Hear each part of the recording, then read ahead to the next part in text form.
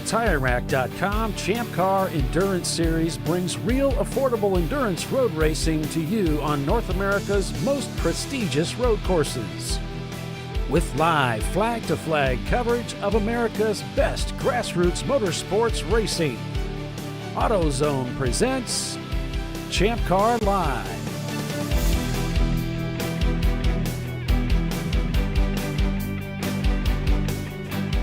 Hello, everyone, and welcome to ChampCar.Live, presented by AutoZone. It's the TireRack.com Champ Car Endurance Series. This weekend's race, it's the Carolina Grand Prix at Carolina Motorsports Park. I'm Paul Veltum, along with Bill Strong and Tiffany Alexander, bringing you full-length race coverage again this weekend. Yes, indeed. And I just sound so chipper, don't I? Good morning, everybody. You do. Good morning, everybody. Welcome, welcome. Paul Veltum here with Bill Strong, as Tiffany Alexander is going to be racing this morning. She's in the car right now, or waiting Is for she in the car? I thought she might have been in the trailer still getting ready. Yeah, I know I was overhearing them speaking. And that was more of a joke. Yeah. I think they're doing Don't say it driver's like meeting. that. Good morning, Paulie. Good morning, Bill. It's a nice, cool day up here in the tower. Balmy. At least 68 degrees. Yeah. Very low humidity. Very nice here in Fort Wayne, about the same. It is raining a little bit today. We're going to have some nasty storms come through here. But Outside, though. For, outside. But for, what is it, Kershaw, South Carolina? Is that how they pronounce it? Yep, Kershaw. Kershaw, it's going to be a little bit different, Bill. Yeah, it's a bit muggy already and hot. And did I say muggy? Though there are no clouds in the sky, dude. It's like blue as blue can be. Yeah, there's not going to be any rain. It's 0% chance of precipitation, 100% chance of participation. No lightning to worry about, but it is going to be nasty out there. According to AccuWeather, 91 degrees the high. It's going to feel like it's 99, and with a UV index of over 20, which is considered extreme. So a 5 mile per hour wind is maximum gust. So it's going to stink. But these guys are ready for it. They're accustomed to racing in the heat. Well, nobody's accustomed to racing in the heat. These are all office workers. Come on, man. It's part of endurance Kyle racing. Lockrow has a day job. This is part of what we sign up for, right? No. Yeah. We hate it.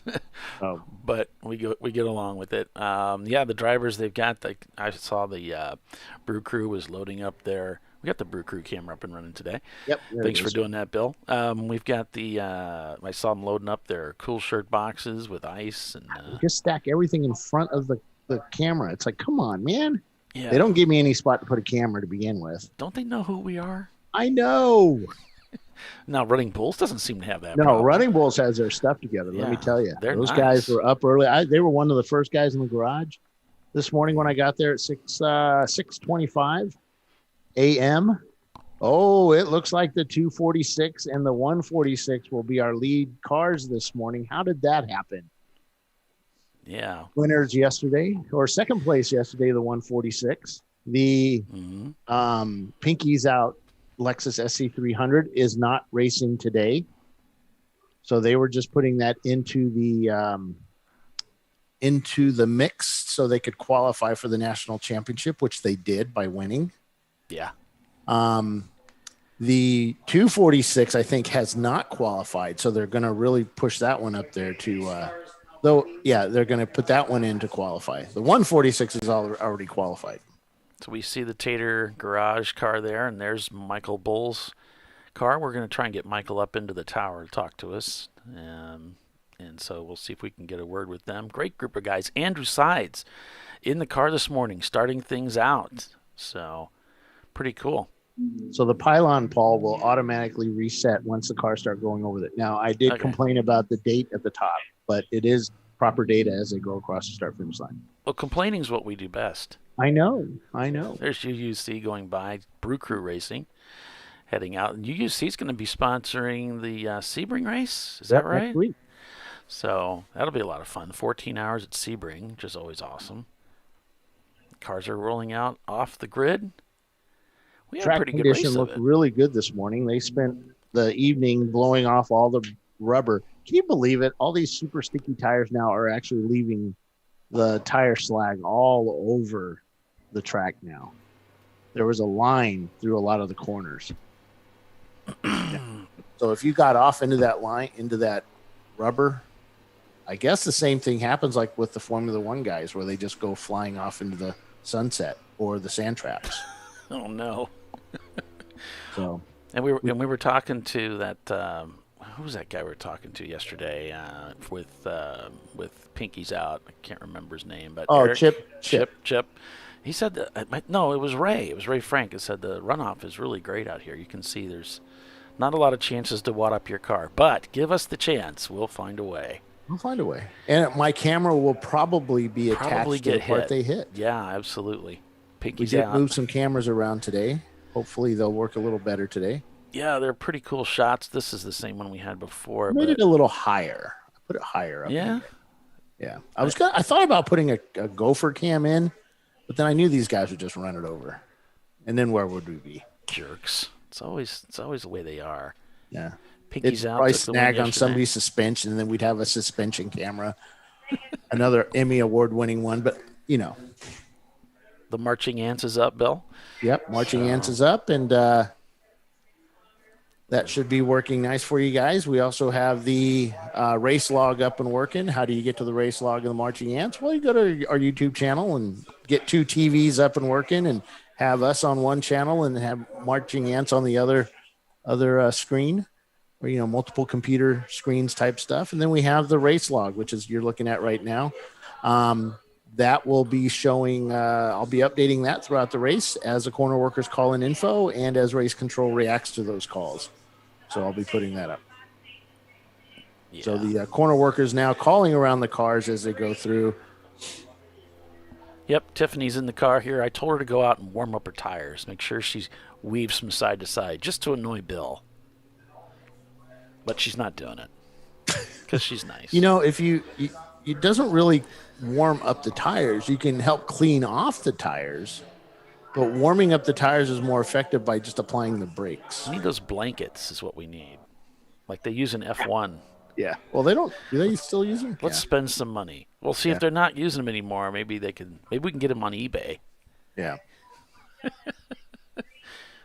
I got the Ferrari's warm-up blankets. No, that's the IMSA that doesn't use them. Either IMSA or Le Mans. They're talking about getting rid of it. Well, they were talking about getting rid of F1, and Lewis Hamilton busted a blood vessel and said, "No, it'd be unsafe. You can't do that."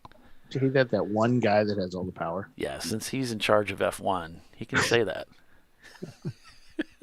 Isn't Max still in charge? No, it's Liberty Mutual or something.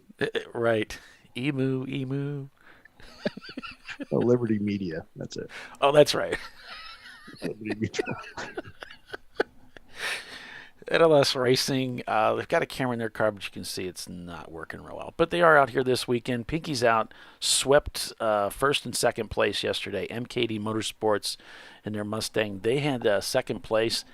They were leading the race for a little while yesterday, but they had to make some extra pit stops to put gas in that thing every 10 minutes. Hong North took fourth. Mad Fast Autosport took fifth. Prefect took sixth. Even though their car broke down, they had enough laps accumulated. So all in all, it was an exciting race there at the end. It was kind of fun to watch the Pinky's Out guys chasing each other down, ballying back and forth. There was a little bit of passing, but ultimately they finished 1-2 in photographic style. It was really cool. They were kind of like staged as they came across the start-finish line to take the checker. And Tiffany Alexander called the end of the race, which was kind of fun. I usually hog all the airtime, Bill. So yeah, they didn't really. Normally, people don't get. We made Paul not hog all the airtime. Share it. Yeah. So looks like I was on the start finish line trying to grab a picture of the finish. I figured they would finish side by side or do something cool like that, and they were close, but they were going by at like extremely high speeds, like race cars do. Yeah. And on the last lap, they're coming down the straightaway. They slowed down, but I was like crouched down to get the cool shot. Yeah. It's like, where are they? Because they should have I had the timing down right and everything. And I stood up and they're doing like 50 miles an hour. Yeah. It was really slow. It's like, come on, man. You just Yep. ruin my Your my whole artsy mojo. shot. Yeah. But it worked out. You were going to show off your mad skills and My mad skills with a Z. with a Z. So if you're just joining us, we're at, I guess I didn't call out everything, so I need to do that. We're at Carolina Motorsports Park. It's the Carolina Grand Prix, the TireRack.com Champ Car Endurance Series. And you're watching Champ Car Live, presented by AutoZone with Bill Strong and Paul, a.k.a. Paulie Veltum. And we've got Tiffany Alexander going to be joining us a little bit later, but right now she's driving a race car, having fun. Wait a second. You told me to call you Mr. Veltham. Oh, that's right. No, it's his lordship. He's a lord. Did you get one of those lords from Scotland? That's when I won the Commentators Cup. That Yeah. was the deal. You guys had to call me his lordship. But that was Your only lordship. for 1 year. It said on the contract. Oh man, I was riding high on that. Okay, my ego just took a hit. I know. Oh, I got to get ready to start the race here. All right. I forgot to start the race yesterday on Flagtronics. I don't know if that means anything, Not really, because it's just Starting for it us. now. But it's okay. even though it's going to add an extra lap. That's all right. They're all stacked up there. You can see. And Tiffany's waiting to pounce. She's got the knife between her teeth like a pirate. She's ready to take on the world here. Waiting for the pace car lights to go off, and the pace car lights are off a little bit early today, so they're ready to go. Pace cars sped up a little bit, but the field itself has dropped back. Huggins is pulled away from the pace car a bit. Jackie would have never allowed that. She would have just pulled back with them. Yeah. Oh, there's the pace car going by. Yeah. Here we can see everybody, quote unquote, cleaning off their tires. I think they're trying to get a jump. Yeah. Pinky's out, running bulls, everybody scrubbing their tires, warming them up, even though Bill doesn't. Trying to get the pressures up because this first turn is going to be a high-speed braking turn. You want those tire temperatures up so you can actually brake the car and make that left-hand turn where you want to actually make the turn and not hit my camera sitting on a tire wall. Yeah. Because, it's all about us, Paul. It is. We started the race with, like 37 cars yesterday. Yep. There was a lot of attrition, and some of the cars, like OFIC, I guess it's pronounced. I've been calling it OFIC forever. Yeah. OFIC, I don't know what they call it. But anyway. I do. It's but it's not playable on air. Yeah. Well, so anyway, so they lost, they blew the engine or something. So major engine malfunctions. They won't be racing with us today. Okay, the flagger has been released, and Okay. green flag is about ready to drop. Should be. There it is. I see it in the sky. So we're green here at South Carolina. It's Kershaw, South Carolina, for the Carolina Grand Prix, Day 2. We're going racing, folks. And Prefect Racing, man, they make a dive into that turn there, and he makes a pass on the Huggins 146 car, pulling into second place. Nice. As we go into the second and third corner. That Prefect SC300, pretty quick. Yeah, I don't know what kind of problem they had yesterday at the end of the race, but they have been really tough this year. So I think they're going to should be coming out of the forest where we can visually see them here in the tower. Guys picking up speed as they go. That's a delay. That's a big delay on that, man. Okay. Yeah, that's too bad. Refresh it. You should be able to refresh it in the settings because that should be green. Yeah. That's a good 30-second delay on that. Oh, NLS just leaving pit lane right now. The 350Z. And Prefect has taken the lead going into turn 8 and 9. Uh-oh. Tiffany's getting stormed out there. This doesn't look good. They were having trouble with the transmission yesterday. Maybe she's just taking it easy. Okay, she made a gear change there. She's never done a lap here. Oh, she's raced here before. I thought you said she hadn't. Maybe she No, hadn't. man. Yeah, she's raced here like twice before. She just I think- hasn't. She doesn't. All she's done is just a couple, like one race or two races.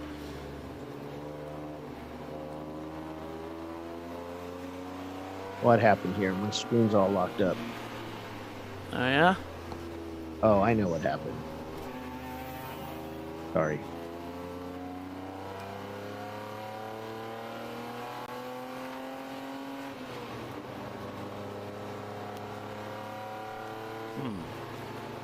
Not sure this car sounds right. The revs sound really low. It almost sounds like it's got a misfire.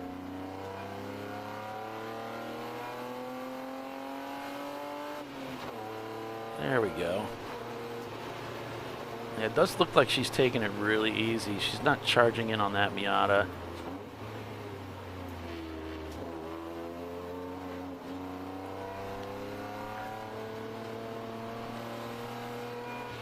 No, the standings didn't refresh like we thought they would.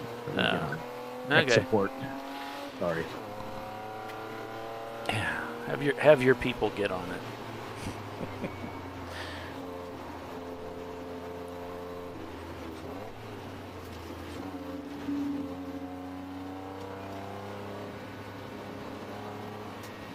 MKD Motorsports, their Mustang, they're moving up slowly through the field. Talked to them earlier this morning, and we talked about their strategy. They're doing the pitting under once their window opens up at a certain point. He told me the pit window, but I'm not going to say it out loud because that's just unfair to them. Yeah. But they're going to fuel at those pit windows, keep the driver in, and go. Remember we talked about that yesterday.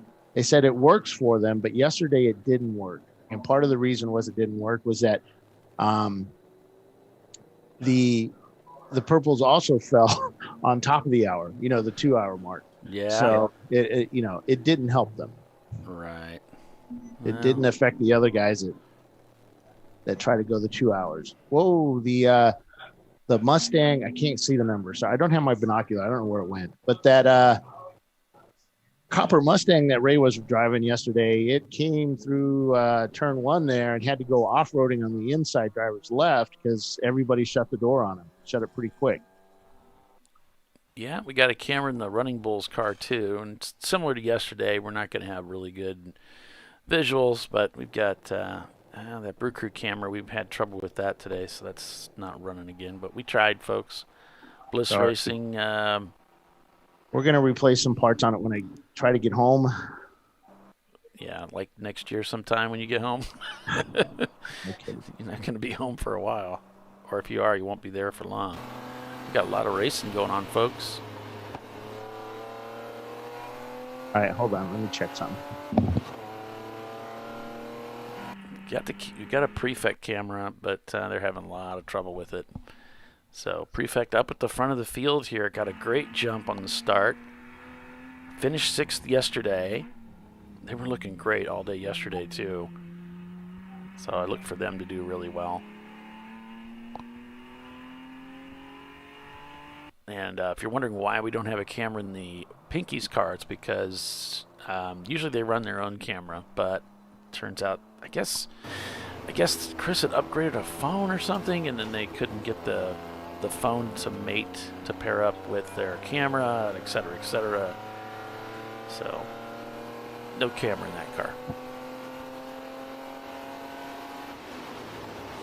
But they're not working that good anyway, so probably wouldn't matter much if we put one of ours in there. Oh, I've been neglecting you guys. I gotta see. Should be interesting. Good morning. Good morning, Bernie. Yeah, I can hear Tiffany talking to the crew a little bit. It's going to be so hot out there, guys. Oh. 91 the high. This is the time to be in the car. But she's talking to the crew quite a bit, so there's something going on there. Could be she's just trying to get some information.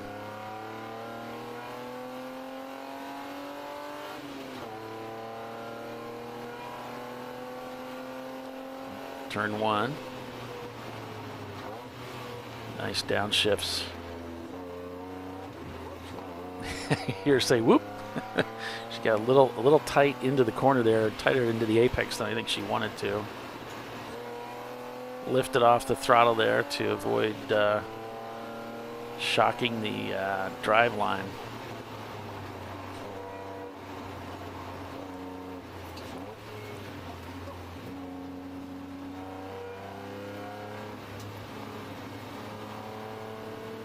Love this section of the track. That sweeping right-hander. This is a great shot. Nice long run.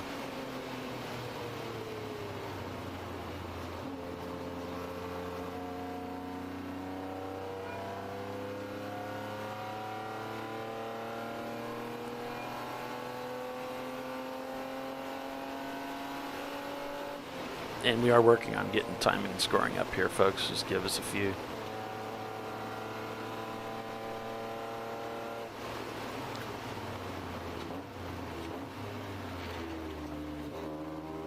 Nice. Nicely done.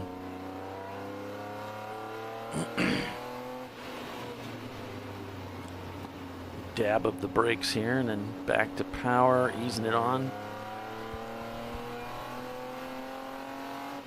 2.27 mile road circuit, 14 corners.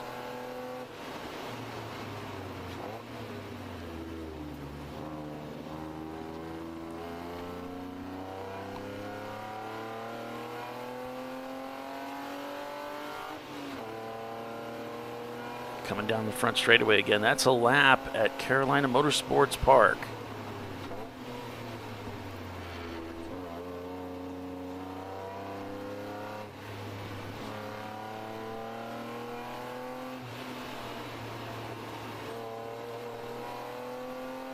See if we can catch up with Prefect at all here.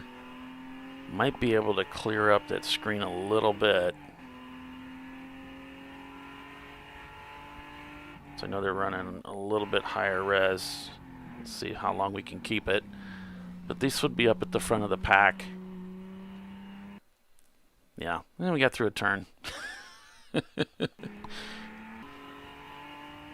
It'll revert to a lower resolution here.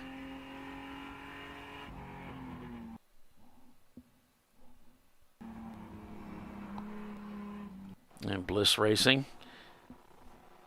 had some trouble with their car yesterday too, right at the end of the race, but they've got it put back together and out there turning laps. Mazda Miata.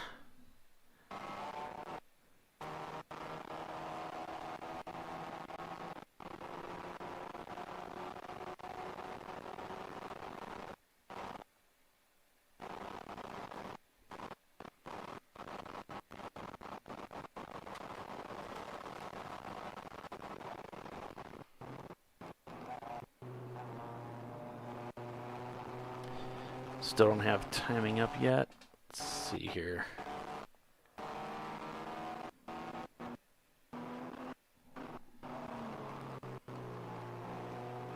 Yeah, I got nothing yet.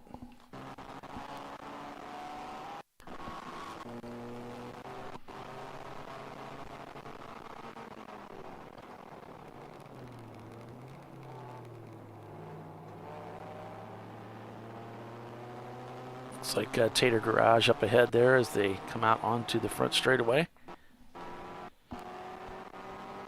Dave Gregory in the car of the Bliss Racing machine as the Pinky's Out car comes by.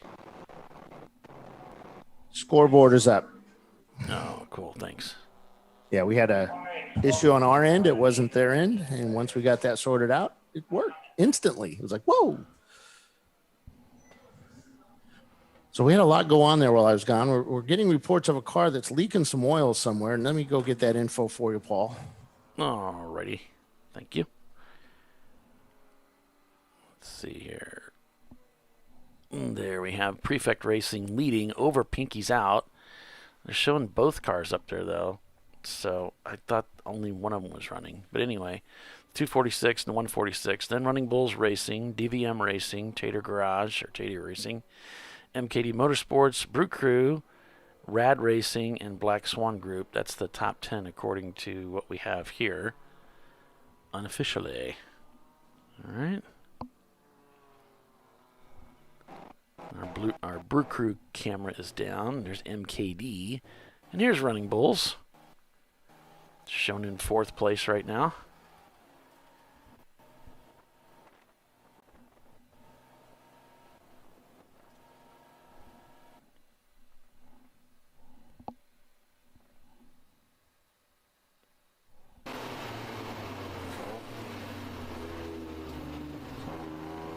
Let's see. Uh-oh. Just got a little crossed up there. All right. Official start time is 8:30 on the dot. Excellent. And Andy wins for the month because he was 15 milliseconds past. Congratulations, Andy. Well done. Yep.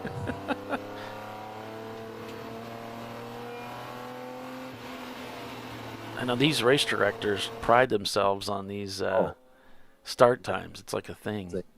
It's a badge of honor. Yeah. So, Bill, I'm showing 2 Pinkies Out cars on the track. Yes, they have 2 of them. Okay, I thought you said 146 and the 1. 246. Well, I thought you said they only brought out 1. No, they brought 2 of them out. They didn't bring out the other, the Lexus. Oh, okay, that's right. So that's right. They brought 3. Okay, gotcha. Now I comprende. That's right. You're busy, man, getting all this stuff together. All right, getting reports of, no flag, car number 556, oil smoke possibly, no flag, but they're watching him.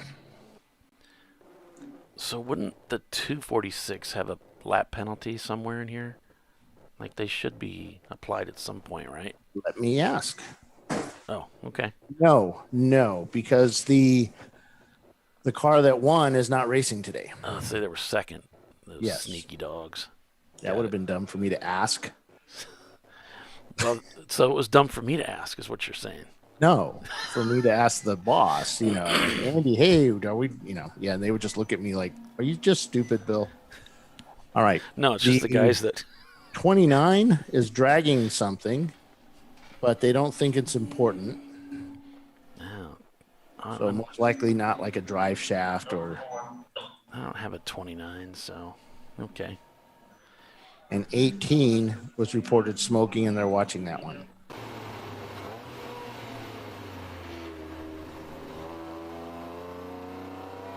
All right. Now that I'm kind of caught up. Oh, man. That start-finish camera went down. No, I command you to restart.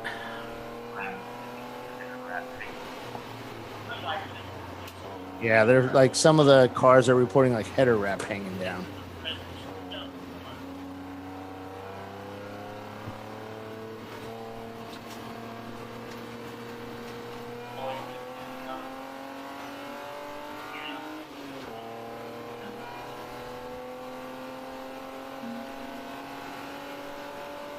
Oh, your start finish camera went down?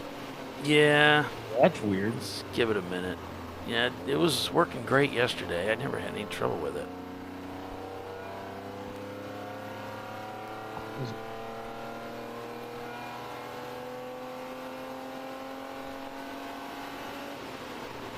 All right, so all that's working. Your pylon's working with Prefect Racing in the lead. Pinky's out, and Pinky's out in second and third. Running Bulls in fourth, and their BMW. DVM Racing in fifth, and Tater Racing in sixth. MKD Motorsports, they were up on the podium last night in seventh. Brew Crew Racing, or Brew Crew Lager.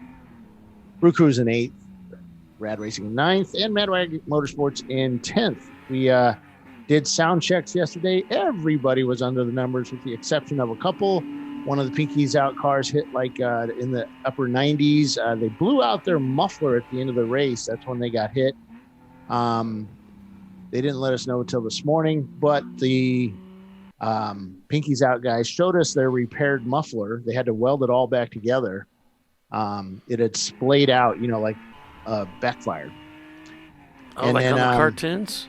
I'm sorry? Like on the cartoons where they Yes. like put their finger like, in the barrel and then it exactly. Elmer Fudd. Okay. Yeah, like he's smoking a cigar and there's a piece of dynamite in it. Yeah. Yeah, Got just it. like that. And then the but yeah, it looks like a Frankenstein muffler now, all welded up. And then the EC car, the BMW, didn't seem to have a muffler, but I don't see him out there this morning. So he was told he was over 100, and so they've been told to put a muffler on that car. Right.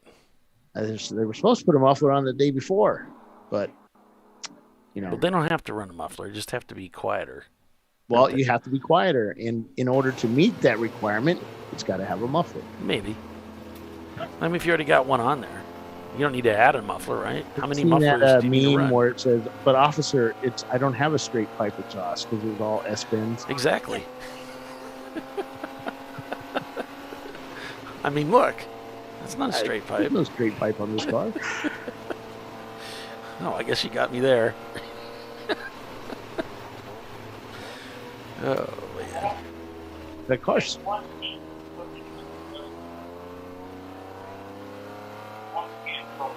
Yeah, 1.8 is still being reported as smoking. It's still early in the morning. Some of these guys having their vape and their coffee. Maybe that might be it.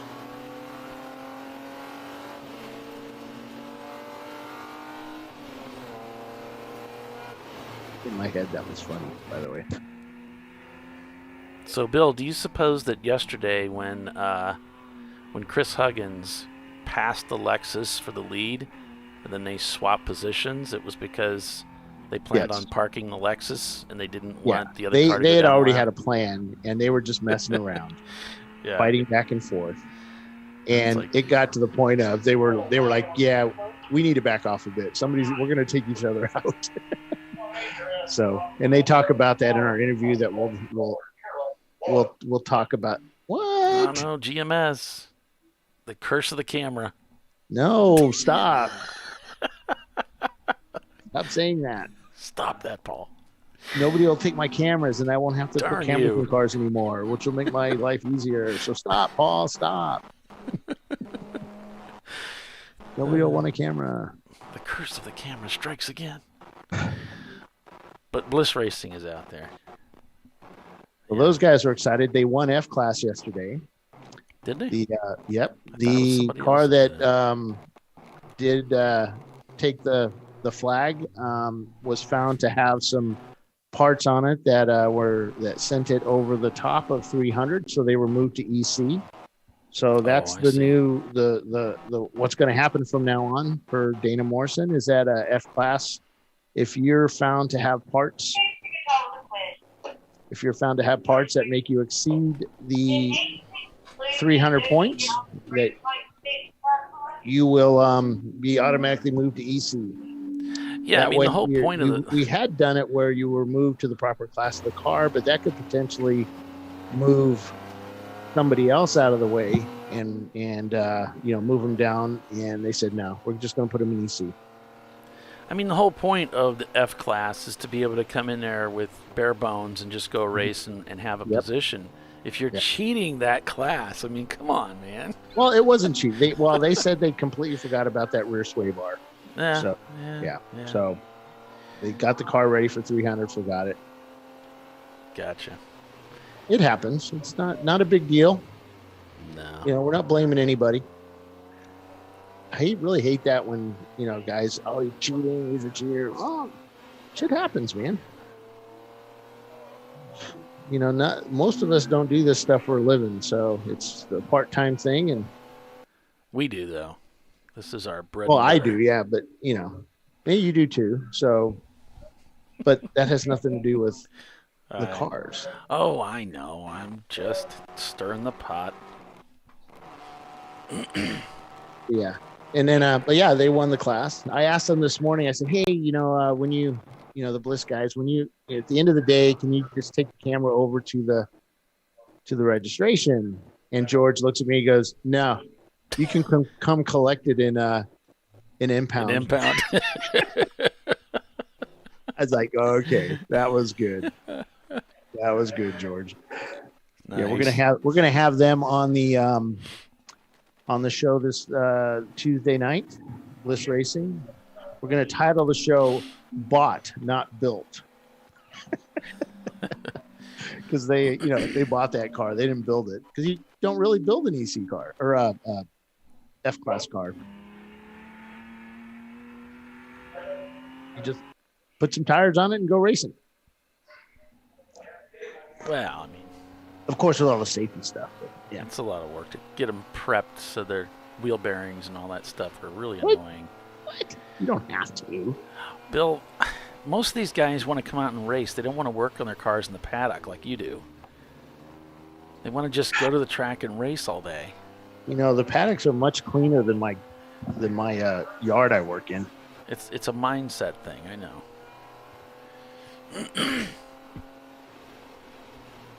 Tiffany's at the wheel today, racing the trophy wife BMW. Is she in the lead? There's nobody in front of her. Yeah, I think she scared him off. She's in 22nd.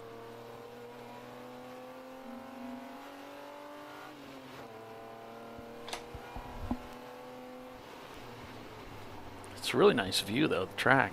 Yep.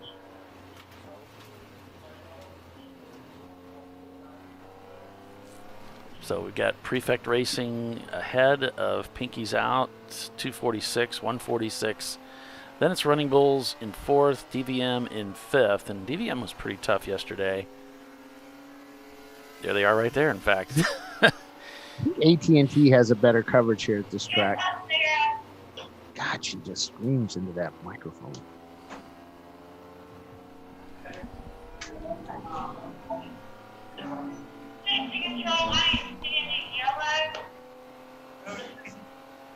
For 605 West Top Driver left and Top Driver calling in or exiting 6 there to see him. And I'm going to go stand in debris until he lost part of his car. Oh, he's way out there. If you look on the Flagtronics, driver's right after 6 or 4. He left a mess on the track. So corner 4 is under caution. Andy. And 436 Bliss Racing was, they were shown stopped there for a second, but I guess they're not. Must be a glitch in the matrix. Full course yellow. We're going to full course. 605. Who is 605? 605 is Open Throttle Racing, but it's the Kermit car of Open Throttle Racing. Oil down, turn number 4, debris flags out. Debris flag, yep. So we're near the top of the hour. What do you say we go to commercial? That sounds good, man. We're code 35 right now, so take it away, Paul. And then maybe when we get things cleaned up here, we'll be back to racing. So stay with us, folks. You're watching Champ Car Live, presented by AutoZone. It's the TireRack.com Champ Car Endurance Series Sunday race. Prefect Racing is leading. Under caution, but we'll be back shortly.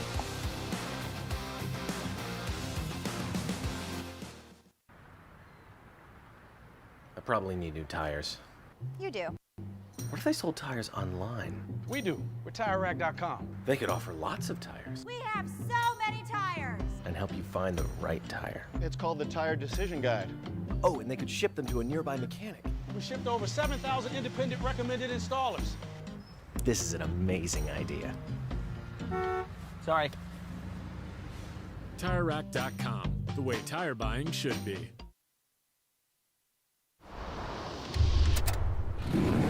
Bring on the frozen tundra, the grinding gravel, the cratered concrete, the rain-soaked streets. Come on, road. Do your worst. We'll be at our best. Reliable performance in unreliable conditions. Designed to meet or exceed original equipment performance. That's why more auto technicians choose Duralast parts. Exclusively at AutoZone.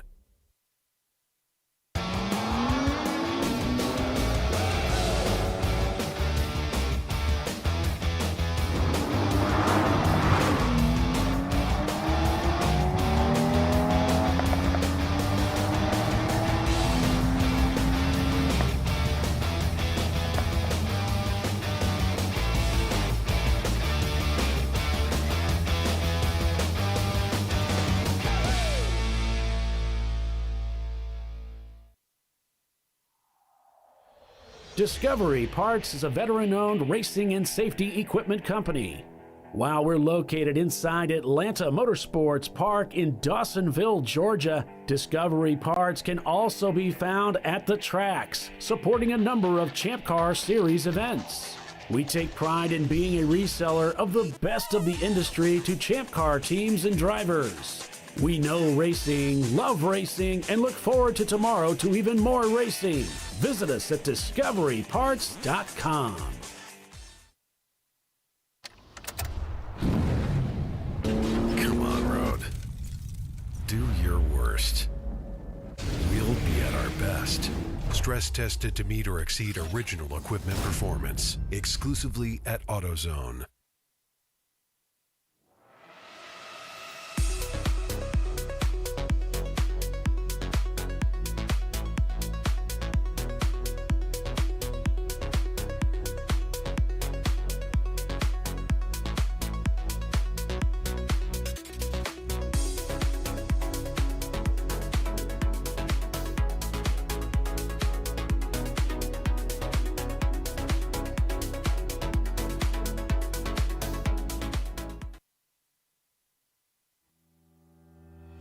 Lifeline USA is a leading manufacturer of onboard fire suppression systems. Lifeline's continuous commitment to research and development ensures that we supply the most innovative and cutting-edge products available. Used by the majority of the world's motorsport championship-winning teams and constructors, Lifeline has a proven history of success. Lifeline offers a complete range of fire suppression systems for all budgets and needs, and we continue to push development and limits on both extinguishment materials and our patented delivery systems to make the race car environment almost as safe as sitting on your sofa at home. Every kit has been designed for a professional and simple installation.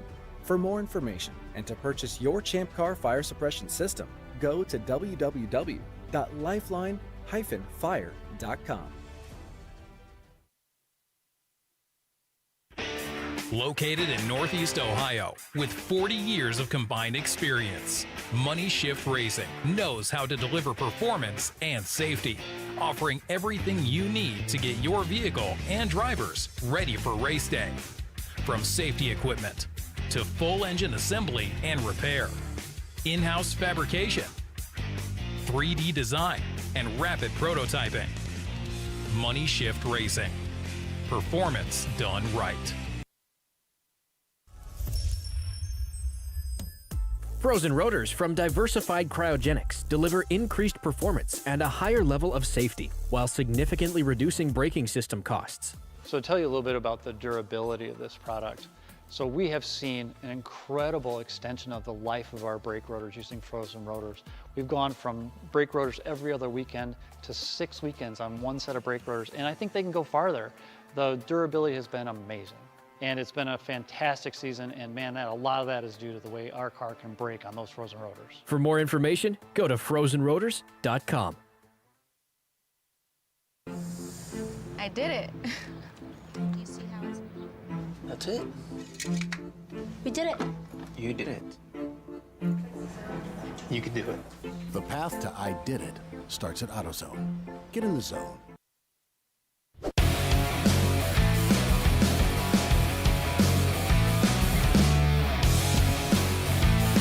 All right, welcome back to Champ Car Live, presented by AutoZone. Still under caution here at Carolina Motorsports Park. Yeah, we had the purple or burgundy Mustang kind of lose it. Oh, no. Yeah, in the... Section 8. Yeah. That's too bad. Turn 4, 5, so over in that area, kind of went off track, and the corner worker says overcorrected and came back across the track, hit a ditch. And did some damage to the front of that car. She said that there's a big car part in the grass that they wanted picked up, and the flatbed went out, and then the flatbed said, "Hey, I need the wrecker out here," so they sent the wrecker. Oh man, that's too bad, because that was Ray's They're ride. still sitting there too. Well, Ray was going to drive that car today. Yep. That's too bad. So this corner being worked on right now.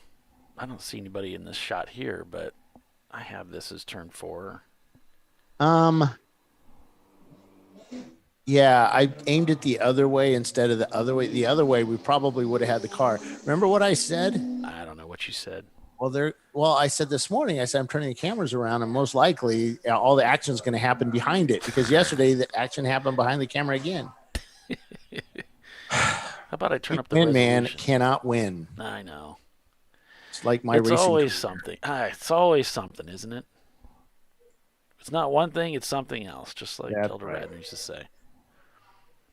But we have fun at this. It's okay. Yeah. It's racing. It's better than working, which I guess for some of us is working. But I don't know. Don't accuse me of working, whatever you do. All right, let me share some stuff on the internet. All right. Do your sharing. Code 35 here at the Carolina Grand Prix. First caution of the day.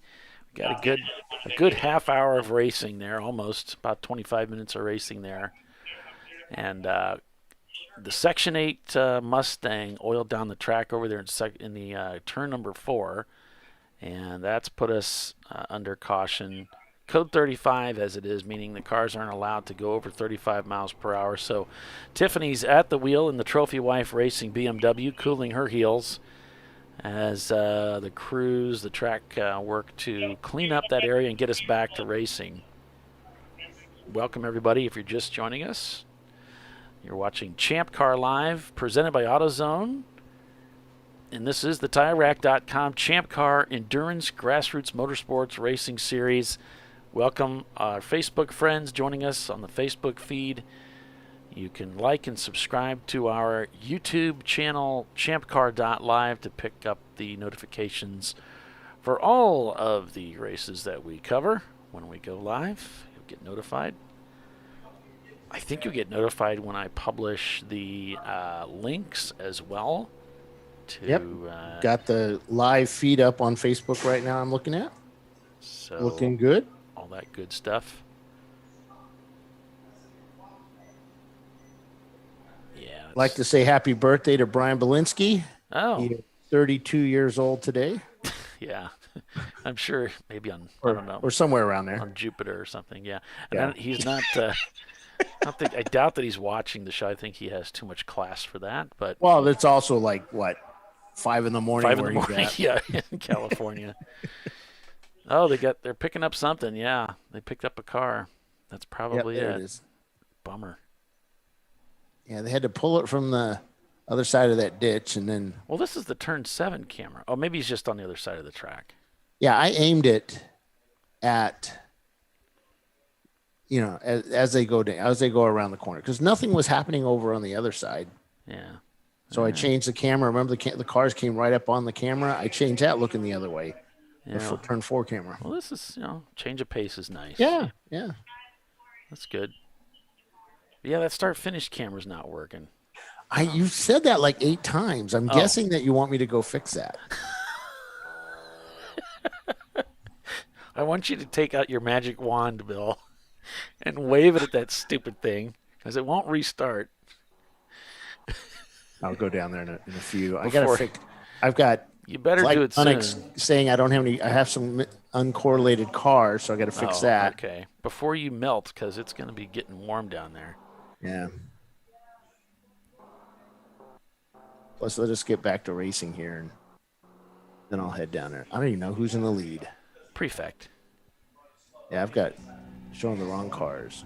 This is still from yesterday.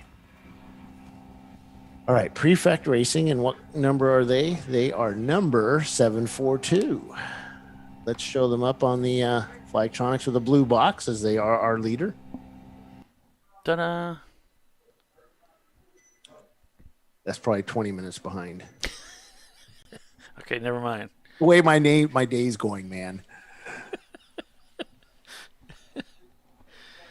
One day we'll get this good. Look at how beautiful that camera. You've been saying that for like 7 years now. How long have we been doing this, Paul? 7, 8, something like that. 8 years? Yeah, I don't know. A long time. We're like a big happy family. We are that. Yep.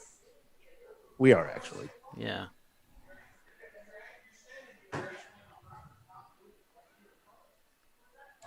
That's our long lens looking at the kink That's actually a straightaway when you look at it when you're in the car. It seems like it. But in real life, it doesn't look so straight. Yeah, we got a little bit of a glimpse at Running Bulls Racing, who's in 4th place right now.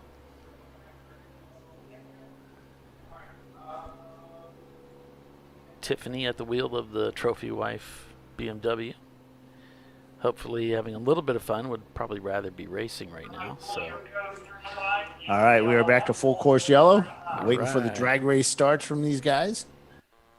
See, the Miata's just kind of sitting there while the big V8s are on the go. All right, we are green flag racing, Paul. Excellent. All right, I'm going to go fix that camera for you so you can have another one. I'll be back in a couple minutes. Well, thank you. All right, Prefect back on the gas.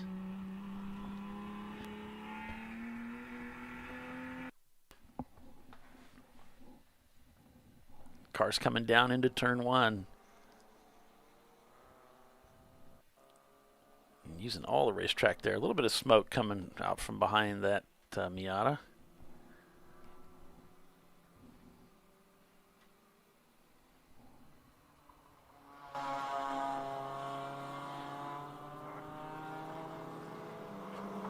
There's the DVM machine, I believe. I think there's 2 cars out here that have that carry that color, so I have to be careful. That looks like the UUC machine or Tater Garage. Gonna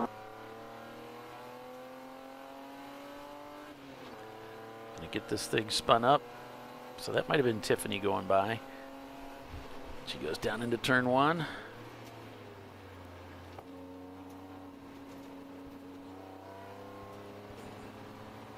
It's kind of cool the way it takes you out to the edge of the track, where actually that's sort of where the apex is for the next little bend.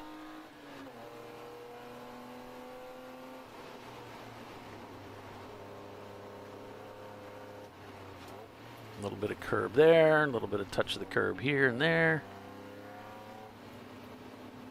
And just kind of modulate through this section here, and then on the power for this nice straight section of track.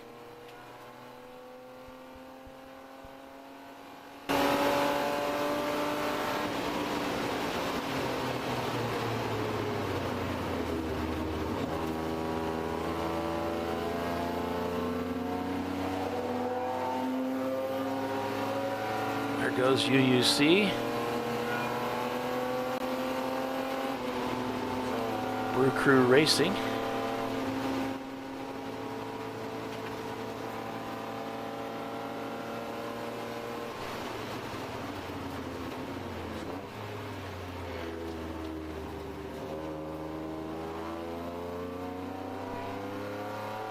And I'll take a look and see if we can get an idea where they are located. A race monitor should be up and running right now.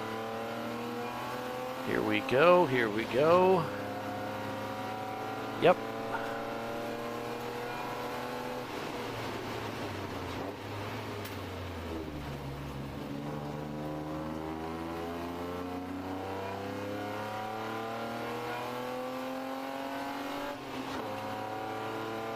Trophy Wife in 20th place right here. NLS in 15th in the 300ZX. Brew Crew is in 8th place. No EC cars up ahead. And I'm seeing a lot of C-Class cars up front, with the exception again of the MKD Motorsports Mustang.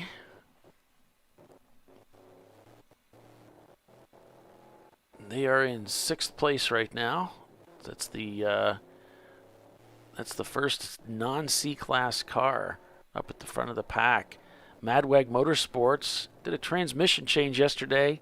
They're now leading A-Class. They're in 9th place overall. Prancing Burro Racing, the MR2, in 11th, leads B-Class. F-Class being led by Open Throttle is what it looks like to me. That would be unofficial. Yep, Bliss Racing down in 24th overall. Oop, they just slipped to 25th as Mad Fast Autosport got by. And looks like Section 8 has retired their car. We'll see if they can get back out, but doesn't look good for Ray today to get back in the car, I'm sorry to say. Prefect Racing shown in the lead of this race, 5.072 seconds ahead of Pinky's Out, number 246. The difference, another couple of seconds, is their sister car, the Pinky's Out, number 146. And then 9 seconds behind them is Running Bulls Racing. And we did lose that camera, unfortunately. Got a couple cameras that have gone down. But we got most of them.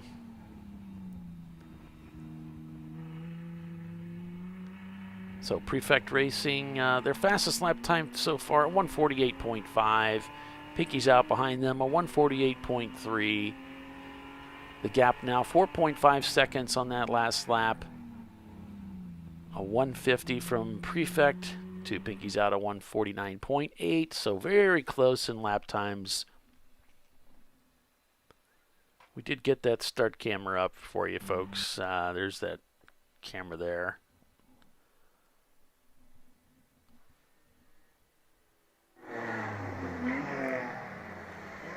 Nice to hear those race car engines as they come by.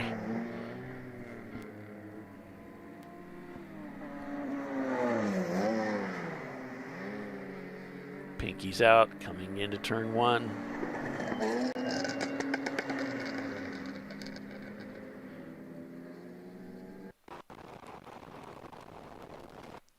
With Bliss Racing here, working to try to bring that car up to the front.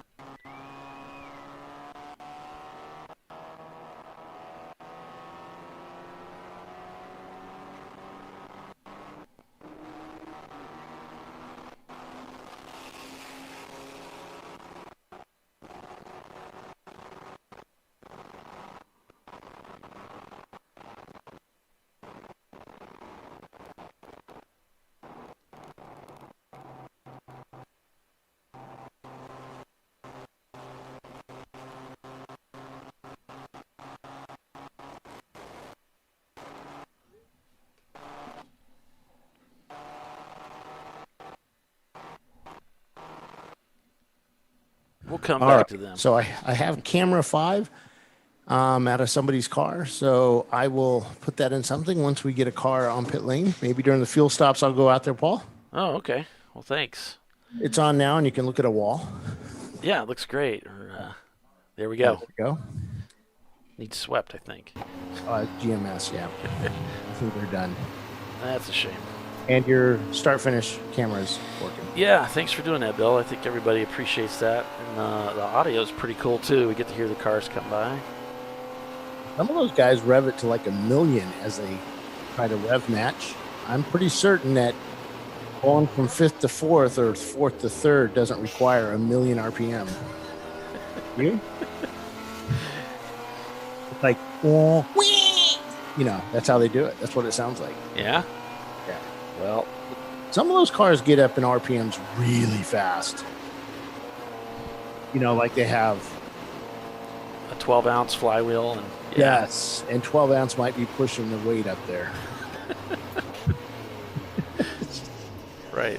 I think beer weighs more. Tiffany's moved the car up a couple spots. She's up in 20th now. She's getting her mojo here. The hell is that noise? It's the engine.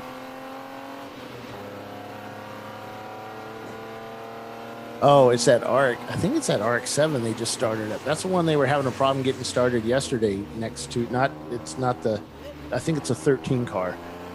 They could get it running with starter fluid, which is always great for Apex seals, right? Right. So they got it running with starter fluid, but they couldn't get the fuel to it. So.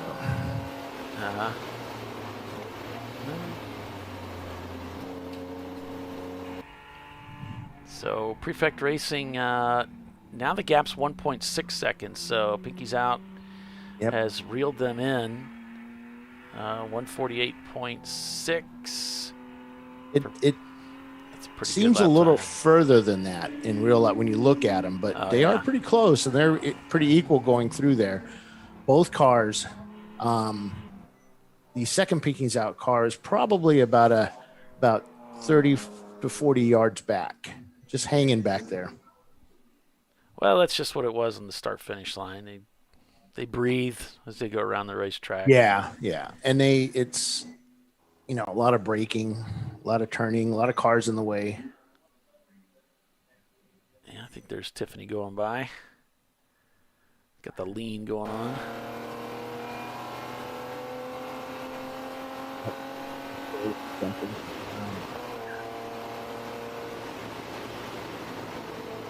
Got a car on our Flagtronics showing a 4-digit number. When they show a 4-digit number, that usually means it's not matching in our system to an actual car. So 9736. I'll be right back. Yeah, get your best people on that, Bill.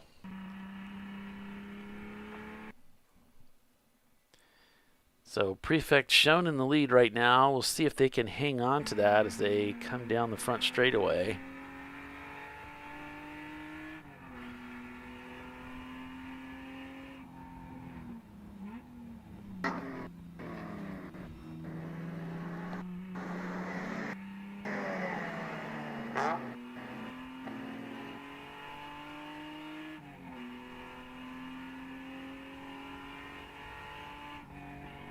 Come down the front straightaway. I'm still showing a 1.16 second gap between the two. So for the time being, Prefect maintains the lead of this race. I'm not sure how far back that camera is, but for the time being anyway, they maintain the lead. Boy, wouldn't it be cool if you could have a car ahead of you just disappear like that when they're in the way? All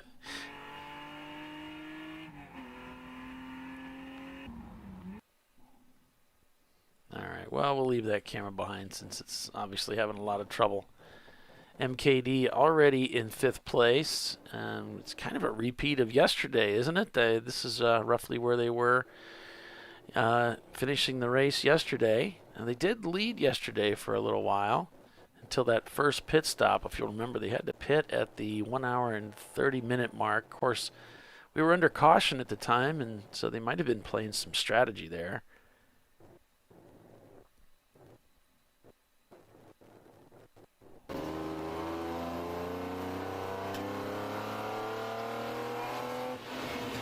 So far, so good.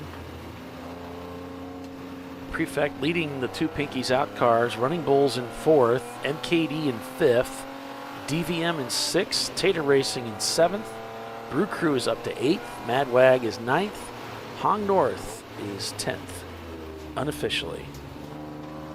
So that means don't hold me to it.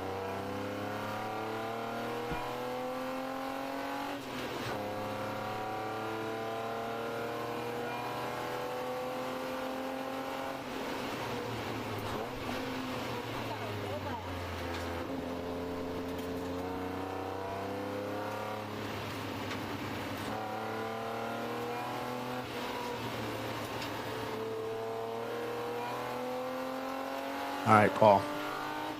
Over at turn 12, just reported that 200 pulled off to the side, kind of, I guess, cycled everything, and then got the car restarted, and then re-entered the track safely.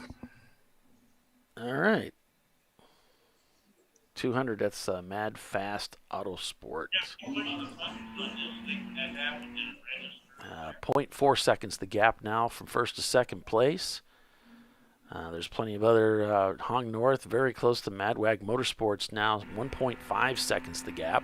Prancing Burrows behind Hong North, 0.4 seconds. So a lot of tight racing out there still as we're just getting the race underway. Open Throttle also tried to hunt down the Thrive Racing BMW in 16th. just 9 seconds behind them, with Whole Yacht Fun right on their tail. It's 5.1 seconds the gap.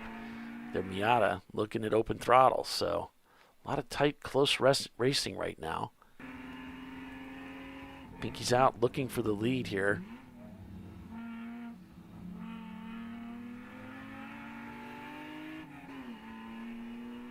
Coming down the front straightaway, there's Pinky's Out. They've taken the lead of the race.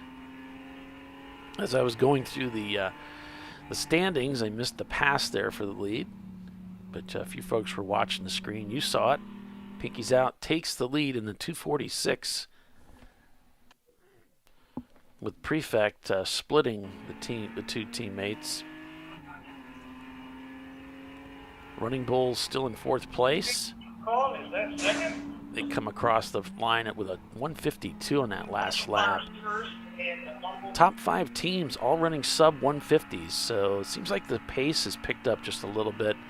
Maybe the drivers getting a little bit more acclimated to the track after yesterday's race. That seems kind of natural for me anyway. I think I might drive a little better on Sunday than I do on Saturday.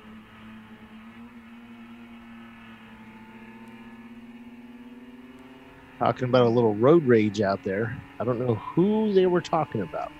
Oh, well, we can't have that. Prefect gets a little bit of a run on Pinky's here. Getting racy.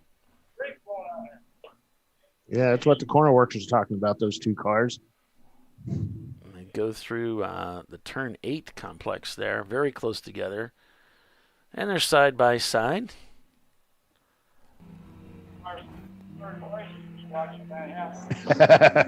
They said, if you didn't hear that, the corner worker at 11 said, you know, the car in 3rd place is just sitting back watching the fight between those two cars happen, just waiting to pounce when somebody makes a mistake. And those Pinky's Out guys and Prefect, they don't make too many mistakes out there on track.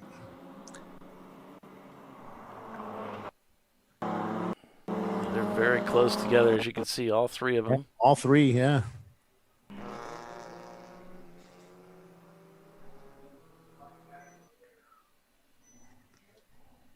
My coffee cup has sprung a leak.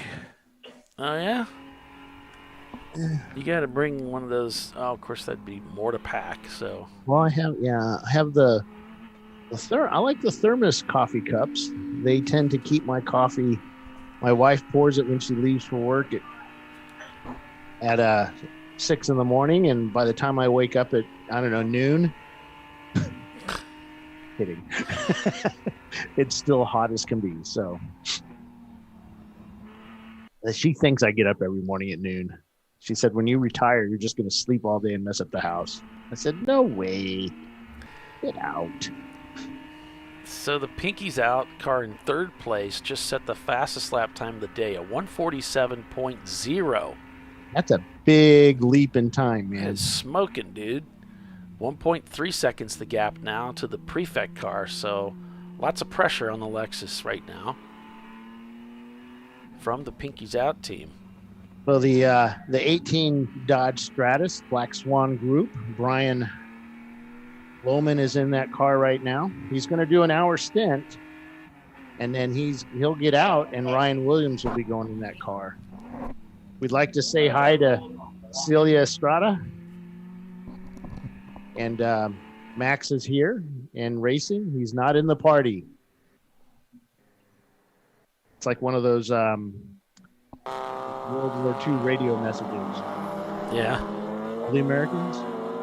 Ooh. Pinky's Out, getting sideways. Pinky's Out, getting sideways, trying to get by Prefect. That was crazy. They are really trying to get by that Lexus. So 447 is being reported having something hanging out the driver's side of the car.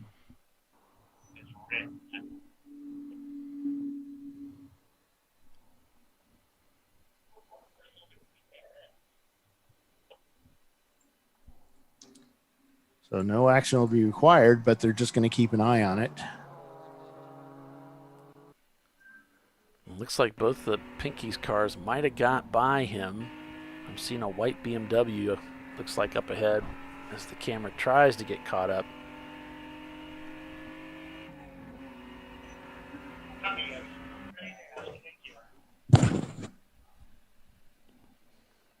There's UUC going by. So yeah, it looks like both the Pinky's cars up ahead, and you can see that car squirming through the corners, trying to get back to the left side of the track to line up for this next corner. A nice late apex.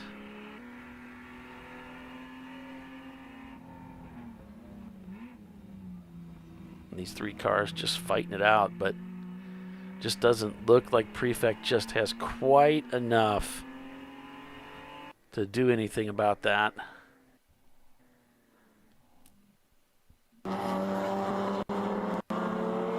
Would you tell your drivers to back off a bit and just stay in contact, or do you just keep racing even though it's very early in the game? Take chances. What do you think? I don't know. I think you just naturally race harder when you're close to them, and then as they pull away, you just naturally relax a little bit. I don't know if you would bother the driver with how you want them to drive, unless you want to give them like a delta to hit. Right.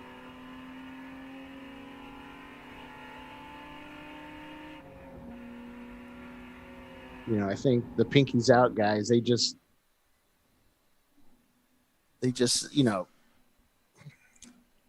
put the hammer down on Prefect Racing. It's just like, well, Prefect's like, well, maybe I should just stay right here. It's going to get too racy. Too many things can happen. Still early in the race. But just keep them in sight is what I would think.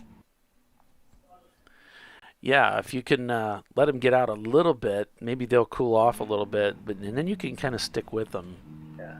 Because you tend to, and one of the big complaints yesterday was that this track was eating tires because of the heat. And some of the fast tires just weren't lasting. I mean, I think one team, I think it was Huggins, got 2 hours on a set of tires. And they went to some older tires, and they were able to do it, but they weren't as sticky. So, and a lot of teams were coming in, they basically had nothing left on those tires at the end of the race. I'm pretty certain Huggins had to change left side tires on the Lexus. And they put on tires they had on at Road Atlanta.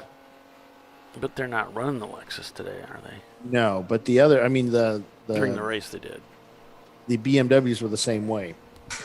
We had a lot of carnage on brake systems. There were more than a handful of guys in the paddock that were showing me their brake pistons welded to the pads. So,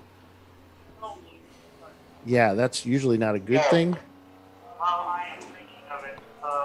Well, they were getting their money's worth. And on lunch hour, only one on the delay hour. Today they're going to do So Pinky's out, leads the race, 1-2. Yeah, I thought I figured I was going to have. Oh, interesting. So, going to commercial? Yeah, we're going to run to commercial. If that's yeah, okay. I'll bring it back. I'll let you guys know when we come back. All right. You're watching Champ Car Live, presented by AutoZone. Stay with us. We'll be right back with something interesting from Bill Strong. Back in a moment. An important decision is afoot.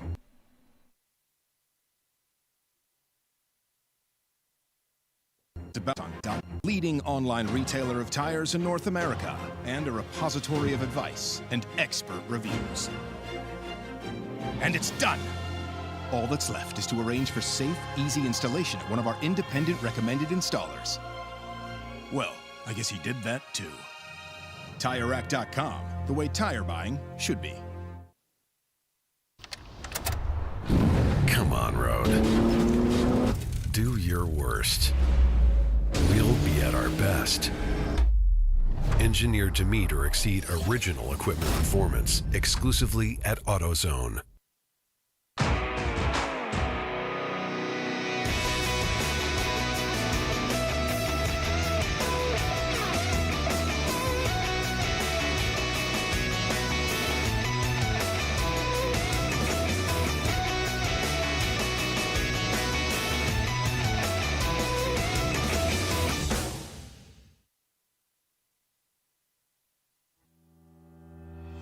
Lifeline USA is a leading manufacturer of onboard fire suppression systems. Lifeline's continuous commitment to research and development ensures that we supply the most innovative and cutting-edge products available. Used by the majority of the world's motorsport championship-winning teams and constructors, Lifeline has a proven history of success. Lifeline offers a complete range of fire suppression systems for all budgets and needs, and we continue to push development and limits on both extinguishment materials and our patented delivery systems to make the race car environment almost as safe as sitting on your sofa at home.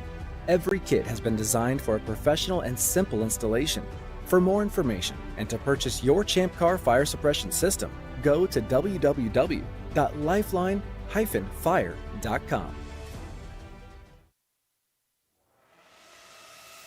RVA Graphics and Wraps is a full-service design, signage, digital graphics, and wraps company located in Richmond, Virginia.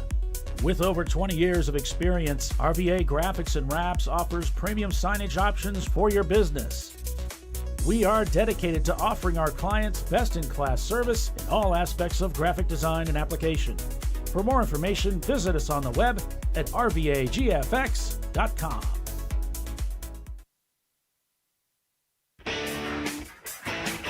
Located in Northeast Ohio with 40 years of combined experience, Money Shift Racing knows how to deliver performance and safety, offering everything you need to get your vehicle and drivers ready for race day.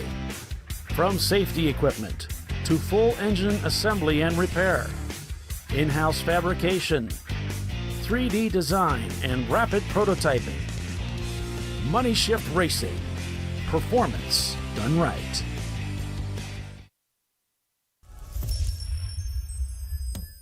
Frozen rotors from Diversified Cryogenics deliver increased performance and a higher level of safety, while significantly reducing braking system costs. So to tell you a little bit about the durability of this product. So we have seen an incredible extension of the life of our brake rotors using frozen rotors. We've gone from brake rotors every other weekend to 6 weekends on one set of brake rotors, and I think they can go farther. The durability has been amazing. And it's been a fantastic season, and man, a lot of that is due to the way our car can brake on those frozen rotors. For more information, go to frozenrotors.com. Nice. Yeah, I heard about this. So I would actually go with the full synthetic. Brake pads for the Duralast rotors. I did it. You see how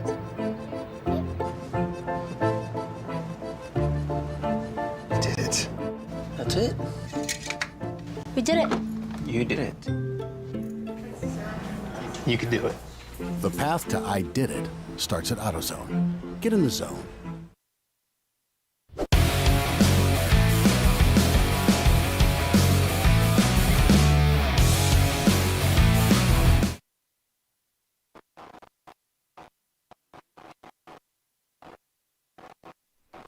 Back at Carolina Motorsports Park for the Carolina Grand Prix ChampCar.Live presented by AutoZone. It's the TireRack.com Champ Car Endurance Series. Welcome back, everybody. A race just getting underway. According to my clock, we got just under 7 hours to go here. So, Bill, we were heading over to commercial, and then we got a couple of things that happened. Something we haven't had happen yet so far this year. First off, we had a black flag. It was on the 814, which is the Moog Stark Mazda Miata. They failed to maintain code 35 speed, so the team got a pit lane warning. And they did that too. They did that on the front straightaway right in front of us, with the leader of the race at the time, which is Prefect Racing, right behind them. So, that was taken care of. And then when we go red flag at the midday for lunchtime quiet hour, we are going to take the cars onto the front straight, not on pit lane.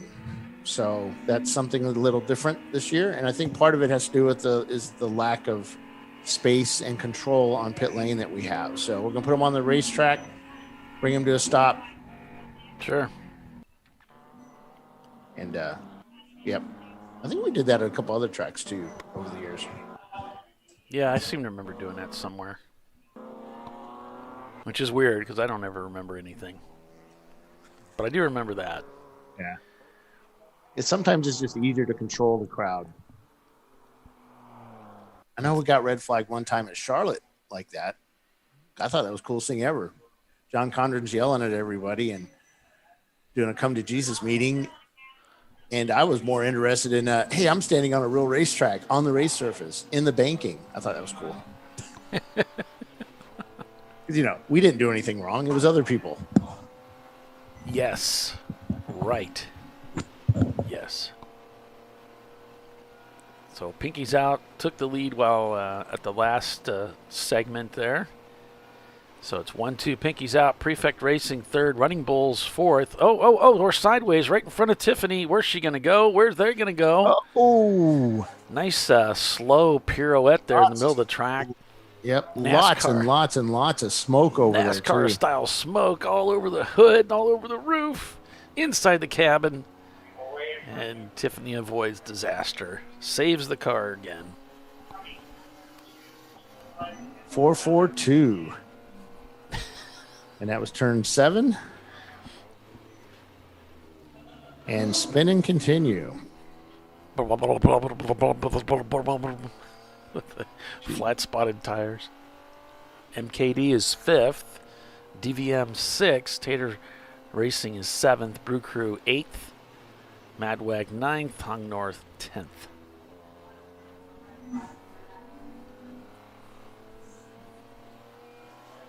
Yeah, she had that ABS on full. Wait. No ABS in those 95s? I don't know. I don't think 95s had ABS, but you never know. Those Europeans, they were well ahead of the curve. I think our car was a 94. It didn't have it, which is fine by me. I don't need that. Prancing Burrow Racing is 11th. NLS Racing in the 300Z is 12th. So they've just let the corner workers know that if they see any contact between any cars out there, to let them know. There will be no contact. Yeah, there will. Remember how the internet said, oh, ChampCar is a contact sport? 13th, I think it's Fisted Racing, Rad Racing in 14th, Moog Stark is 15th, Threve Racing in 16th, number 865. Open Throttle Racing, both those cars are together in 17th and 18th, with the Frankenstein car leading. In 19th, it's Whole Yacht of Fun in the Mazda, and Black Swan Group in 20th. Trophy Wife 23rd, so she's been kind of idling around in that 21st position. Tiffany Alexander. Yeah, OFIC Racing yesterday, doing really well at the front of the field there until he wasn't. All he knows is the engine just stopped working, seized up, was able to bring it under control, off track.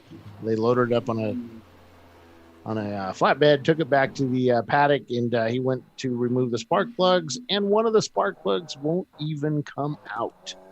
So some pretty major damage to that engine, sounds like. Yep, sounds like she's welded in there. That's too Said bad. it was running really good, but isn't that what happens? Right before they kaplooey? Yeah, they're running the max horsepower, man, and then boom. 246 still leading this race with the 146 Pinkies out right behind them, 1.5 seconds back. Yeah, and Prefect hasn't lost any ground at all. 1.6 seconds the gap to the Pinkies out machine, so he's not letting go. Running Bulls back about 45 seconds there in 4th place. 12 seconds behind them, though, is MKD in the Mustang.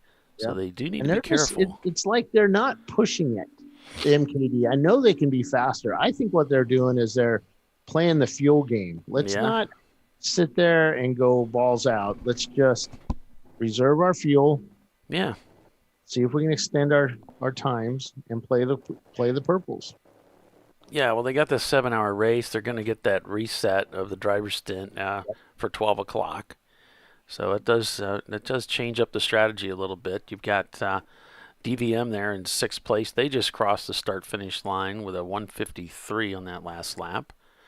But everybody ahead of them is in those 148s, 149s, all sub-150s. I mean, the cars are quick.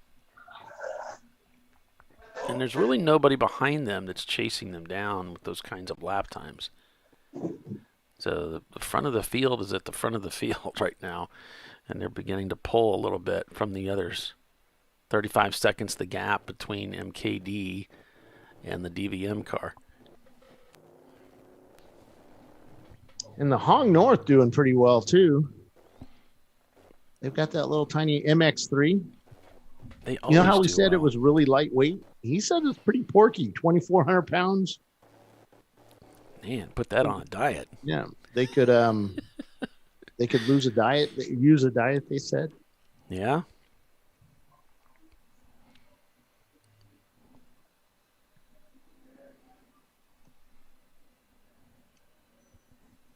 Yeah, Running Bulls taking that turn 1 corner really smoothly. Some of these cars just banging off the curbs, and they're just hanging off it, doing it nice and easy. That MKD Motorsports, they come out of turn 1, and that car fishtailing loose as they come out of there. See, he's so loose that the camera stopped. It's crazy. 14 control, Las Vegas. Go 14. Kenji, help me with that number if you can. The last car, 1419, spun center track. I was waving. He gathered it up. He's on his way on 3. So race control reporting another car that spun in the middle of the track and continued. Not seeing anything here on our view, so. I think 149. They're trying to figure out what car number it is. Hey, hold on.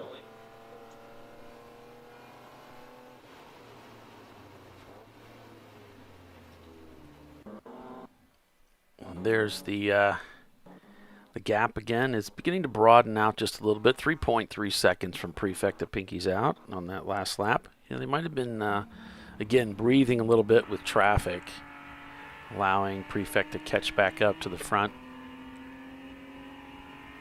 But now the Pinky's out, cars beginning to draw away from Prefect Racing.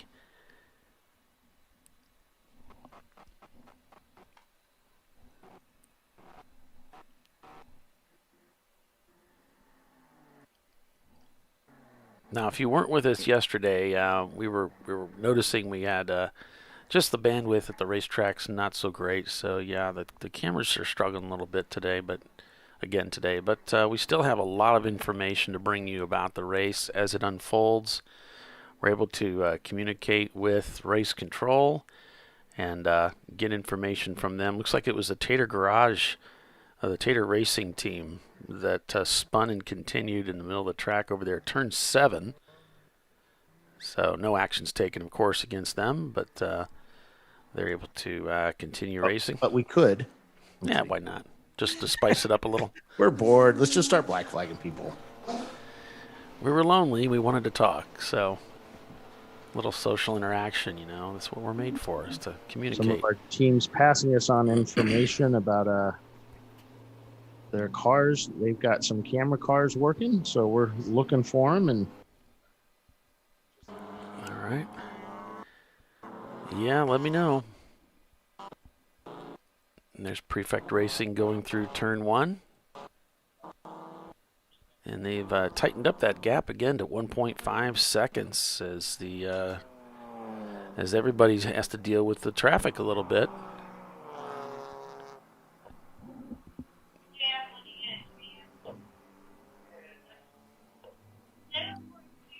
The car's going through turn number 4 there.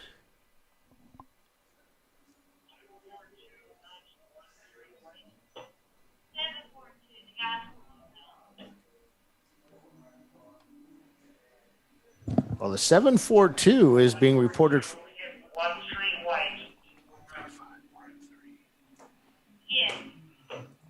Huh. That's not good.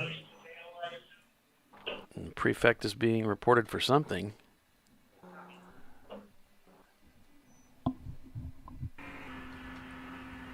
$742, right? Yeah, it's Prefect Racing. Yep. They're being reported for nudging the 13 car.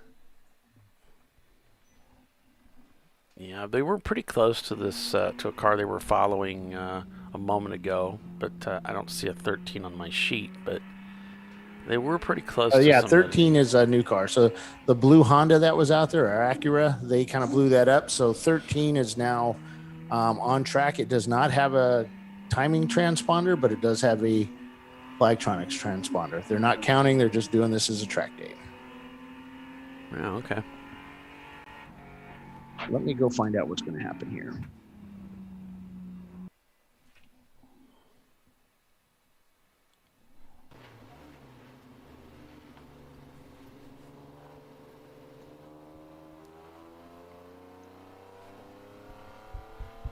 Pinky's out, shown in the lead over Prefect. Running Bulls in fourth, MKD fifth. So not seeing any change of position there. Still pretty close is Prefect to Pinky's out. 2.5 seconds the gap.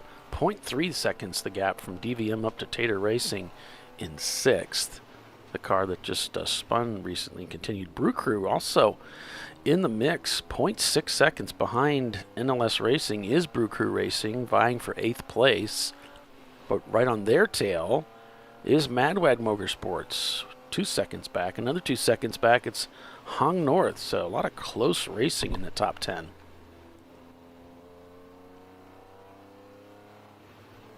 So they're going to have a pit lane warning. So that means what? You talk to your guy? Yep, they will talk to the pit lane and say, hey, no more of that. Is it more sort of through the braking zone? Mm-hmm. Stay away from the cars. Yeah, Prefect having trouble with DVM again. Having a little trouble getting by. And DVM just doesn't let you go. You have to earn your way by them. They kind of just drive the racing line and do their own thing.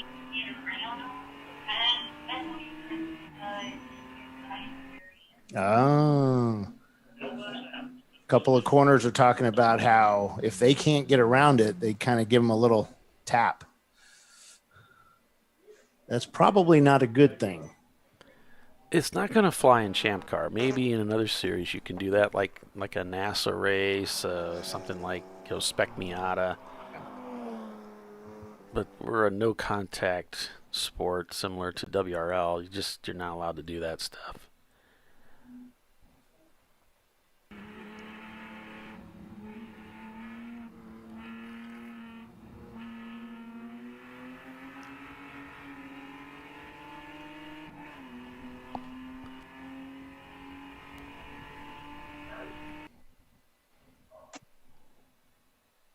I wish we had a little cleaner video from the cars, but unfortunately it's just the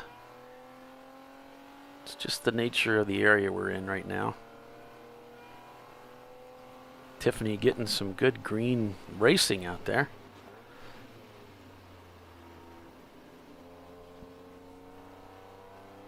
She's trying to chase down the whole yacht of fun guys, which I think is, let me check.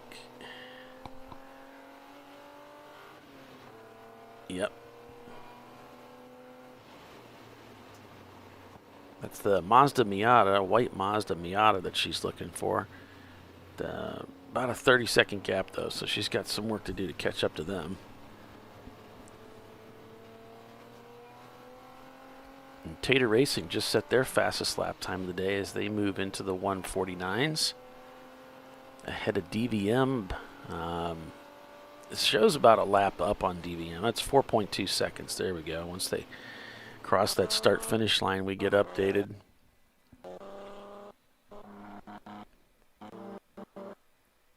And there's the Huggins machines going by. There's the Prefect that was able to get by DVM.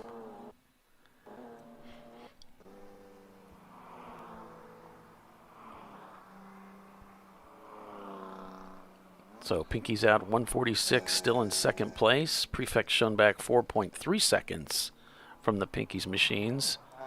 Yeah, he's stuck in that traffic. Running Bulls in fourth as Prefect was able to finally get by DVM.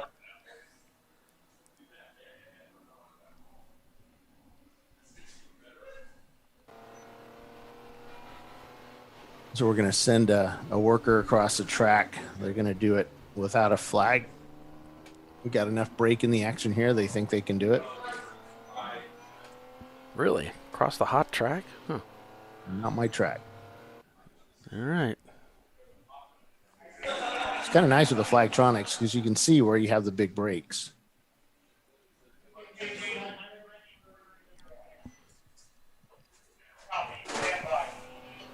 Oh, it's a young kid. He'll make it. Or he's going to trip, one of the two. He'll make it. He'll be fine. Yeah, the stuff you've seen in the old days when these officials were out on the racetrack flagging the cars, just like, what is going on? Yeah, Doc used to tell us stories that the corner worker would say go, and they'd run to the island at Daytona with the GTP cars coming down on him, 130 miles an hour before they got onto NASCAR 4 or NASCAR 2. It's crazy. Running Bulls coming by Trophy Wife there. Okay, looks like we're going to send him. Go.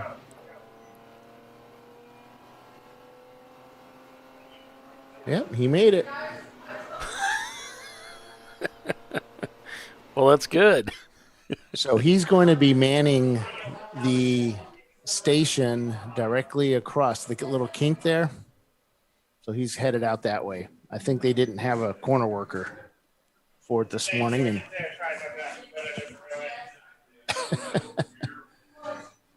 yeah, it's one of those things like you don't want to run really fast because what if you do trip? Right. It's like, yeah, you can see him right there.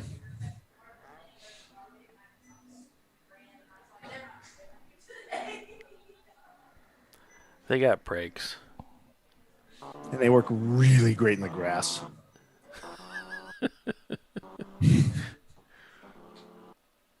There's Tiffany going through. That big Mustang right behind her. Yeah, the Mustang behind them.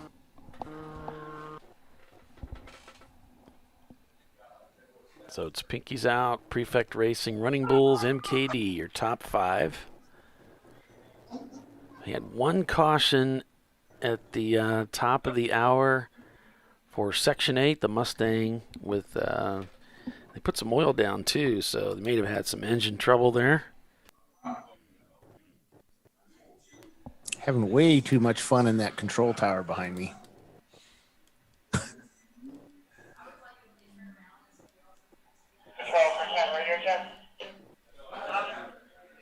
All right, our flagger's on station.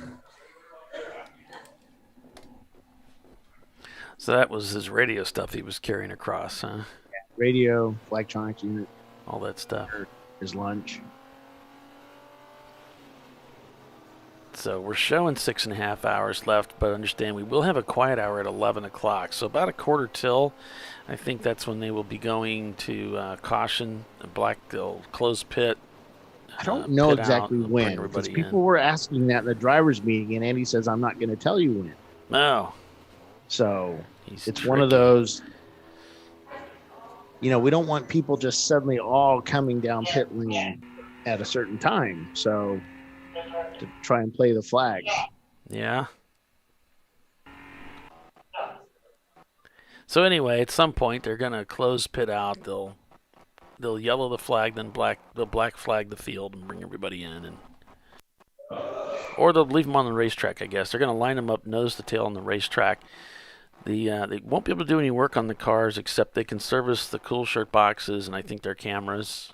That's usually the protocol, and then drivers will be told to turn off the cars, get out, and everybody takes a lunch and relaxes for a little while, and then they'll get back in, head back out. I had a driver ask if they could fix their cool shirt box, and we said, no, you can put ice in it, but you can't physically work on it until we go back to green flag racing.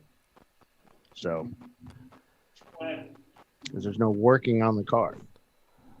And they asked you about that? Yeah, when I came back. Yeah, he asked me because I'm wearing an official shirt. Come on, I man. know that's not a good idea. You shouldn't be wearing an official shirt. We should have asked somebody in charge. Like they don't know. The Come race on. guy, like Andy. They asked the media guy. That's not a good idea. They asked the marketing guy. That's right. That people ask us stuff all the time on Facebook. It's like, dude, this is Facebook. Don't ask Does somebody on NLS Facebook. have their camera up and working? No.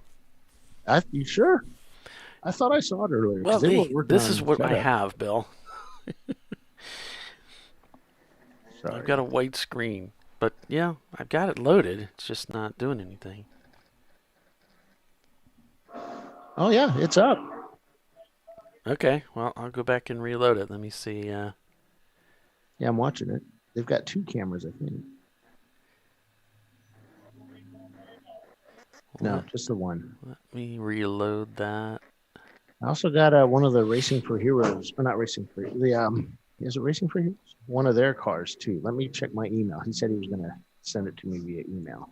Alrighty. Yeah, the TFMT Racing for Heroes live stream. He sent me the RTMP link. I don't know why that's not.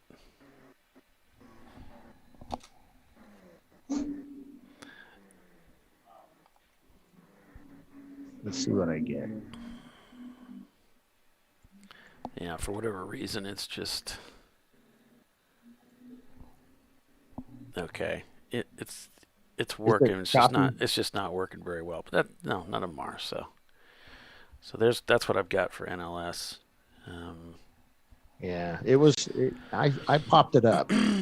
Was able to see it, but then it froze. Let me look at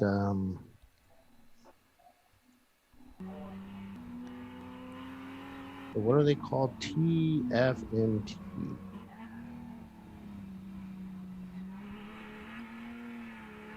We'll find you guys. There they are.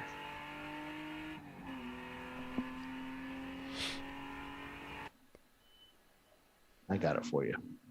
Let me send that over via Messenger, okay? Alrighty.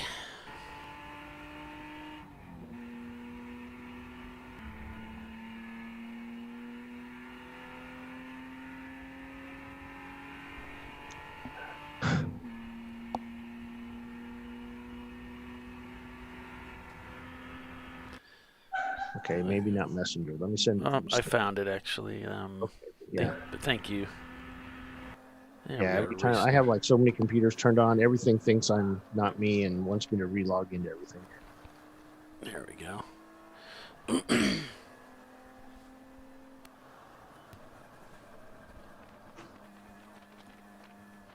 Let's see if I can adjust the res on that at all.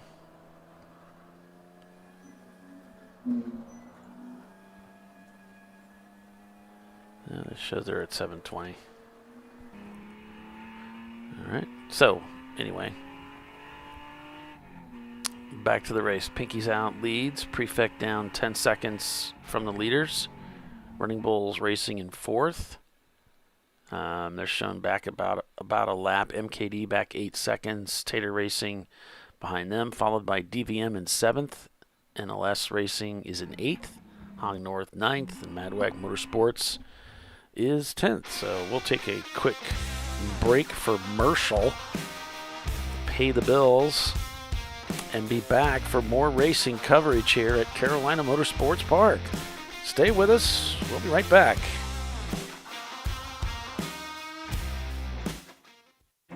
An important decision is afoot. This man is about to buy tires on TireRack.com. Tire Rack is the leading online retailer of tires in North America and a repository of advice and expert reviews. And it's done! All that's left is to arrange for safe, easy installation at one of our independent recommended installers. Well, I guess he did that too. TireRack.com, the way tire buying should be. Come on, Road. do your worst. We'll be at our best. Engineered to meet or exceed original equipment performance exclusively at AutoZone.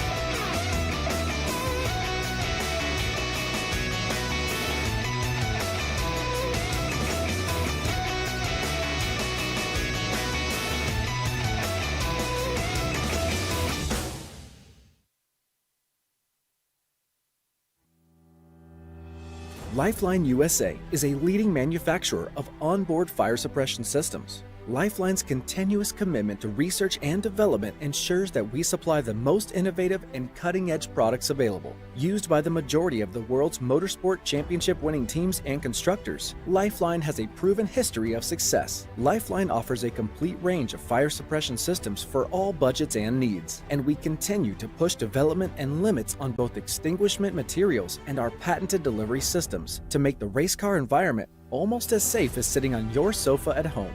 Every kit has been designed for a professional and simple installation. For more information and to purchase your ChampCar fire suppression system, go to www.lifeline-fire.com. RVA Graphics and Wraps is a full-service design, signage, digital graphics, and wraps company located in Richmond, Virginia. With over 20 years of experience, RVA Graphics and Wraps offers premium signage options for your business. We are dedicated to offering our clients best-in-class service in all aspects of graphic design and application. For more information, visit us on the web at rvagfx.com.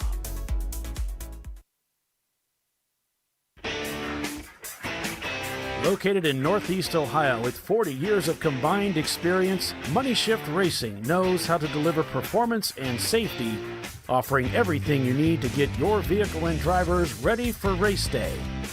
From safety equipment to full engine assembly and repair, in-house fabrication, 3D design, and rapid prototyping.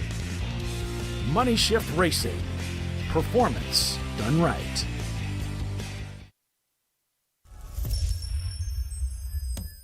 Frozen rotors from Diversified Cryogenics deliver increased performance and a higher level of safety, while significantly reducing braking system costs. So to tell you a little bit about the durability of this product. So we have seen an incredible extension of the life of our brake rotors using frozen rotors. We've gone from brake rotors every other weekend to 6 weekends on one set of brake rotors, and I think they can go farther. The durability has been amazing. And it's been a fantastic season, and man, a lot of that is due to the way our car can brake on those frozen rotors. For more information, go to frozenrotors.com. Nice. Yeah, I heard about this. So I would actually go with the full synthetic. Brake pads. Oh, for the Duralast rotors. I did it. You see how it's... You did it. That's it. We did it. You did it. You can do it. The path to I did it starts at AutoZone. Get in the zone.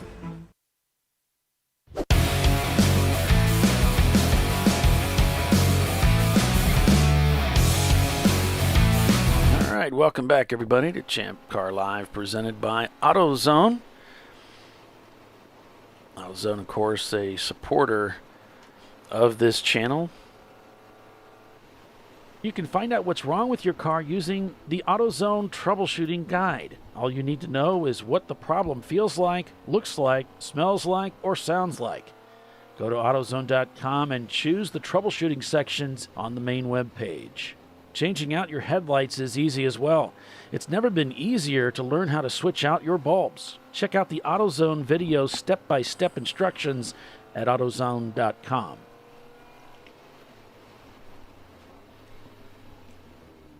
Still green flag racing out here at Carolina Motorsports Park, on board with the Trophy Wife team. Tiffany Alexander, one of our commentators that we share a lot of time on the broadcast with, out there piloting the Trophy Wife machine.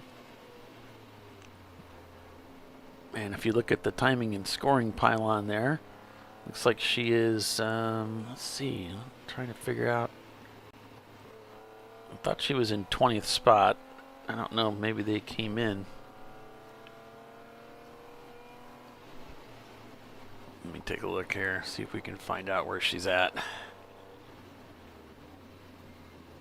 Alright, let's see. So in, we got Racing for Heroes there in 19th place. I think we've got their camera running now. There they are. So yeah, oh, they just passed it, they just passed Inadequate Integrity for 18th. Trophy Wife, oh, she's up to 17th. Okay, that's why I didn't see her down there. So Tiffany's got the BMW up to into 17th. They're inside the top 20. Whole Yacht of Fun, still the car that she's trying to chase down, and she's narrowed the gap 22 seconds now. So she's cut about 10 seconds off that gap, I think, since the last time we looked at that. But we're on board with Racing for Heroes. And I believe that's a team that offers some seat time to military veterans, helping them get reacclimated into civilian life, and yeah, get that camaraderie with some folks that have been through some of the challenges that they've been through. So got a number of teams in Champ Car that do that. It's always great to see. What do you think about putting a camera in Pinky's out? Yeah, that'd be great. I don't know yet. I mean, I have to ask him. Yeah. Better once he gets in the car, then you just stick it in and say, hey, can I do this? And he can't hear you, and I can't hear him. So, you know, sign that's language. how we do things.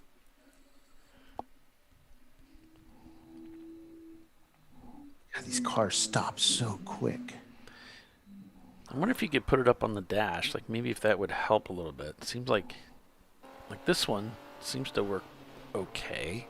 Well, so some of it depends on what service they're using. If they're using AT&T, it may work better than Verizon. That's like at some tracks, Verizon's better than AT&T. So. Yeah, well, I think they're using Verizon. She said they went out and just bought a new hotspot for it. I think she said it was AT&T, so that was. Oh, okay. And then somebody else was using a dual one with AT&T and Verizon in it, so it just picks the best service. Right. That's for rich people. Yeah. Yep, because I would have to buy like 10 of them or 12 or 14 of them. So yeah, that ain't gonna happen. ChampCar ain't paying for it. I would have to pay for it. You know that ain't happening. Right.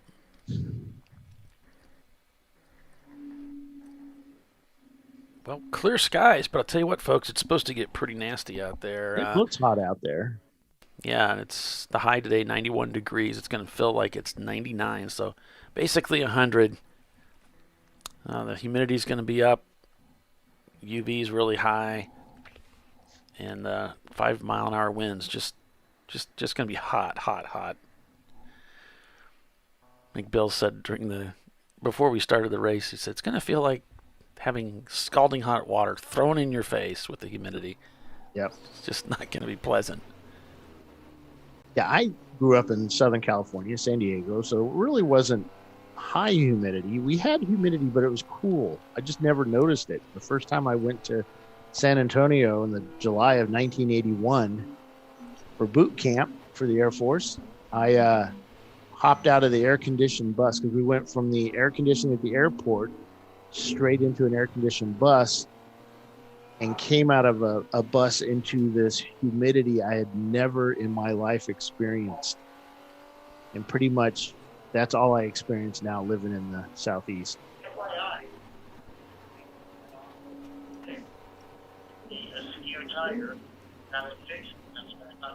Oh, cool. The Mustang is back out on course now.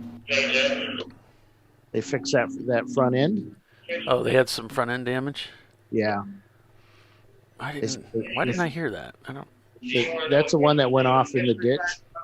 Oh, that's the other. Oh, okay. That's Section 8. Okay. That's cool. Yeah, that's the one that Ray Frank was going to drive today. So good. Ray probably did the body work on it, got it all painted up so it's pretty, so you'd never even know what happened. Yeah. Good. Right. Wow. while having his race suit on and sitting in the driver's seat. All the time telling you how bad he is at racing and everything Yeah, else. yeah, setting FTD. Yeah. Yeah. Great, my hero.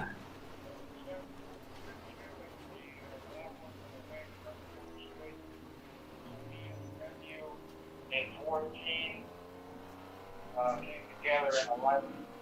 I didn't see any. Had a couple cars come together out there. The reports coming in. Racing for Heroes giving a point by. I thought he was pointing something else, but no, he's not. It's just a regular point by. So 153. Oh, okay. So 799, the NLS Racing and the DVM Racing kind of came together. Yeah. Yeah, they're tough to get around, you know. That DVM, they don't just move over. You got to earn your way by.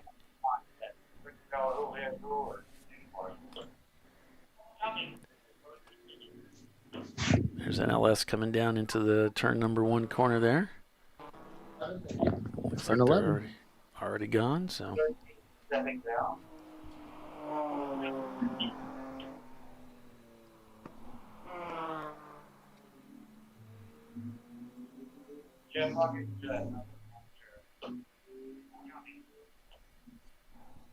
So I believe it's just going to be incidental contact.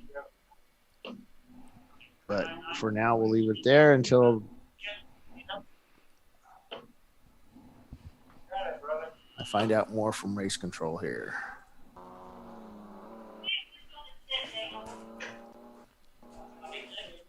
And there's DVM going through.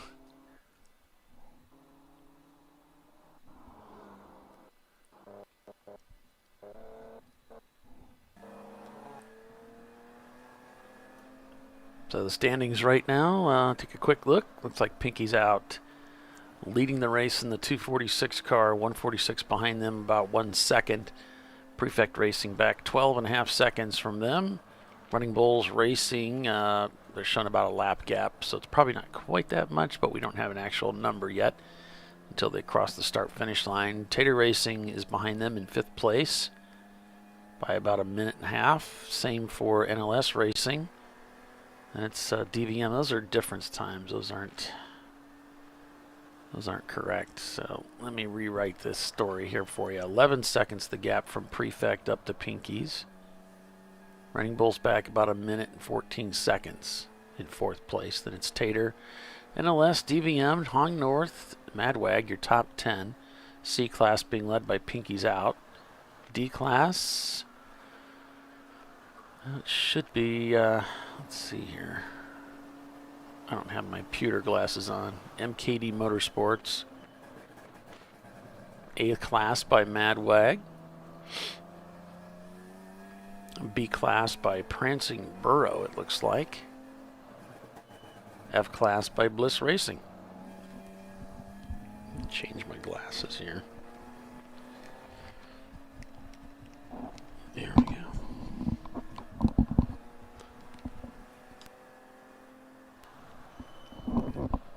So working lap 55 now. 6 hours and 13 minutes unofficially remain in the race. 11's waving.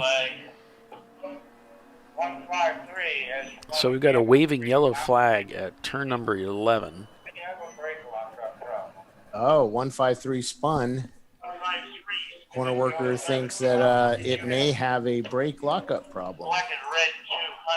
So that's DVM Racing, the pale blue, sky blue BMW E30. And 200 stop and go, and over in turn 11 and re-entered at 12. It's mad fast. Yes, it is. Autosport in their Miata.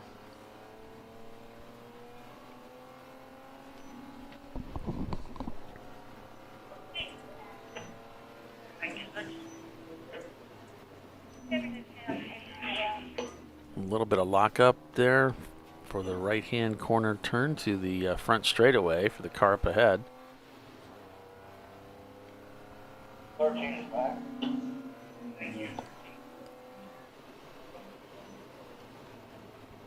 And Tiffany, I think, it's still in the car, taking us down into turn 1. Should be getting out of the car here shortly. That stint should be wrapping up here in the next 10 minutes or so. Hey, I'm going to take this camera down to hug him and see if I can stuff it in his car somewhere. All right. Thank you. So in Champ Car, we've got that 2-hour maximum stint time rule for drivers. They need a 1-hour break in between as well. So, yeah, they'll be coming to the end of their stints for a lot of these teams. They got a little bit of a break there from that caution at 9 o'clock, but other than that, it's been green racing as Brew Crew Racing comes by the Trophy Wife machine. Tiffany now up to 16th place.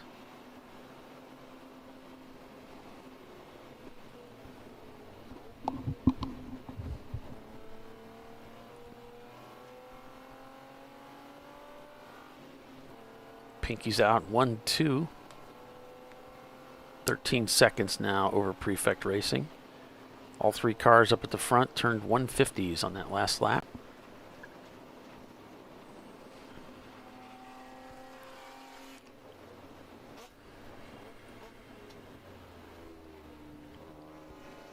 This is the best in-car view we have, so probably the best camera we have right now as far as frame rate.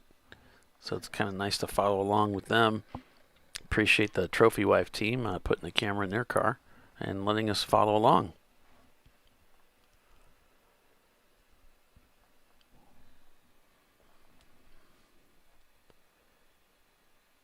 Now, if you want to follow your favorite teams, you can do that over at Race Monitor. It's race-monitor.com, race-monitor.com, or you can pick up their app in the App Store. I think there's a fee for it every year. They charge something like $5 or $10 or something like that.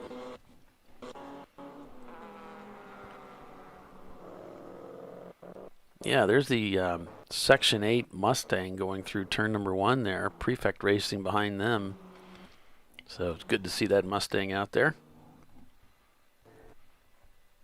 Speaking of Mustangs, we got the MKD team.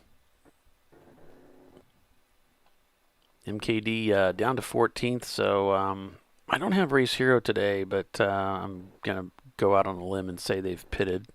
They had to pit before 2 hours last time, so they've probably done that again today, and that's caused them to drop down a little ways.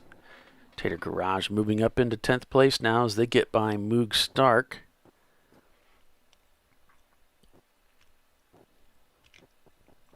Black Swan with an 8-second gap to 3 Racing in 9th place, so that's their hunt right now.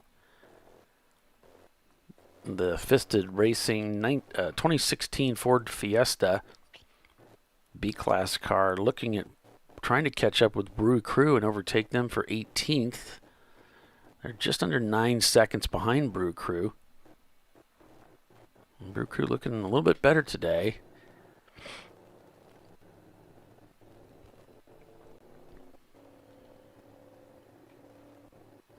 All right, Racing for Heroes has brought their car into the pits.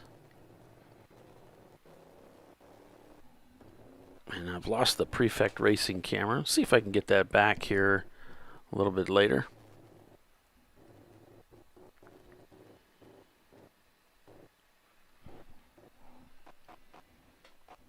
Bliss Racing, haven't really talked about them too much. I think they had some problems yesterday with brakes, if I remember right. It's an F-Class car. I believe they are leading F-Class now, unofficially. They're 20th place overall. And Tiffany continuing to close the gap to whole Yada Fun. Now 20 seconds the gap. I'm not sure she'll have time to overtake them before her stint will come to a close.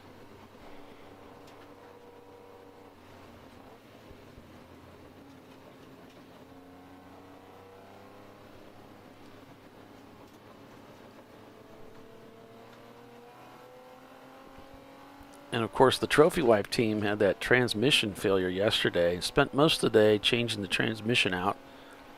And she didn't get any track time yesterday, so had a real tough time getting to the track with car problems and just a difficult weekend to get here, but finally managed to get in the race car today and get some laps.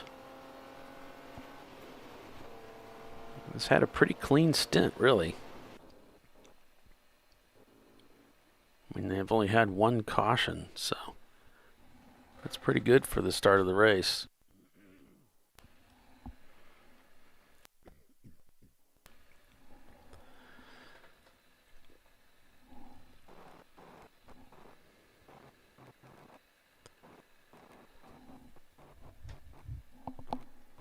So just letting the clock wind down here. Of course, the team's looking for that caution to bring their cars in, but they're not getting any. So they may have to wait all the way to, well, that pit window opens up here in a couple of minutes.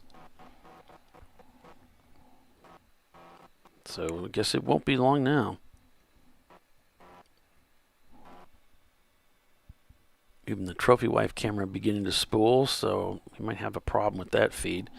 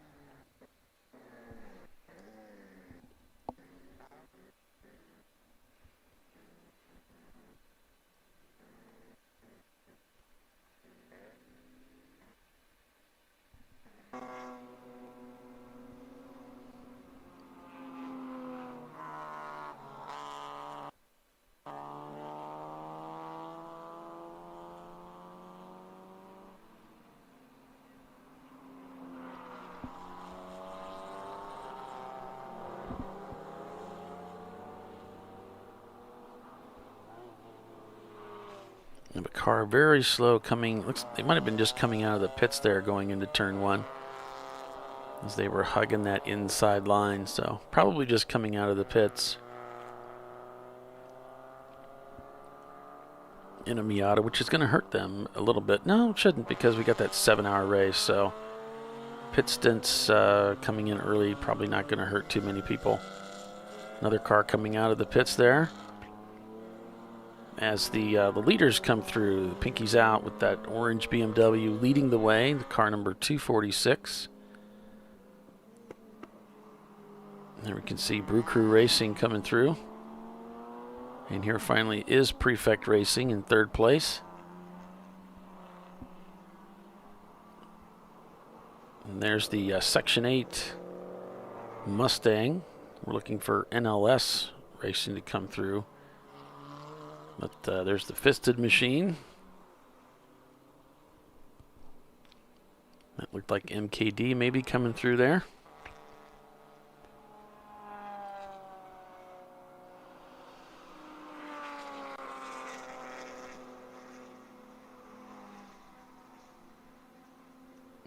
Another car coming out of the pits there. And Trophy Wife, Tiffany has brought that car into. Hey, I just strung her together with Trophy Wife. Trophy Wife Tiffany. Trophy Wife Tiffany has brought the machine into the BMW in for their pit stop.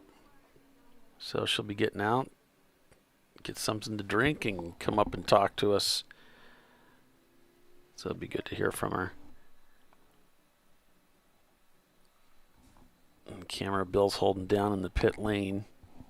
That's just like old times. He's waiting for Pinky's out to come in. Not sure he got permission to put the camera in their car or not.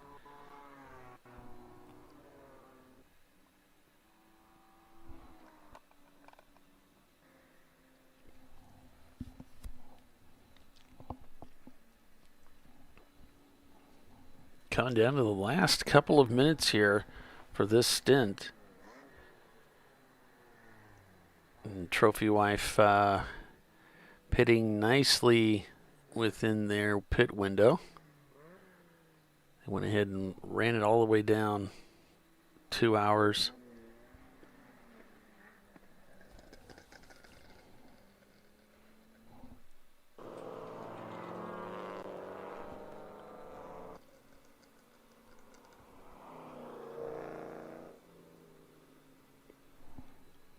There's that Mustang coming through.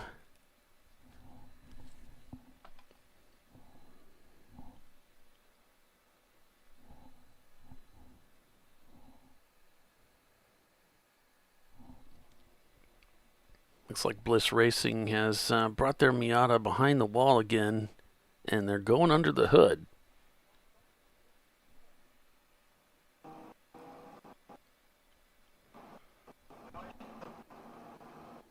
Dave, leave the kill switch on for me, all right? Leave what? Leave the kill switch on for me? It's on. Okay. All the fans still on, too.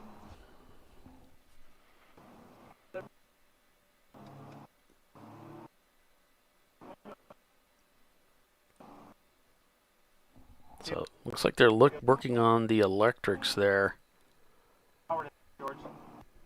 And I think Bill tried to mount that camera up on the pit wall or something, but it's already gone dark. So can't remember the last time we had a feed problem being so extreme. It's really hard to get a signal out here. And the trophy wife car going back out on track, and we're still at green. So with that, we'll take a quick commercial break and be back in a few. So lots of racing ahead. Stay with us. You're watching Champ Car Live at Carolina Motorsports Park this weekend. We'll be right back.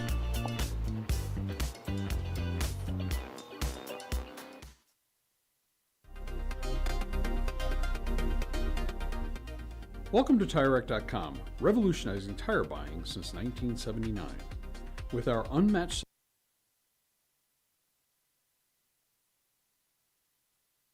selection, it's right and work never been easier.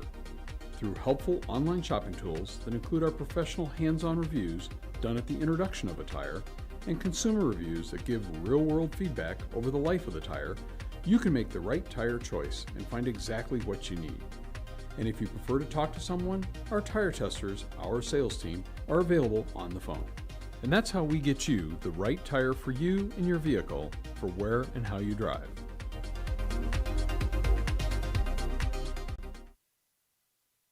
At AutoZone, you get what you need when you need it. Got a today job? Pick it up free same day at your local AutoZone.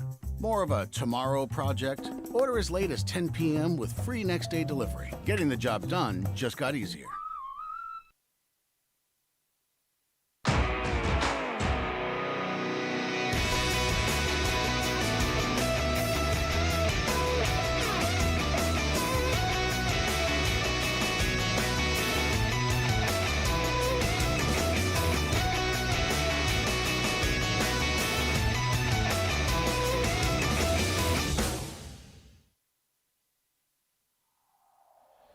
Discovery Parts is a veteran-owned racing and safety equipment company.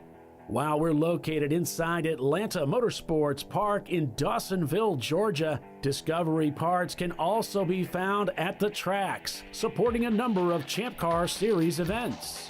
We take pride in being a reseller of the best of the industry to Champ Car teams and drivers.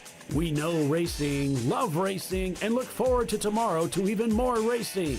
Visit us at discoveryparts.com.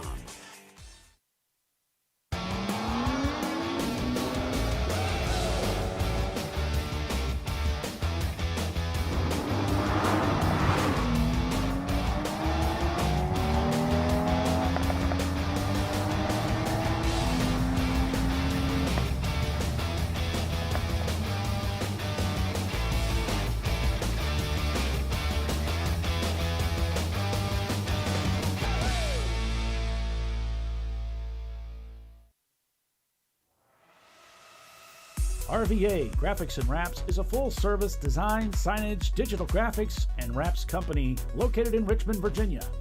With over 20 years of experience, RVA Graphics and Wraps offers premium signage options for your business. We are dedicated to offering our clients best-in-class service in all aspects of graphic design and application. For more information, visit us on the web at rvagfx.com. Lifeline USA is a leading manufacturer of onboard fire suppression systems. Lifeline's continuous commitment to research and development ensures that we supply the most innovative and cutting-edge products available. Used by the majority of the world's motorsport championship-winning teams and constructors, Lifeline has a proven history of success. Lifeline offers a complete range of fire suppression systems for all budgets and needs, and we continue to push development and limits on both extinguishment materials and our patented delivery systems to make the race car environment almost as safe as sitting on your sofa at home. Every kit has been designed for a professional and simple installation. For more information and to purchase your ChampCar fire suppression system, go to www.lifeline-fire.com. Located in Northeast Ohio, with 40 years of combined experience, Money Shift Racing knows how to deliver performance and safety, offering everything you need to get your vehicle and drivers ready for race day. From safety equipment to full engine assembly and repair, in-house fabrication, 3D design, and rapid prototyping. Money Shift Racing. Performance done right.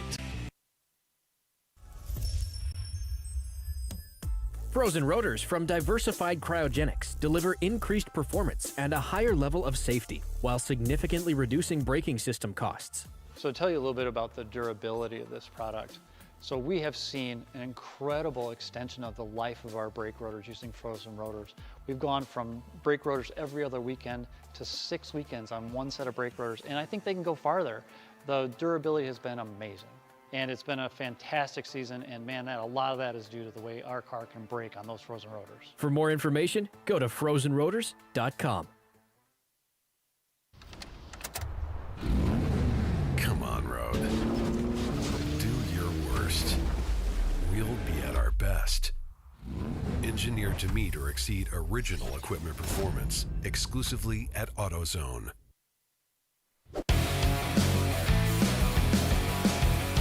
All right. Welcome back, everybody. ChampCar.Live, presented by AutoZone. We're back still under green. Pinky's out, has come in, done pit stops.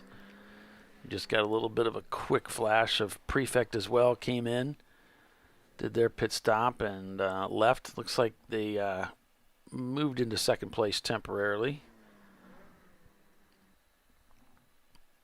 But you can imagine that may not hold true. We'll see what happens as they come around and cross the pit loop for the first time since that last round of pit stops. Welcome, everybody. It's the TireRack.com Champ Car Endurance Series race at Carolina Motorsports Park. It's ChampCar.Live, presented by AutoZone. I'm Paul Veltum, calling the race for you today again.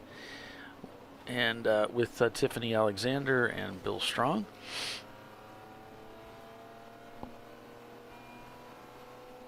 The TireRack.com Champ Car Endurance Series is North America's home to real competitive endurance road racing. This is real wheel-to-wheel endurance road racing on America's bucket list tracks, including Sebring, Watkins Glen, Daytona, Road Atlanta, and WeatherTech Raceway, Laguna Seca, just to name a few.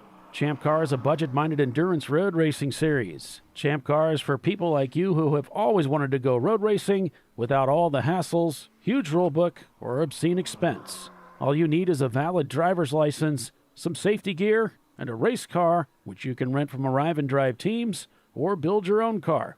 Champ Car is the simplest path in North America's largest endurance road racing series.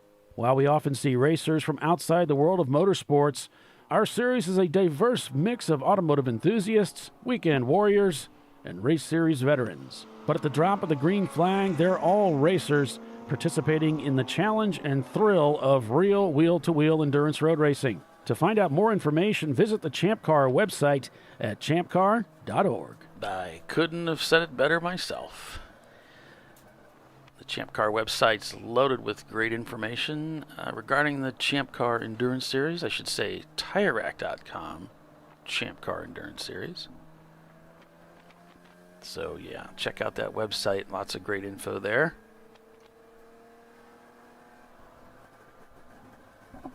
And it looks like Racing for Heroes off the pace. Looks like they're not maintaining full throttle here.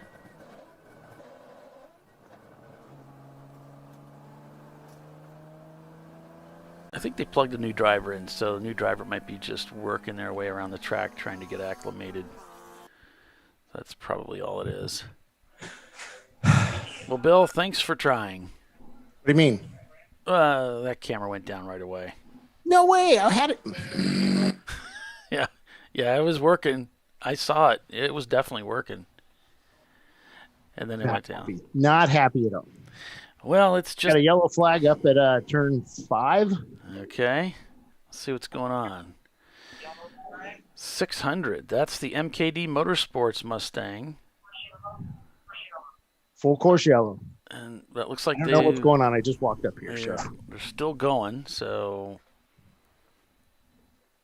So you said the 600? Well, it's not shown on Flagtronics now, so... And I'm looking at their in-car, and they're driving, so... Must not be the 600. I don't see. I see a 153 kind of parked over there. It's DBM. I see 18. They kept going, so I'm not seeing anybody that's just kind of parked. I see 18 parked over there. Okay. See it? Yeah. So that's the Black Swan Group car. They're not listed as oh no, 18. I'm sorry. I'm thinking of 13.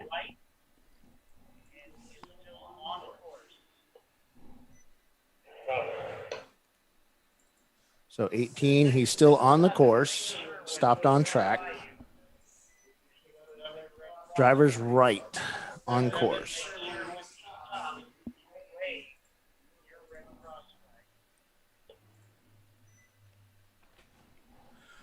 Whew. All right, got to talk to Andy about some stuff I saw in pit lane. Be right back. This is the part where Andy tells Bill to go mind his own business and get out of my get out of my room, get out of my space. I'm taking care of it. So anyway, as the cars came back around, Pinky's shown in the lead. It's the 246 over the 146. Prefect in third, back 2.5 seconds. So they did close that gap down a little bit over those pit stops. Running Bulls is in fourth with a 2 minute and 30 second gap up to Prefect. In fifth, it's NLS Racing. In sixth, MKD Motorsports. In seventh, Open Throttle. Hong North is eighth. Madwag ninth. Black Swan Group in 10th, they're the ones that are stranded right now, apparently, and they just set their fastest lap time of the day. Isn't that the way it always happens? And DVM Racing has slipped into 12th after some presumed brake issue. Must not have been brakes. Otherwise, you'd figure they'd be in the pits a lot longer than however long they were. They'd be further down. But whatever the case may be, they are back out on track. And we are under a code 35 right now. All cars slow to 35 miles per hour, no passing until such time as they get the track cleared. Well, the story is Chris Economaki was interviewing Jackie Stewart. Jackie Stewart loved racing in the rain. Mm-hmm. So it's just miserable. I mean, it's pouring down rain. And Chris Economaki sticks a microphone in front of Jackie Stewart and says, "What do you think of the conditions today?" And I mean, it's literally appalling. And Jackie says, "It's a great day for a motor race." My favorite Dilbert cartoon is the one where he says, "We're going to give you more responsibility and so there'll be more pressure on you, but there's no money." And he says, and his boss says, "It's how we recognize our best people." And he says, "I thought our best people went to work for the competition." He says, "That's the other way we recognize." I love that story. So did Andy tell you to go back to your chair and stop bothering him, or? No. He said, "Good, Bill." I'm sure he did. Yeah. I'm so glad. No, we had a person over the wall with flip-flops. we had a bunch of stuff. We had a little kid riding his bicycle along the pit, between the pit lane and the fence. Little tiny kid, so told him to get back over. we had a wife of one of our teams that was on pit lane in flip-flops, not fancy flip-flops, but flip-flops. Yeah. Because, that's determines how fancy they are. The flip-flop police was there, unfortunately, and busted her. That was pointed out to me by one of our racing employees. Did you slap the cuffs on her? A couple of fire extinguishers that were too little. 10-pound bottle minimum. Those kitchen, yeah. They don't work, so they ain't going to do nothing. Team over the wall plugging his vented can into the fuel system as they came into fuel with no gear on. Told him, don't do that. And he came with all kinds of excuses, and then his team just told him to be quiet, which was funny. But yeah, but it's a busy place. A lot of stuff going on. So does it feel like 900 degrees out there? Yes, it's warm, Yeah. toasty. It's like, you're from the Northeast during the snow seasons, like what do they call it? Winter? Right. And you know how you have that one room that you walk into and it's just like, oh, way too hot. Well, that's like it is when you open the door out of the control tower and go outside. Oh, way too hot. We have our fair share of hot, muggy weather up here in Indiana too. What? We get a nice variety of. Yeah, we get into the 90s, super humid like Florida. We get the cold stuff down sub-zero. We get the travel brochures make it seem like that's paradise. No, we get the whole variety. We're near the lakes, so we get the storms. We get all of it. We get Tornado Alley. This is where everything happens. I don't need comms for 13 minutes. Okay. I don't need comms for 13 minutes. Our F-Class car this weekend, one of the F-Class cars. Or as I like to call it, my major competitor. Told her to stay away from Florida. I thought we were doing a new class for your car, the Y class. Like, why would we allow them to race with us? Why are we even allowed here? That's funny as hell. I like that. Your car must be this slow to qualify for this class. God, that'd be funny as hell.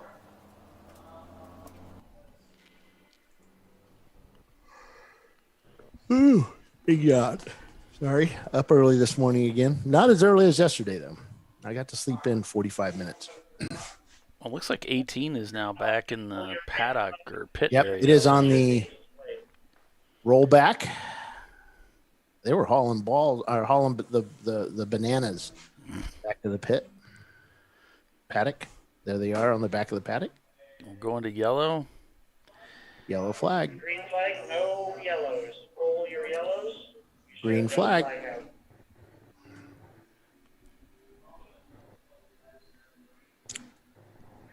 So we only have a few laps left before we pull everybody into pit lane. Or sorry, we pull them onto the front straight and go to red flag. You got your red flag banner you're going to put up across the screen there, Paulie, so we can escape and have some lunch? I'm going to go try and fix some cameras. Well, no. You don't, do you? No, but I have You're I have a not prepared. scroller. I have a little scroller that I put up. So, yeah, I'm not really prepared. It's okay, Paul. It's Sunday. It's a day of rest. Yeah. Those first days kind of wiped me out. The second day is like, oh, man, I'm doing this again. This weekend was really nervous for me. We had the board of directors meeting I did Thursday, and of course nothing went right. Oh, it worked out pretty good. It worked out all right, but it wasn't. It was good. I watched it. I had special effects all planned. What happened to our screen? We lost our shit. You there? Yeah, I'm here. It just went. That's just one of those things. Mm-hmm. The camera went dead. It was the start-finish camera went down again. I don't know what we're going to have when we get done with this, folks. We got the heat and the bandwidth and Bill's terrible attitude, You You can only be positive for so long. So long, and then the well runs dry. But you got me around to keep you cheery. Yeah. Yeah, you have that coffee you still got that gallon coffee jug thing? No. Coffee, I got to be careful with it. I love it, but the caffeine messes me up. I'm waiting for my cardiologist to say no coffee. Yeah. Just a matter of time, huh? I read something the other day that eating greens and stuff like that will help clear the arteries out, and so I've been eating salads like crazy. Yeah, I've heard that too. It's I don't want to get rid of my coffee.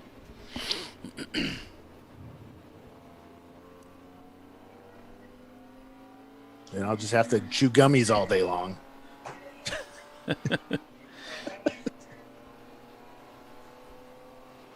What was that? Those gummies that were on the market that were a big deal there for a while, where it's apple cider vinegar gummies, and then they found out that the stuff rots your teeth though because it's so acidic. You got to be careful with it, but they're good for you, but they're nasty. All right, MKD Motorsports coming in. Their Ford Mustang, another pit stop for them. That's a little late. Yeah, I think they were in previously because they now they might do a driver bit. Change. So but why would you do that? We're going to be going unless they have an issue. I think they're just going to fuel it. Yeah, I don't know. Because they're just about ready to close the pits. May have already done it. Maybe they just did a driver change. Oh. Do you get it? Well, the stint resets anyway, so. But they did their driver change under the code 35 or earlier. They pitted. They have to pit about an hour and a half after they start, so they've already pitted. So this driver's only been in there for about half an hour. Yeah. No gloves on, so they're not fueling.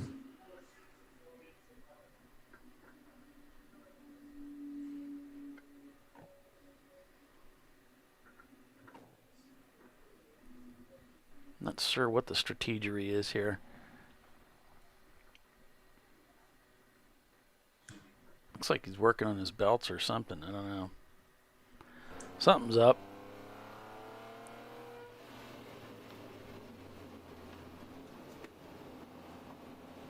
So Trophy Wife comes out of the pits in 19th. I wish we had a camera in that orange car that just passed him. Oh, wait. Oh, maybe that one. Or not. We'll get him working again during the lunch hour. Pinky's out. The 246 car in first place, 146 in second. Prefect Racing in the 742. Lexus is in third. Running Bulls and their BMW is in fourth. NLS Racing and their Nissan 300ZX in fifth. Hong North and their Mazda Trans Am. MX3 is in sixth. Mad Wag Motorsports in seventh. Tater Racing in eighth. DVM Racing in ninth. Open Throttle Kermit in 10th. MKD Motorsports in 11th. Brew Cruise Lager Car in 12th. Prancing Burro Racing's Toyota MR2 in 13th. And we'll just do the lucky 13. And during the break, I think I'll show some of the Inside Champ Car video that Bill did with Stephen Cox. Yeah. Last week, so we get to see a little bit of that. Stephen had some nice things to say about Champ Car and his experience racing with many different racing organizations and in many different formats, road racing, oval. He's got a lot of experience and had some nice things to say about Champ Car. Yeah, he said that Bill Strong was as good a driver as Ayrton Senna. I heard him say that. I was really surprised. I thought, wow, I didn't know that. I just thought, I knew you said that, but I don't think he meant the real Ayrton Senna. Oh. Maybe one of those others. The faux. Yeah. the faux Ayrton Senna. Because I think I'm twice the weight of Ayrton Senna. Yeah. Yeah. He was just a little guy. most of those F1 guys are, you know. Just Yeah, that was kind of shocking the first time I met F1 drivers. They're little people. Whoa, there's little people. Now, Nigel Mansell, my size. Right. But Mario Andretti is just this little Italian guy. Little tiny guy. The redhead has entered the room. All right.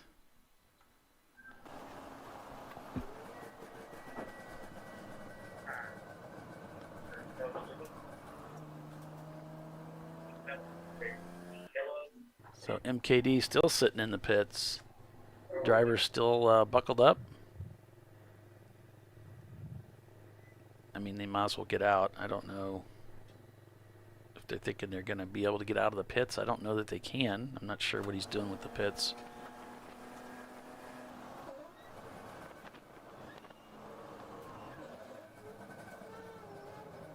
Ooh, a little squeaky there from the BMW. Okay, you're on. Okay. Hey, Polly. Hey, Tiffany. How was it? It was good. It's hot out there. All right, pit lane is closed. We are full force yellow. All right. Yeah, we knew that was coming. So it was hot, and we kind of expected that. You forget sometimes that your mic is on. No, I turned it off. Okay. I got. I thought that was another car. I think it was making all that racket. So other than the heat, did you have a good time? Yeah, you know, I'm rusty. Yeah. Yeah, I'm not. You know, I haven't been in. This is my first race this year. Oh, okay. So, yeah. And you know, the BMW is not my preferred platform, so they like the car a little looser than I like it. And I can't, you know, like I like to be all up on the steering wheel where I can catch the car, you know, and I have to lean very much so to get the car into fifth. I don't know if you were on my in-car camera or anything, but there's the fourth to fifth is a much longer pause than it should be. But that's the best I can do because I can, you know, can kind of barely reach things in the car somewhat. But, you know, I did what I could and, you know. Yeah. Well, you got some good track time. You only had that one caution. Yeah, we were green most of the time. I think one purple 35 and... God, it's so hard to go 35 miles an hour. Just bouncing off the little slow light. Yeah, it seemed like you were getting acclimated early on, and then we came back and we were watching you throughout the stint here and there, and it looked like then even your position on track, you started catching people, passing people, and reclaiming some of those positions. And so, yeah. Yeah, this is my first time in the car, so I didn't get to drive yesterday because the car broke, and we didn't do practice. So I'm still remembering the car and the track. You know, it's been a year, so I'm like, which way does the track go? Right. So I was trying to give myself some room from everybody and let them go and try to remember things. So yeah. Well, good and then job. it's first stint out, you don't want to tear up the car, right? You want to make sure and bring it back to your teammates. Right. Yeah, you know, good job. Good job. I'm glad you got some track time in today. It's you got in and out at the right time because it's supposed to be a high of 91 degrees. It's going to feel like it's 99. Wow. So that's going to be warm. It's going to be toasty for your teammates. So thank goodness Alan has in the Trophy Wife car has this enormous cooler. So I think it takes like 2 bags of ice, like big bags. It's a lot of ice. So you can go your whole stint and it doesn't ever run out. So it's nice. Cool. I mean, you still sweat like, you know, the devil, but peel everything off when you come in. But at least you're not getting overheated and a headache and that sort of thing, you know. Uh-huh. Well, so far we got Pinky's out leading the race 1-2. A good battle up at the front as Prefect fell to third, but they didn't go willingly. They went kicking and screaming. It was a bit of a battle up there. There might have even been some contact as they were trying to get by, but eventually Prefect did fall to third place. Running Bulls is in fourth. NLS is fifth. Hung North sixth. Madwag 7th, Tater Garage 8th, DVM 9th, Open Throttle 10th. And I think you were up to 16th at one point there, Tiffany. I think after the pit stop they dropped back a little bit. I felt like the whole field like lapped me.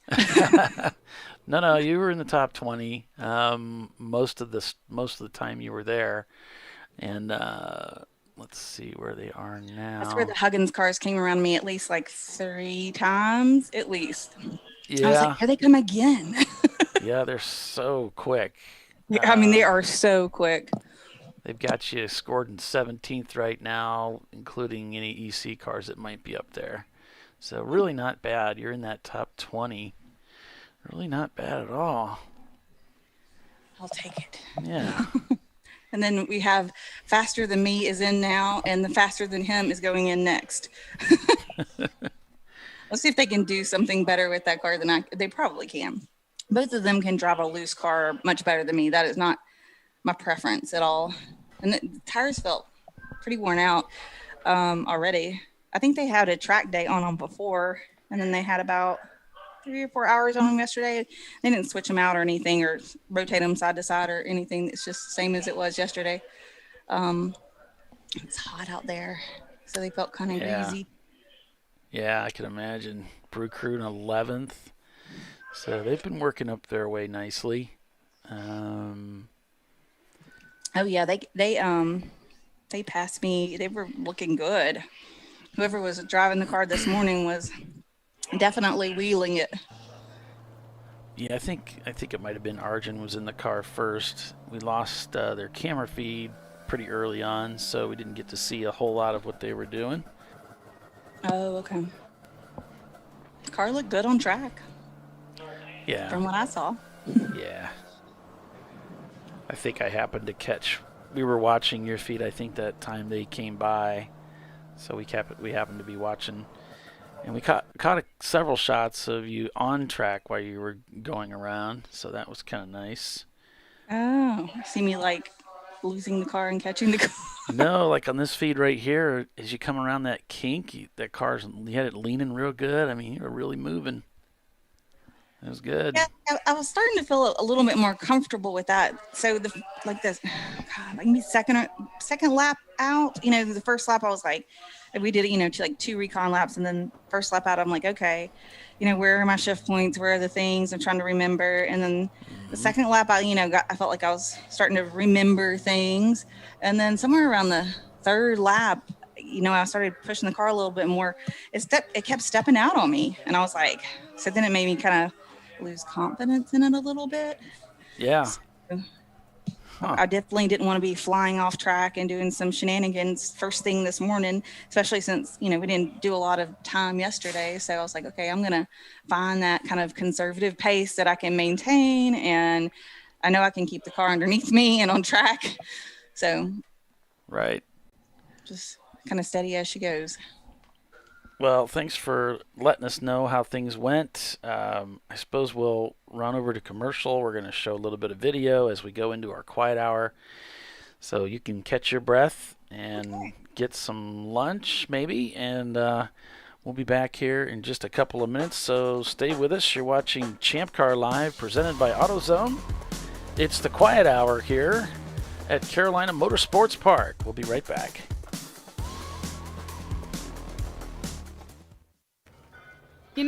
I'd buy tires online, but then what? We've thought about it. We're TireRack.com. They should let you ship directly to a mechanic. Actually, we call them independent recommended installers. They should have like 1,000 mechanics. Try over 7,000 installers. Then you just make an appointment. At a time that's convenient for you. This could change tire buying forever. TireRack.com, the way tire buying should be. Come on, Road. Do your worst. We'll be at our best. Engineered to meet or exceed original equipment performance, exclusively at AutoZone. Lifeline USA is a leading manufacturer of onboard fire suppression systems. Lifeline's continuous commitment to research and development ensures that we supply the most innovative and cutting-edge products available. Used by the majority of the world's motorsport championship winning teams and constructors, Lifeline has a proven history of success. Lifeline offers a complete range of fire suppression systems for all budgets and needs, and we continue to push development and limits on both extinguishant materials and our patented delivery systems to make the race car environment almost as safe as sitting on your sofa at home. Every kit has been designed for a professional and simple installation. You know, I'd buy tires online, but then what? We've thought about it. We're TireRack.com. They should let you ship directly to a mechanic. Actually, we call them independent recommended installers. They should have like 1,000 mechanics. Try over 7,000 installers. Then you just make an appointment. At a time that's convenient for you. This could change tire buying forever. TireRack.com, the way tire buying should be. Come on, Road. Do your worst. We'll be at our best. Engineered to meet or exceed original equipment performance, exclusively at AutoZone. Lifeline USA is a leading manufacturer of onboard fire suppression systems. Lifeline's continuous commitment to research and development ensures that we supply the most innovative and cutting-edge products available. Used by the majority of the world's motorsport championship-winning teams and constructors, Lifeline has a proven history of success. Lifeline offers a complete range of fire suppression systems for all budgets and needs, and we continue to push development and limits on both extinguishant materials and our patented delivery systems to make the race car environment almost as safe as sitting on your sofa at home. Every kit has been designed for a professional and simple installation. For more information and to purchase your ChampCar fire suppression system, go to www.lifeline-fire.com.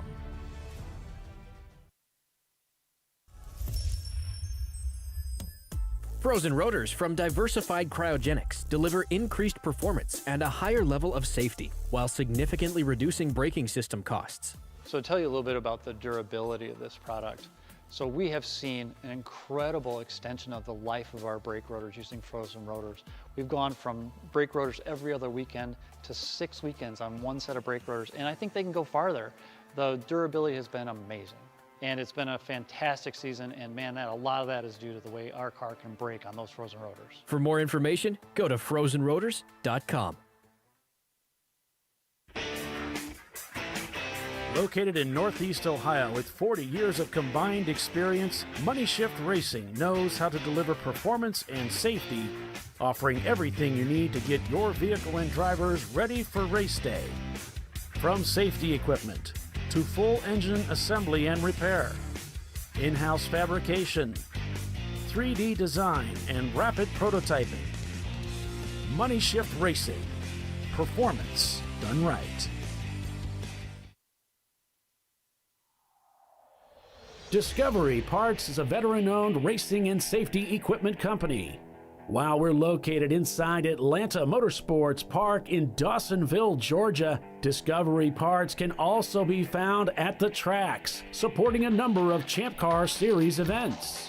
We take pride in being a reseller of the best of the industry to Champ Car teams and drivers. We know racing, love racing, and look forward to tomorrow to even more racing. Visit us at discoveryparts.com.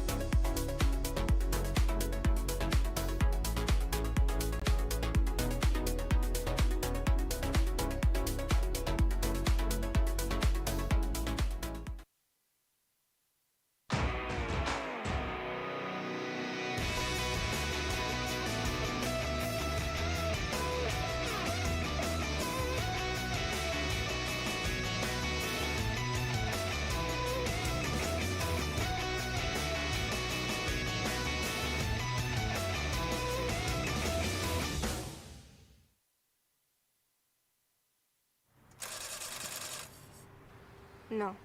Seriously?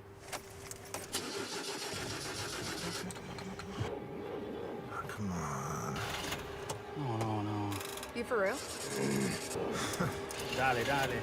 Really? Wow. So maybe just a cable? We can help you. Welcome to America's #1 battery destination, AutoZone, your battery solution.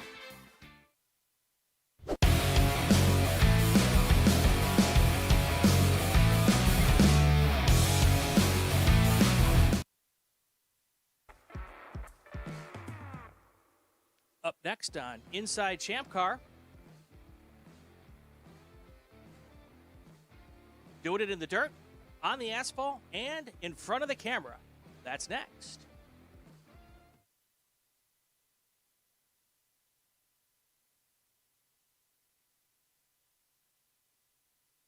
Now, you spend a lot of time on pit lanes and at racetracks with the pros and such. So what's the big there's not really a big difference between the two other than money. Yeah. And skill. Yeah, and you know, the honest truth is, I have driven against Joey Logano and a bunch of the Cup guys. I've driven against Scott Goodyear and Scott Sharp and some of the IndyCar guys from the 2000 to 2010 area. And the front third of this field can compete with those guys. I've driven against them both on a regular basis, and I know what I see. The guys here in Champ are good. The front of this field is a bunch of talented guys. And so the difference is money. The difference is how early you get into it and how much money you've got behind you. And then there's crossover people like me where you race in a series that is technically amateur, but you make your living on sponsorship and stuff like that. So it can be done. Yeah. Welcome to Inside Champ Car. I'm Brian Belansky. And we've got my main man, Bill Strong, is here with us. And that guy, that good-looking guy in the big box is none other than Stephen Cox.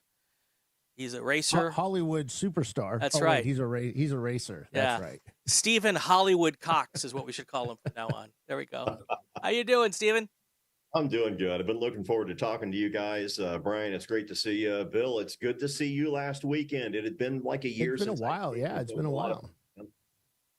Yeah, that was a fun weekend. So we normally start this show with Brian yelling at me, but we're not going to allow that today. What we're going to do is say, how did you get started in this crazy thing we called racing? Well, I played everything there was to play all the way through high school, and I had just a spectacular basketball career because I'm from Indiana. That's what we do, right? And it eventually had occurred to me that at 6 feet tall, I was only going to take this so far. And my dad had taken me since the time I was about 10 or 11 years old every weekend to Paragon Speedway in Indiana, to Lincoln Park Speedway, to the Speedrome, and to Bloomington Speedway. And that was just what we did. That was our father and son thing. And I lived for Saturday night. And when it became clear that, there was going to be a ceiling to my basketball success, then I thought, I want to be an athlete. Right. I want to continue being an athlete and take this as professional as I can, whatever level that may be. And so we went out and started dirt racing. And then I thought, okay, I'm going to reach my ceiling really quick on this, not to mention my financial ceiling because I can't do a sprint car engine. So what do I do now? Well, learn asphalt. That means go-kart racing. And from there, I went back into ovals on asphalt, and it's just one thing after another then. So that's how I got into it. So, you've we see you all over the place. We see you on, so you're racing. Did it lead to your TV job? Yeah, it really did, Bill. And that's interesting. Everybody now, we got 32 million people a year that watch Mecum Auctions and Mav TV and so many other things that I'm on. And people kind of identify me that way, but I was a racing driver long before I ever got my first gig on television. I actually ended up on the first show I ever did was a go-kart show in Indianapolis called Saturday Night Lightning. It was on ESPN2. I got that gig because, remember, just a second ago, I told you that I wanted to move from dirt to asphalt. So I started doing go-karts for a little while. And at the same time, I picked up a job in radio. And then ESPN, lo and behold, they find out. And so I go in and I test and do a screening and all that. And they say, hey, he's not great, but maybe we'll put up with him. Come on, Stephen. And so that was my first gig, was actually on ESPN2's Saturday Night Lightning telecast with go-karts. And Sarah Fisher and Danica Patrick was on that. I was just going to say, wasn't that the show that kind of gave Danica Patrick the spotlight to then? That's what it was. Yes. So it's your fault. I mean, you're responsible. Yeah, I guess I'm partially responsible. Yeah. Now you did go-karts in Indiana. Do you know Mark Dismore? I do. Yeah. Mark's a good guy. Yeah.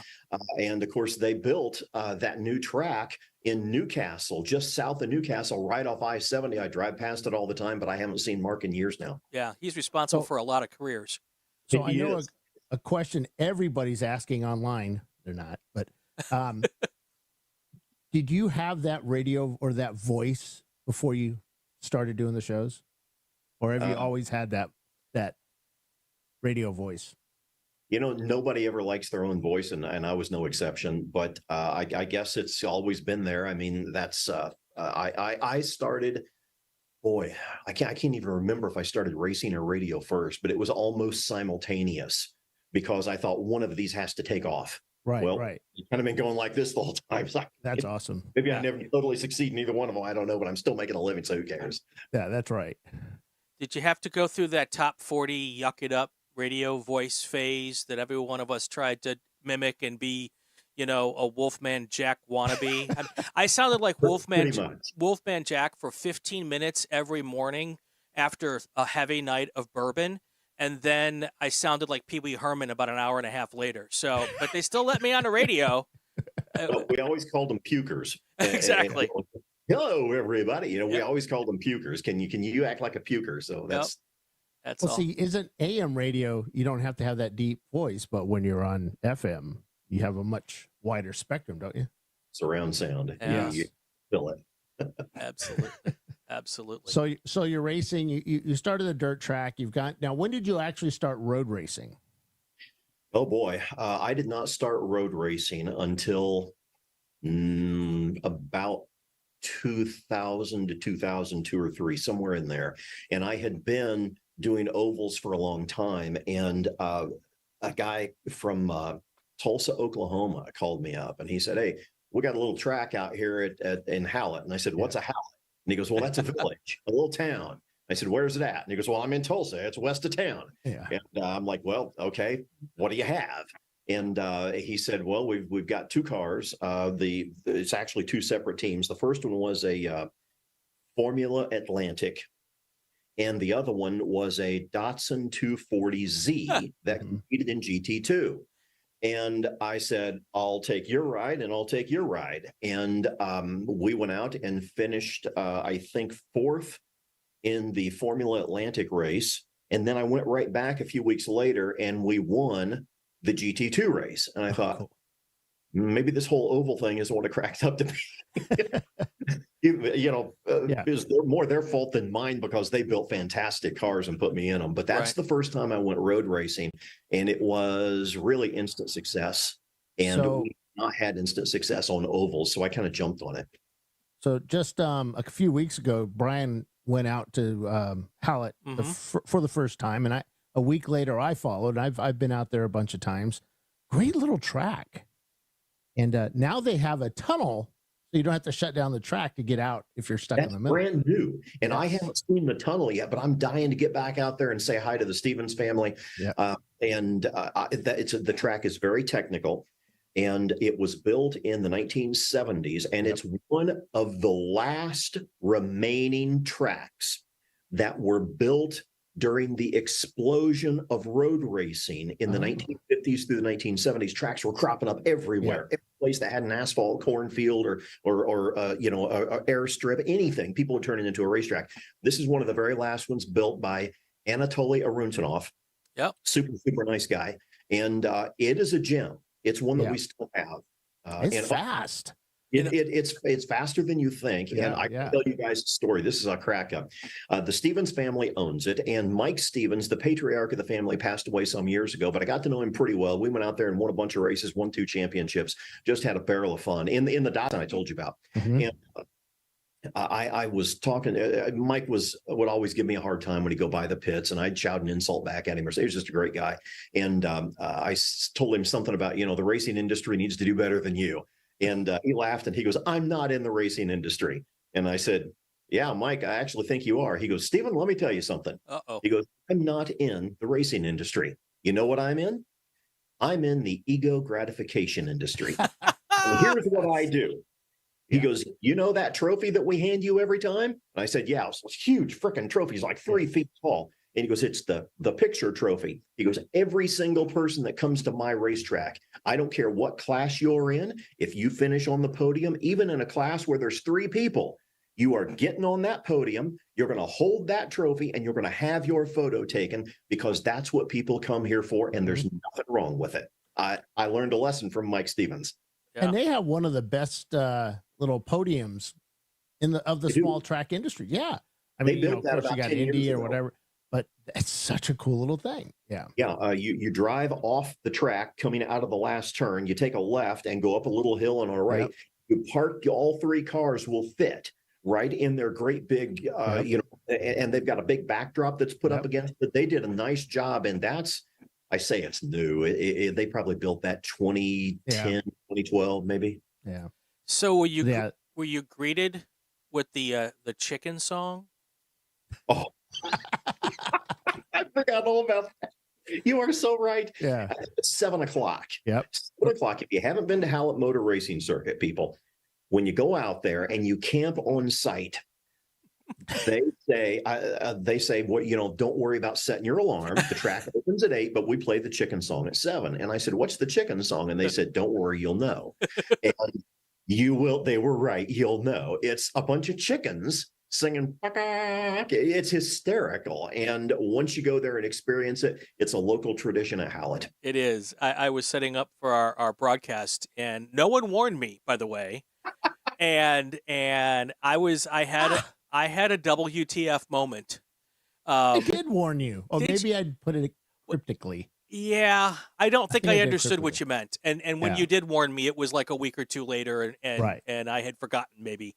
But my gosh, I was like, do they? And then they did it the next day. I'm like, do they do this every morning? And apparently the answer to that question is yes. It's just a slice of motorsports Americana, though. There's nothing pretentious about Hallett. It's just good folks getting together and loving cars. Yeah, it is one of those priceless little gems that if you don't know about it, you'll go your entire career. But I was fortunate though, because that's the very first road race I ever did, and we went back there, and I still don't think I've won more races at any other track in America than Hallett Motor Racing. I bet they've won there 15, 18 times. It's been a lot of fun. They're good people. So you came from first dirt, then asphalt, and then you had really quick success road racing. Do you attest that to the dirt?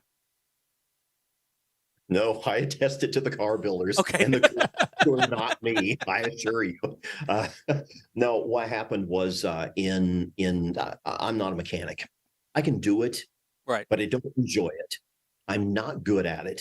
I don't have a depth of talent and skill as a mechanic or an engineer. I'm very artistic, and the artistic end of motor racing is the driving aspect of it. The engineering, the mathematical end of it, the stuff that I'm not good at is being under the car and being smart enough to build a winner. And so I figured that out in oval racing, which I still do and I still enjoy. But I figured out very quickly that I have an open wheel modified. We're running the IMCA series and a couple of other series at the same time. We're traveling all over the Midwest. We would win a race or two in each year, but we weren't over the top. And I thought, I'm funding most of this myself. I've got to learn to raise sponsorship if I'm going to do this for a living. I mean, you're joking, you're kidding yourself. You're delusional if you think you can be in this sport as a professional, or even if it's part of your living and not raise sponsorship. It's not going to happen. So I got to learn to do that. And I also have to separate myself from the engineering aspect of running a team. And as soon as I did that and started aligning myself with the right people, I mean, listen, if you've got Matt Peterson or a Joe Bungert or somebody like that building your car, you're going to succeed. Right. You're going to succeed. These people know what they're doing. Todd Carver. I mean, there's some great guys out there that really know their stuff. And what I needed to do was get out of my own way, put myself in a position to win under good people. And it was instant. And they're pretty good with strategy too. So they're feeding you, info about what's going on, how much fuel you have, blah, blah, blah, this and that. And adjust accordingly. And that all comes back to experience. And if you're trying to do that while you're in the race car, you're not going to be as successful as guys that split up those and have a division of labor within the team. And when I was in my earliest days in open wheel modifieds, and then we went into ARCA trucks, and it wasn't working when I was trying to do too much. Right. I think this is it, guys. When the Martins booked their Verbo vacation home, I got you, Dad. they really weren't looking for much. A patch of grass for... So the question here, John Wittenauer asked, money and skill, which would you rather have? Money. Next question. Well, will money buy skill? Think about that for a second, Stephen. Yeah, I really had to know deal with that one for a while. Absolutely, I would rather have money. I'm not going to name names, but and we can sit down and we could name the names in IndyCar, and you would come up with the exact same names on the exact same list of guys who got all the way to the top of American open wheel racing and made it to the Indianapolis 500, and they didn't do it with talent. Right. So what you end up with is a situation where talent without money is a dead end. In most cases, there's a few guys that still squeeze through, but the honest truth of the matter is talent with money is a dead end. Money with no talent, number one, can put you at a higher level of racing and get you where you need to be. And more importantly, that gives you a chance to learn and become good, even if you're not. And without money, you aren't going anywhere. So my answer is money, and money.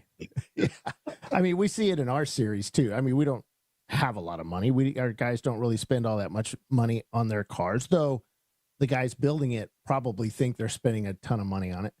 But we have so many drivers that I see out there that are really, really good. And if they did have that little extra bit of cash, well, no, you have to have a lot of extra cash to move up, because that little bit will get you a little bit further up, and then you just got to go.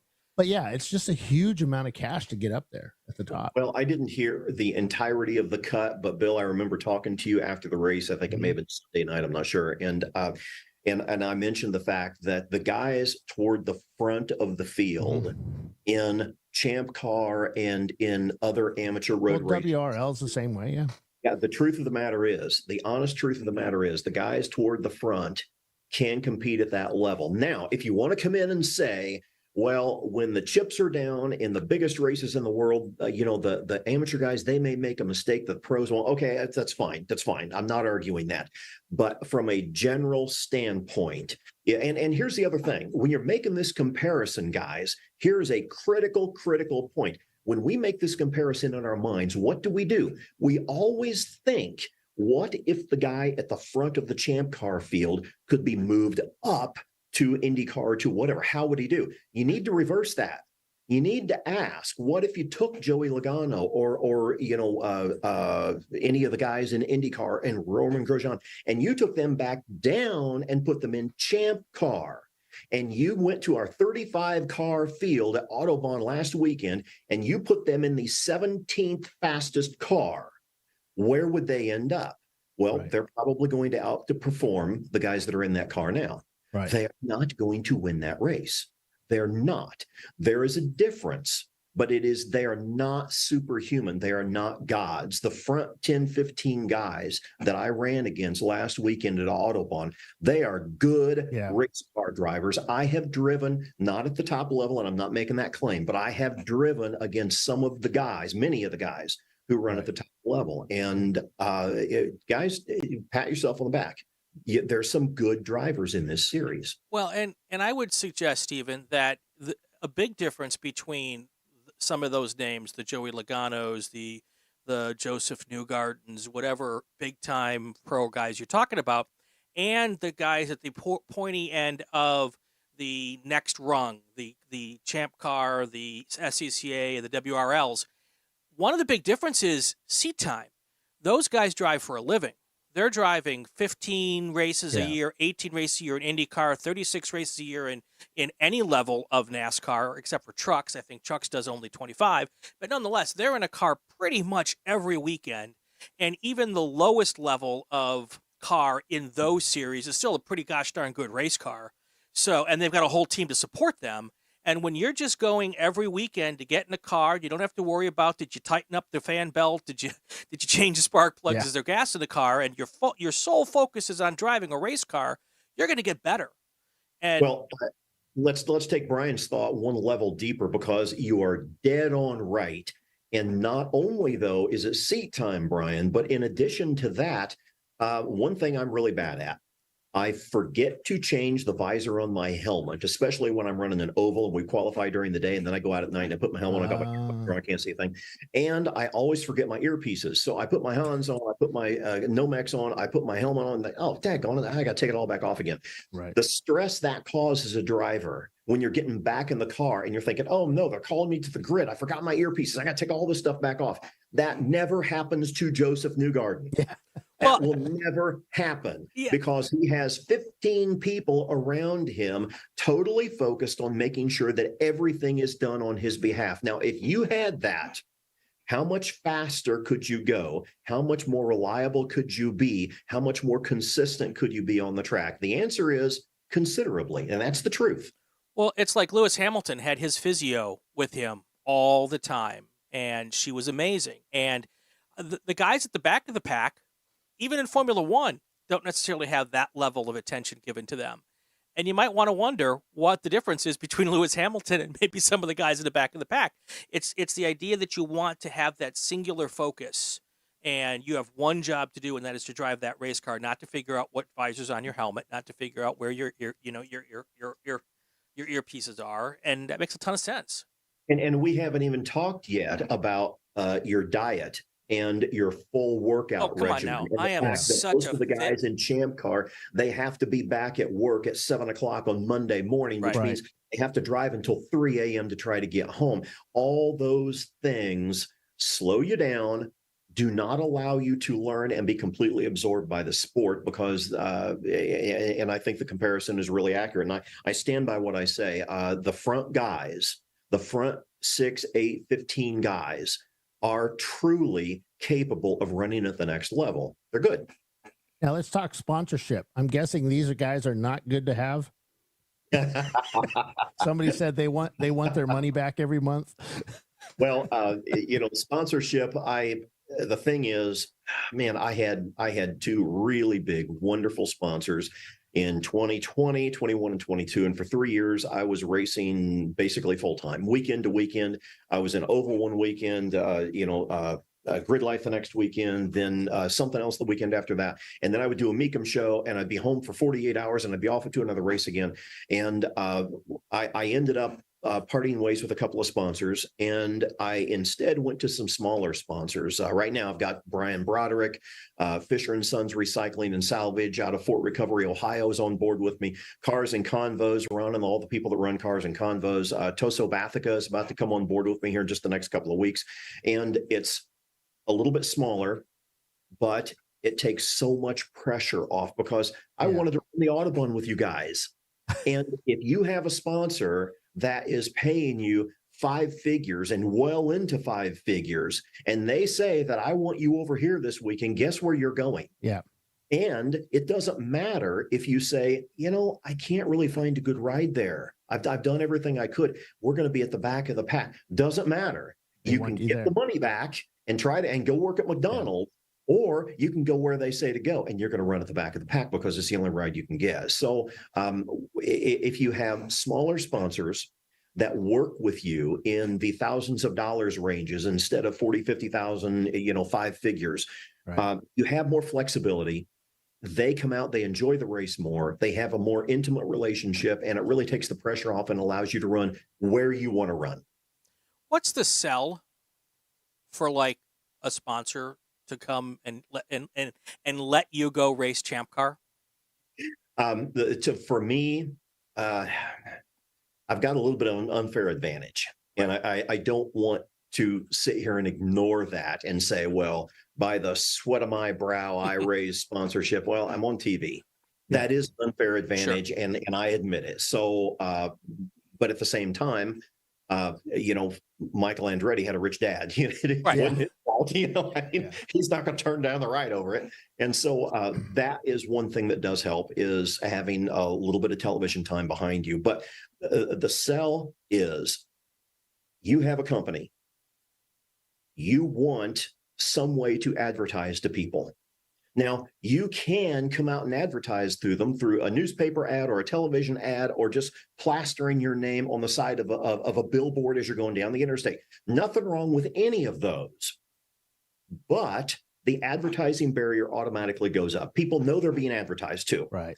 But if you go to one of my sponsors and they're carrying pictures of my last race, now that advertising barrier where it's like, okay, I got to sit here through another 30-second ad. All I want to do is watch Magnum PI or something. You're automatically routing around that. Now you're producing content that viewers will go on the Facebook page or the Twitter page or whatever of carsandconvos.com or Toso Bathica, and they'll go to that page because they want the content. Hey, how did you guys do last week? Oh, I can't believe it. You blew out the diff when you were running fifth. That's fantastic. Maybe you'll do better next time. Now they're involved in the story, and they're spending the same money. And now the people from Fisher & Sons Recycling, or Brian Broderick and his son Taylor, they came out last week, had a good time with me. So they can enjoy what's happening. They can have content, not ads, content that's of interest and a storyline that is on their social media pages. They can enjoy what's doing and enjoy the competition themselves, and they can route around the advertising barrier that consumers automatically have when they see an ad. So that's my sell. Right. Yeah. And today's day and age, it's so much easier in some respects because it's easier to make the content.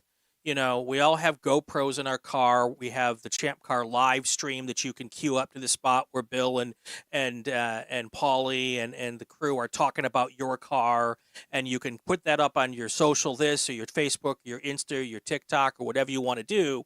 That wasn't the case when I was doing this in 1988. I didn't have anything. I had to see if the Elkhorn Independent weekly newspaper would run an article about me for the 4,000 people in my town. Everyone who knew me didn't care about my article, but that was my sell. And now we've got all these different options. You can go home after you're done, put together your 30-second or your minute or your 5-minute video, and then you can tag all of your sponsors, and that instantly gives them value. And that's something that it's a lot easier to do if you have the time and the energy to go and do it. Well, tell me something, guys. What are the Gulf colors? Just tell me what they are. Yeah, blue, orange. Oh, the Gulf. There you go. Yes. You know when that car ran? 50 years ago. I know. Yep. And we still, to this day, know exactly what those colors and what that livery looks like. Now, I challenge you to show me a billboard that in the year 2052, people are going to look back and say, oh, I remember the color of that billboard. It was the most beautiful thing. It's not going to happen. It's not going to happen. We're bringing something special. So Champ Car guys and all of my colleagues, when you go out to a race, if you're serious about moving forward in the sport and getting a little bit of support on your side, don't you dare show up without somebody being a designated photographer. You need to walk out of there with 300, 400, 500 photographs. And even the worst photographer in the world, if you throw away the worst 300 of them, you got 40 that are pretty good. Yep. And those will serve your sponsors for many years to come. The Gulf colors are still advertising to this day, 50 years later. Well, so they're still a company because we have a golf station. Yeah. I'm in Central Virginia. We have golf around here too. So. Yeah. And the other thing, that's a perfect example. And the other thing I tell people is that, racing enthusiasts, fans, participants are horribly brand loyal. When I go to the grocery store to buy laundry detergent, I still buy laundry detergent that comes in an orange bottle. That your mom bought. That I started buying when I went to college because that laundry detergent was on the front of a cup car. And to this day, that company, can I say it, Bill? Sure. I buy Tide. Okay. And Tide hasn't been in NASCAR in 15, 20 years, but I still buy Tide. And it's just that brand loyalty that enthusiasts of motorsports, because we understood the sponsorship game as fans long before the sponsors understood the sponsorship game in racing. We knew that if we wanted our favorite drivers to go out there and race, we had to support their company, the stuff on the front of their cars, and that still holds today. And people will, when I go to VIR, for instance, there's always a car there that has this local pizza joint. From Danville, and I try to get there at least once a race weekend to buy a pizza. I like pizza, but I could also go to the Hut or any of that stuff, but I chose to go to this local thing, and that's the way racers are. Well, if we don't do it, nobody else is going to. Right. And, I always tell people during sponsorship pitches that if you have a billboard on the side of the road, you drive past at 70 miles an hour, you might miss it. But if I have my billboard and I blast past you at 150, you ain't going to miss it. Yeah. So yeah. Well, let's change the subject a little bit here. Stephen, we have a big change coming soon. Not necessarily what, us gas loving guys like. Oh, okay. Now I know where he's going. Yeah. We're being required to move to plug-in cars, things like that, alternative energy cars. Do you think this is having an effect on racing now? Yeah, unfortunately it is, because Americans have forgotten what made them Americans. Being criminal, treasonous, rebellious traitors is what made us Americans to begin with. Have you ever read a freaking history book? Yeah. We need to learn to disobey. So whenever somebody comes up and says, you're going to drive the car I say that you're going to have to drive, we need to be prepared to say no and simply violate the law. No, oh, you can't say it. I just did say that. Yeah. We need to be prepared to say, no, we're going to drive what we choose to drive. I don't care what you say. You can write anything on a piece of paper you want, and we will disobey. And secondly, we also need to remember that to a great extent, this is a massive con game, and we can look at electric race cars to start with.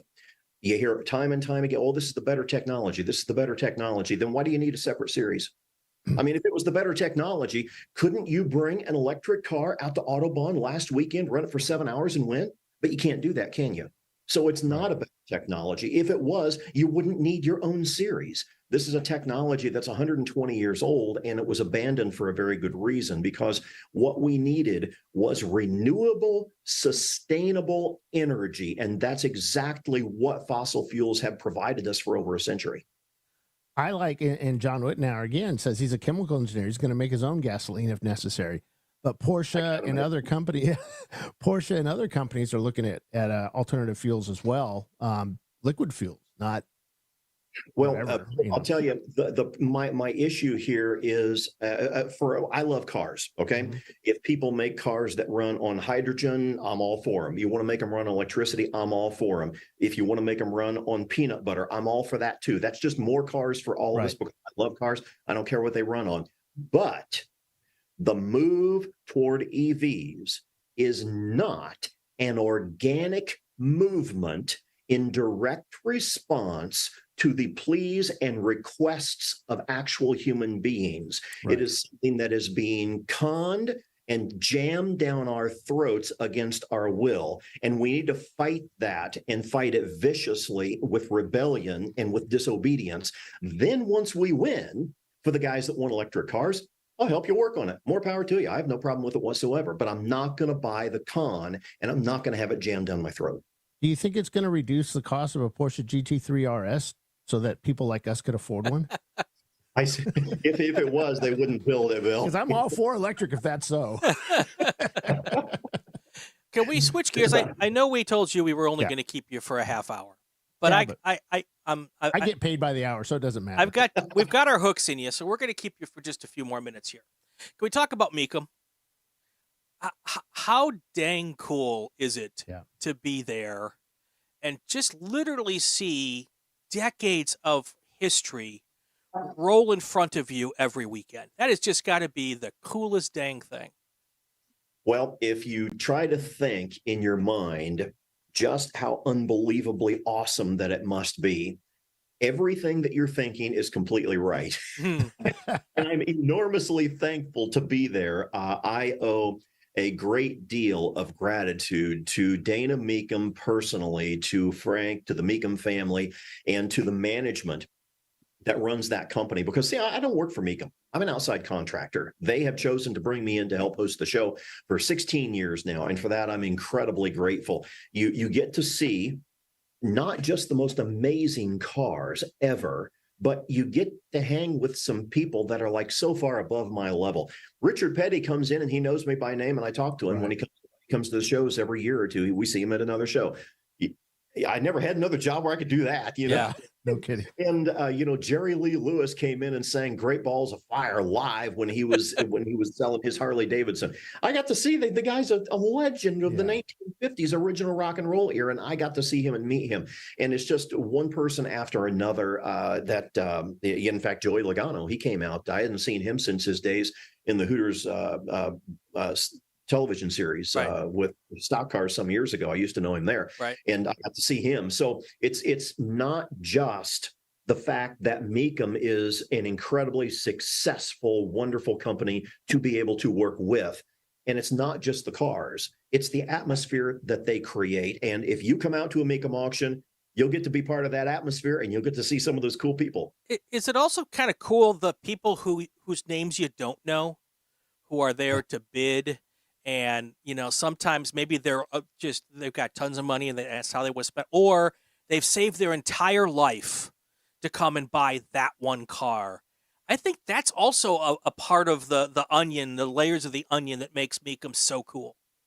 Well, you're right. See, there's three types of buyers that come out to Meekum auctions. Number one, you have dealers. And there's some dealers there, and they don't get a lot of airtime, and they don't want it, but they're there, and that's fine. I mean, we're there for them too. Sure. The second thing is people with enormous, insane amounts of money that they don't even know they have because it's all lost into the couch.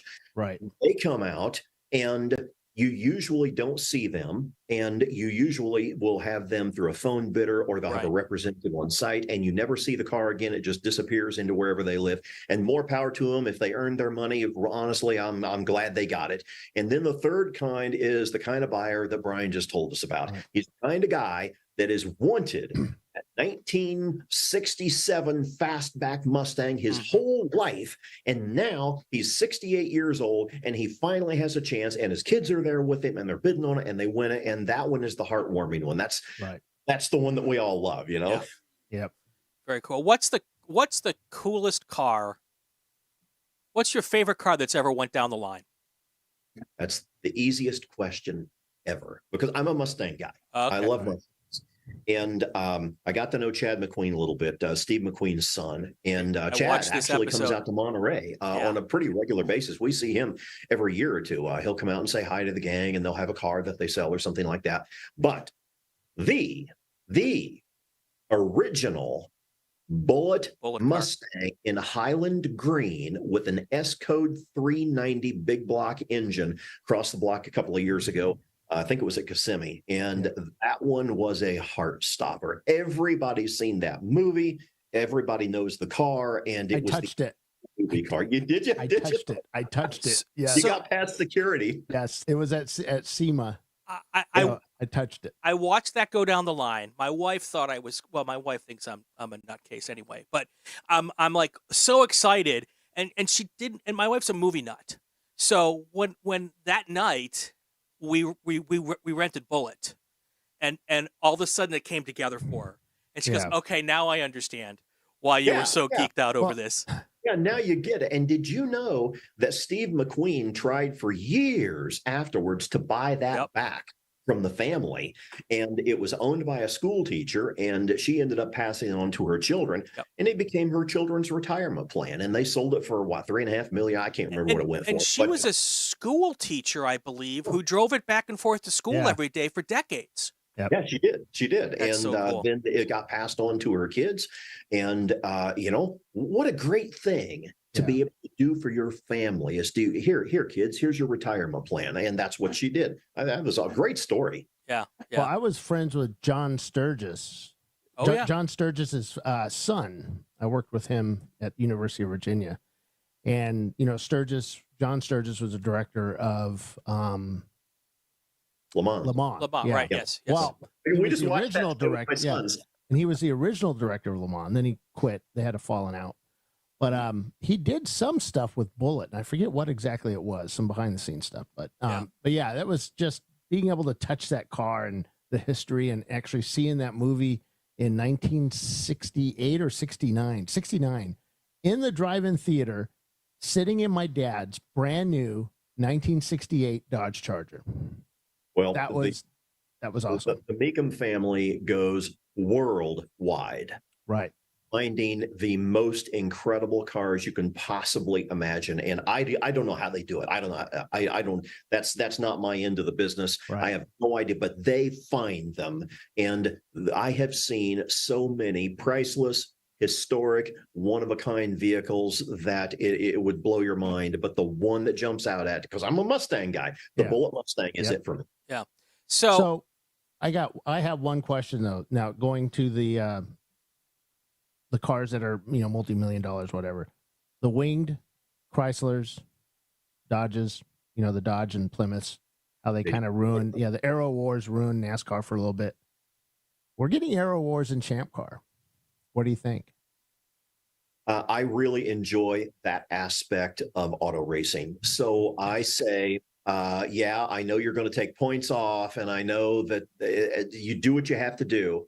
Just don't outlaw them, because every car has two kinds of grip. There's only two ways. Yeah. That and a physical object stays on terra firma, planet Earth. Only two ways. Number one, by mechanical grip, which is the actual rubber touching the asphalt with mechanical grip. And number two, it's the air pushing it down. There's no other way that an object stays on planet Earth other than gravity. So when you add that aspect to Champ Car, it matters at the bigger tracks. And I don't know if Champ's going to Brainerd this year. That's not the point. Stay with me. They got a big long straightaway there, and you have to make up your mind. Do we want to trim that out? I was with Matt Peterson at Gingerman 6 or 8 years ago, and I told him, I said, Matt, if you will trim this the rest of the way out, I can get you another half second. I can guarantee you another half second. And he said, no. He goes, no. He goes, we got 5 guys on this team, and we need to keep the car pinned down just to have a baseline for everybody. I'm like, okay, that's fine. But you never have any of those discussions. You never learn any of that stuff. And you never have the enjoyment of going out and saying, we did this too much. We had to take some wing out. We're out 3.5 miles an hour on the straightaway. This is going to kill us. You lose all that with no arrow. So my vote is you keep it. See Indiana Jones and the Dial of Destiny with a free Fandango movie ticket when you spend $35 at Applebee's. Give 'em hell, Indiana Jones! Indiana Jones and the Dial of Destiny, only in theaters on June 30th for limited time at participating locations. Tax and gratuity excluded. Indiana Jones and the Dial of Destiny, rated PG-13. Yes. I like your gravity. I mean, that's my new selling point. If you need extra weight in a car to get the thing to stick, just put me in it. I can help you with that. I can help you with that. So, all right. So before we let you go, Stephen, I just want to say, if for some reason God robs you of your voice just temporarily on a Saturday morning at a Meekum auction, call me. I will drive, fly, take a rocket ship. I will walk 500 miles. I will do whatever I have to be, because I would be more than happy to be your super sub. You are on my list, and I'll put you I'll move you to the very top, because it's a long list. I was going to say, I'm sure I'm one of about 700 people who have volunteered to do that. Can I say a couple of good things about Champ Car before we finish? Please. Yes. No, please. No. All right. I can't hear it. You're recording, right? So we have record of this. First of all, the 5-minute pit stop is the greatest blessing ever. It's a brilliant idea. Thank you. Secondly, putting drivers back in charge of safety is a big thing. We have been in such a fanatically authoritarian universe, and we're raised in that from the time we're in school, that we don't know how to function on our own, when that's exactly backwards. A racing series is not a master, they're a servant. They're there to do as they are instructed, to serve the people that they're holding a race for. And it is a huge compliment. Drivers should be in charge of their own safety. No one else. No one. And what ChampCar has decided to do is to say, drivers, we're going to be a servant. We're putting you back in charge. You inspect your own material. Yep. You inspect your own helmet. And if you're satisfied and you tell us that you have honestly looked at your safety gear, we're going to take your word for it if you fill out an affidavit. That is a massive leap forward in intelligence, in integrity, and in rules making for all of auto racing that a lot of other people can learn from. And I love the fact that ChampCar is not afraid to reach down market, because we have other series out there in the amateur endurance racing categories that are reaching up market. Let them. Yeah. I love them. I love them. I got nothing bad to say about them. No. I love for them, but don't be afraid to reach down market. ChampCar is saying, you know, if you've only got a 4-cylinder, it's a beat up Miata and it's not very fast, we have A class and you are going to be able to go out and have fun. Yep. So I have nothing but good things to say about ChampCar, and thanks for having me on. Hey, thank you, Stephen. Well, that's a good way to end things. Yes, it is. Did you pay him for that, Bill? Nah. Well, the check might bounce. All right. So, Stephen Cox, thanks for Stephen. being with us so much. We really appreciate it. We're going to go and listen to the Winner's Circle interviews from Autobahn. And then when we come back, I'm sure Bill has something else that we should talk about. Stay with us. This is Inside ChampCar. We'll be right back. That was a great interview, wasn't it? I enjoyed that interview with Stephen Cox, a longtime racer in the ChampCar Endurance Series. And so, yeah, getting ready to go back to green here shortly. And just douse that video. Get that down. There we go. Yeah, drivers returning to their cars, as you might have seen in the picture-in-picture view, as we're getting ready to bring the field back out. Well, they're already out, I guess I should say. They are on the front straightaway. The pace car will lead them around the racetrack, and we'll be back to racing here shortly. Yeah, the drivers are starting to return to their cars. You see people suited up and headed out. I don't really see any helmets on, but they can't crank the cars until, right at 12 o'clock. So we've got about 5 minutes, but we are seeing drivers getting to their cars and kind of getting things situated for a restart. There you can see the standings. Pinky's out, leads, Prefect in third, Running Bulls fourth, and LS Racing fifth overall standings. And, of course, C-Class really dominating the weekend here with 2, 3, 4, 5, 6. The top 6 cars, all C-Class. Madwag leading A-Class. Let's see. We got B-Class being led by the Prancing Burro Racing Team in their MR2. I guess that's a Toyota or something. I don't know. MKD is the leading D-Class. F-Class by Open Throttle Racing. So, Tiffany, you've had a chance to catch your breath, grab some lunch. Got to rehydrate a little bit. Rehydrate and rethink about, playing in your mind. What do you think? What do you think about your time out there today? Then you said, obviously you had to get your bearings and everything. But as far as driving this track and the overall experience, what was, maybe the top 2 or 3 things that stuck out in your mind about racing out here this weekend? Well, I really like this track. One of the things I like about it is there's so much runoff room in so many areas that it just really feels like a safe place to drive and to push the car, There's lots of grass. There's not a lot of guardrail in places that are, it's got runoff, and then it's got tire walls, and it's got sand pits and stuff like that. So if something went bad, you have a place to go and then to bring the car back on track. So that's one of the, that's not usually the first thing people talk about is the safety, but I feel like you can have more fun when it's a little less, Mm-hmm. You don't worry about getting hurt, If something goes badly, you're on, it's racing. We're not on the course by ourselves, we're on there with a lot of other people. So, that we can't control. So I like a safe course, and it's got a technical bit to it, and it's but then it's also got your high speed, gut check too, coming down that back straightaway with that little kink. You could see some people be more hesitant, and others just flat out killing it, and see cars on like two wheels coming through there. I'm like, yeah, I'm not doing that. That's not going to happen. Not today, at least. Right. Right. You gotta decide how much risk you want to take when you're out there, and some people are willing to really put their necks on the line. I know there's been times in the past, I know that feeling of being willing to do that, and other times it's no, I really don't need that. I don't need to do that. So, yeah, it's kind of one of the nice things about the freedom of the risk series. Reward kind of thing. Yeah. And then, it was this morning, I really felt rusty, because all these drivers, I would say most of them drove yesterday. And quite a few of them also did practice on Friday.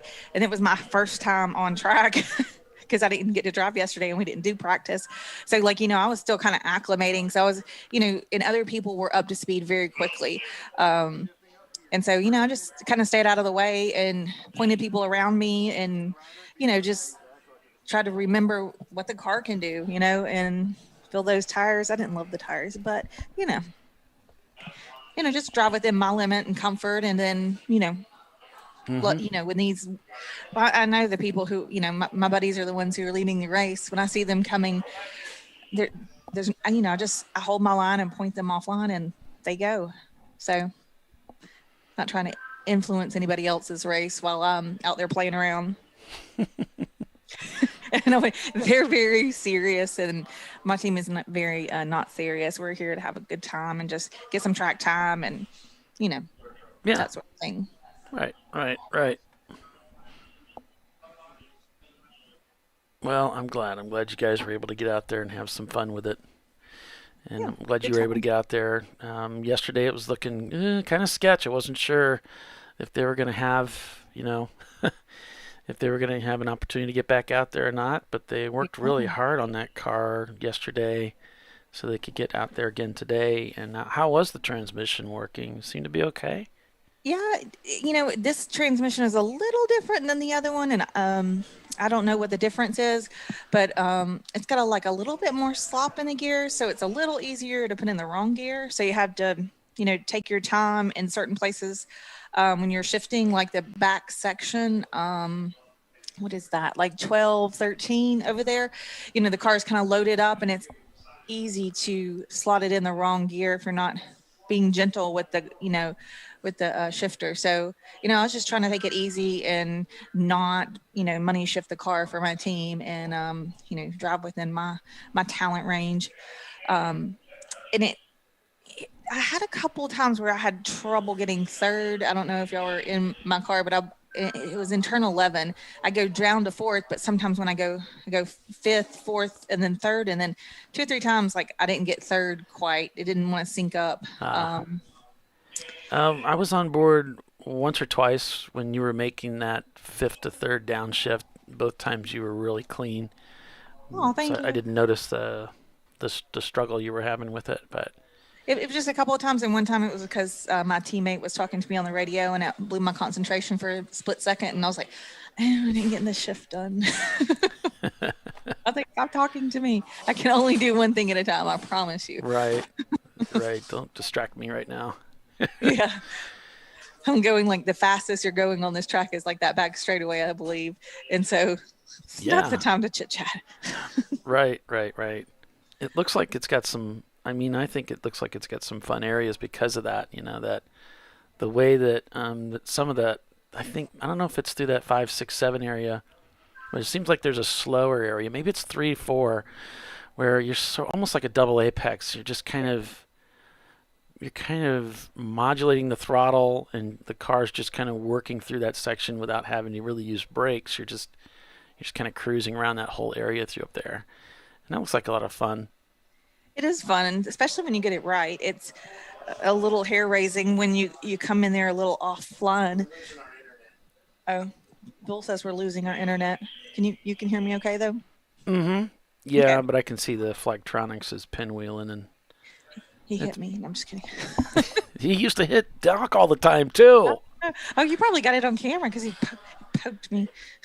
He used to hit Doc. So be careful. Cars are rolling. He's not on. I can't hear him. Okay, so he put the camera that was in the 186 into the 146. So the Okay. second place car. All right. Yeah, I had to replace some parts in it, and by the time I got down there, it was well. I'm not walking all the way down there because This is a fun course, but if you watch ChampCar.Live a lot and you race with our series and you look in our top 15, you're going to see a lot of familiar names, and it really shows out there that there's a lot of teams here that have done a lot of racing with ChampCar. They've got a lot of experience. Their cars are fast and dialed in. Yeah, a lot of experience out there.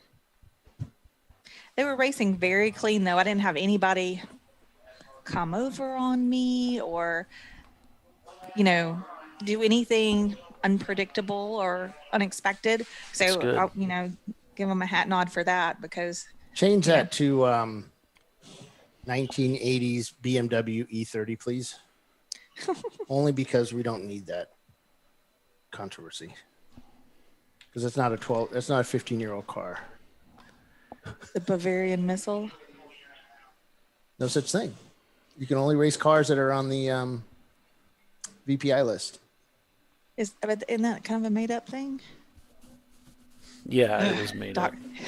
No, it's other members have said that. I'm just tired of getting those emails. It's car. He has its car 2 of 146. So that's why he put 2 146. It's not 2146. Okay. That's okay. I changed it because I want to keep Bill happy. It's important because then BMW E30. He'll pout if I don't, and I know.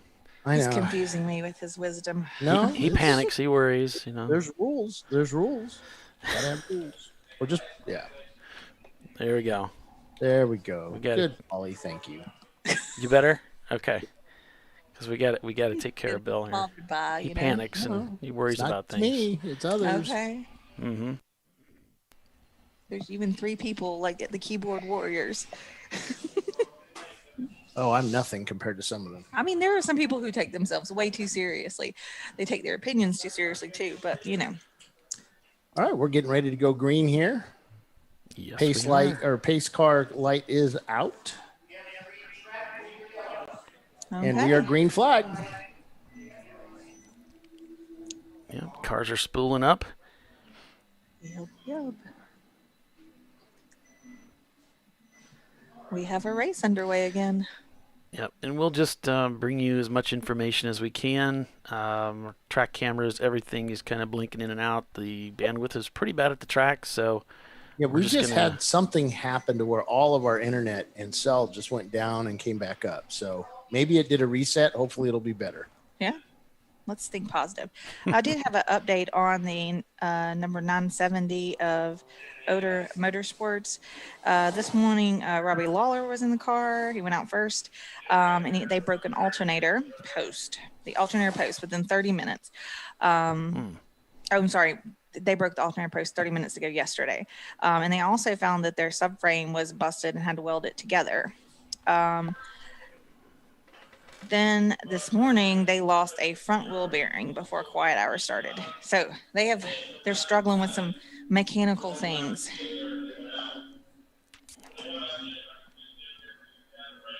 Hey, Paul. Yeah. On your track cameras on the cache or whatever it is, do you have that on like really high? That's why it's taking so long to get to us? Let me check it.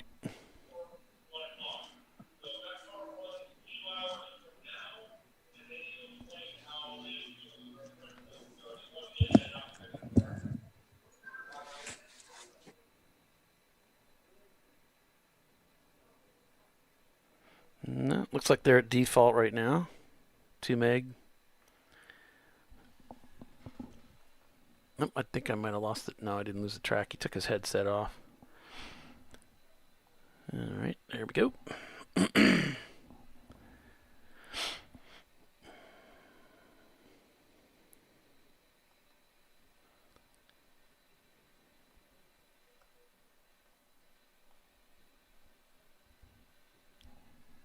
Okay. All right, so we got the official start time, which will be 12 noon for stints. Let me get my... So 12 noon. My hub's just sent me a picture of some ribs he's about to throw on the smoker. I'm ready to go home now. So 12 noon is the official start time for stints. 12 noon.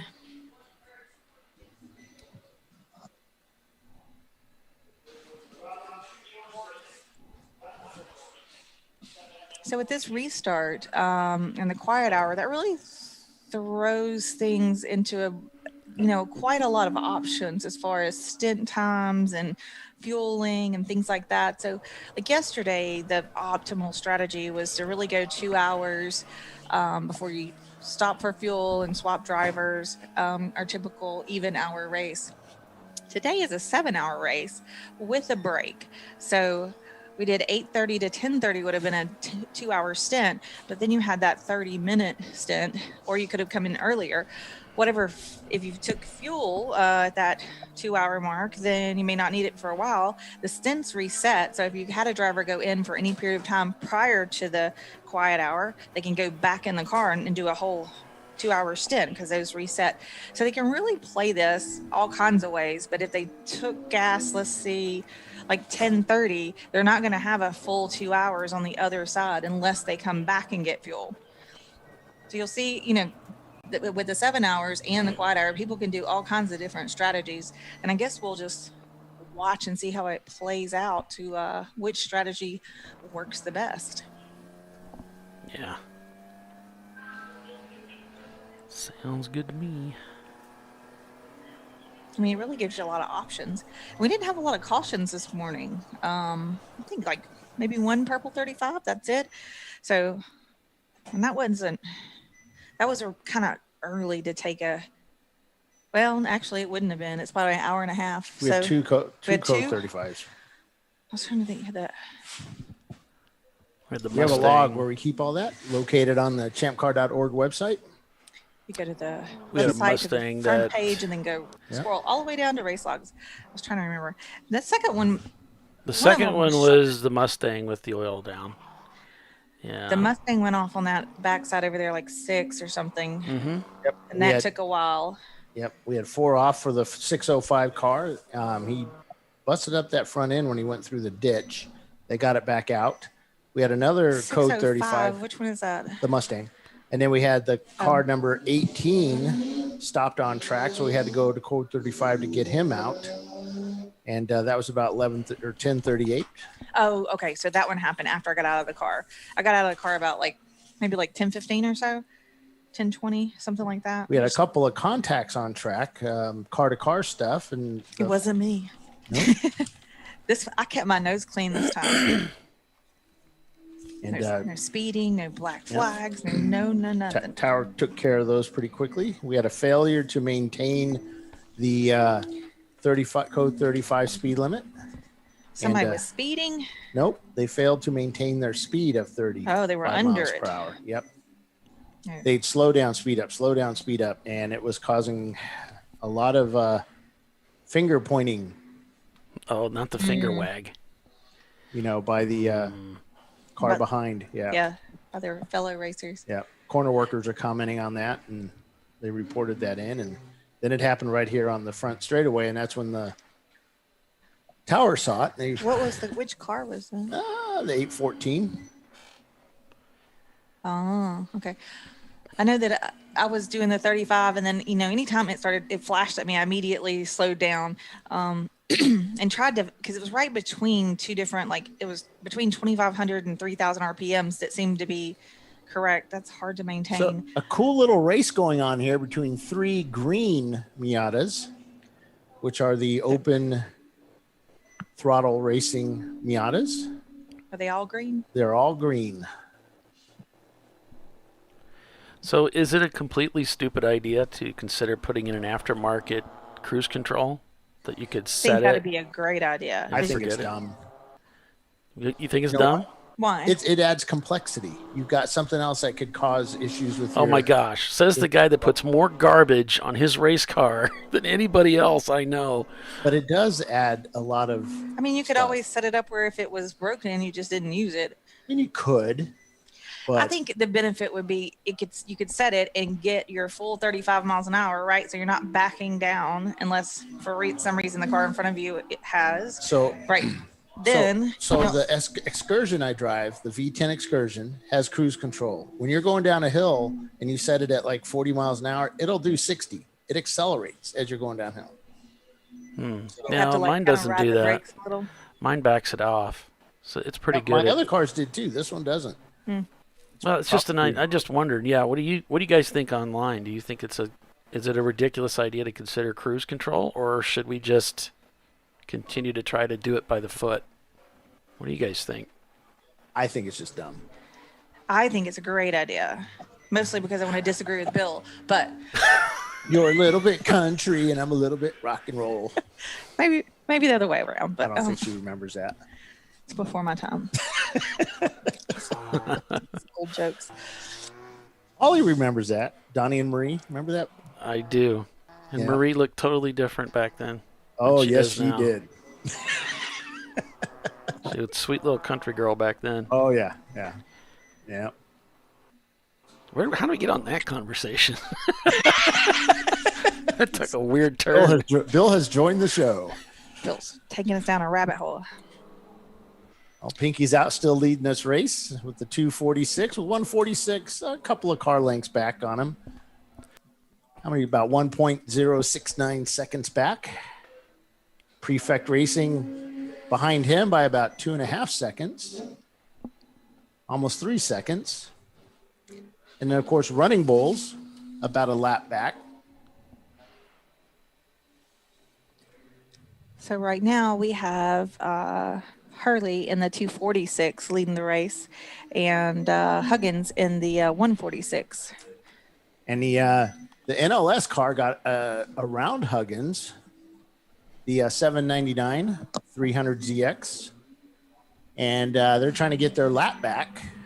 But that's also, it seems like it's slowing up Huggins because Prefect actually made up some time there.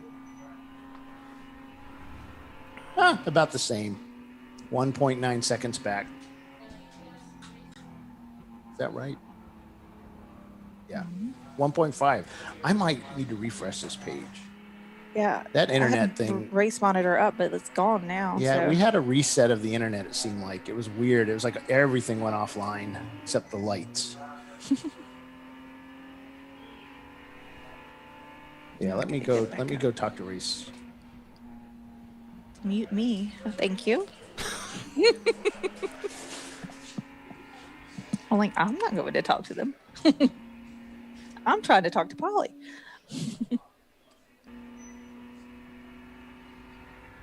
Running Bulls in 4th place. That car looks stout out there. They were going through turns and you could just see, there's a very serious slide going on, and just the driver was just managing it beautifully. I was like, above my skill set, but you could tell he had a comfort with the car and the track for sure. Yeah, I think Andrew Sides was in that car when you were out there. Okay. That would explain a lot. We got a list. Wait a minute. We got a list from Michael sent to us. To go back and look for it here. He was kind enough to send us a little list of his drivers, when they're going to start, the whole deal. Nice. Here we go. Looks like Ed Royal's in the car right now. And then it'll be Michael himself will get in the car. And then Mike Merrill will run the final stint. Are you planning on going back in? Probably not. I told my other, with the shorter race and everything, and I did a full stint this morning. I was like, they could just divvy up the afternoon. They don't have far to go home, but I'm going to sit here and harass Bill, which is my favorite pastime, and hydrate. And then I'm driving back to Birmingham. It really rounds out the weekend, doesn't it? It gives you that full experience of fun for the weekend. You go racing, you give Bill a hard time, and you go home a satisfied person. I like being harassed. You just go home feeling satisfied. Like it's like that was a good weekend. Yes, and I just cry all the way home. Yeah. Oh, Loney, you love the attention. Just cry all the way home. I just have to remember when I'm leaving here, there's a road that winds off, and I'm supposed to go to the right. Last year, I accidentally went left, but I saw an opening, a little dirt parking lot, and I said, I'll just fly through there. You can see everywhere. So I'm just going to go through there. I did not see the big hole. Oops. That I hit with my Ram 2500 and got airborne. It was awesome. Did you see the Alpha in the parking lot that probably hit that same hole? I believe so. Yes. He had 6 inches of mud on his front splitter. I think that is the RX-7 guys. Yeah. I wasn't going to call him out particularly. No, but that's pretty. Yeah, he's proud of that stuff. I talked to him earlier. Yeah, I think their head gasket blew, so they're done for the day, and they were headed out. I was going to say an RX-7 with a head gasket, but I forgot. It's a GM V6 in it. What V6 is in it? Out of what? A GM, like a 30-something hundred. Multicam. You know those cars, don't you, Paul? What was in that? The GM GMS. Yeah. I don't know. It was like a 3600 V6. I thought you were going to say like a Camry motor or something. No, it's a Camry. It's like a Pontiac, something or another. It's a good little engine. Okay. I had a couple of Pontiacs back in the day. They were not good little cars for me. So I had a Pontiac Firebird 67. I had a Pontiac Firebird too, but mine was 87. Ooh, I like those. I sold I those thought it in was 88. the coolest thing that ever they were. existed because I was in high school and I had like a cool car, All the boys probably like that. She drives a cool car. Yeah, I loved that car back in the day. And then it burnt to the ground. We had a bonfire? No, it kept having electrical issues, and finally it had the last electrical. It would eat alternators. Every 6 months, I'd have to put another alternator in it. Finally, just whatever electrical problem was going on, finally caught it on fire and burnt it. Do you have all kinds of stuff hanging from your rearview mirror? I mean, I was a high school student, so yeah. Right, you just got to have a bunch of crap in the 90s in high school, Paul, what kind of car did your kids have when they were going through school? My kids? Yeah.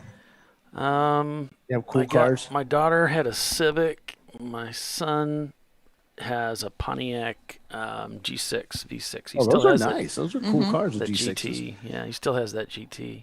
It's actually in my driveway right now. When they first came out, he got a rental one, and he was using it for the track day for the HPDE. Oh yeah. And the suspension on that coming out of Hogpen. There's like 3 feet between a tire and a fender. It was awesome watching him go around the track.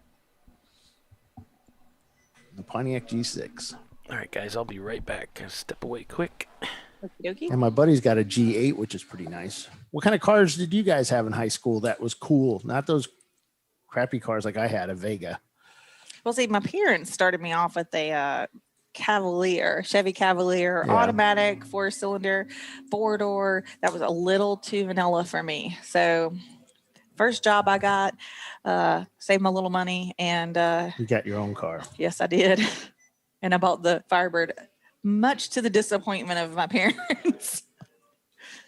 They were like, "You did what? You sold your car?" I'm like, "I did. I sold it and bought another one," and they found out about it afterwards.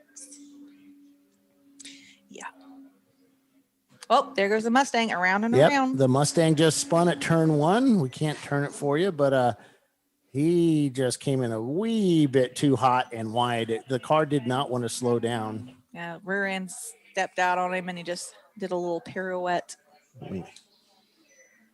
sitting off track now in the grass. I mean, that didn't look terrible, so I would think he's just got to wait for traffic to get cleared, so maybe he can. That's the 600 Mustang. Get back out. There's a lot of traffic coming right now.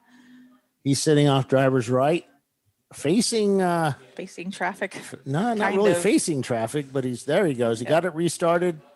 Where you could see, He didn't do the required Mustang burnout upon spinning it out. Bernie says he had a 1967 Mustang GTA 390 auto. I don't know what some of those numbers are, but I do know what a Mustang looks a little bit. What year? 69? 67. 67? Yeah, my first car was a 68 Dodge Charger, but not the cool one. No. I had one with a 318 with three on the column. Oh, is that the 3 on the tree? The 3 on the tree, yeah. That was my dad's car. That was my until I bought my own car. Yeah. Yep. That was back when. Did your parents have like a lot of cars? Mine only had one car, and then they bought a pickup truck. Oh, they had in the 70s. Each of them both had a car. Yeah, my mom didn't work, so she didn't have to go anywhere. And Dad had a company car, so because he traveled for work a lot. So he was out of town during the week. So Mom definitely had to have a car to, I mean, not like she picked us up at school. She was like, yeah, it was to get her. Your butt is walking to the bus stop and riding the bus like a normal 80s child. We didn't have buses. We had to walk to school, ride our bikes to school, or walk uphill in the snow. No, both San ways. Diego. But yes, in the snow both ways in San Diego. No, it was we only lived like maybe a mile from the school, so it wasn't all that far. And I was a runner, so I just run to school anyway. So yeah, our first house when I was in elementary school, got a little tire smoke there. Yeah, Huggins the 246 and the Prefect Racing side by side going into one. Dicing and Huggins on the inside. He almost doesn't make the turn. That causes Prefect to actually go a little bit wider than he should have, and they both slow down to almost a stop as Huggins pulls away and takes the lead over the Prefect Racing. Let's see if they make that pass stick. And they come out of the forest over here on the other side. Or not takes the lead because the 246 is in second place. Yeah. Yeah, the 146 is in the lead. Yep, 146 is in the lead. Yep, and he's way ahead of everybody there. He is checked out. When I was out there, those two cars were running right together. They were just moving through traffic together. And I think that's kind of what happened. They got stuck, and the Prefect Racing makes a pass on the 246 going into turn. Let me get it right. That's 10. 10. Going into turn 10. The back straightaway, that little kink Huggins there. breaks late, tries to get it back around him, but isn't able to do it as Prefect Racing pulls away. But he just didn't have the traction coming out of there like Huggins did, and Huggins is able to pull back up onto his bumper as the 246 just is lockstep with that Prefect Lexus SC300F, whatever that means. And they're coming into the corner 14. I think it means fast. Yeah, F for fast. It is fast. The 146 crosses the start-finish line. And it's a drag race down the front straight as Huggins is right under the rear bumper of the Prefect Racing as they go into turn one. Huggins goes to the inside. Kind of make the same move again. Kind of a same move, is side by side with Prefect Racing as they go through turn two into turn three. But Prefect Huggins had the line, but he did. Prefect pushes his way through. That was a pretty darn good little race there. Yeah. They're racing hard, but giving each other room. Yep. And that's kind of fun, Yeah. I know that John Hurley is in the 146. In the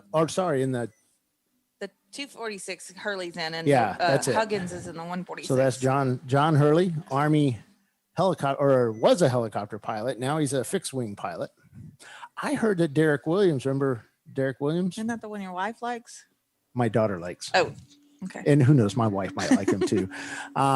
He's now become a fixed wing pilot.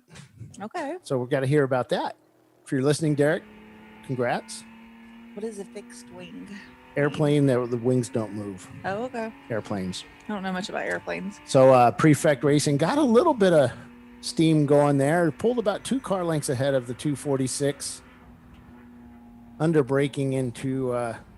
I need to move the chair away from that map. See, thanks, Steve. Jared Carey is in the 436 Bliss Racing red Miata. I think that's what they are, a Miata.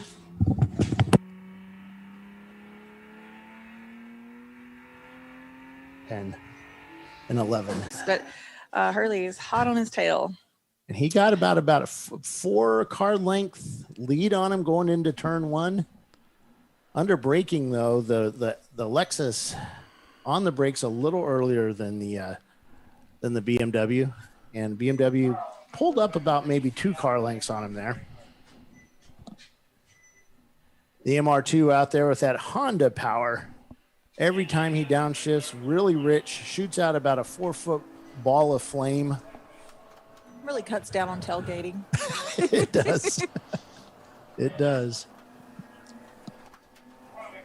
Beware, I will shoot fireballs at you. So it looks like one of the Miatas in turn 12 spun. Oh, there's a bunch of smoke up in front of the Racing Heroes car. Yeah, I think that's from the spin.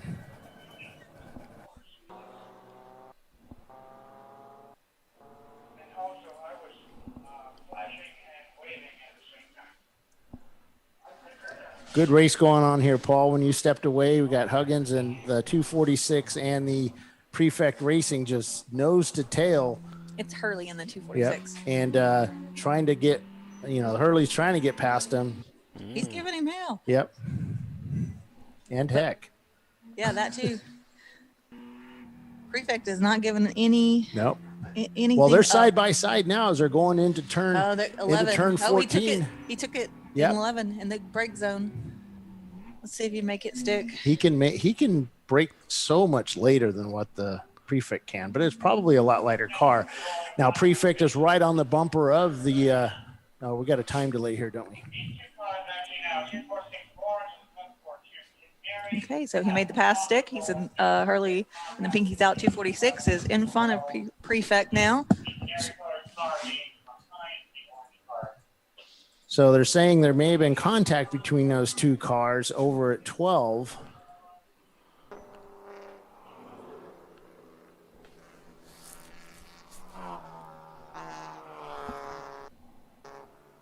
And 742. Lori said she had a 1970 350 Nova. Oh, yeah. Sweet. I had a 73 hatchback. I used to race it. It was drag racing. Yeah. Race it and drive it to school? I drove it a little bit to school, yeah.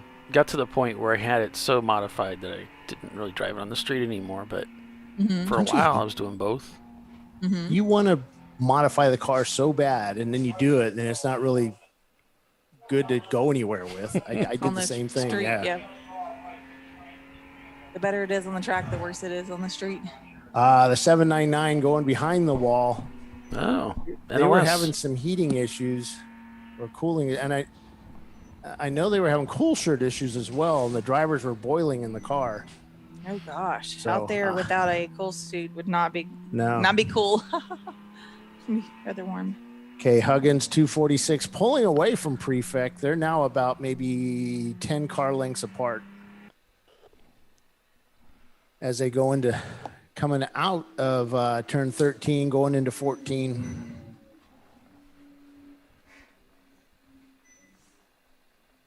That was some exciting racing if you were here watching it.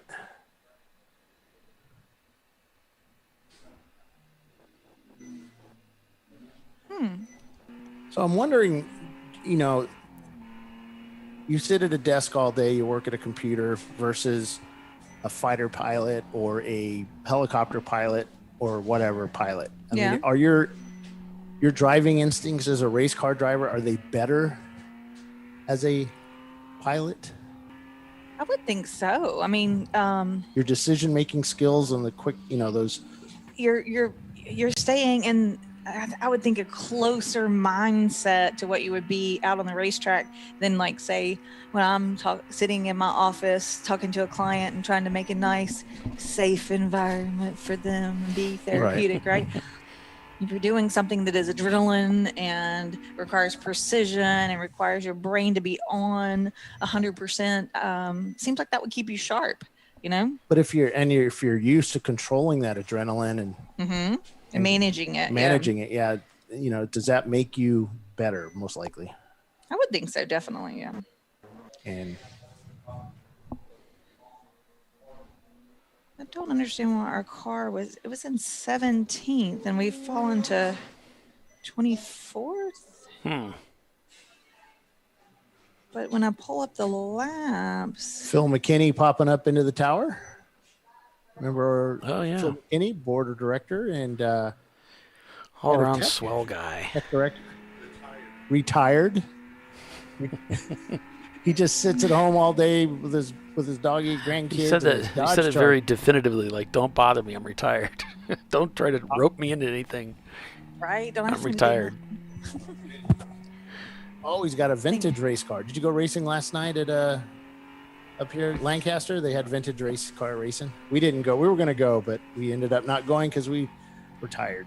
6:05 is at pit out, getting ready to head it back out on track. Phil was actually on the board when I first joined. Yeah. Yeah. Eons ago. Super Truck Series. I go work with him. At the end of this year, there's going to be 2 board seats coming available. There you go, Phil. Would you like to say hi to Phil, Paul? Yeah. Hold on. He probably doesn't want to say hi to me. So great. You thought you were retired. We roped you into something, Phil. How are you? Doing good. How are you? Doing good. So, you want to try out for the board? You could get back on the board. We got those openings.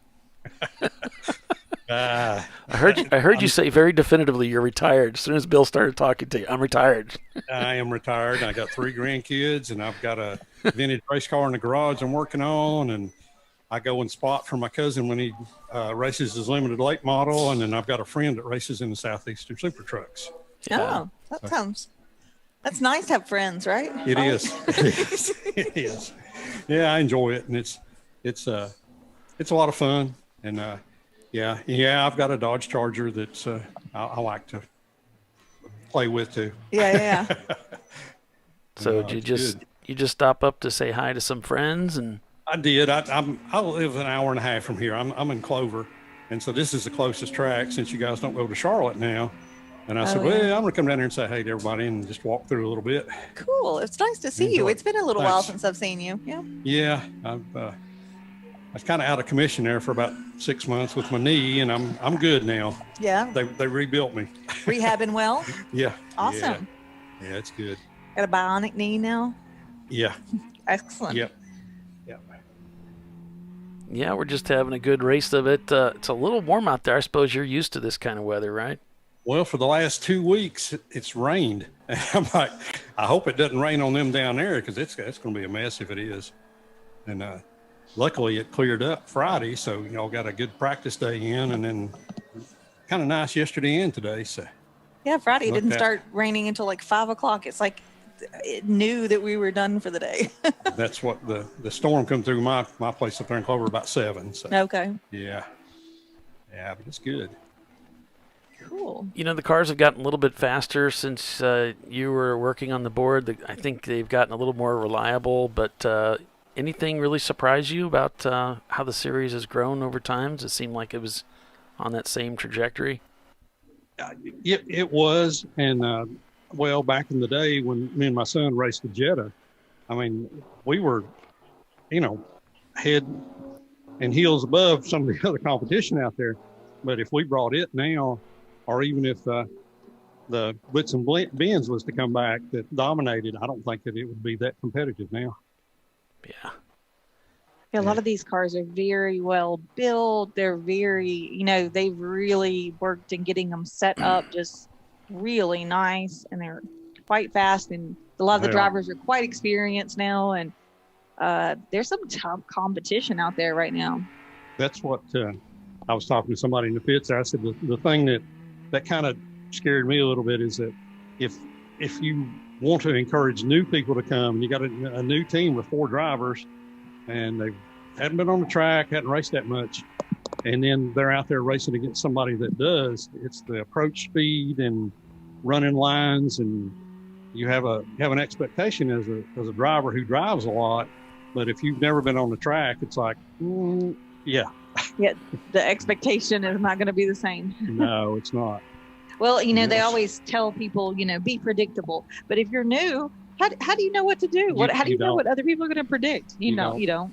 And you're not going to get that experience without seat time. Right. And so it's a good opportunity for them to get out and to get seat time and to have fun with it. Mm-hmm. And you want that group. Years ago when I first started dirt track racing, the promoter told me, he said, we got 3 different classes of cars that run. We got the guys that run in the back of the pack, we got the guys that run in the middle of the pack, and then we got the front of the pack that there's 5 or 6 drivers that always have a chance to win. And everybody else, they're out there, they're doing the best they can with what they got, but they don't have an expectation to win. They just want to place good and run good. And that's why several years ago, when the board wanted to take the classes away, I was like, no, we don't need to take classes away. We need to let these guys run. And between all of that, and then the most amazing thing to me is to watch the technology you guys have got with the Racetronics now. Mm-hmm. Oh, the Flagtronics is a game changer. Yeah, it is. It works really well. It does. And I was telling my buddy that at the late model race about the marching ants, mm-hmm. and I pulled it up, and he's like, "Really?" And I said, "Yeah, that's live." And mm-hmm. so you can look and see where everybody's at and where your car is. And he's like, "Wow, that's something from Grand Prix racing or something." And I'm like, "Yeah, it's technology." Isn't that cool? It is good. And it's a very effective way to communicate with all your drivers too. If they black flags and to slow them down, and mm-hmm. and the code 35, I think is working well. I think everybody's getting pretty much used to it from the races I've watched and watch y'all do it. Mm-hmm. Good. Well, I was out this morning, and I think we only had 1 purple 35 while I was out there, but I noticed the difference. The last race I ran was Sebring at New Year's Eve. And that race, there were several drivers that the purple 35 was pulled. It was still caution, under full course, but they didn't speed up. Yeah. And you're like, go. Today, I didn't experience that whatsoever. Seems like everybody's, gotten on board with that, and the expectation there. They got to come to the new drivers meet to know what's going on. Exactly. Yeah. Well, Paul, it's good talking to you and good seeing everybody. Good to see you. I keep watching the broadcast, and I email if there's something that I think y'all need to have your attention or something. So yeah, I appreciate that. I'm still watching you. Okay. Good to hear from you, Phil. You take care. You too. Thanks. Thanks, Phil. It's always good to hear from Phil. Yeah, it is. Not much changing out there. Pinky's leading over Prefect, Running Bulls in 4th, DBM 5th, Taters in 6th. Then we got Madwag, Prancing Burrow, Brew Crews in 9th, Hong North is 10th.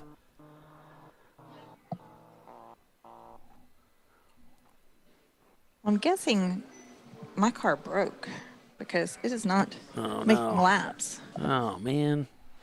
Something I'm sorry happened. to hear that. And you did all that work, too. I know, right? Because I was like, we were in 16th, and I think we dropped to 17th when we did the driver change. And now we're in 24th. How did that happen? But I guess it's not running. That's how it happens. It could be. It could be. And nobody's responding to my text, so I'm assuming they're under the car or doing something, Let's see if I can bring the camera back up. I've got this, but that doesn't look current. No, because that's showing a caution, and there's not. So that must be old. Well, yeah, that's right where the camera decided it was done. Looks like there's just a few seconds of footage there. It's kind of common with the live feeds when they quit. You go back to them. We're having some battery issues with the camera.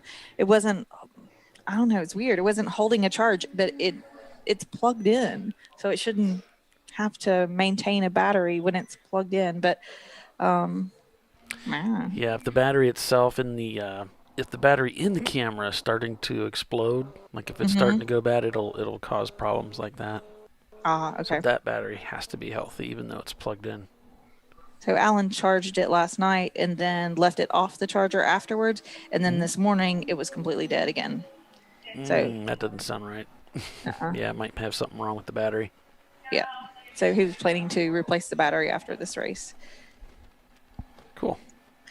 But otherwise, the camera's been working good and the whole setup's working well. I appreciate your tutorial that you put out there. That's what Alan used to set the camera up, and it's been working great ever since we got it set up. So good. Polly the genius. And then I handed it over to Alan, who's techie. You know, he's good at that sort of things. I'm like, I could listen to Polly's video and still mess it up. Give it to somebody who's good at that. And now Alan's got down. He can get the camera on and ready to go in just moments. So it's been fun. He always he's learned though to let me know when he turns the camera on. He's like, Tiffany, watch your language. There's got to be a language coming up here. Yeah. We could hear you talking a little bit, not much. And Steve P here, just to switch gears, has been commenting. Jared Carey is at the wheel of the Bliss Racing Red Rocket, and he said you can just ignore the tag that says Dave Gregory. It's Jared's first race ever, and he's doing great out there. So awesome. Yeah. So this is his first time at the wheel. So that's great. I wondered about that. I saw that he left the note, and then I switched over the camera, and then they had that other badge on the dash. I thought that's probably wrong. But it's even cooler to hear that this is his first race. Yeah. Thanks for the clarification on that, so we know who's actually in the car.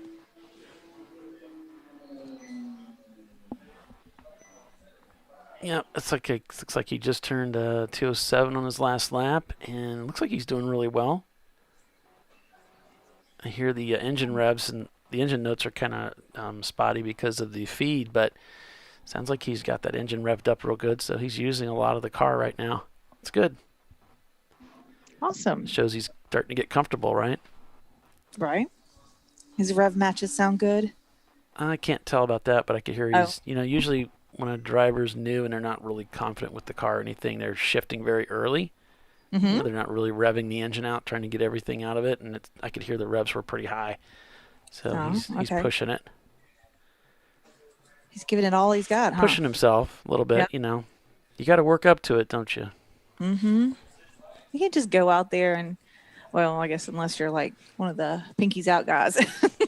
You go out there and just go right, at 100%. You need to kind of work up to it a little bit for most of us humans. Mm-hmm. Get acclimated. Even if you've drove a car a lot, or a type of car, the car can kind of change character from time to time or track to track. So kind of want it, and the track can change character from year to year. I didn't feel like the grip this year was as good as the grip last year, but that might just be a year worth of aging or all the rain they had this last week. Everybody said it's been raining a lot, may have washed all the rubber off that was maybe here before, right, from other cars. It's always fun to come and do a track after, like the pros have been here and they left some, high dollar rubber down on the track. It's like, man, it's grippy. It's good.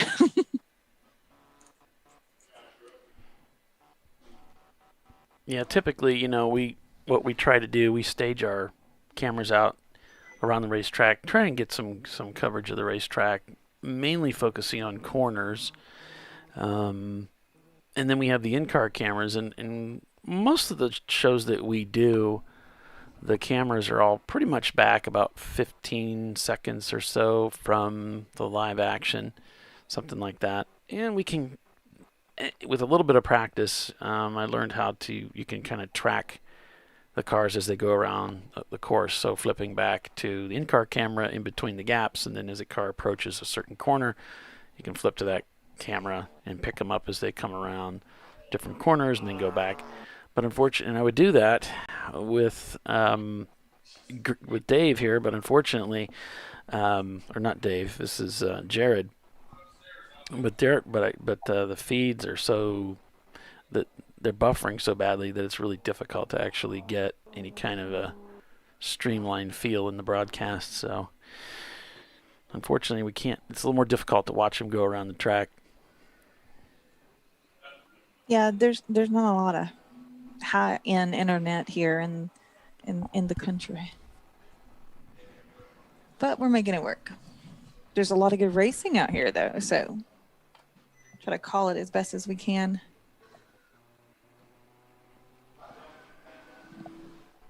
And those Pinkies Out cars are just hauling the mail, man. How many laps are they up on the field? Maybe one. Not a lot. Because Prefect is Running Bulls is at 93. Yeah, Prefect's got 94.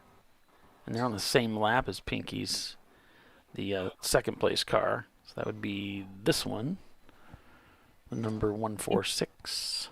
The 246 and the Prefect car were going back and forth and back and forth, really having a really, tough race of it. Really, the drivers trying to get all they could out of the car, and the Pinkies Out, the 246 finally got past Prefect, and now there's probably a 10 car or so gap, but Prefect is definitely keeping them in sight and keeping in touch with that car. I'm sure they're trying to wait for an opportunity to make itself available. He's keeping them honest. Yep. As we say. Miss a shift, go off a little bit, any little oopsie, and Prefect will be around them instantly. You always say that, Paula. You say something about they keep in touch with the driver or the other car or something like that.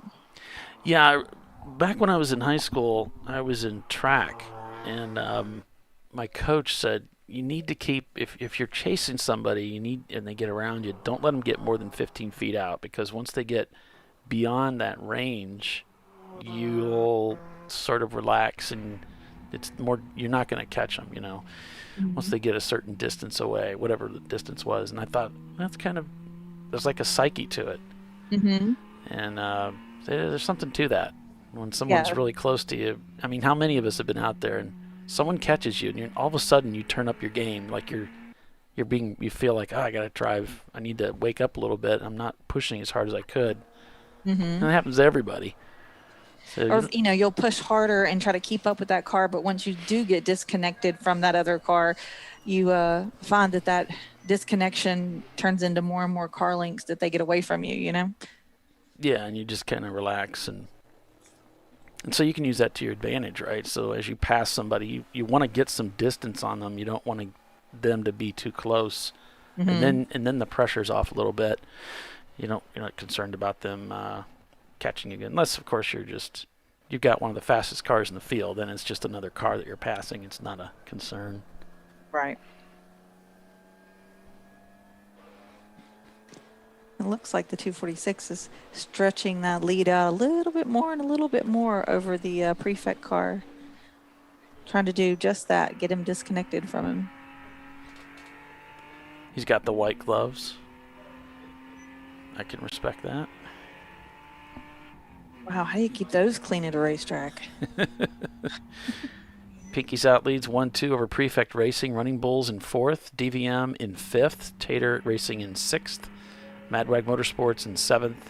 Prancing Burro in 8th. Open Throttle, the Kermit car, is in 9th. Transam, the Hong North car, in 10th. Brew Cruise in 11th.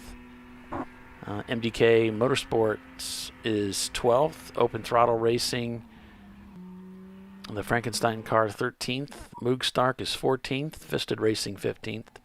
Black Swan Group, 16th. Open Throttle Racing, the Specs car, number 645, 17th.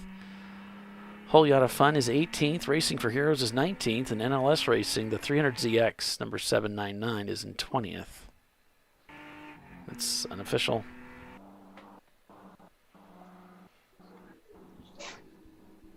Let's see. I don't have that on my list. 2-4.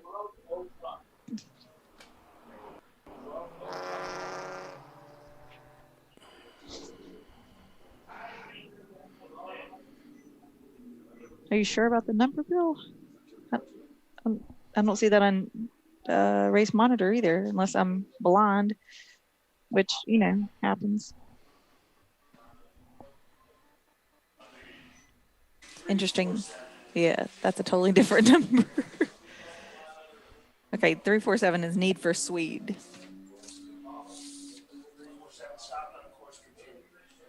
Okay, so Need for Speed stopped on course, but then continued. That's the Volvo C30. Need for Speed. I see the trophy wife car coming to the pit out. So Yay. Whatever it was, they must have resolved now. So that's good. Yeah, when you brought the car into the pits after your stint, I was just talking and I said, trophy wife Tiffany in the pits. And I thought, hey, did you hear what I strung together? Trophy wife Tiffany. We could throw that together. That could be like a new thing for you. Yeah. Here she is, trophy wife Tiffany. Is this your car here? Rolling out, I think it is. Going around. Yeah, they just left the pits. I messaged the team, so shoot. whoever is not in the car, hopefully will look at their phone shortly and tell us what happened. If I had to guess, I'd say that the tires were pretty done. What? Oh, we got a car off. Is that the Racing for Heroes car? Let's see. It is 180 off at the exit of turn 1, which is the Racing for Heroes E46. They are still sitting there, so they may have had some kind of issue. I don't see them moving in a direction like they're going to come back on course. We got them on view here. Let's see what happened. Looks like he just kind of nonchalantly pulled off and stopped. Okay, full course yellow. He's reporting the car just went dead. Well, goodness.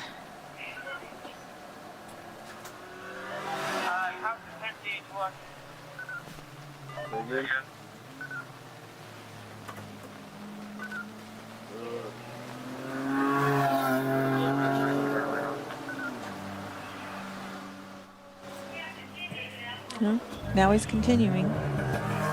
We get it refired. He says he's going to go back on the racetrack and then bring it into the pits. Looks like he's having a little trouble finding the gear. There, he's got it. I think they instructed the driver, if I heard this right, and it was really hard to hear, but they had him reset something and then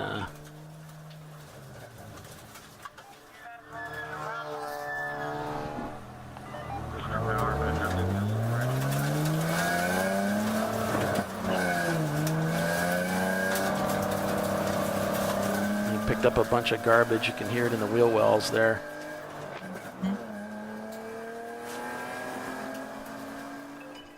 So it looks like he's going to go ahead and bring that dude in. Yeah, I wonder what happened.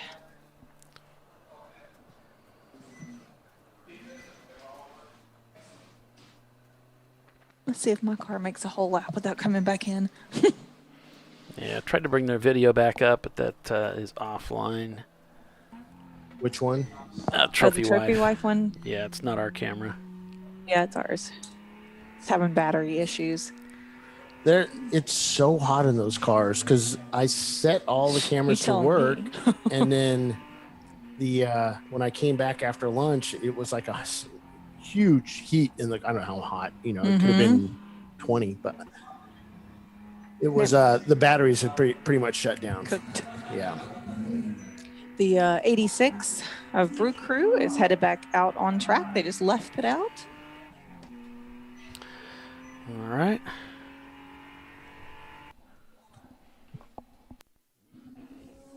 Are we almost done? Yeah, we're getting there.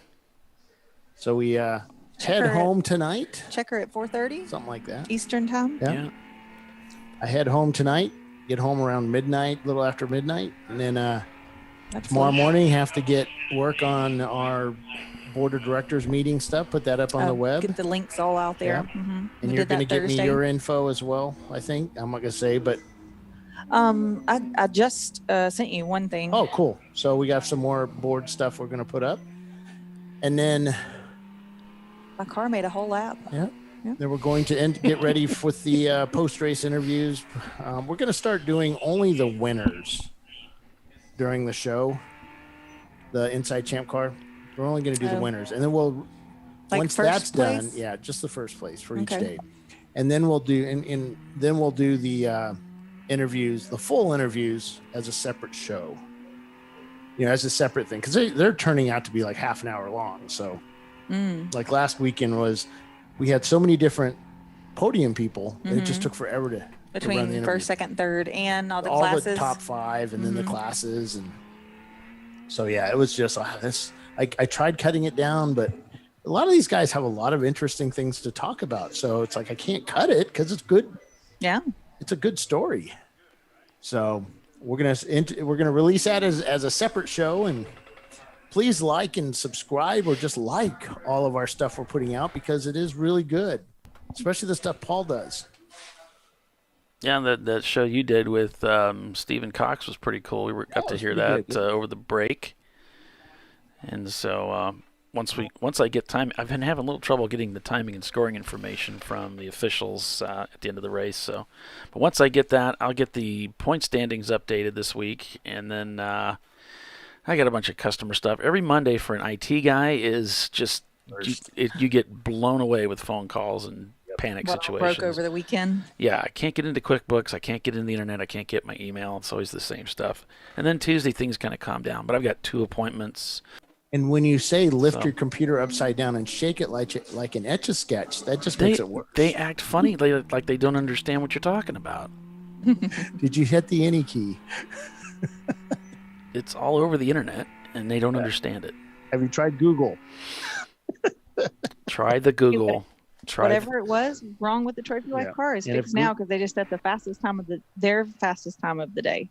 And Paul, if you can't find it on Google, look at Bing, because you'll never find it there. I use ChatGPT almost every day. Dude, that is I did a it's not always right, though. I did a couple though. of pages in ChatGPT to describe some of our posts just to see what it would do, and some of them were just absolutely hilarious. Yeah, it's very entertaining. People found out, oh, that's ChatGPT. Yes, it was. Yeah, I use it pretty much every day. But it is funny how it can be so. Yeah. It has what do they call it? It's not amnesia. It's like it just like dreams up stuff. Makes up stuff. Well, yeah. I used it last week so we're doing some tweaking to the registration system to where we when you go to enter your Flagtronics number, it only allows you to put so many characters in. So we're also I'm doing a check to make sure you did put the right amount of characters in. And I tried doing, I couldn't get it to work. So I tried ChatGPT. That did some tweaking on it. Actually made it more, less bulky, because I had a pretty bulky set of code. I'm not native PHP coder. I've done everything in ASP, if you remember that, Paul. Back in the day, that was my. I started with BASIC. But go ahead. I did BASIC too. Yeah. But PHP and Commodore. So it made a better code, but I couldn't get it work. And then I talked to our back-end coder, and he said to stick it elsewhere, because that's not how that page works. Now I took that 2 ways. Yeah, right? So I'll have that fixed. It's another thing I have to work on probably tomorrow night. I bet you've heard Running that Bulls before. coming out of the pits. And then get ready for Sebring, because I have to go to Ray's on Thursday, or sorry, Wednesday I go to Ray's, pick him up, and we head down to Sebring. One of these days I'll get to mow.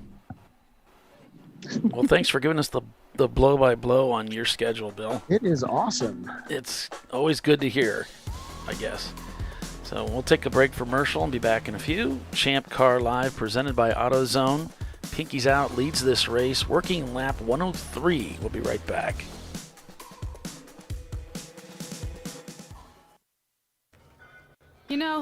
buy tires online, but then what?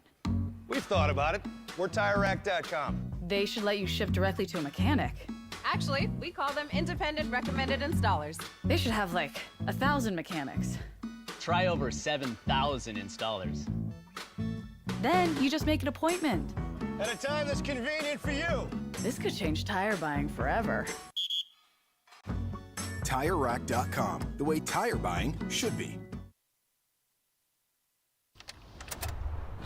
Come on, road. Do your worst. We'll be at our best. Engineered to meet or exceed original equipment performance exclusively at AutoZone. Lifeline USA is a leading manufacturer of onboard fire suppression systems. Lifeline's continuous commitment to research and development ensures that we supply the most innovative and cutting-edge products available. Used by the majority of the world's motorsport championship-winning teams and constructors, Lifeline has a proven history of success. Lifeline offers a complete range of fire suppression systems for all budgets and needs, and we continue to push development and limits on both extinguishant materials and our patented delivery systems to make the race car environment almost as safe as sitting on your sofa at home. Every kit has been designed for a professional and simple installation. For more information and to purchase your ChampCar fire suppression system, go to www.lifeline-fire.com.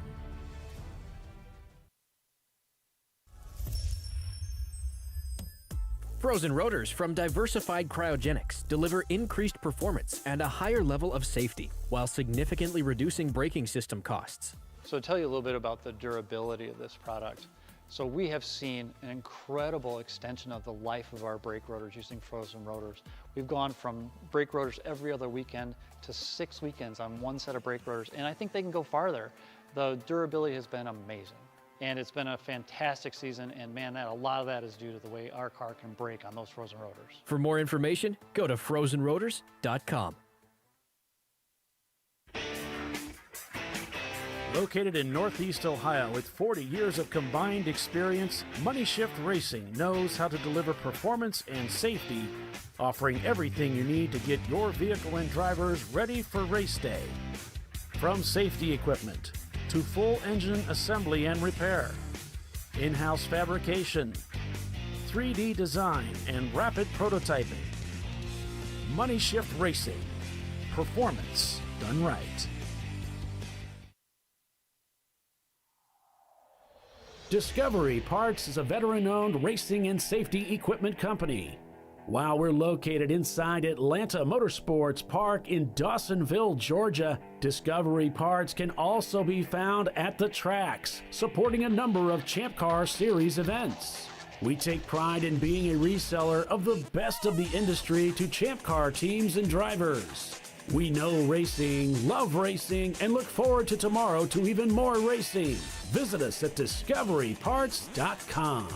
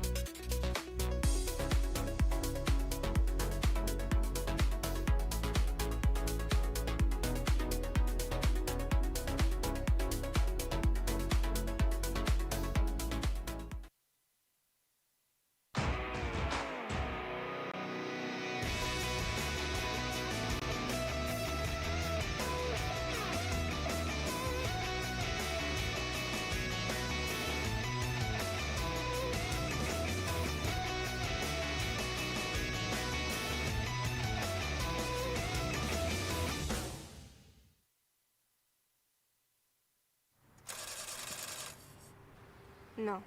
Seriously?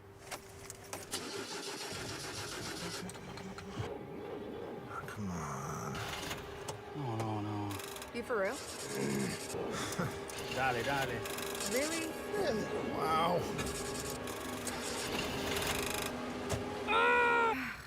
So maybe just a cable? We can help you. Welcome to America's #1 battery destination, AutoZone, your battery solution.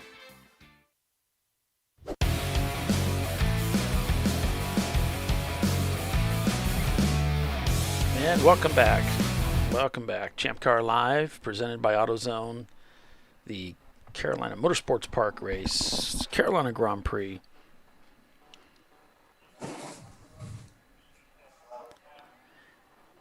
I'm just reading through the feed here. Sorry, folks. Oh, the rest of the crew showed up, too. How about that? Looks like Racing for Heroes got back out there. A little bit of work in the pits, and they're back on the track. I don't think Huggins is in the other car. Is he in that other car? Okay, so he got in Until after the- lunch then. Okay. Or before lunch when they did he's the second stint. Yeah, he didn't. I think somebody else got in the car The third before the lunch. Alex Harrison started out in the 146 this morning, and Martin started out in the 246 this morning. And then it switched to Huggy and Hurley. And then Roger and Chip are going in next. Okay. Whenever they do their Maybe next he did. Yeah. stint. Not much has changed, folks. Pinky's out, 1 and 2. Prefect Racing, DVM, Madwag, Running Bulls in 6th. Tater Racing, let's see, Hung North, Open Throttle, and MKD Motorsports are top 10. Although Brooker's dropped down to 14th. Let's see. So you got C-Class being led by Pinky's out, A-Class by Madwag, D-Class by MKD, B-Class by Prancing Burro, and then F-Class is Open Throttle Racing. The Bliss dropped down just a little bit. Down there 19th. They're actually right behind Open Throttle. So 3 hours and 20 minutes unofficially remaining in the race. Working lap 107.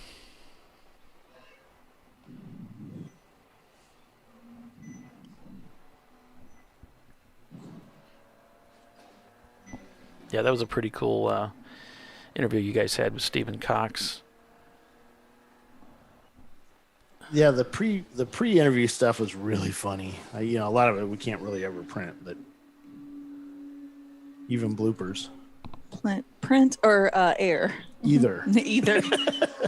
They are talking smack. Neither. Yeah, he came. You interviewed him when he came up and talked with Bob Varsha. Were you up there for that, Paul? I was up there. You were up I there, was yeah. up there, yeah. At Road Atlanta. Yeah. Mm-hmm. Yeah, we were talking I was about sitting that. between Stephen Cox and Bob Varsha. I'm like, It's a big old smile on your face, Mhm. surrounded by all these TV stars. well, their voice sounds Yes, so nice. it does. Like not as squeaky as mine. No, I can't get over. I still don't know how they get that voice. It's like, is that something you work on, Paul? Because you have that voice, or is it just natural? It's something I mimic. You're just mimicking when I'm doing my radio announcer voice. And I've joked with my wife about doing it whenever I order food. Like we go to a restaurant. Hi, how you doing? My name is Paul, and this is my wife, Jennifer. We're here from Fort Wayne and just here to enjoy the chips and salsa.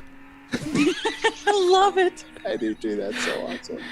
So my kids are always just mortified because I'd always had fun with the waitresses. And she said, "You're flirting with them." I said, "No, I'm just having fun. I mean, I'm just joking around Well, with you're them." practicing. My kids hated it when I would say, "I'm Bill Strong. Don't you know who I am?" And they would just die right there. I'm famous on the internet.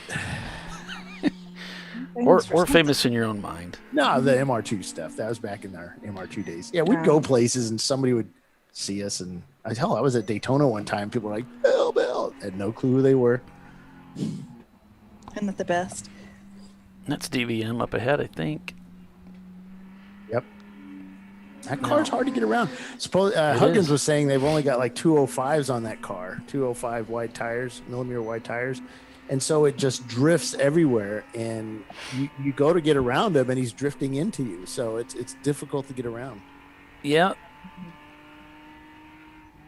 Unlike the other cars that are running those 245s that are just stick like glue.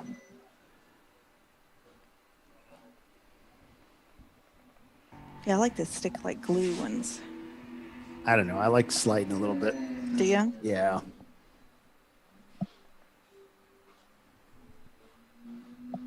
All right. come back to that camera. Remember the first time we ran with a full set of, I want to say Rivals. Didn't BF Goodrich do a really fast tire back in the day? Like I would say the early 2010s. No, it was the Dureza ones, the Star Specs. We got a full set of Star Specs, and the first time we ran them was at New Jersey Motorsports Park with Lemons. And before that, we'd used whatever we found in the junkyard on our junk cars out in the lot, out in our yards. Wait, you went and got tires from the junkyard? No, yeah, I mean, we were just low budget. That is low. And we were just getting, and we never had the same type of tire on the axle, same axle. It was like, it could be 3 or 4 different types of tire on the car, different tread ratings, a whole bit. Oh boy. We did good. I mean, we did well, and it just made the car interesting. The first time we took our, sounds interesting. We had 2 Mark II MR2s with the 2.3 liter, was it 2.2 or 2.2 liter 4-cylinder? That's a whole different budget racing. Yeah. So, And then we bought some Star Specs, and basically we were told if we flat spot them, we were dead, because it was the first time we'd ever used like good rubber. And oh my God, it was like, this is so good. But we drove well on really bad tires, and I think once you get good tires, then you'll drive even better. Yeah. Did we? I don't know. Who knows?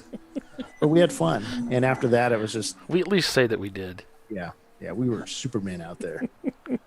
Look at us passing this airplane. Because Lemons. True. We were Saturday night after we had raced Saturday, and it was Saturday night. We're all eating, and I asking Justin, back when I was racing for Justin Lee, I said, "So you're gonna put some new tires on it for tomorrow?" And he said, "Why?" I said, "Well, because your car's like 10 seconds faster with new tires." He's like, "Yeah, no, we're not putting new tires on the car." Yeah, that was There's plenty of tread on them. I said, it's been 3 races on these same tires. Don't you think we should put new ones? He goes, dude, there's still rubber on them. Yeah. And they actually got faster, without the tread sometimes. But then if they set too long, Yeah, they hard, got yeah. hard and slower. Yeah. And they don't get faster when it's just cords, by the way.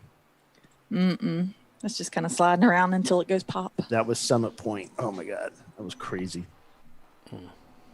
Good times back then.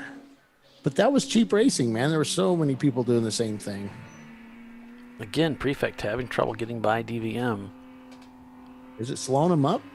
I think they do tend to slow people up a little bit, but it's a pretty fast car. And they're in 4th place. Rumors on pit lane going up and down. That car's pretty quick in a straight line. It is. It is pretty quick in a straight line. So what's the rumors? It's not going to tell me. Well, Lead with that. people are going to talk. I mean, we are at a racetrack. People are going to talk smack. I mean, that's just Yeah. things that happen.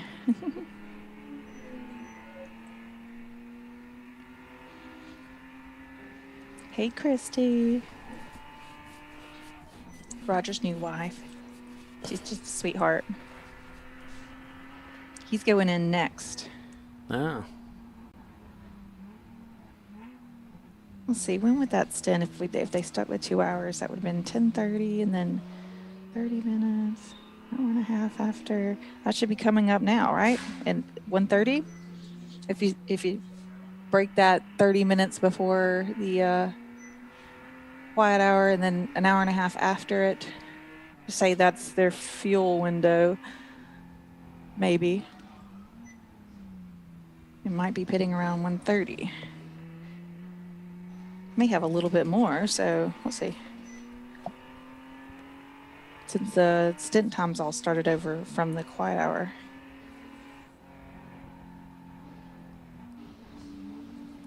Normally our stint time limit is 2 hours, and then the driver has to be out of the car for at least an hour before they can go back in the car. But when we have a quiet hour, there's your hour out of the car, so stint time's reset. Man, I love that left-hander right there. I'd love to turn that. That looks like a lot of fun. Oh, oh, oh. This right here, I think, looks like fun. Oh, and the carousel in the back. Yeah, this looks like this would be cool.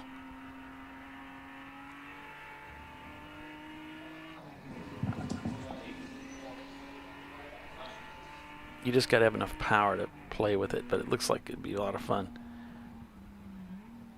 I think you would enjoy this track, Polly. Yeah. Oh, it's a great little track. It's technical. Yep. There's some areas that will catch you off if you're not aware. There's some tracks where you just floor it and go and turn the steering wheel left. Yeah. Or right. Oh, don't die on me. Come on. It was fun watching that. So, Paul, you ever tried any dirt tracking? No, I wish I would have. I think it would have really helped my driving. You're up in that area where they do rally racing, right? Thousand Woods or something like that?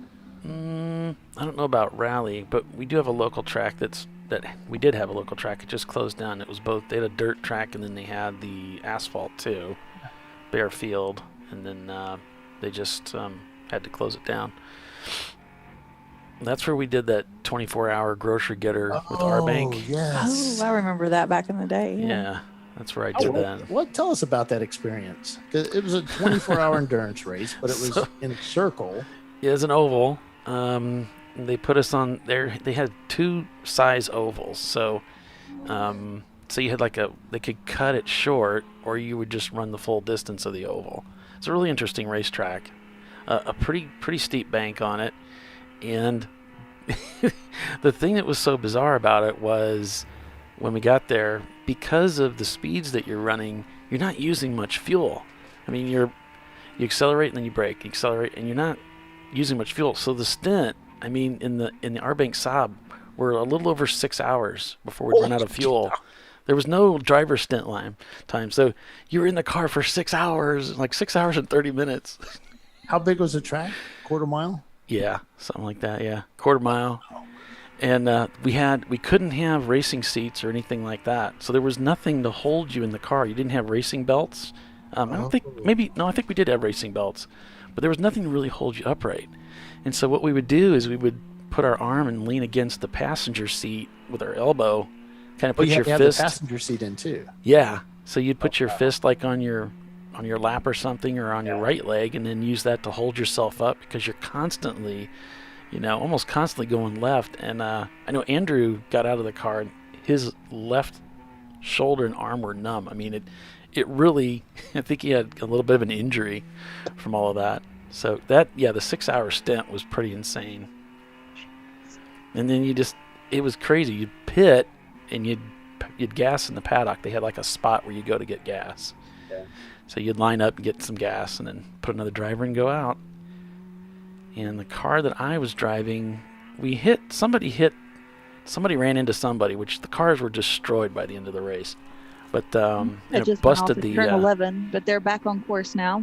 They spun off and back on. Who? The white Miata. Oh yeah, there. okay.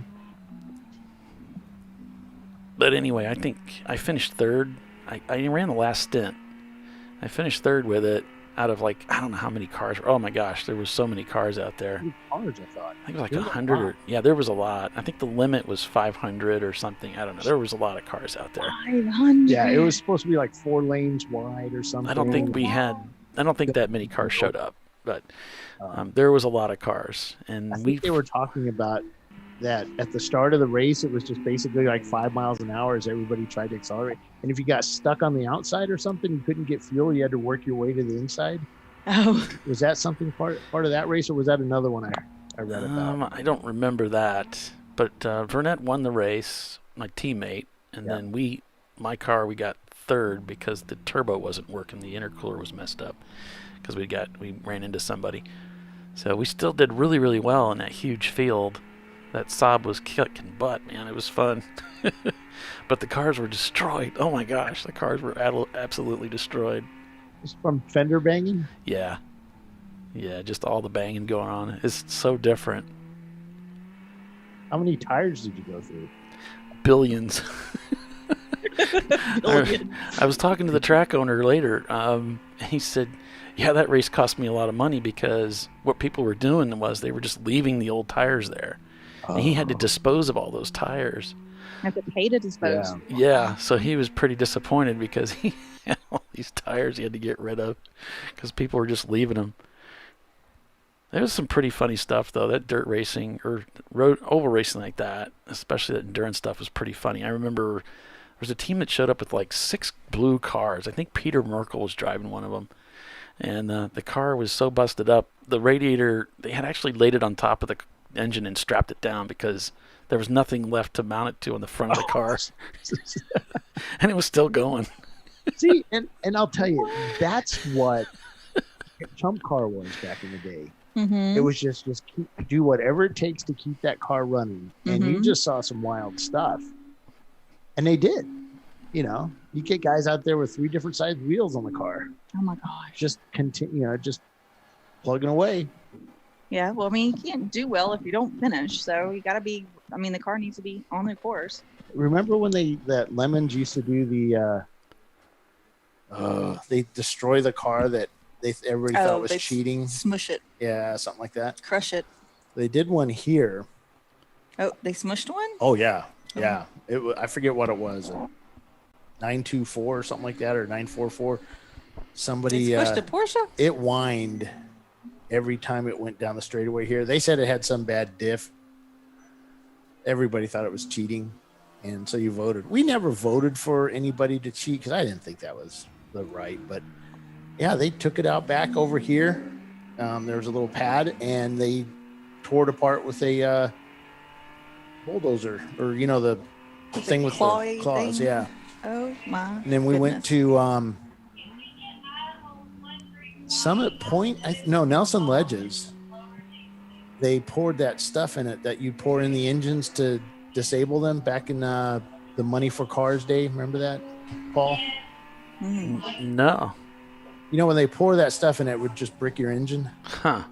They poured in the oil. Well, they poured that stuff in, and it was a Porsche, and it was just I thought it was dumb. There was nothing. They weren't doing anything crazy or anything. Just people just think, Porsche shouldn't be in this series, and they destroyed the car. And I think that was the last time they did it. Porsche abuse. I think that was one of the last times they did it. Yeah, they don't do Now, that they did anymore. do one at Summit Point to where they had that gun range, and they towed I think it was a donated car. They towed it up to the gun range, and everybody got to take shots at it with a big machine gun. So that was pretty cool. Oh, wow. Okay. Yeah, Lemons used to be pretty wild. That sounds pretty wild.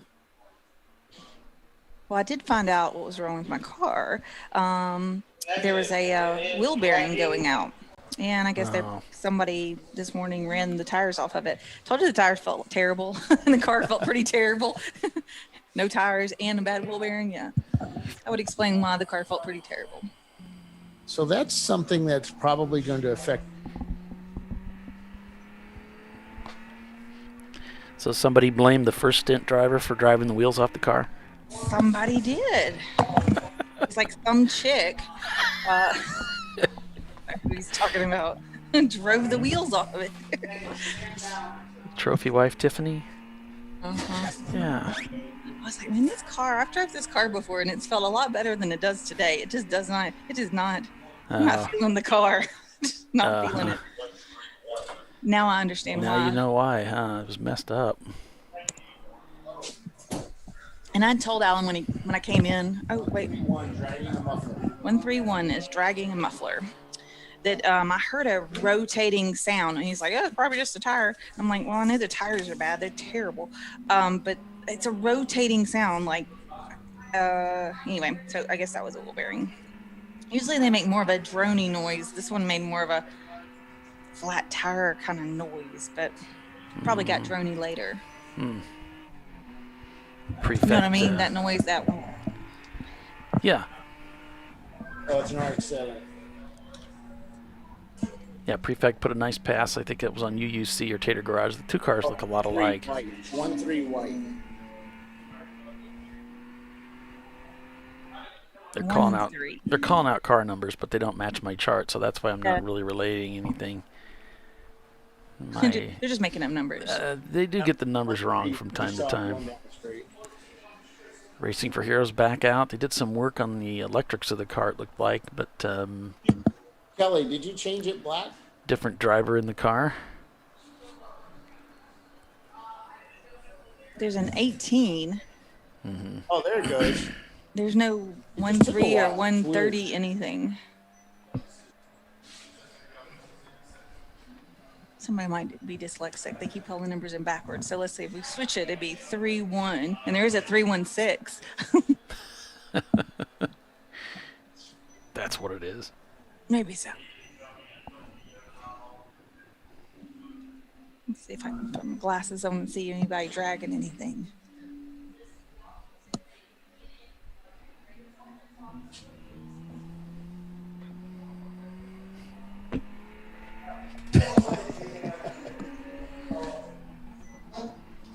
Prefect Racing, they're 20 seconds back from Pinky's out. 246, and that car's 33 seconds away from the leader, the 146 car. And that's the, I think that's the one we've got the camera in, 146. So this is the leader. Sorry, the video's not that great, but at least we've got a camera in it. Yeah. DVM's in fourth. The cars have slowed down a little bit. I've noticed nobody's running the 148s and 149s any longer. They're well into the 150s now as the track is heated up a little bit. You know, different drivers too. Yep. Coming up on just 3 hours remaining here. Let's see, where's my dock thing? Here it is. All right, now we're supposed to be a commercial. Now we're supposed to be a commercial, he says. Doc, since you're so insistent, do you want to take us out to commercial? Sure. You're watching ChampCar.Live presented by AutoZone. We will be right back with the TireRack.com Champ Car Endurance Series, folks. Hang with us.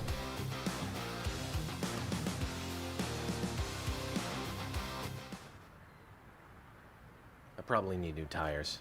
You do. What if they sold tires online? We do. We're TireRack.com. They could offer lots of tires We have so many tires. and help you find the right tire. It's good installers. This is an amazing idea. Sorry. TireRack.com, the way tire buying should be.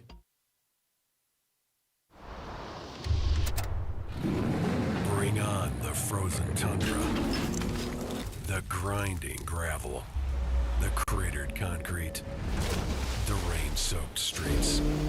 Come on, road. Do your worst. We'll be at our best. Reliable performance in unreliable conditions. Designed to meet or exceed original equipment performance. That's why more auto technicians choose Duralast parts. Exclusively at AutoZone.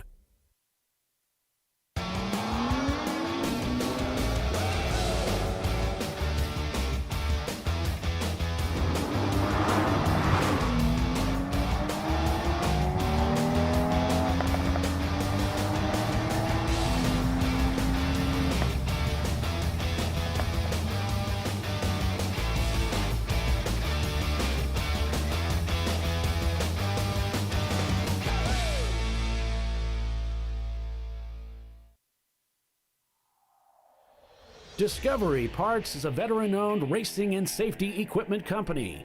While we're located inside Atlanta Motorsports Park in Dawsonville, Georgia, Discovery Parts can also be found at the tracks, supporting a number of Champ Car Series events. We take pride in being a reseller of the best of the industry to Champ Car teams and drivers. We know racing, love racing, and look forward to tomorrow to even more racing. Visit us at discoveryparts.com. Come on, road. Do your worst. We'll be at our best. Stress tested to meet or exceed original equipment performance. Exclusively at AutoZone.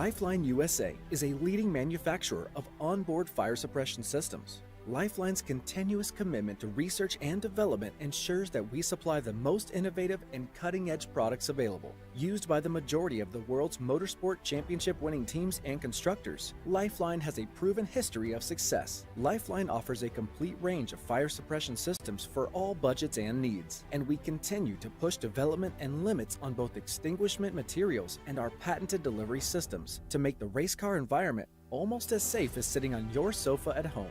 Every kit has been designed for a professional and simple installation. For more information and to purchase your Champ Car fire suppression system, go to www.lifeline-fire.com. Located in Northeast Ohio, with 40 years of combined experience, Money Shift Racing knows how to deliver performance and safety, offering everything you need to get your vehicle and drivers ready for race day. From safety equipment to full engine assembly and repair, in-house fabrication, 3D design, and rapid prototyping. Money Shift Racing. Performance done right. Frozen rotors from Diversified Cryogenics deliver increased performance and a higher level of safety while significantly reducing braking system costs. So to tell you a little bit about the durability of this product. So we have seen an incredible extension of the life of our brake rotors using frozen rotors. We've gone from brake rotors every other weekend to 6 weekends on one set of brake rotors, and I think they can go farther. The durability has been amazing. And it's been a fantastic season, and man, a lot of that is due to the way our car can brake on those frozen rotors. For more information, go to frozenrotors.com. I did it. You see how it's... That's it. We did it. You did it. You can do it. The path to I did it starts at AutoZone. Get in the zone.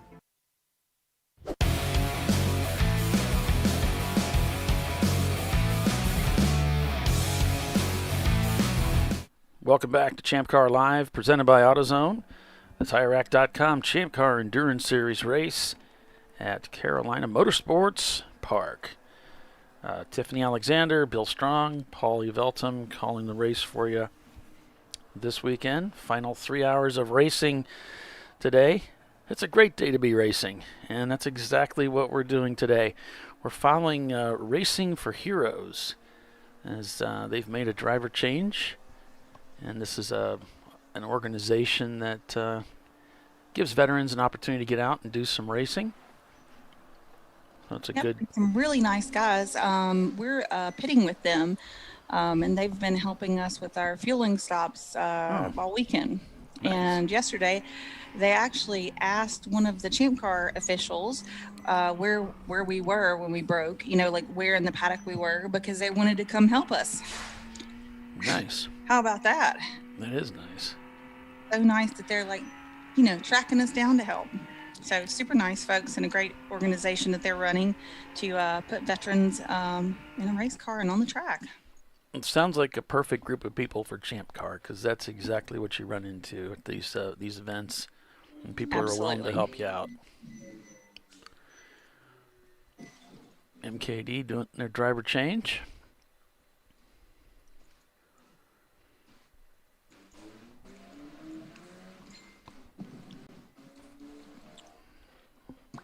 Somebody got binged. I thought it was mine, but nothing popped up. Maybe it was Bill's.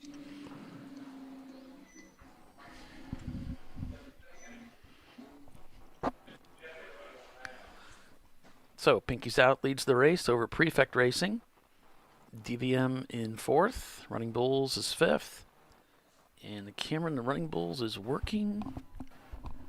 So we can follow along with them a little bit, because it is kind of moody. Sometimes it's working, sometimes it isn't.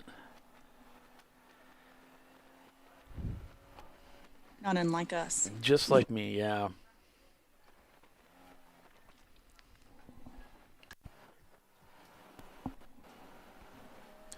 We're coming out of that that depression period of the last 3 years with all the COVID. Did you see a lot of depression problems? Was there like an increase while you were in your practice, or? Oh my goodness, the demand for counselors went just kind of surged crazy. Especially with kids not being in school, they weren't around their classmates and their peers. And, if you think about it, like a lot of us kind of operate at our, we all operate on a regular basis with a certain amount of stress, right? And we hope to keep that within a manageable level, right? Just the things that we, balance throughout the day. With responsibilities in life and family and bills and different things. And then you throw in this global pandemic and then all the consequences and changes that brings, and changes are stressful. And it just kind of exponentially increased everybody's stress level. So yeah, we saw a big influx. A lot, couples, goodness, now you're both working at home all the time together, and under stress, and you're trying to do that while you have kids at home because they're not in school, and you're supposed to be teaching them their schoolwork. Like, it's an impossible situation. I was going to say, it must have been difficult. It looks like your car is going by there.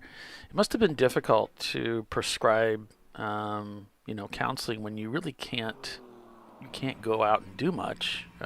Certainly not in public. It would have been difficult. There's so many things that were shut down during that time. Yeah, we really, helped to, talk to people and normalize the stress that they're feeling. It's, we're all feeling it. And, and sometimes it's just good to know that, like, you're not losing your mind. Everybody's losing their mind. It's not just you. Like, this is stressful for everybody. And nobody really knows what to do, and there's not really a fix. So it kind of affects everybody differently. It just depends on what's going on in your life. Like, we lost my grandmother and on my dad's side, and we weren't able to see her for over a year before she passed away. So that just makes it exponentially more difficult to deal with that situation when you don't get to see your loved ones.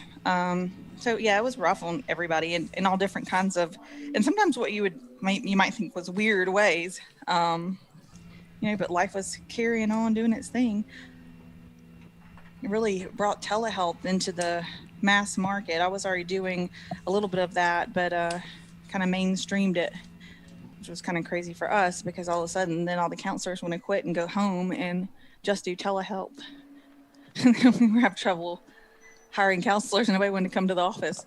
Yeah, that's when you were having trouble with that. That was a really rough season for you. Mm-hmm. It was a little crazy. I think I went through 3 office managers inside of a year. So we never had anybody stick around long enough to really know what was going on and take any of the load off of me. Oh, thank you, Bill. Bill just brought us some water. As a business owner, that was the most extreme thing I've ever been through. Because, it kept changing. What I have to do with the people who work there, what I have to do with the customers who come in, just how we're managing different things. If somebody got sick, and, how long everybody's got to quarantine, and what level of cleaning do I have to do to the office before we can come back in it. And it was just all a big mess, really. Kind of glad we're on the other side of that. Yeah. I didn't think it would take this long, but it sure did. I kept just waiting for it to be over. I guess that was my stress. I was like, surely this will be normal, and we'll get past this soon, right? And it just kind of kept dragging and dragging and dragging on. Looks like what is that car? Is that one of the NLS cars?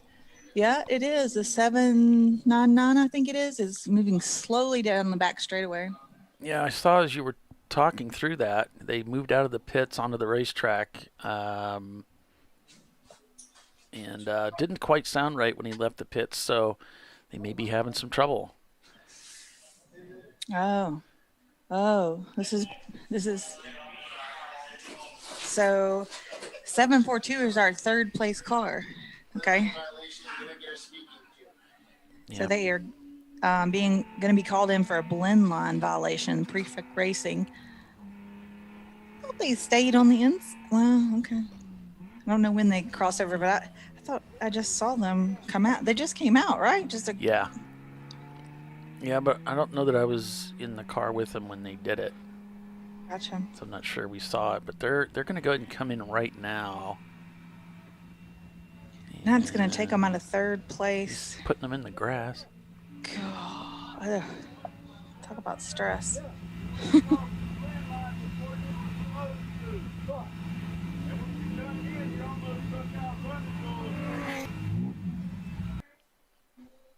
Looks like they're going to cut them loose. They just set him in. They just brought him in to tell him. So not much of a delay there, fortunately for them. DVM in the pits there we see. And there's another car they've got jacked up. Looks like they're working on the right-hand side.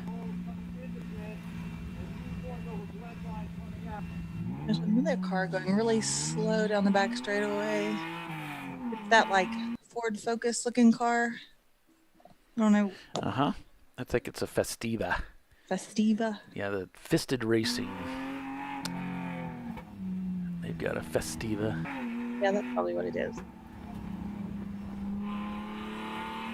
They're kicking along. Oh, now it's come to a stop right before turn 11.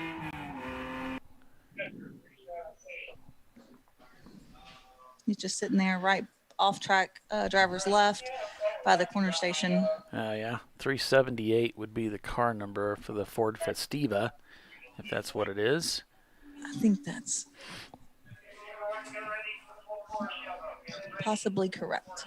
I'm hearing they're calling for a full course caution. Yep, they're going to have to go get that Festiva.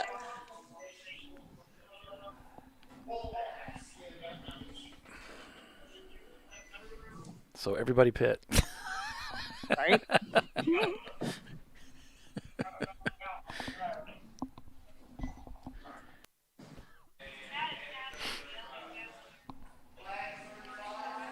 Okay, we're going purple 35. So tell your guy not to pass anybody. Don't pass anybody to go over 35. Don't blow this. So Prefect came in to be counseled for violation of the blend line. They sent him right back out. There was no other delay or no other holding, serving a time penalty other than that.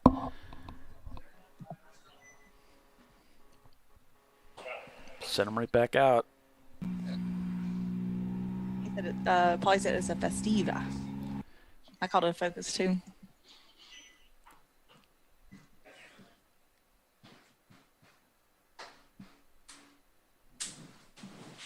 He just was going really slowly and then just pulled off and parked it. Or just came to a rolling stop.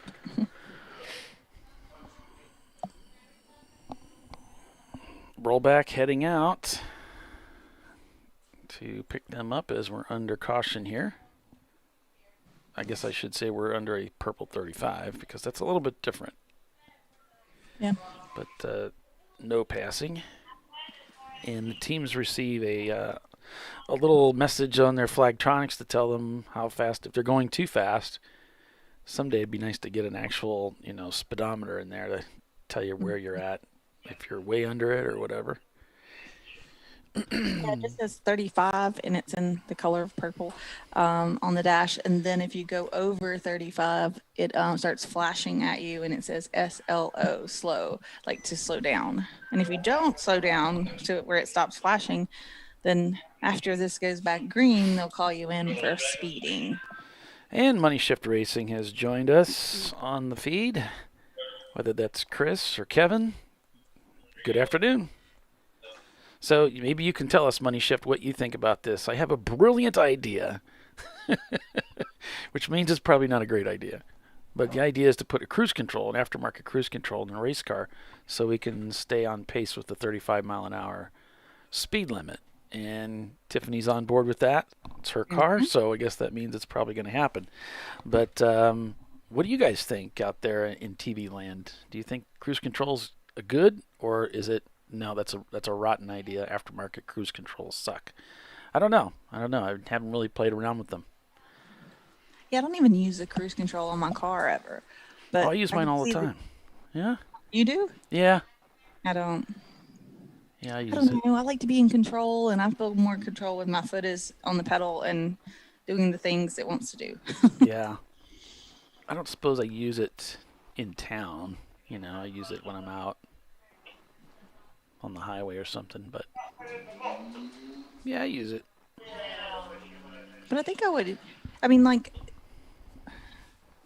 What other options would you have to try to do that? I mean, like some of the professional series have a button they hit and it does 25 or whatever the pit lane speed is, right? Yeah. So that they don't get in trouble for, speeding in the pit lane. So, I mean, virtually we're talking about the same thing, right?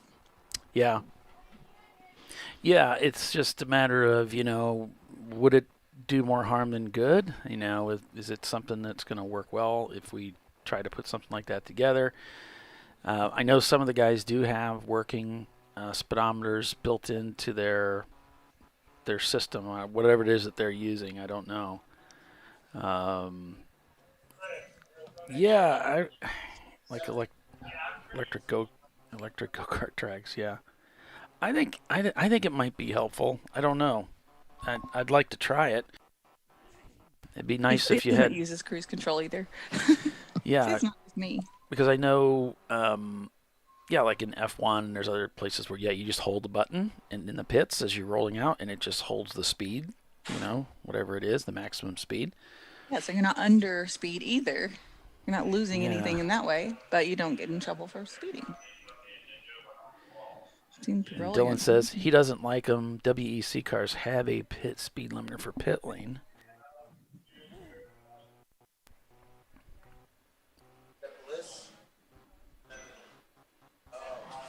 Yeah, like a GPS speedometer. See, I think that's what some of the people are using, so they can see it, a GPS speedometer. But some of the drivers, and I think you guys, Kevin, were struggling with this last weekend or 2 weekends ago when you were racing, was holding that 35 around the track for some reason. It's just kind of like a pain, difficult. You get, and then you can actually get flagged in for it if you screw up 2-3 corners, you're not paying attention, and that's happened to people too. They looked at it, it's like, oh my gosh, I'm going too fast. Pick a gear and use the another tack. Reason to put that Flagtronics unit. Right, kind of, in a really good spot where when you're driving, you can see it, out of the corner of your eye, or it's in your line of sight at all times. You don't have to look over to see it. You know what I mean? You want it to be in your field of vision. Yeah. So if it starts to flash, you can back off immediately.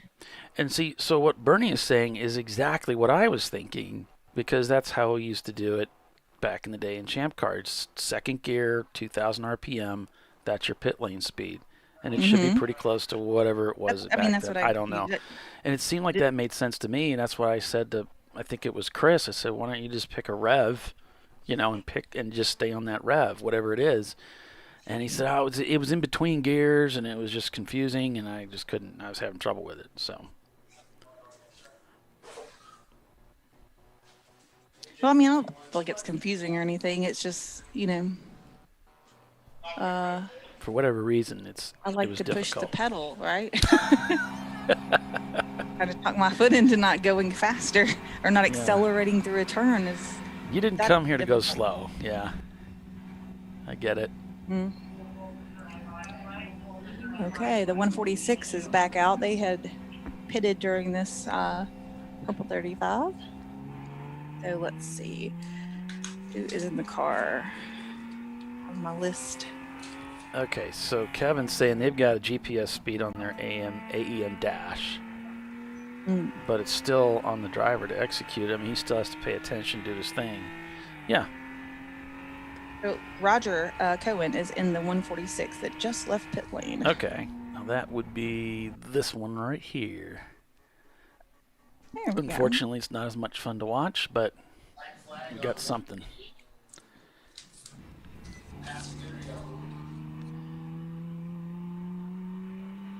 Okay, so the 180, the Racing for Heroes car, is getting a black flag for passing under yellow. All right. That stinks.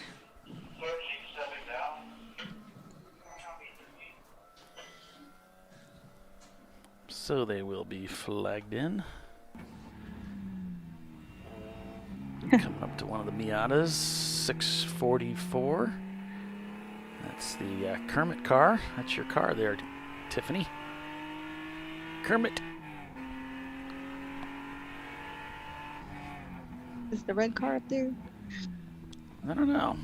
Oh. Two green cars are together right now. And Prefect Racing's coming through.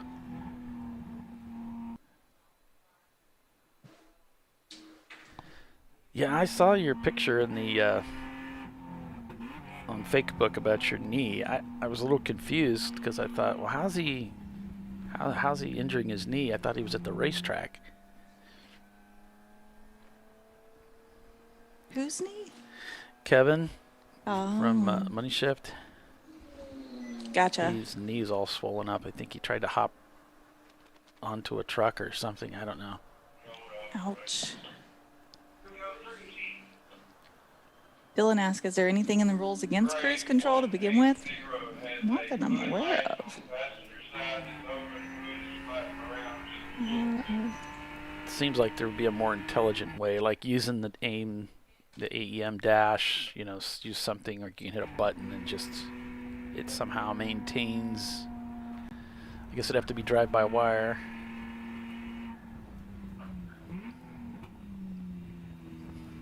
Tried to jump into his truck to get ice and he missed. Oh my gosh. I didn't even think about it. Sounds painful. I mean, if you've got a car in front of you, you could just, you know, use your gas pedal and don't pass them, obviously. Maintain that distance. But didn't have a car in front of you, then that's when it would be extra helpful to just press a button and it stays at 35. Right.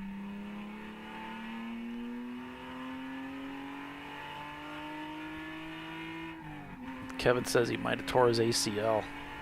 Oh gosh. Not good. The 180, they said they think it's missing a hood latch and part of the hood's kind of trying to come up. Who's that? 180, they're racing for Heroes car. Oh. Oh no. That's after passing caution? They got a hood problem? Oh man. Well, if they have to come in and serve the penalty, then they can cruise through the pits and then yeah, that pin back in all in one. Yep. I guess that'd be the best way to make the most of it.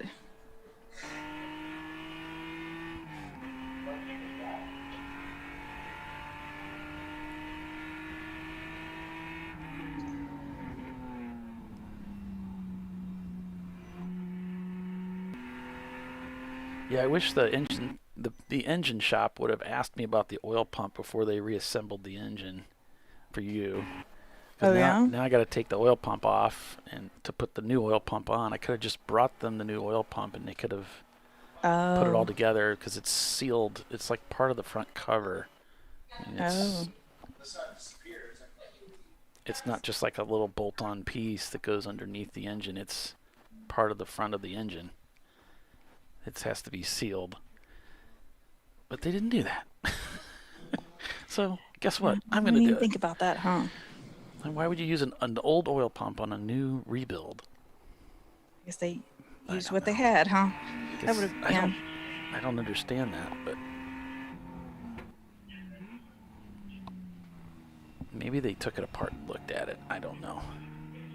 Would have been cool if they would have called me, though. Yeah. Guess that's on me because I didn't say anything to them, so. And none of us are mind readers, I guess. We just do what we can. And also your hood, I yelled at you because your damn hood's about to come up. Oh, shit. Yeah. All right. Go to your pits. Watch your yellows. All right.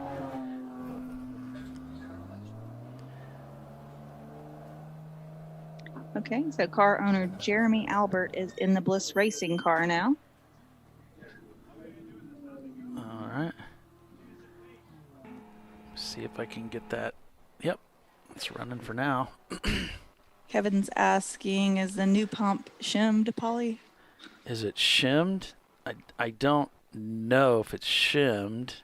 It's It's that high performance pump that everybody sells. Let me see what it is.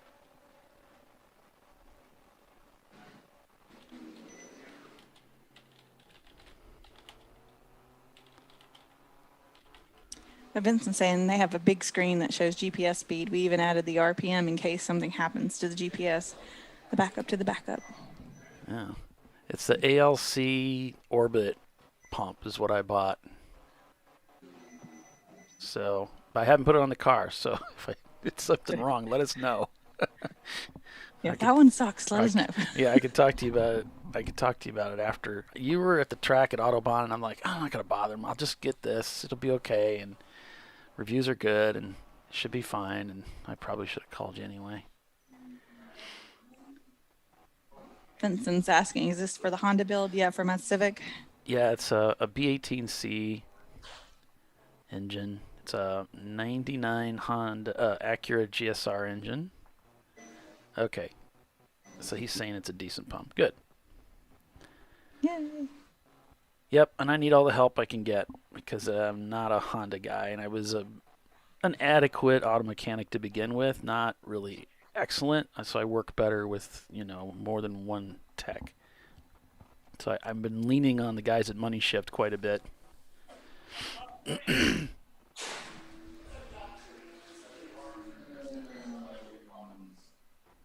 All right, so it's Bliss Racing. We'll go back to Prefect and keep an eye on them. Hong North just set their fastest lap time, 151. So what I'm seeing are a lot of 152s and 155s, 57s up at the front. So cars have slowed down a little bit. No, I actually got a OEM pump, Vincent. There was a company that said they had them, and I put an order in for it. Then they said it was back ordered, so I canceled it, but then they sent it anyway. So now I have two pumps. I've got the much more, it's like a $200 and some odd oil pump that's OEM.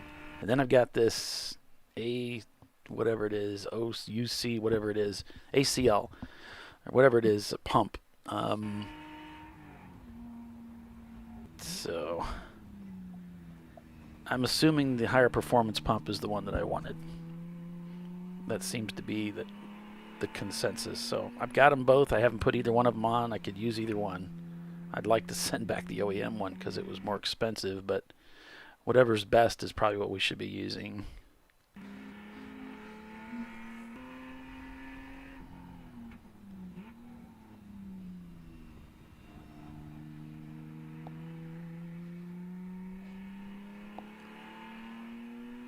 That's why they went K-Series.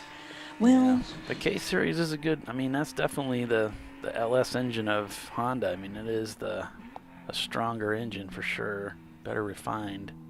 This is what kind of we by the time we looked into the K-Series, we already had bought the other engine and the wiring harness, and they wouldn't take the wiring harness back. So yeah, we were kind of committed. Right. We were committed. We probably should be committed, but for a different reason. Right. Yeah, we're committed to the B engine right now.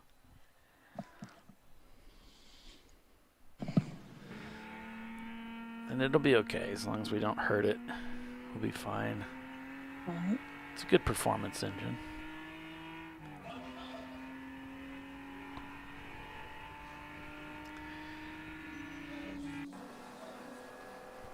I think we could have some fun with that.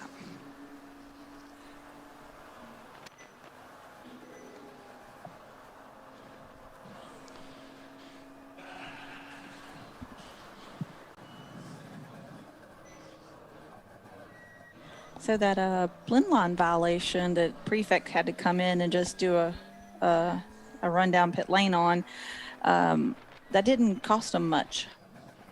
Yeah. They're still 2 laps ahead of DVM. Yeah. So it didn't really hurt them too much. They kind of had a good jump on things. So, Tiffany, it's time for commercial. Would you care to do the honors? Take us out to commercial here. Okay, you're watching ChampCar.Live, presented by AutoZone. We are at Carolina Motorsports Park, and we're doing the Carolina Grand Prix. Yeah. We're doing 7 hours today, and we only have about 2.5 hours left to go to finish this one out. So if you'd hang with us for a few minutes, we're going to pay a few bills and be right back. Thanks. Nice. An important decision is afoot. This man is about to buy tires on TireRack.com. Tire Rack is the leading online retailer of tires in North America and a repository of advice and expert reviews. And it's done!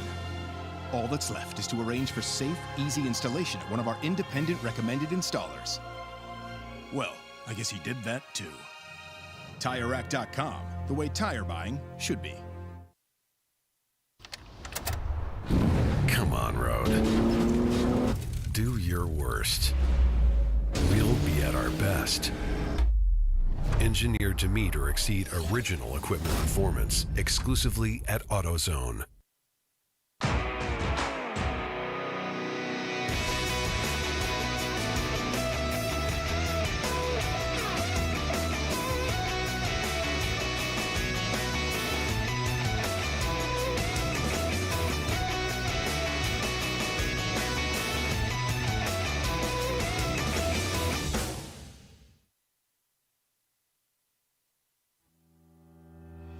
Lifeline USA is a leading manufacturer of onboard fire suppression systems. Lifeline's continuous commitment to research and development ensures that we supply the most innovative and cutting-edge products available. Used by the majority of the world's motorsport championship-winning teams and constructors, Lifeline has a proven history of success. Lifeline offers a complete range of fire suppression systems for all budgets and needs, and we continue to push development and limits on both extinguishment materials and our patented delivery systems to make the race car environment almost as safe as sitting on your sofa at home.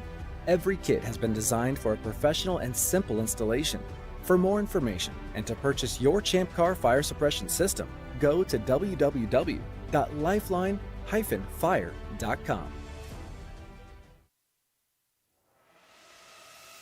RVA Graphics and Wraps is a full-service design, signage, digital graphics, and wraps company located in Richmond, Virginia.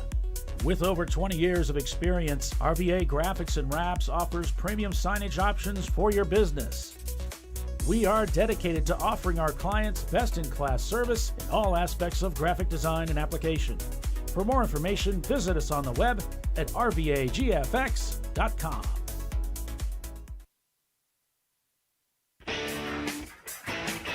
Located in Northeast Ohio with 40 years of combined experience, Money Shift Racing knows how to deliver performance and safety, offering everything you need to get your vehicle and drivers ready for race day.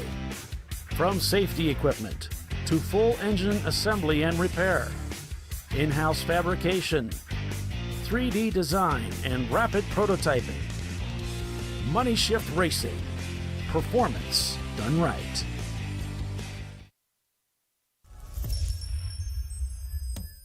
Frozen rotors from Diversified Cryogenics deliver increased performance and a higher level of safety, while significantly reducing braking system costs. So to tell you a little bit about the durability of this product.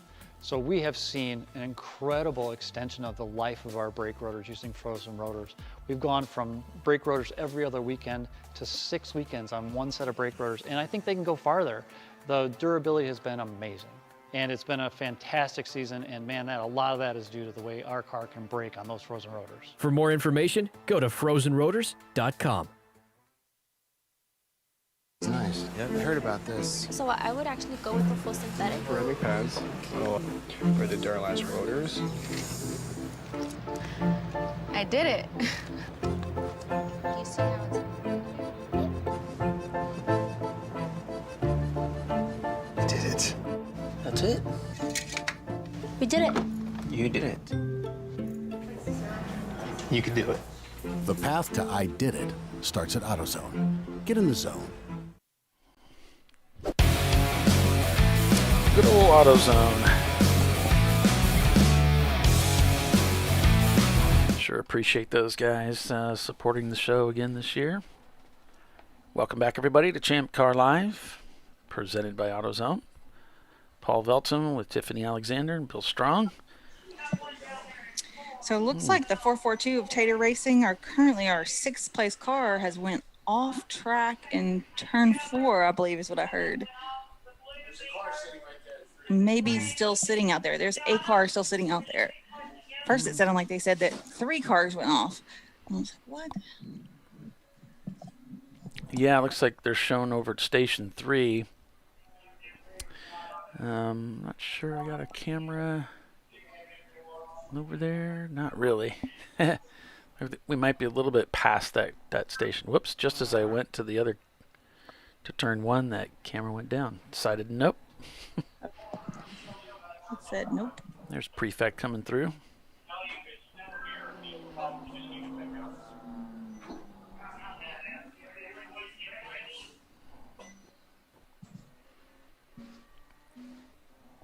Pinky's out, leading 1-2. Prefect in 3rd, DVM 4th, Running Bulls 5th, Tater Racing 6th.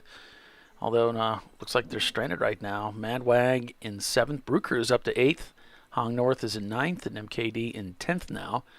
So this could help Brew Crew. Everybody out, immediately behind the Tater machine to move up. Looks like they've gone to full course caution for the field. And they might be going back to a purple 35 as we're just come back from commercial break. Not a lot of cars really suffering. We had a lot of mechanical failures yesterday. And today it seems like they've got those problems combed out. Cars are staying on the racetrack. And some of them just broke permanently. Trophy Wife suffering a wheel bearing issue. Got that fixed, got back out there. The guy who drives the rollback truck here is like, he's got to be like, he's passing the race cars when they're at Purple 35. Of course, that's not that impressive. But you should see him go around these turns. I swear one of the wheels lifts a little bit. He's like hauling the mail going around. I mean, he's fast in this big tow truck, Yeah. Yeah, he's about it. Gets it done. He's not afraid to drive that big truck. I did see an accident. I had it published on Facebook. It's been several years ago, but it was a tow truck driver came out of the pits and slammed into a Miata that was on track. They just didn't see him, Yeah. Crossed over the track, and the Miata was there driving along, doing his thing, what he's supposed to do. Mm-hmm. Pow.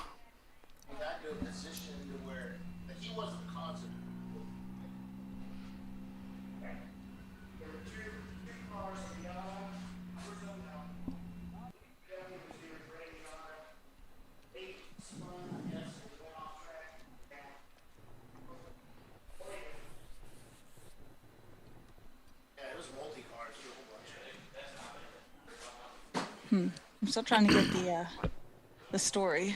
Bill, did you get there was multiple cars got involved in an incident and went off track to avoid. Mm-hmm. Tried to avoid it, spun, went off track, and stuck. So Okay, so he was the end result of something else. there was 3 cars involved, and then one went off track to avoid and then got stuck.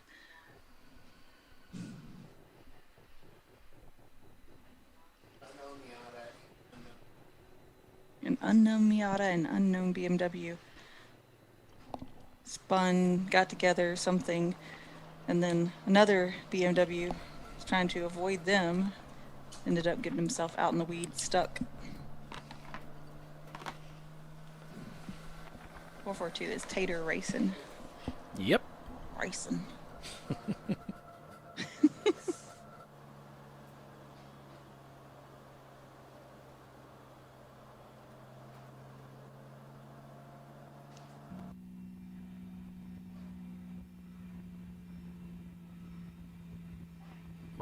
My wife came back. Racing, because if they come up here later and tell me it's Tatter, that's just not near as funny.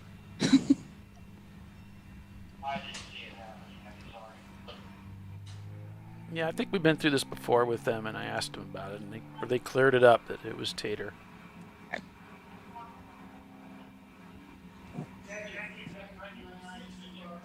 Wonder if they call their car Tater.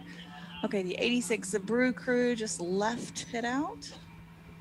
It used to be Tater's garage. It's actually a garage where they work. Oh, okay.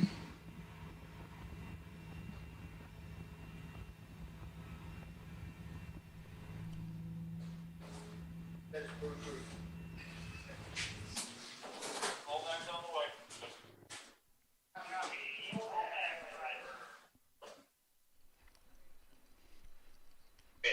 Brew Crew coming out.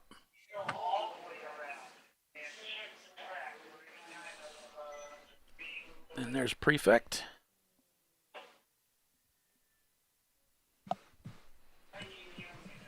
Pinky's out going by.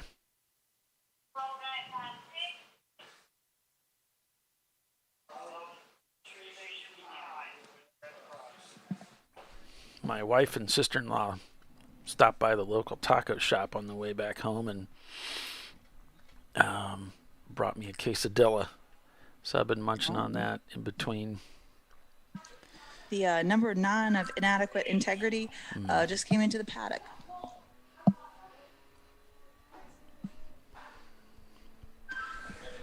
Can't beat a good quesadilla. I mean, put some meat and some cheese between a flour tortilla. I mean, like, you can't go wrong with that.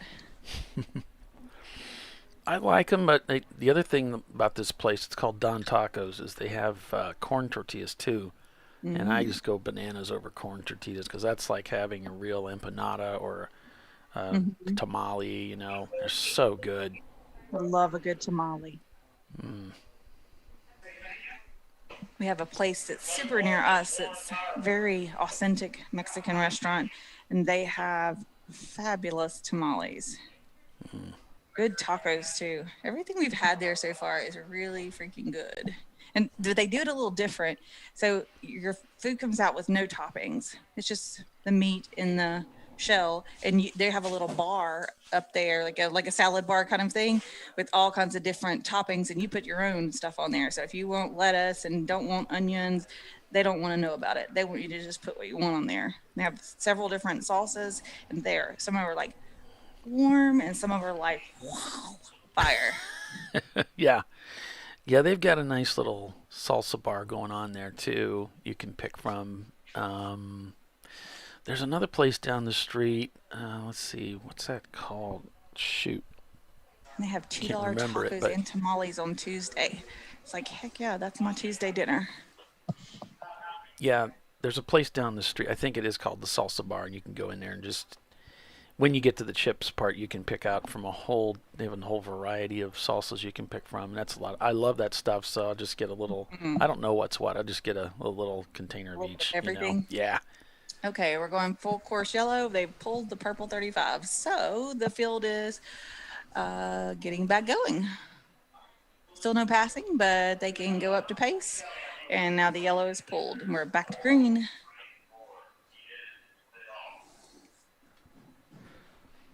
And everybody is off and running. Is there a team out of the Hickory, North Carolina area?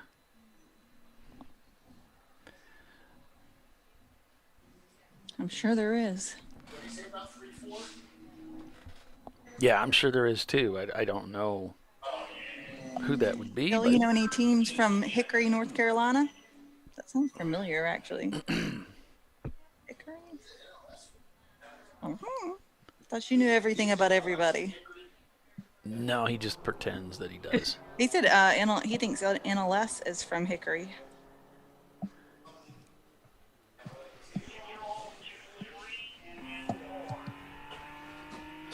So there you go. Maybe NLS Racing. Okay, so we're getting reports that there is oil down possibly between 3 and 4 so for this pack that's coming into turn 1. Let your drivers know. There's an enormous pack of cars coming in turn 1, like 10 cars. Yeah, all our cameras went down over there, so I can't see, but so far Flagtronics, I guess that's up to Bill to update it, but he's updating it, so. The secondhand Flagtronics that I have doesn't show anything. Gotcha, okay. I don't know how that gets updated exactly. Me neither.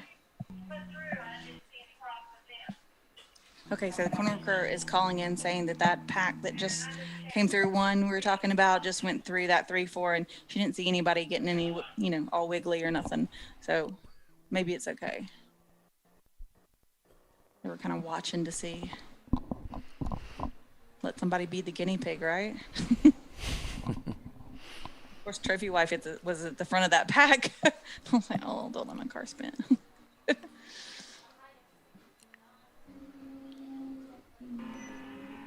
Yeah, I would say, Carrie, what you could do is go over to the ChampCar.org website, go into the forum, and go to the thread that says putting teams together, and then you can put something there. And that's really what that thread is all about, is getting people joined together. So might give that a shot. You could also put something up on the Champ Car Garage Facebook page. Those are two good ways to get connected. Yeah, there are a lot of people on that Facebook page, and keep an eye on it and respond on things and stuff like that. Running Bulls still holding down 5th place, with Tater Racing being pulled in. That opens up even more of a gap behind them to Madwag Motorsports. Several laps ahead they are. And they're about 19 seconds behind DVM in 4th place. They just turned a 154 to DVM's 157 on that last lap. So they cut quite a bit out of that deficit on the last lap.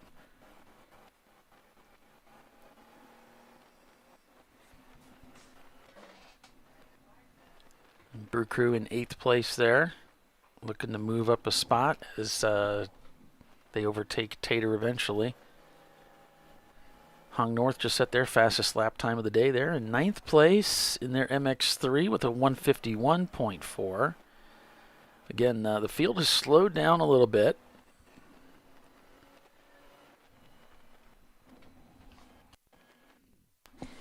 It's probably pretty warm out there now. Yep. Whole Yacht of Fun has set their fastest lap time of the day, that 151. It's a 154 that they've turned in. So 27 seconds the gap for Prefect up to 2nd place. 19 seconds the gap for Running Bulls up to 4th. 13 seconds the gap for the Kermit open throttle car up to MKD in the Mustang.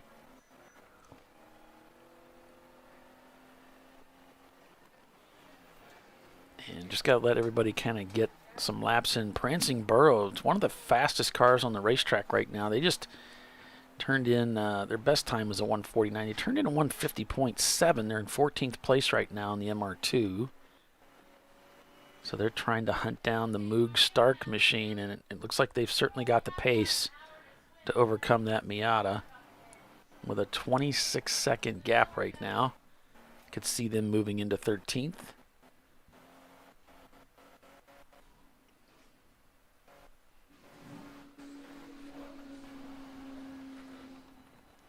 So things looking good for the Running Bulls team. So we'll see what they can do here. It'd be interesting to see this next lap turn to see if they continue to cut into this lap time, this gap that they have with DVM.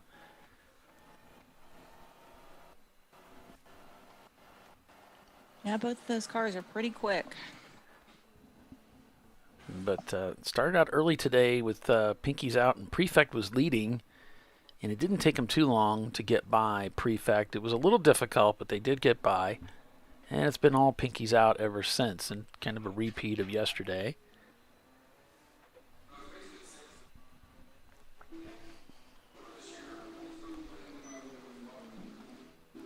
And I just want everybody to know that if you watch the Inside Champ Car feed, the shows that Bill does, a couple of weeks ago, he accused me of hogging all the airtime, so he didn't talk too much on the show. And I just want you to know that there's plenty of airtime for Bill to talk, and he's not doing it. As you can see, he's just sitting there, typing on his keyboard. But I know it was a joke, though. I know he was just joking. He said, he's not even listening.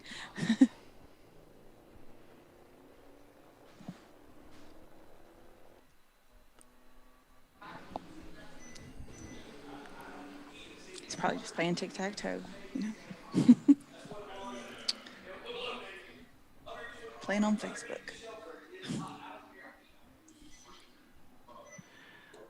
So Kevin, you got to get that clutch adjusted right, huh? I take it it's a hydraulic clutch, I'm sure.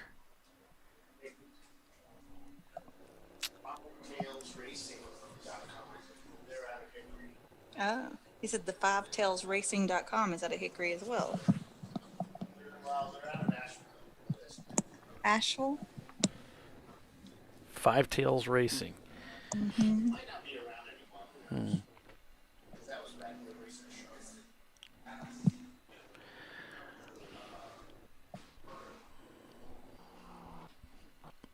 I mean, you should be able to find somebody close by that There's area. a lot of East Coast teams. Because we are so heavy, in the East.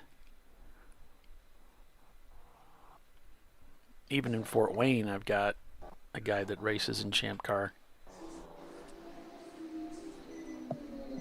And of course, Tyler is up in Ohio now. Used to live in Fort Wayne, but only about an hour's drive from me. I haven't seen much of him lately. You heard from him, seen him lately? Oh, yeah. Okay, good. Yeah, he's Tyler and I are old friends. We've been friends for a long time.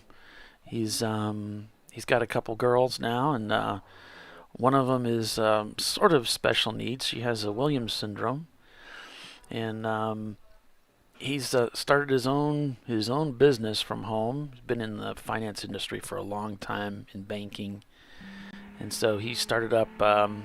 I helped him a little bit start up a YouTube channel, and he's putting out a newsletter every Sunday. He's trying to, and interviewing people that he's met along the way that are involved in investments.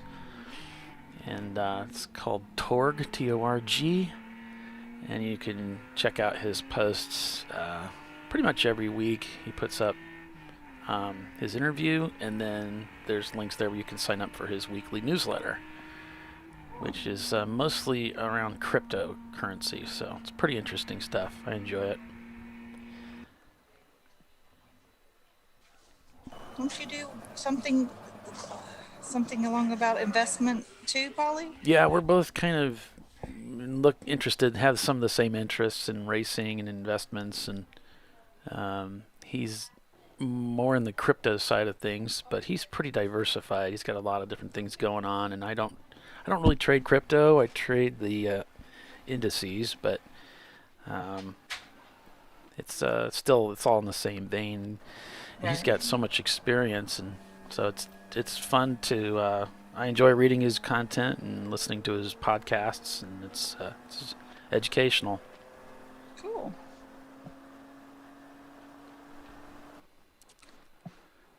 Coolio.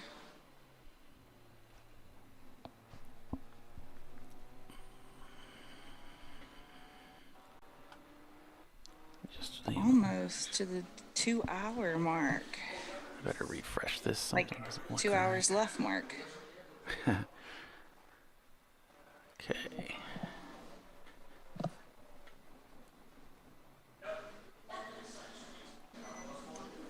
Then we'll have another one in the books. Okay. Running Bulls has chased down DVM, and they're just 0.8 seconds behind him on that last lap. Now I'm seeing, let me get this stretched out so I can see this properly. Yeah, they're right on their tail. Ooh. So we'll see if they'll be able to get by. This didn't take long for them to catch them. They're running at least 2 seconds a lap faster now. So we'll see if he can put a move on DVM here. This will be for position to move into 4th place. This is the battle for 4th place. I'm trying to see if I can see them. Chased him down within a short period of time. That car has been pretty quick all weekend. But they're coming down the back straightaway right now. About to get into some traffic. See who negotiates that better. Yeah, Running Bulls is of the top 10 or so, they really are the quicker car in the middle of the pack here, working their way towards the front. So they should be able to get by fairly easily here.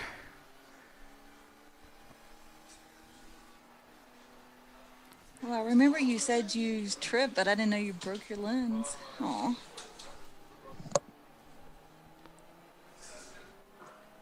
Bill broke one of the lenses on his camera. Oh, really? That's a shame. Tripped out there trying to get the photos. Okay, Running Bulls has passed. Yep. DVM.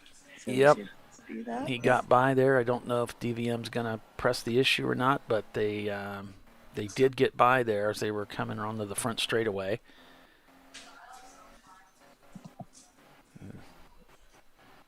When they crossed the start-finish line, they were right together. So we'll see if he'll be able to hold on to this, but he was turning much quicker lap times. So Running Bulls moves into 4th place.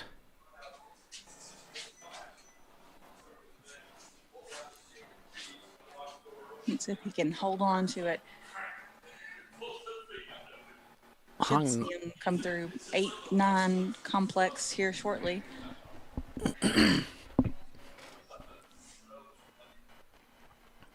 Gonna try a different adjustment technique. Clutch stop, yeah. Oh, they made they put a lot of space in between those two cars. Overthrowing it. Oh. Yeah, I had that problem with just the geometry on my dots, and I had a problem with that. We also had a little bit of an issue with that on the BMW, but they had a stop. There's a little stop you can buy. It's already pre-threaded. There's a boss that's pre-threaded in the firewall. You can just screw it in there. And that does what? It just limits the clutch pedal, how far it goes down, so you don't overthrow the throwout bearing. In the Datsun, it was so bad it actually would throw the throwout bearing off the end of the shaft, and it would jam in the release position. I had to take everything apart. Had to pull the transmission out. Yeah, I had a heck of a time. I ended up shimming. We shimmed a throwout bearing, and that took care of it.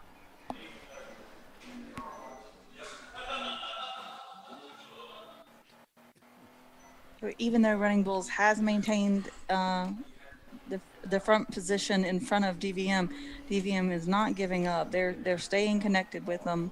They're only a couple of car lengths behind. Yeah. Hong North is continuing to lean into that MX-3, again turning a fastest lap time of 151.1. And they are now one of the quicker cars out there in that top 10.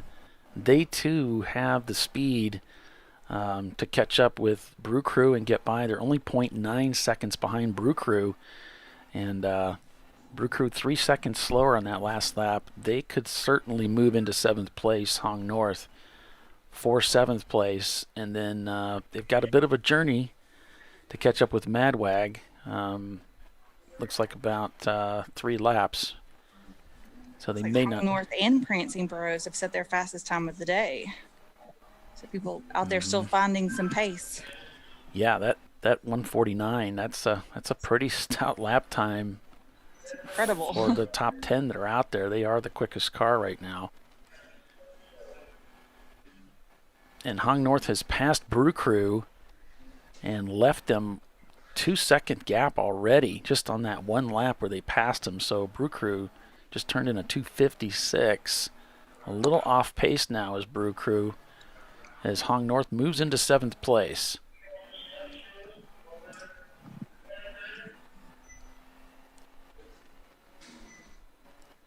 DVM is, okay, Prefect has dropped to 5th.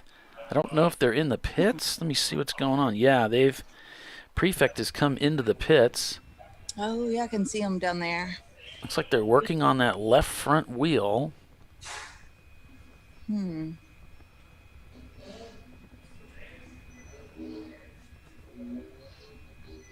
number 7 of TBI is headed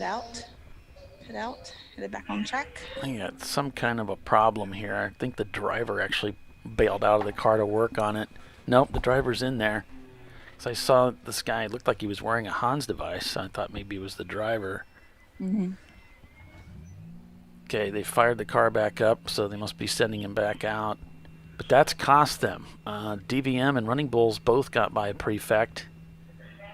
It looks like they might be torquing it. Yeah, they're torquing the wheel down, so they must have had the wheel off. Dana's down on pit lane, and he's walking like he's on a mission. I don't know where he's headed, though. He's talking on his radio, and like I said, walking like he's a man on a mission. Looks like he's heading down to the prefect team. Uh-oh. Maybe there was contact.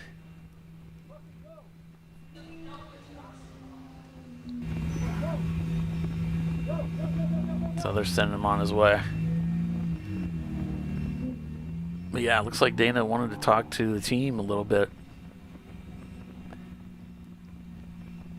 Sure does look that way. I wonder what's up.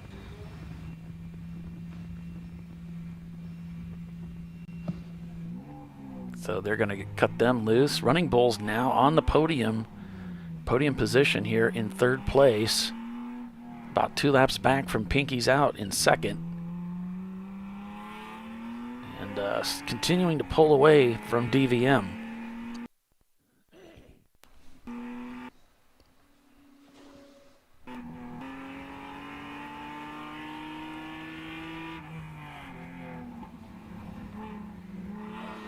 So Brew Crew's down there getting ready for their final driver change. I guess that would not be the 86, it would be the other one, because I thought I just saw the 86. I'm trying to think of what's the number of the other car? I think they just have the one car out here. And Michael Bowles was trying to get by Prefect there, but Prefect beat him out of the corner.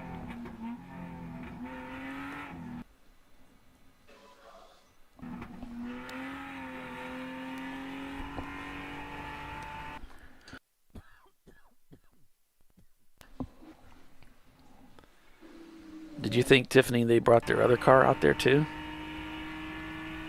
I thought so, but maybe that was just yesterday. Or maybe I'm confused entirely. I know that they've got it, repainted, and it's with the orange and stuff. The blue, yeah. Okay, so Kyle Lockrow is going in next for the final driver change. And so it's 2:30 now. We check her at 4:30, so he'll stay in for the remainder of the race. It's like Running Bulls is trying to get by again. Oh, he's in the grass. Ran it off wide here, trying to get on the front straightaway. Oops. So that might not have gone to plan. Now they got Prefect in the front, Running Bulls in the middle, and DVM is hot on the tail of Running Bulls. I guess that little oopsie allowed them to get real close together. Yeah, Prefect was coming out of the pits as Running Bulls was coming around again. Mm-hmm. And now there's Prefect going into turn 1. And now he has to deal with DVM going to be on his heels. Because they didn't go anywhere.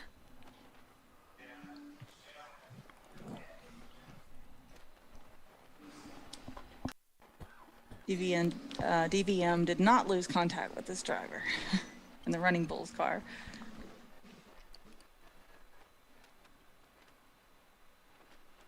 Or lose touch, or whatever we say. Yeah. It really, I mean, Prefect is back far enough, it really doesn't affect Running Bulls that much, other than it just hurt their momentum a little bit. Yep, and the three of them, with Prefect in front, Running Bulls in the middle, and DVM hot behind, are all going through this, headed through the back section of the track. All quite close to one another. Of course, Prefect is behind those two, but I'm sure Running Bulls would like to get around, so there's just, not somebody in front of them. We shall see if that is, in the cards at all. Yeah, because Prefect really is the quicker car if he can get that thing up to speed. Mm-hmm. So this is going to be a bit of a challenge. There, again, Prefect getting really loose there at the exit of what is that, 14? So must be a little tail happy there, trying to get onto that front straightaway for both these teams. And then now the three of them are like nose to tail. Looks like Running Bulls is feeling a little held up, possibly. Doesn't look like the Prefect car is quite as quick as it was earlier. Well, you know, if they did a little bit of damage to the suspension, it might not have the front grip that it had. Yep. And we're at the end of the weekend and towards the end of the day, and, you know, if they haven't swapped tires, those might be worn out too. Hot. Drivers are hot. Crew is hot.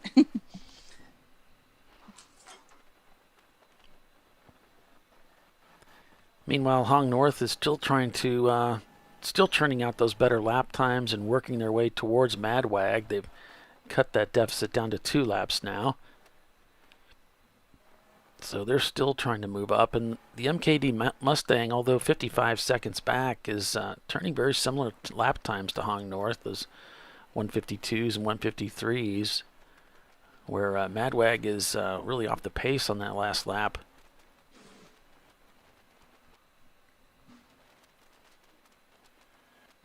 Wasn't it Madwag that yesterday had to replace their trans, I think? Is that, yeah. I think that's what. That was the one.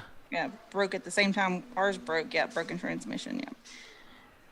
Kind of in the morning, but they got it all back together, and looks like it's doing well for them today.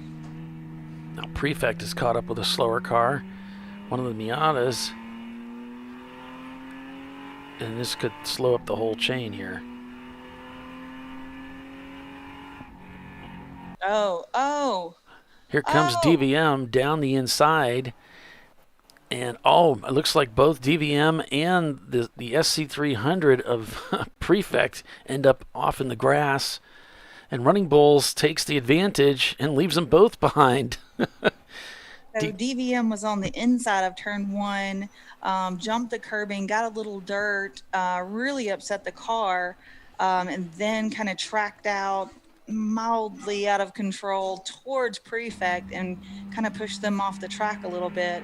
So it caused both of those cars to really get slowed down. And Running Bulls was able to take advantage of that and get going.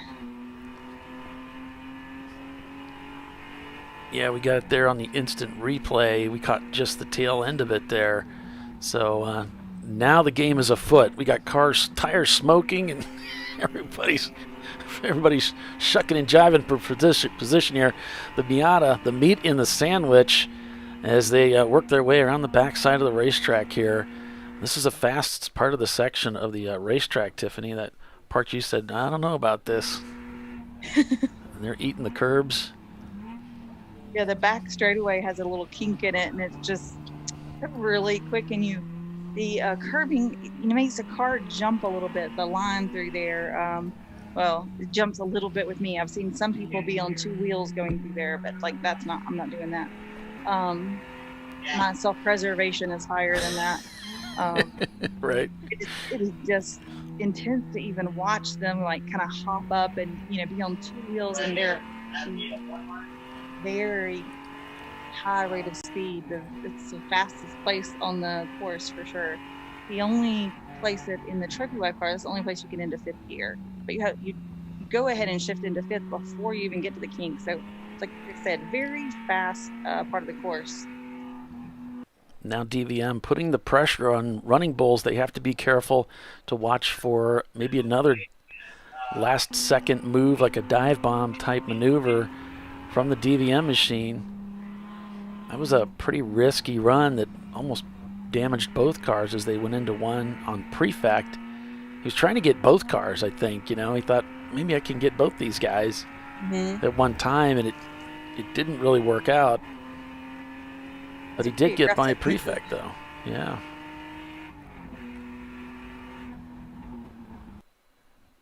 But the Prefect driver was heads up and was able to avoid, any contact with the other car. Yeah, you can see him checking his mirrors, Running Bull Racing, as the DVM car is pesky. Gonna be tough. Yes, it is. It just keeps coming. Yeah, he's just not going anywhere. Well, and that is for position. So they're currently on track running in the position that they are in the timing and scoring. So all three of those cars are right behind each other and all for position for, fighting for those. So yeah, they are, but the prefect car is actually down a lap from them because of that pit stop he had to make. That's right, because they wanted to be in front and get their lap back, but that did not happen. They got passed instead. Looks like there is a Miata that slowed up DVM just a little bit to give the Bulls machine a little bit of space heading down into one this time. And now they have another car ahead of them. We miss our break? Yeah, that's all right. We'll pick it up here in 15.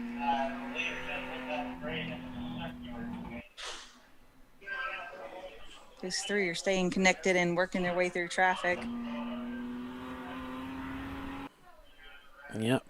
Meanwhile, the two Pinkies Out machines still leading the race, overrunning Bulls.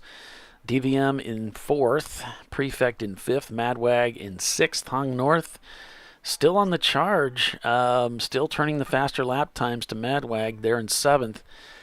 In the 8th place, it's the number 600 MKD Motorsports in their Ford Mustang. Then it's Prancing Burrow in 9th and Open Throttle Racing in 10th in the Frankenstein Green Miata.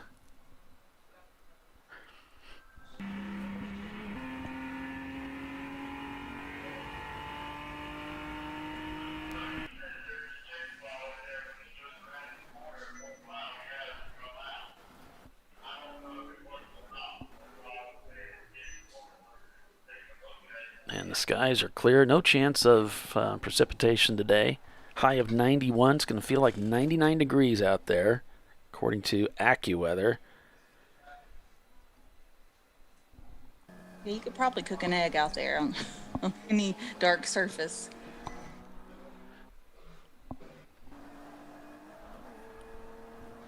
But definitely a beautiful South Carolina summer day. Just a little on the warm side. Here comes Running Bulls down into turn 1 with DVM right behind them. The 865 is coming out of the pits, gets caught in the middle of them. So everyone tries to negotiate around them. It should be there. Maybe not. Just have to go with what you're saying there because our track cameras are not hip to it. You just make some stuff up.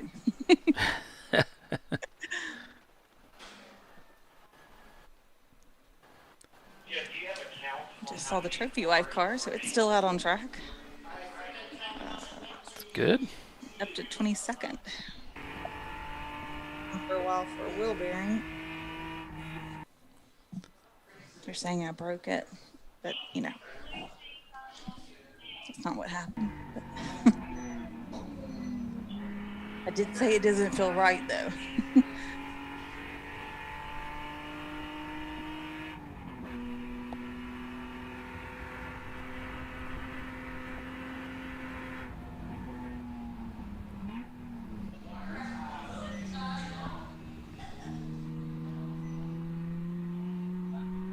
Prefect beginning to catch up with DVM again.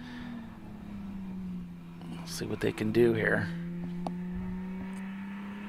I'm not sure you want to be ahead of that guy if he's as close in performance. And as aggressive as he's driving, really want to plan your pass very well. Mm-hmm.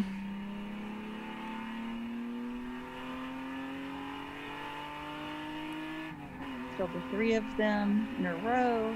They don't have any other traffic in between them now.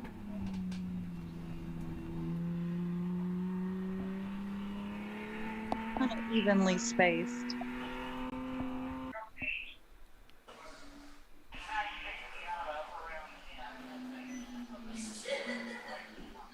This is the kind of racing that Running Bulls does so well, too. They are so good at hitting their marks lap after lap after lap. It's such a good team, and Michael's very particular about the drivers that he selects to drive for him. So it's definitely a tight-knit team. Mm-hmm. They're very good in these high-pressure situations where they're being pursued. Fast and consistent. It's a good combo, you know? Yeah, they really are. They're as good as any of the best teams. Absolutely. They are one of the best teams for sure.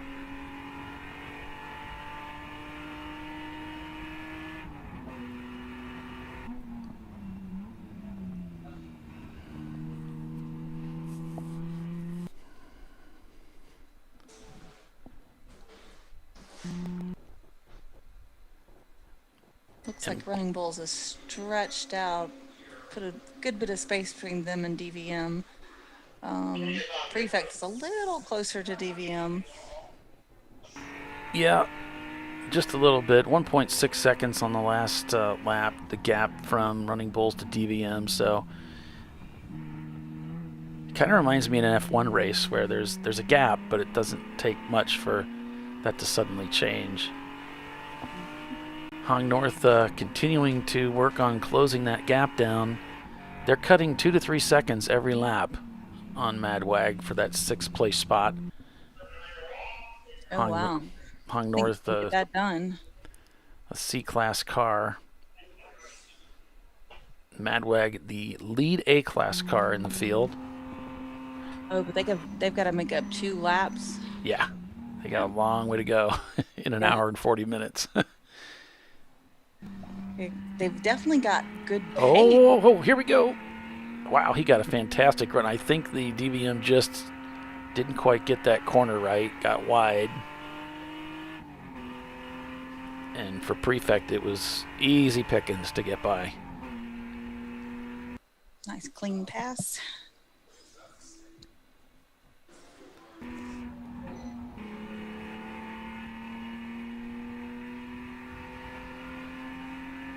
So now Prefect's got eyes on Running Bulls, trying to get their lap back, right? Absolutely. They want that lap back, and that would that's something they need to get that done, and then they need to find a way to get all the way around the track again to pass them again, which is So that's asking a lot. a tall order. Yeah, it's not going to be easy.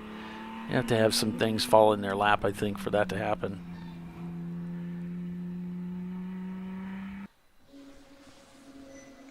Because the pace of Running Bulls is not going to, allow that to take place very easily. No, it won't.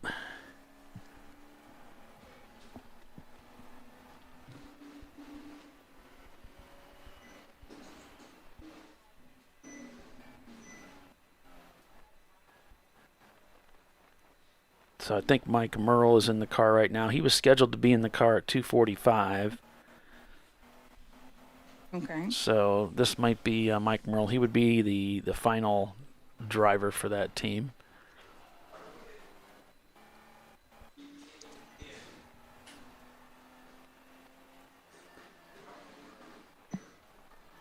So according to their schedule, their driver schedule, they're not planning on any more stops. Yeah, we've only got, an hour and 40 minutes to go, so as long as everybody's gotten their fuel stops done and their last driver change done, they should be good to go to the end. And I say should, though, because there's lots of different ways to play today's quiet hour and split, at the 7 hours. It's not an even. The MR2 just left the pit out. Yeah, I was just going to say, I noticed their 6:46 lap time, so that would mean they were probably in the pits.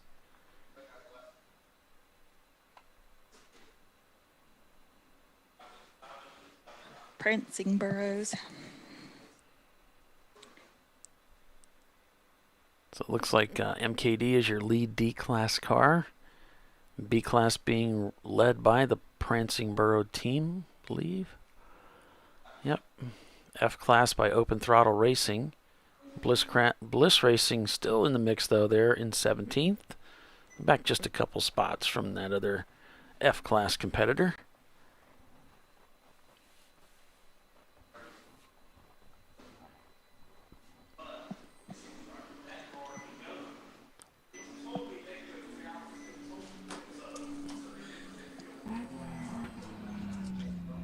length of the weekend is starting to catch up with me. I was mentioning that on the show, that how much of a fight you've had this weekend just to get to the track.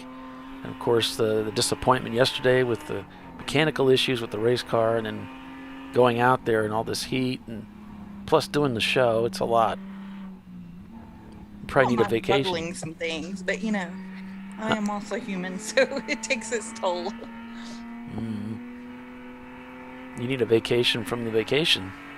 When I went up to pit race in Mid-Ohio over the Memorial Day weekend, everybody was, when I came back to work, they're like, oh, how was your trip? How was your vacation? I'm like, I'm dead tired. You need to lay on a beach for 2 days and recover. I towed my car 13 and a half hours straight up to Pennsylvania. Then we did 2 days at the track, then loaded up and drive over to Mid-Ohio just to check in and do, you know, another 2 days at the track, and then start driving back from Mid-Ohio. It's like, and then go back to work like a crazy person.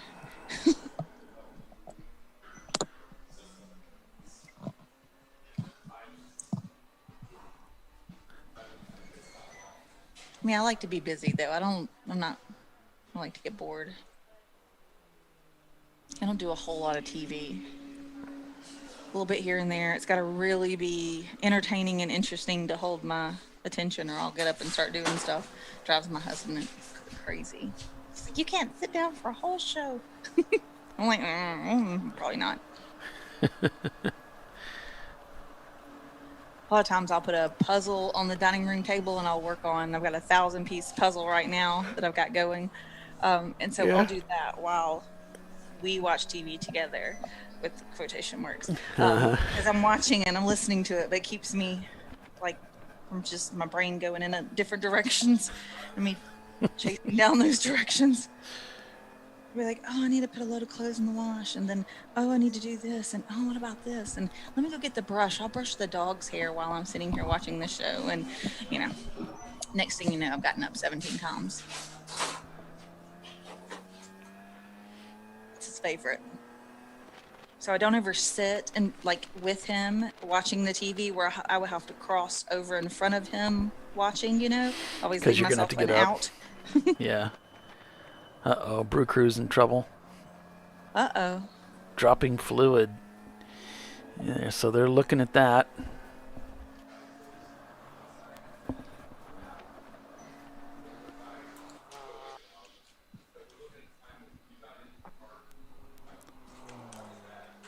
There's Pinky's out coming by. That looks like that might be DVM there.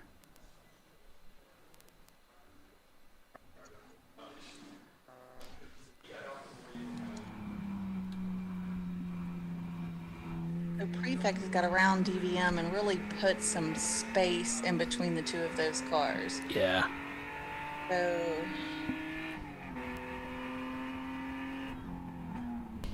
that should work out better for them, but still not able to track Running Bulls down and pass them yet. I'm trying to see where I see Prefect, but I don't even see Running Bulls out there like anywhere nearby. So they must have moved past where my vision can see quite a bit before that. I'm guessing there's a... Now Running Bulls is in the pits. Oh, okay. That's why I didn't see him. I was like, I don't see him anywhere. So this must be the final. I guess that was Michael that was in the car. And now it's the other Mike that's getting in the car. Mike Merrill for the final stint. And we've also got a report of the whole Yacht of Fun car smoking. Uh-oh. So that's being observed.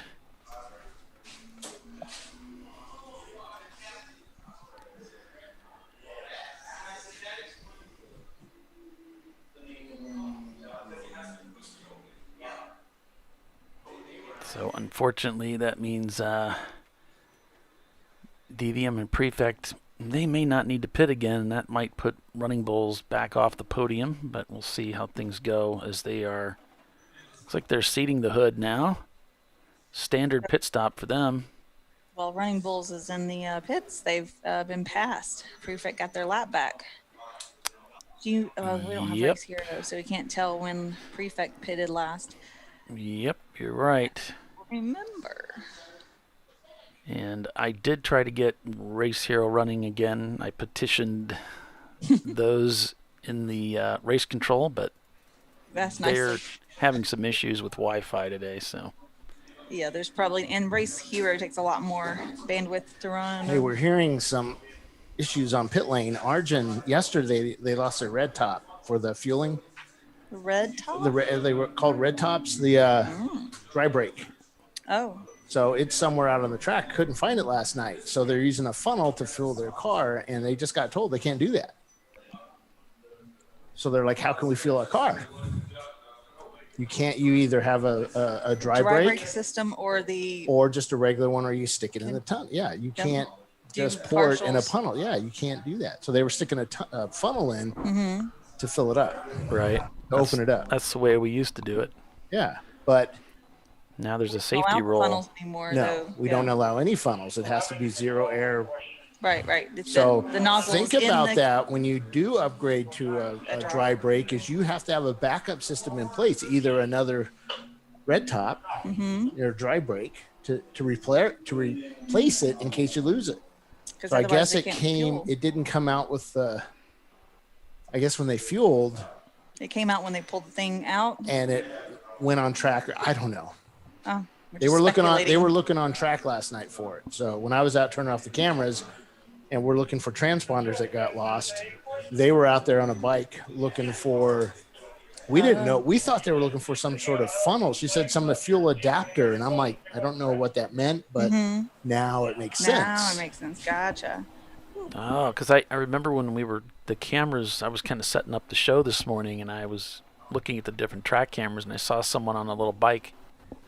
A little moped, a little, what they call a paddock bike, a little motorized bike. Arjun's wife was out yesterday riding around on a bicycle, so they couldn't find it. We didn't find anything. So we found a license plate from the from the 80s. From the Bumblebee cars, the corner workers call it, the prefect car. We found their license plate.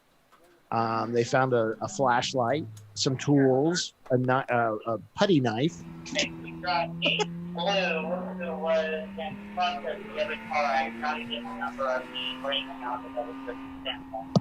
It's not as bad as the Sebring race last year where I showed up to pick up our equipment Monday morning and there was a pile of exhaust parts in next to the tower stuff that was collected and then deposited there. It was a lot too. There was a lot of exhaust. The year that we raced the Opal there, when we went back to the next day, and there was another collection of parts. There was a 3-inch stainless steel exhaust system, beautiful system, just sitting in the pile. So I took it home. I posted on the web. I had this thing, nothing. So I have this absolutely beautiful stainless 3-inch system at home. Okay. Unfortunately, I have nothing that would use a 3-inch exhaust system, but it's like from the cat all the way back, straight pipe. It's pretty cool. Yeah. Well, TIG welds a whole bit. I thought it was Kevin Smith's, and Kevin said, no, we weren't using it. And at first, I thought it was titanium because it kind of had that look to it, but now it's stainless. Titanium, I would have never said anything.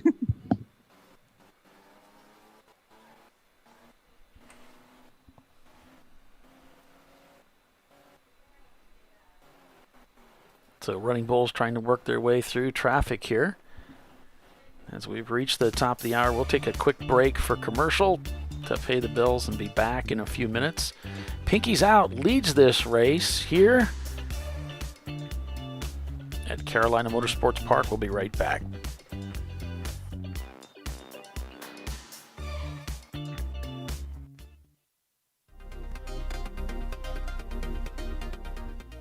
Welcome to TireRack.com, revolutionizing tire buying since 1979. With our unmatched selection of branded products, finding what fits your vehicle and is right for you and how and where you drive has never been easier. Through helpful online shopping tools that include our professional hands-on reviews done at the introduction of a tire and consumer reviews that give real-world feedback over the life of the tire, you can make the right tire choice and find exactly what you need.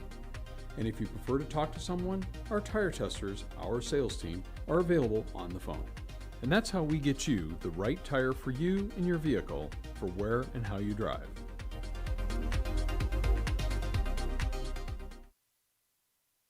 At AutoZone, you get what you need when you need it. Got a today job? Pick it up free same day at your local AutoZone. More of a tomorrow project? Order as late as 10 p.m. with free next day delivery. Getting the job done just got easier.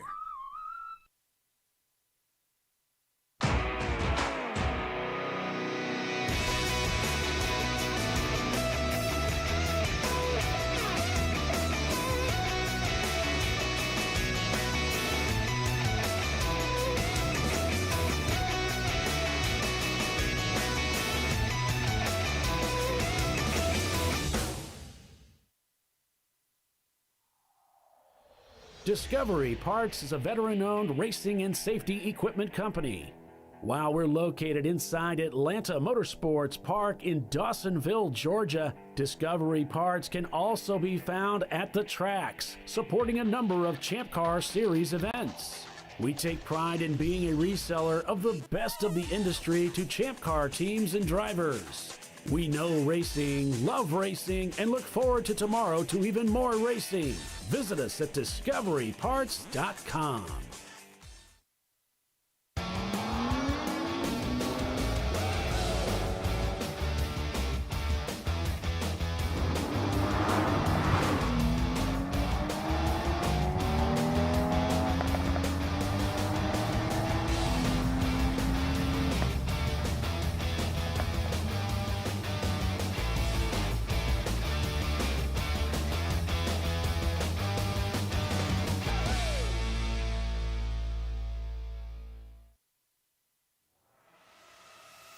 RVA Graphics and Wraps is a full-service design, signage, digital graphics, and wraps company located in Richmond, Virginia.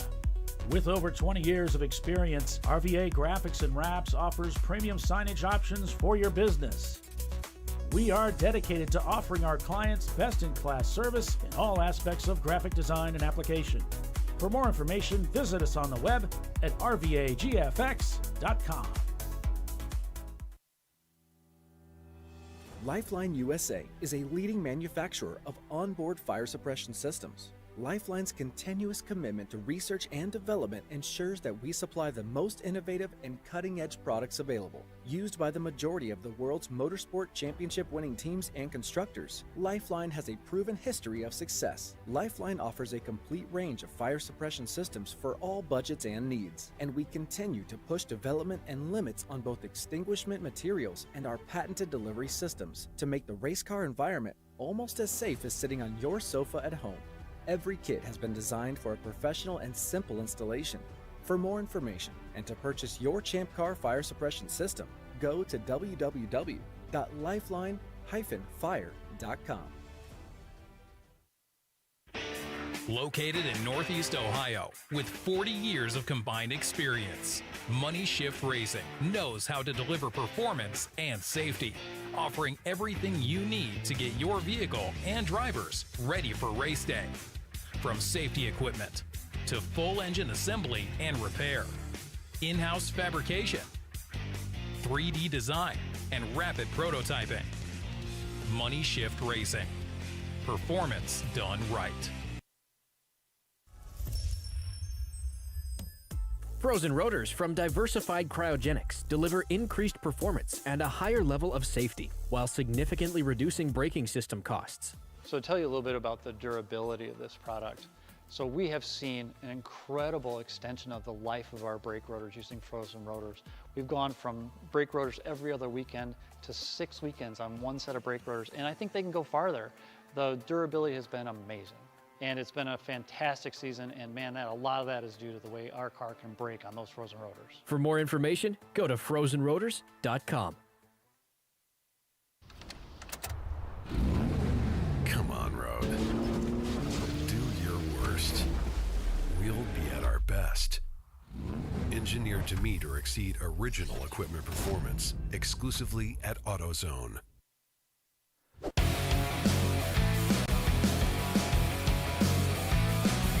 Welcome back, folks. Welcome back. Carolina Grand Prix here on ChampCar.Live, presented by AutoZone. Great to have you along as we finished up the last little over hour and 20 minutes of racing for the weekend, at least as far as Champ Car is concerned. I'm Paul Velton with Tiffany Alexander and Bill Strong. We're calling the race for you. And Bill's kind of decided to stop calling the race, but hey, we're here with you anyway. Prefect Racing on board with them. They're in 4th place right now. DVM in 3rd.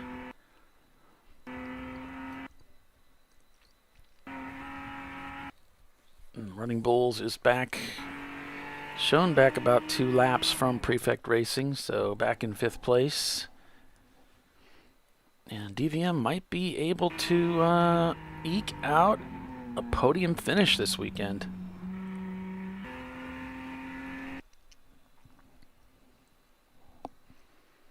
MKD in the pits in their Mustang, doing their driver change. Pinky's out, though. Appears to be in charge of this race, in control. Looking for a 1-2 sweep. Day 1, day 2 sweep here of the weekend. Seeing something here, possibly debris down over at flag stand 3. So these cars are being flagged for debris on track.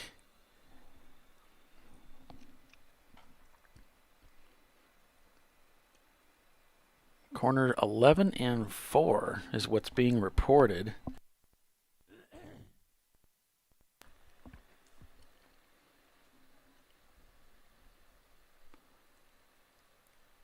Either a bird or rags have fallen on the track surface over at turn number 4.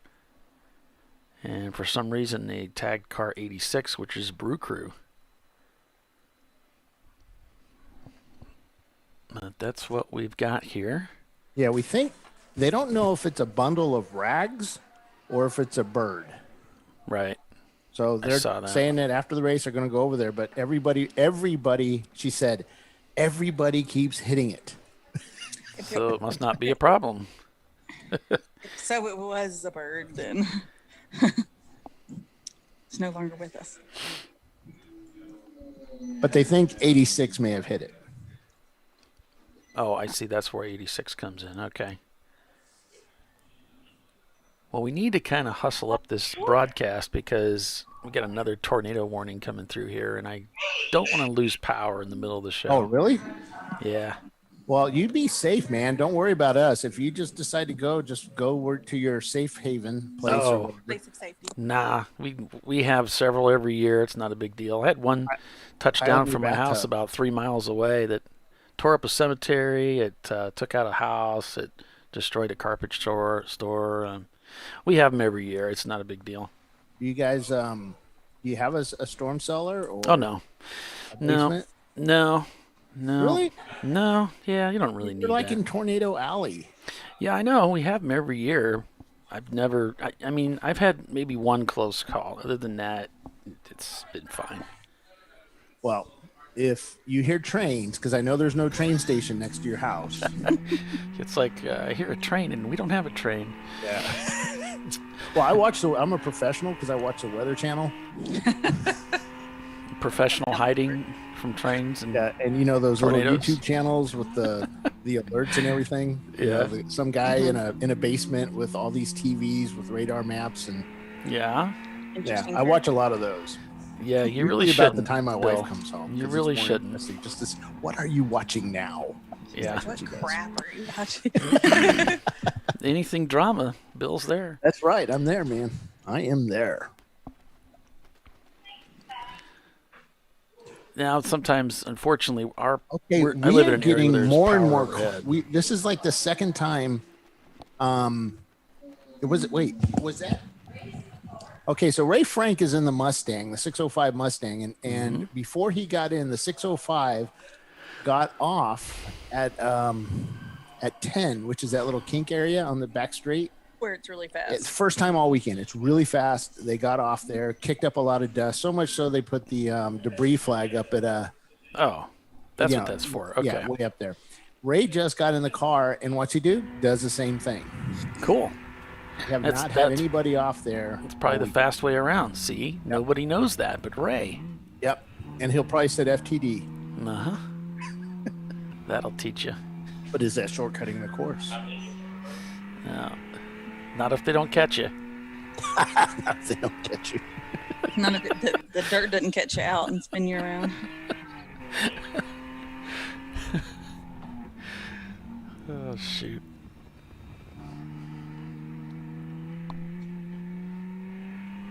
Now we have tornado warnings pretty much about once a month up here, and in the summertime it gets kind of lively. Most of the time Miss we just Chelsea ignore lives it. down south of you. Uh-huh. And she gets them as well. I mean, they actually have tornadoes go through their area. Well, yeah, we do too. I had one that touched down like just 3 miles up from my house. It tore up a cemetery and leveled a house and took out a carpet shop. Cemetery. You know, those people. Yeah, we had big trees there. They all got to them? busted and twisted up and, yeah, made a mess out of things. It happens.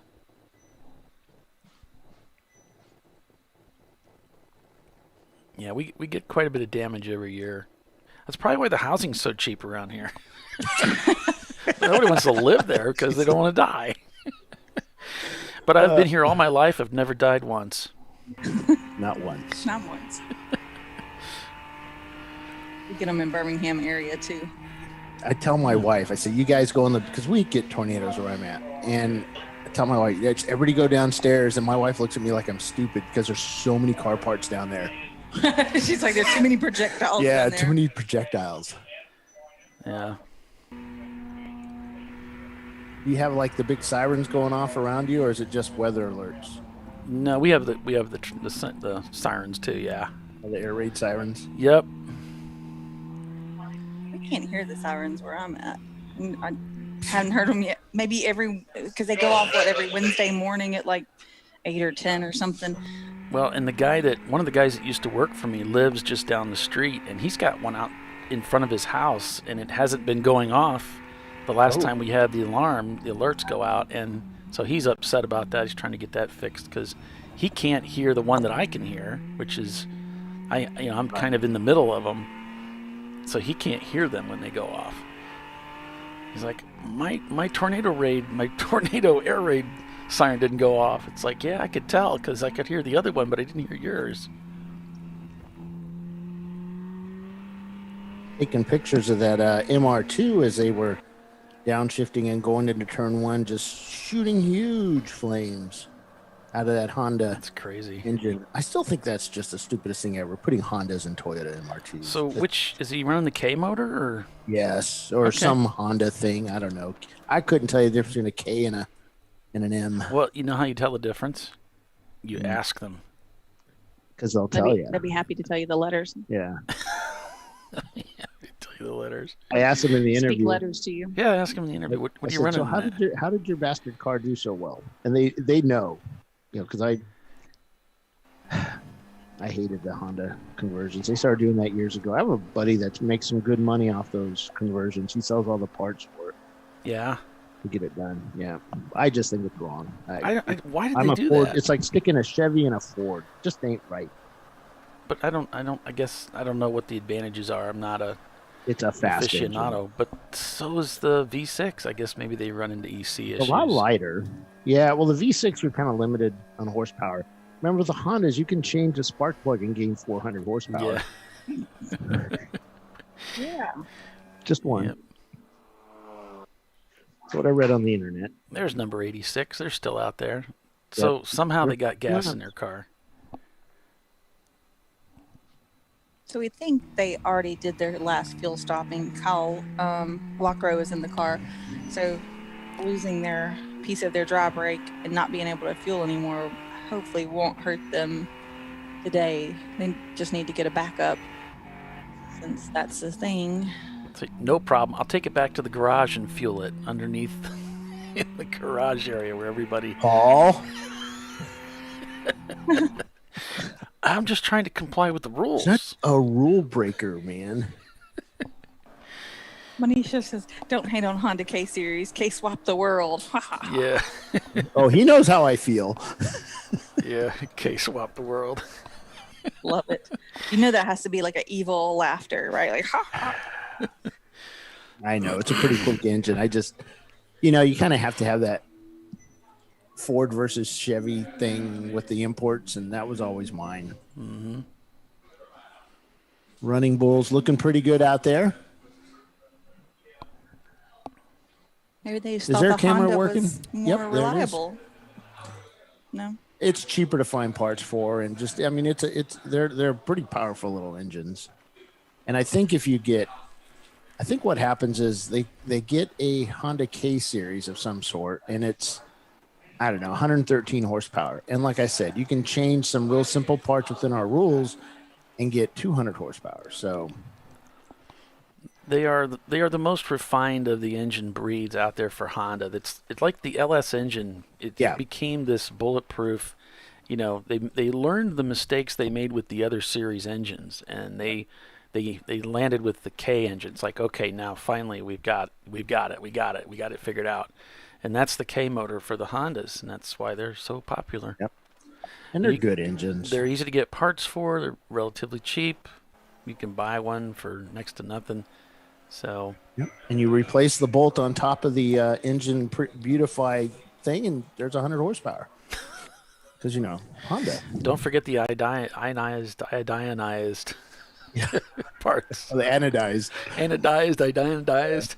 I remember back in the old days of ChampCar, you'd see some guys coming with their Hondas, and they got anodized parts all over the engine when they go through tech. And halfway through the 24, you could walk around the paddock, and you'd see piles of anodized parts and lots of stock Honda boxes.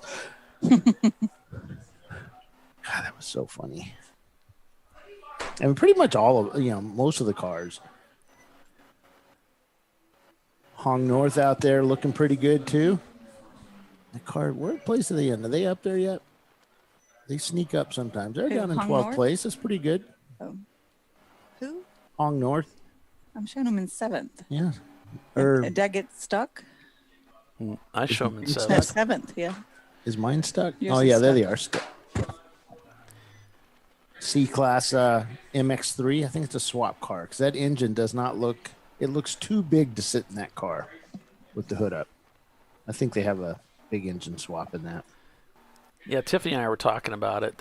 Now they've got a 1-lap deficit to make up, Tiffany. I don't know. Maybe they can do it to catch up with Madwag. They've been chunking into their lead several seconds a lap. Now here on the last lap, they have actually dropped a second, but who knows? Yeah, Madwag's picked it up a little bit. Maybe they know they're coming for them. Don't have a long time to get it done, about an hour and 10 minutes or so. Yep, before I lose power again. I live in an area where the power's all overhead, so. Oh yeah, that's like us. A tree falls on it, and you're out without power for a month. I don't know about a month, but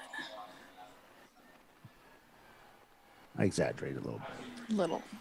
But it sucks. We were actually pretty lucky. We have storms come around us, and it's the people all around us that get hit. And we're not that far from the substation, too, so that helps. I'm right by Barber, down in the valley, so a lot of the... You're a valley girl? Yeah. A lot of the storm systems seem to kind of go around us. It's really quite odd weather pattern that happens out there. I like to say that Mr. Barber put the track there for that reason. He planned it on purpose. It's like, oh, this little mountain range right here will divert a lot of severe weather from the track.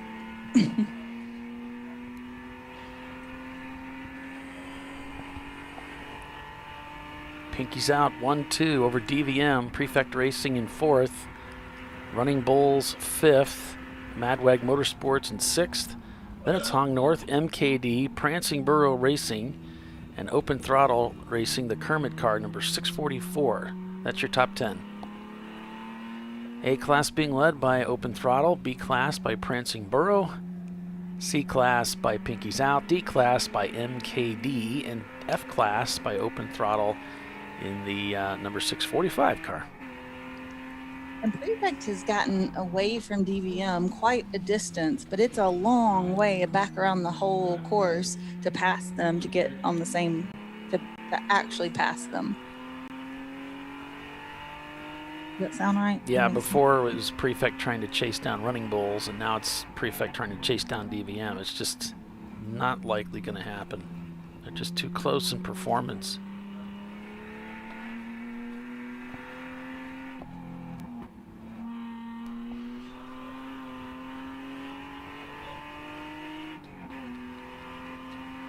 So it's a game of attrition, which is a huge part of this racing, that's for sure.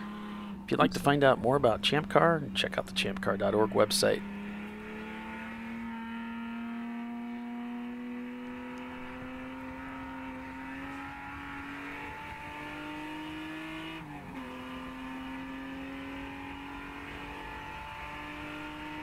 Wipes back up to 19. You can find out what's wrong with your car using the AutoZone troubleshooting guide. All you need to know is what the problem feels like, looks like, smells like, or sounds like. Go to AutoZone.com and choose the troubleshooting sections on the main web page. Changing out your headlights is easy as well. It's never been easier to learn how to switch out your bulbs. Check out the AutoZone video step-by-step instructions at AutoZone.com. I couldn't have said it better myself. You'll get free shipping on all orders over $50 from TireRack.com. So that's right, tires, wheels, brakes, suspension, and all parts and accessories. It's the way tire buying should be. Yeah, I bought 2 sets of wheels from Tire Rack in the last couple of years. I like both of them. And they got all kinds of other parts there that you can get your hands on. They have lift kits, lowering kits. You can fine-tune your car, otherwise light the way, as they say, with lighting kits. So whether it's lights or suspension, brakes, charging system, engine tuning, wheels, tires, lug nut locks, mud flaps, or wipers. I don't know why that always makes me laugh. Mud flaps and wipers. I always had trouble saying it. The 970 is coming into the paddock. That's rad racing.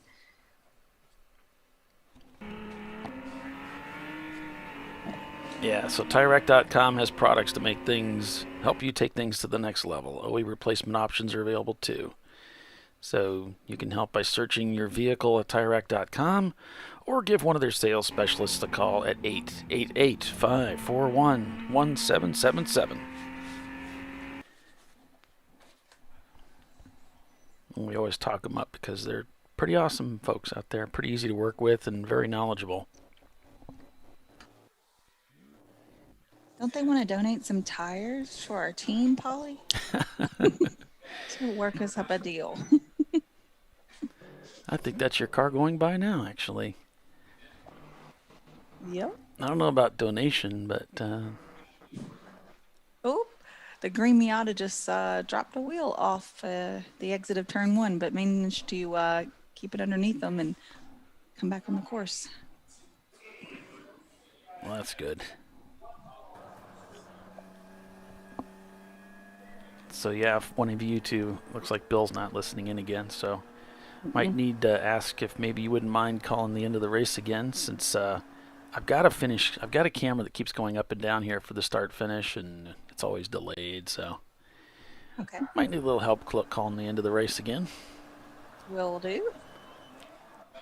It may sound a lot like yesterday's race. Yeah. Looks kind of Pinky's out one too. It does. Maybe we could just replay yesterday's. Of course, there's 2 different cars today. With the 146 ran yesterday and came in second today. And then the Lexus was first yesterday of Pinky's out, but they are not running today. The 246. Is that the swap car? There, I don't remember. The 246 is the orange one, and they're running today only. They're running second.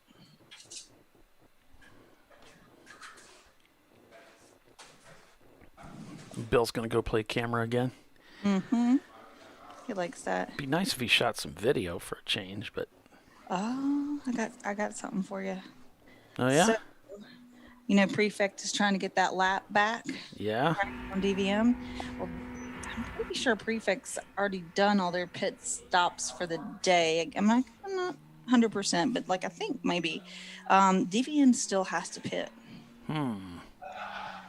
And they are hoping for a caution to stay in front of Prefect and Running Bulls, but we haven't seen a whole lot of cautions today. No. Very few. Yeah.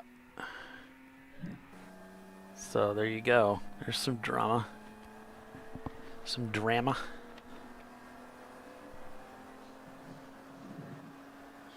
So that will definitely shake things up. Yep. Yes, it shall. So with that, we'll take a little bit of a earlier break than normal. I need to step away for a second, but we'll be right back in just a few. So stay with us. You're watching Champ Car Live. Back in a moment.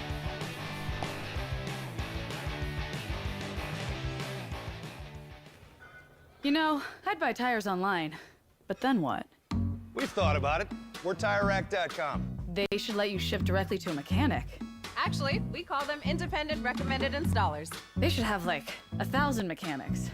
Try over 7,000 installers. Then you just make an appointment. At a time that's convenient for you. This could change tire buying forever. TireRack.com, the way tire buying should be.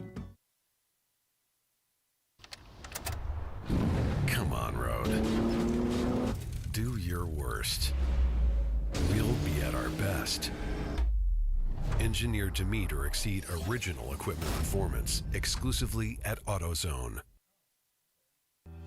Lifeline USA is a leading manufacturer of onboard fire suppression systems. Lifeline's continuous commitment to research and development ensures that we supply the most innovative and cutting-edge products available. Used by the majority of the world's motorsport championship-winning teams and constructors, Lifeline has a proven history of success.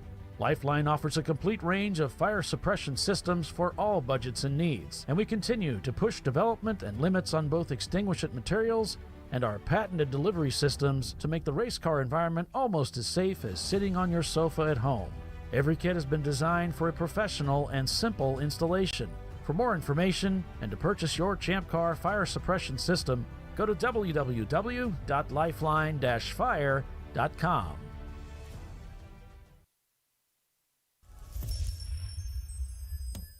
Frozen rotors from Diversified Cryogenics deliver increased performance and a higher level of safety, while significantly reducing braking system costs. So to tell you a little bit about the durability of this product. So we have seen an incredible extension of the life of our brake rotors using frozen rotors. We've gone from brake rotors every other weekend to 6 weekends on one set of brake rotors, and I think they can go farther. The durability has been amazing.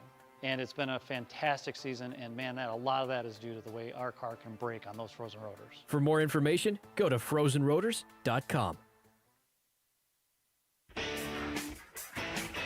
Located in Northeast Ohio with 40 years of combined experience, Money Shift Racing knows how to deliver performance and safety, offering everything you need to get your vehicle and drivers ready for race day. From safety equipment to full engine assembly and repair, in-house fabrication, 3D design, and rapid prototyping. Money Shift Racing. Performance done right. Discovery Parts is a veteran-owned racing and safety equipment company. While we're located inside Atlanta Motorsports Park in Dawsonville, Georgia, Discovery Parts can also be found at the tracks, supporting a number of Champ Car Series events. We take pride in being a reseller of the best of the industry to Champ Car teams and drivers. We know racing, love racing, and look forward to tomorrow to even more racing. Visit us at discoveryparts.com.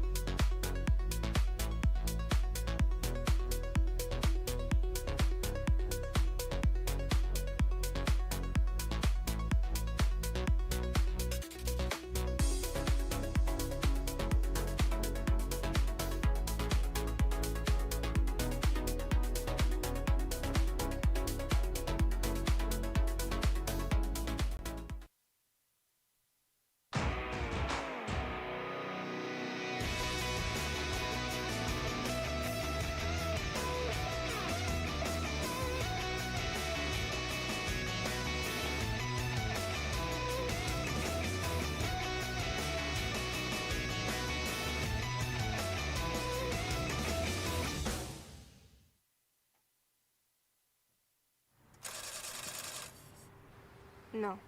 Seriously?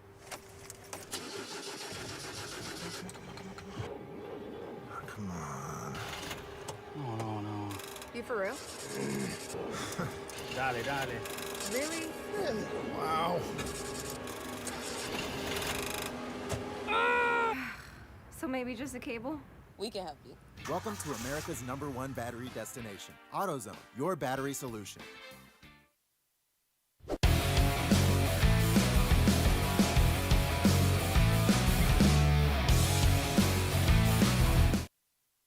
And welcome back to ChampCar.Live, presented by AutoZone.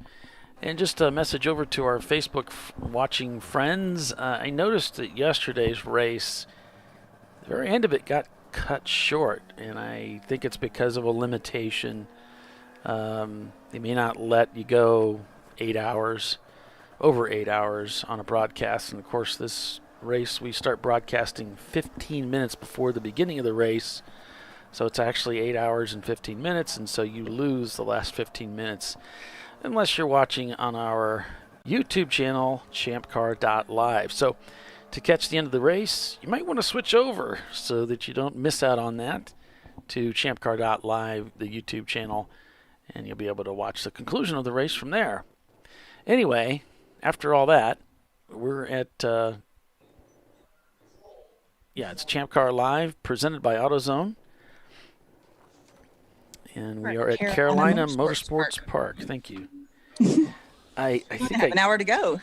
Yeah. Well, I screwed up yesterday, and I called it Charlotte once. And I was like, what? It's not Charlotte. I don't want to do that again. So It's definitely not Charlotte. Yeah, my brain is reaching. Track too. My brain is reaching saturation, where it's like I've been doing this all weekend. I'm getting tired, and it's like, okay, I'm not. It's even worse than usual. So you got to be careful. So Pinky's Out leads over DVM, Prefect Racing, Running Bulls. That's your top 5. And before the break, we were talking about DVM going to have to make another pit stop. We weren't sure about Prefect or Running Bulls, so I'm not sure how that's all going to shake out. Well, I think we can safely say Running Bulls won't have to stop again. And they stopped with a little more than an hour to go and put their final driver in.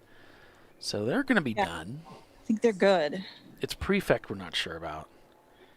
And I don't know about them. And I don't think I have any contact with that team, unfortunately. Let's double check. No, I looked at it the other day. Okay. We do know they stopped to look at that left front wheel. I think it was on this car. And then sent them on their way. So I don't think they took fuel during that time. That was a quick stop, fairly quick stop. They lost a couple laps, but that was it. And then, so I don't know. I don't know if they were able to take fuel in that time or not. 2 laps is a lot of time here, I guess. So, not sure. And a fuel stop under green is a big deal. I mean, the lap times are under 2 minutes for all these teams, and so a pit stop is 5 minutes plus the roll down pit lane at pit lane speed and the roll out. So usually like 6.5 minutes seems like what we kind of were seeing if they were right on point. That's several laps on the racetrack. If it's under green and the other cars don't have to stop. Yeah. Now, incidentally, Prefect is just behind one of the Pinky's Out car. It's actually the second place, I believe, the 246 car. But I'm not sure it would make any difference because of their position. They're more than 1 lap down. So it wouldn't matter much if they were actually able to pass them, but yeah, they are. It looks like 4 laps up on them.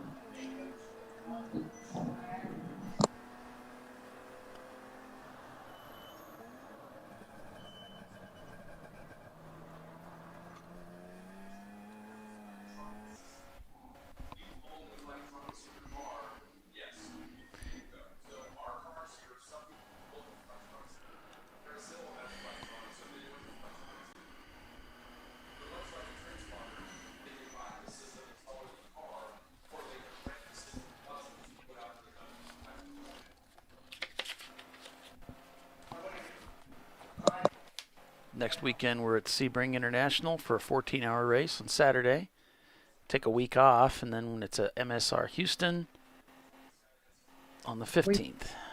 I'm sorry. Are we broadcasting MSR Houston? No. Okay, good.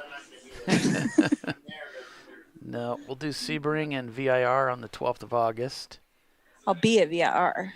Sweet. There, I told you, Bill. I'm coming to VIR. I'm coming to VIR. I always have this thing where I show up and Bill says, I didn't know you were coming. I'm like, I told you like 3 times. He's always doing 97 things. That's a guy thing. We all do that. They don't listen to girls. Girls are usually really well planned out. And in my life, my experience has been us guys are a little more seat of the pants. Yeah, whatever. I'll figure it out later. You know, I would agree with that. Okay, that's not just me. I tell my husband some things sometimes, and he was like, well, I mean, I didn't know you really meant you were going to do that. I'm like, well, why do you think I told you? Because once I've told you, I told you because it was decided upon. Right. Okay. I make my schedule for the whole year at once. That they usually towards the end of the year or the beginning of the next year, I'll look at the whole year and compare Champ Car schedule, and our broadcast schedule with the Chin schedule and all the things. And then, kind of plot out like, okay, what new track do I want to go to, or what away tracks do I want to try to work in this year? Or haven't been in a while, that sort of thing. Gotcha. Then who I'm going to go with. There's Running Bulls on the front straightaway. Because if I haven't been somewhere before, or it's been a really long time, I really benefit from going and doing a track day at that track with like Chin or JTI or something before the race. It doesn't take me as long to remember the track once I get on it. It's like fresh in my mind. I might like to take another poke at Gingerman this year. If I could find a seat, I might do it. It's in August. It's always, it's like so hot. It is so stinking hot, and I don't know why. I just like doing it. I've always kind of liked Gingerman. It's kind of a fun little track. I've never been there. Yeah. We'll have to come up and meet you. Oh, that'd be cool. Can't be any further than some of the other places I've been. So. No, it's. I think it's. You know what? There's this little thing called Google Maps that I can punch in, and I can find it and then say from home, and it'll tell me exactly. Yeah, a lot closer than pit race. That was a long haul. I think it was. I towed 13 and a half hours straight. I'll check in with Troy and see if he's doing anything. Let's see. What does the Google say? The Google. It says it's 10 hours and 9 minutes. Oh, my gosh. That's not bad. Good. I could do that. The only thing about Gingerman is you got to get your hotel stay figured out early because it's very expensive to stay up there. Oh. It's out. It's in kind of a hoity-toity area with the dock at the water, so it's expensive. But the restaurants are great, and they got a really nice ice cream place, which I never get to go to because I'm too tired or too busy to mess with it. And then, so yeah, there's a dive that I usually stay in because it's pretty affordable. And although it's kind of scary looking when you pull in there, I've never had any trouble with it. So okay, those are good things to know. Yeah, the people that run it are really nice, and so I usually stay there. Okay. And I took my daughter up there for a Lemons race. I don't think it was last year. I think I did that. Yeah. And I ended up having to get. There just wasn't any availability at the dive, so I ended up. I used Hotel.com to reserve a room at one of the nicer hotels, and I think it was going to cost me like $300. And it got screwed up. The reservation was never actually made. So we ended up just having to come home. But it's like an hour and 45 minutes from my house. It's really not a big deal to drive home. So Gotcha. I was almost like, gosh, we could drive home, sleep, go back up there for Sunday. Mm-hmm. But we didn't, you know. It's a long way in the morning, though, and early in the morning if you Yeah. got to make a driver's meeting. Well, we were just there to watch it. It was a okay. lemons race. Yeah.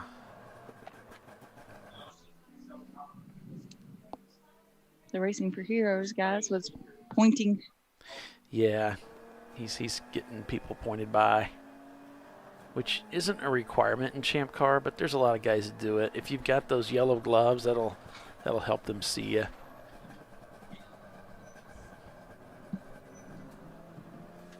Yeah, I gave a few points this morning.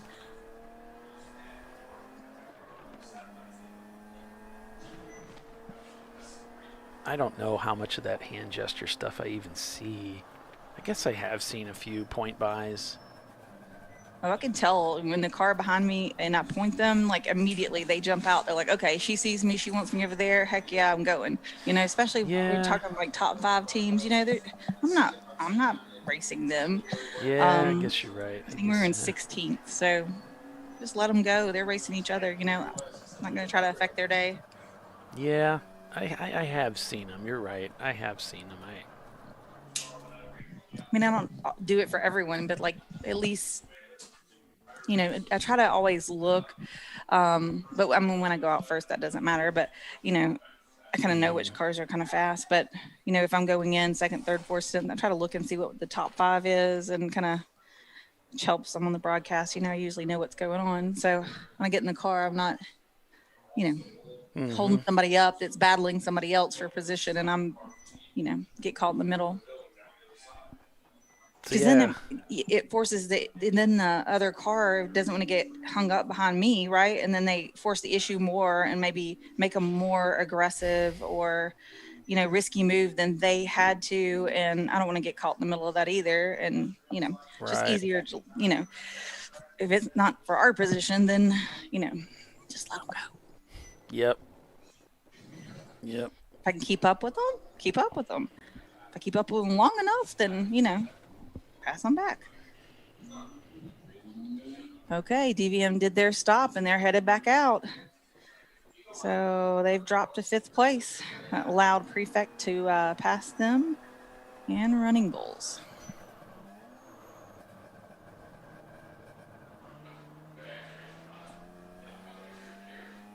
How many shifts does Gingerman is fun and safe. I like a good safe track. Yeah, I'd say it's a lot like this place as far as the safety. You got runoff room. I mean, there's not much to hit. I'm not a big fan of the tracks that have, you know, concrete barriers, you know, 5 feet from the track surface, or Armco 5 feet from the track surface. I'm like, yeah, if something goes wrong, which something has, you know, can always go wrong. There's no room to, not a lot of wiggle room. I've got a day job to go home to.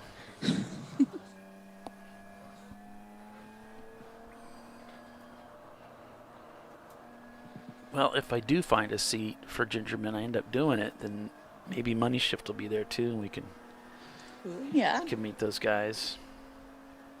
When is we can do Honda Talk. You a question I have the answer for. It's is it August? August 19th and 20th. It's an 8-7. Oh, is that the weekend after the VR? Yeah. I will be at home in the bed still, probably. Yeah. Still recovering. Last year, after I left the VR race, man, I was tired. I was really tired. I did 2 stints in the car, got in at sunrise, then came back on the broadcast with you guys, and I was wore out. But I left VR and drove to Asheville, North Carolina, I love that little town. I love the drive in. I love the drive out. I like to check out the breweries. Lots of cool places to stay. Spent the night there. 14 is yellow. Uh-oh. What number did he say? 153 blue. That's DVM. They spun off drivers something. Is that the Pinkies Out car in? Oh. Yeah, I think they're just doing a regular pit stop. They don't look like they're in a big rush. And putting ice in the chest. Oh, Bernie said, and they try to rent a like Airbnb house, I guess. Yeah. In a hotel, yeah. Get a couple of folks together and split it up. Sometimes that is the more economical way to go. Mm-hmm. So is that 146? Yeah, that's in the pits. Okay. Yes, sir. Thank you. Yeah.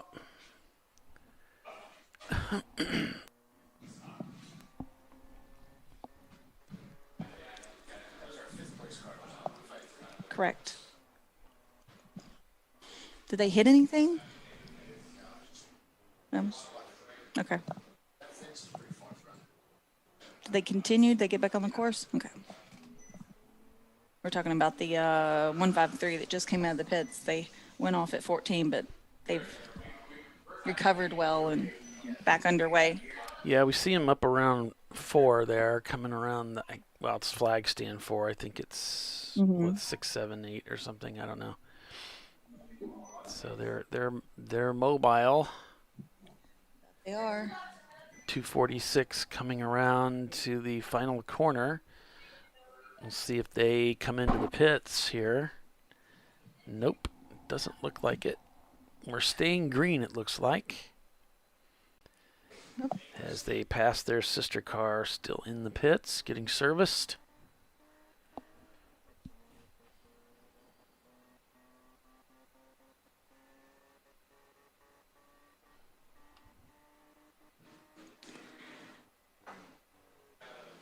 So that's the second place car. I wonder if the first place car is good to go to the end.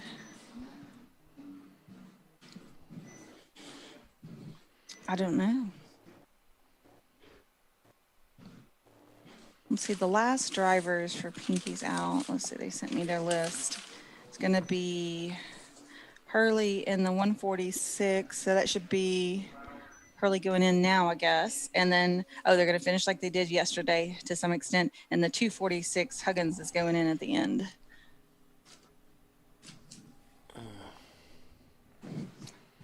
I'm guessing they'll do a reverse finish of yesterday. If I had to put money on it. Which I don't bet my money usually because, I work too hard for it. That's probably wise. My husband laughs at me. I'm so cheap when it comes to stuff like that. We went to Vegas, and it was his first time in Vegas. It was a long time ago. But he's like, let's play on the tables. I was like, on the tables? I like the penny slots. You can play for a while without losing much money, you know?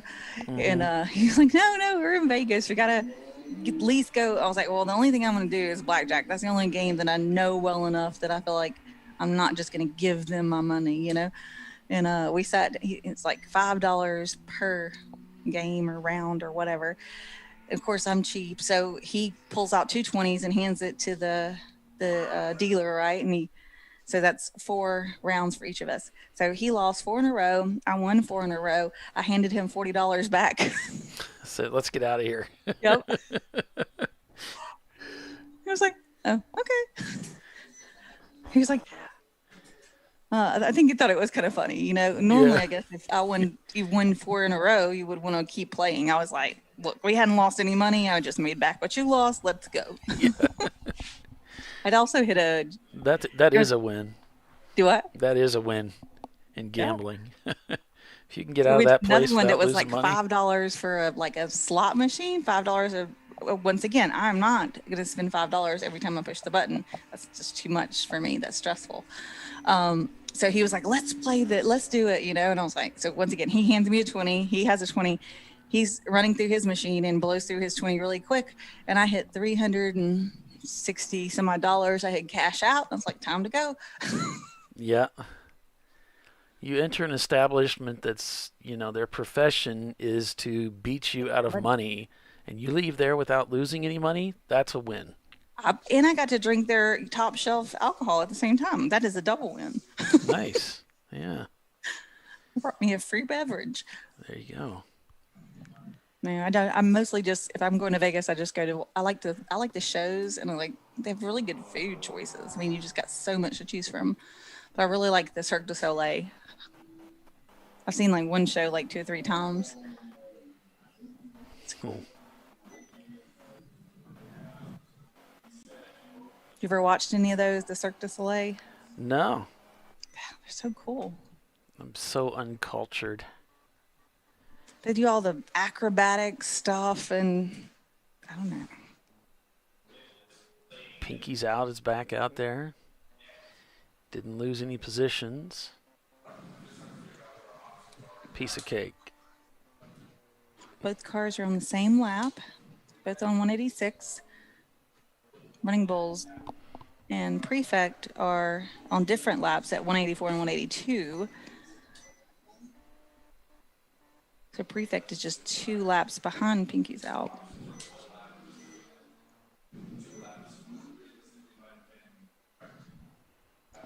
And DVM and Running Bulls are on the same lap.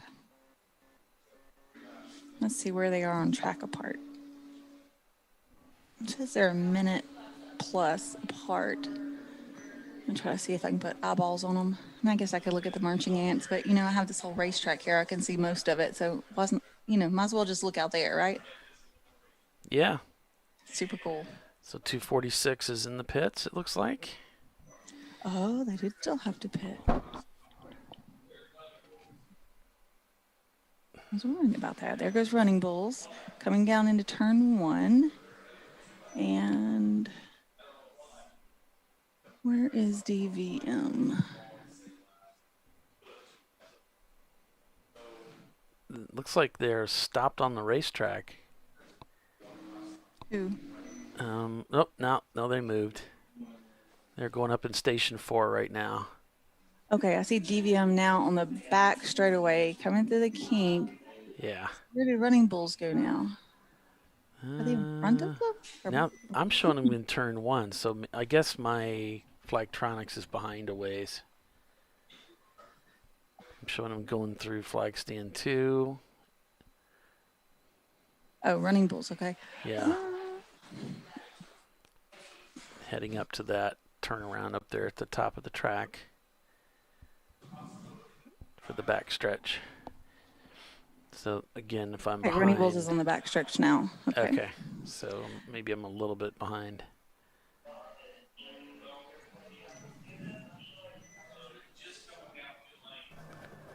Okay, so real time Running Bulls is in 11 and DVM just past start finish.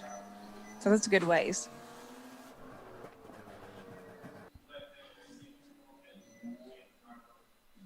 It says a minute and 17 seconds apart. So yeah, not quite a whole lap, but a considerable chunk to try to make up. And we don't have a whole lot of time to do it. We've got just barely over 30 minutes left. And DVM's last time was actually 3 seconds slower than Running Bulls, so that's probably not going to happen. There goes Running Bulls by.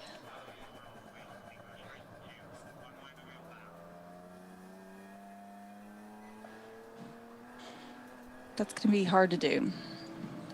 But this is also endurance racing, so pretty much anything can happen. You're asking who's driving in the 153 car. I don't think we got any information from DVM on their driver lineup. So Did not get a driver lineup, but I do have contact with the team as long as that person's not the person who's in the. Yeah, he's wondering, he or she is wondering if it's their brother-in-law that's Okay, I'll ask them and see if I get a response. in the car.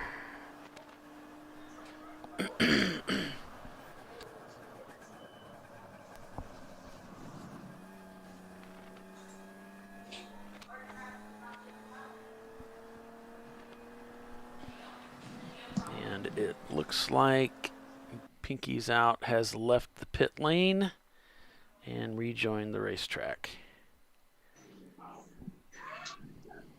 So both cars did still have to pit. I was wondering about that. Definitely shakes things up a bit. But not really, because they have several laps on the rest of the field. It just cuts down how big a lead it looked like they had. So it's 2 laps on the field, effectively.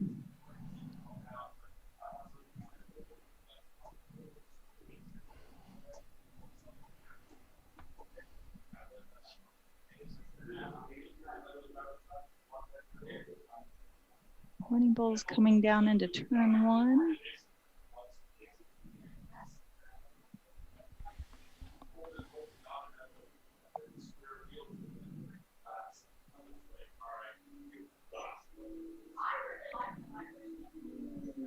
The 146 comes down into turn one. Passing Prefect.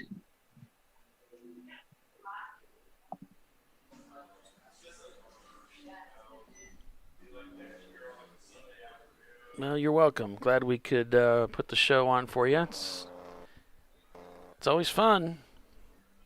It's always a lot of fun to cover these races, and it's an honor and a privilege. So we're appreciating you watching. Absolutely.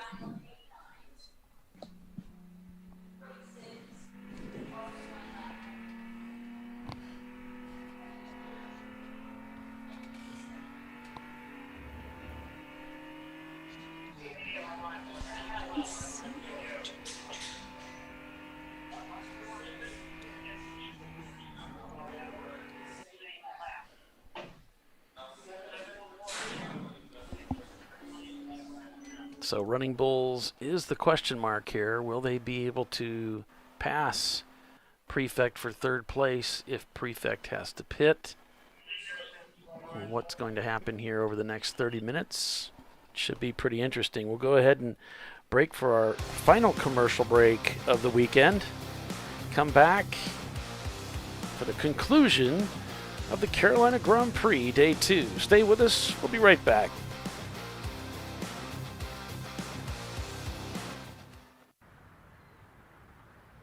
Probably need new tires. You do. What if they sold tires online? We do. We're TireRack.com. They could offer lots of tires We have so many tires. and help you find the right tire. It's called the Tire Decision Guide. Oh, and they could ship them to a nearby mechanic. We shipped over 7,000 independent recommended installers. This is an amazing idea. Sorry. TireRack.com, the way tire buying should be.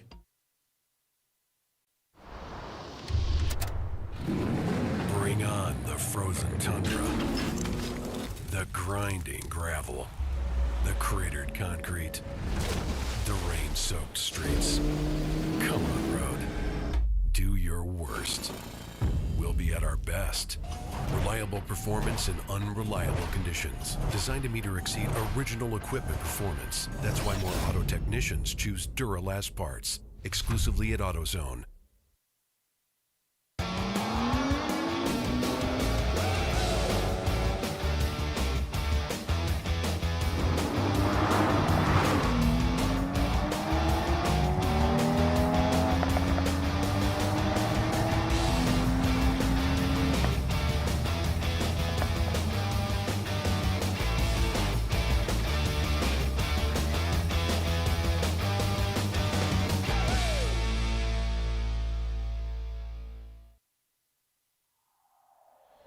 Discovery Parts is a veteran-owned racing and safety equipment company. While we're located inside Atlanta Motorsports Park in Dawsonville, Georgia, Discovery Parts can also be found at the tracks, supporting a number of Champ Car Series events. We take pride in being a reseller of the best of the industry to Champ Car teams and drivers. We know racing, love racing, and look forward to tomorrow to even more racing. Visit us at discoveryparts.com.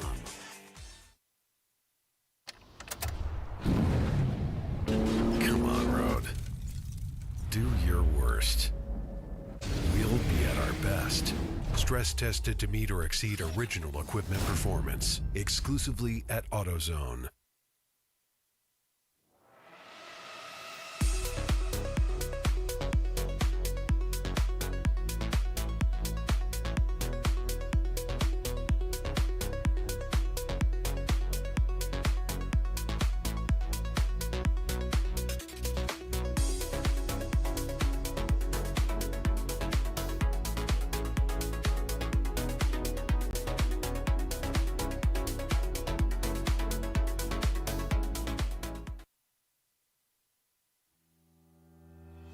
Lifeline USA is a leading manufacturer of onboard fire suppression systems. Lifeline's continuous commitment to research and development ensures that we supply the most innovative and cutting-edge products available, used by the majority of the world's motorsport championship-winning teams and constructors. Lifeline has a proven history of success. Lifeline offers a complete range of fire suppression systems for all budgets and needs, and we continue to push development and limits on both extinguishment materials and our patented delivery systems to make the race car environment almost as safe as sitting on your sofa at home.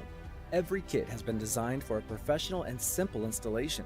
For more information and to purchase your ChampCar fire suppression system, go to www.lifeline-fire.com. Located in Northeast Ohio, with 40 years of combined experience, Money Shift Racing knows how to deliver performance and safety, offering everything you need to get your vehicle and drivers ready for race day. From safety equipment to full engine assembly and repair, in-house fabrication, 3D design, and rapid prototyping. Money Shift Racing. Performance done right. Frozen rotors from Diversified Cryogenics deliver increased performance and a higher level of safety, while significantly reducing braking system costs. So to tell you a little bit about the durability of this product. So we have seen an incredible extension of the life of our brake rotors using frozen rotors. We've gone from brake rotors every other weekend to 6 weekends on one set of brake rotors, and I think they can go farther. The durability has been amazing. And it's been a fantastic season, and man, a lot of that is due to the way our car can brake on those frozen rotors. For more information, go to frozenrotors.com. I did it. You see how it's... That's it. We did it. You did it. You can do it. The path to I did it starts at AutoZone. Get in the zone. Okay, we are back for the final 25 minutes of racing here at the Carolina Grand Prix. If you're watching on Facebook, make sure you switch over to our YouTube feed so you can catch the finish before it times out. On board with Racing Heroes, Pinky's out in command of this race, as they have been for most of the day. They're done with their pit stops, so it's just bringing it home at this point for the drivers that are in the cars right now. Prefect Racing in third, Running Bulls in fourth, DVM Racing is fifth. That may be how things get rounded up, how finish here, but we'll see. There's still some racing here left to be done. We've seen some big shakeups in the past in the last 30 minutes of racing, so it's not done yet. I guess I should turn the microphone on if I'm going to talk to you, Polly.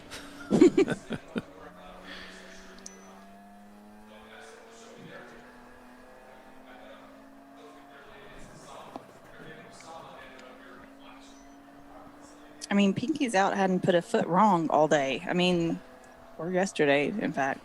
They've really just been at the front of this field all day long, just dominating. They've made it look easy, as they often do.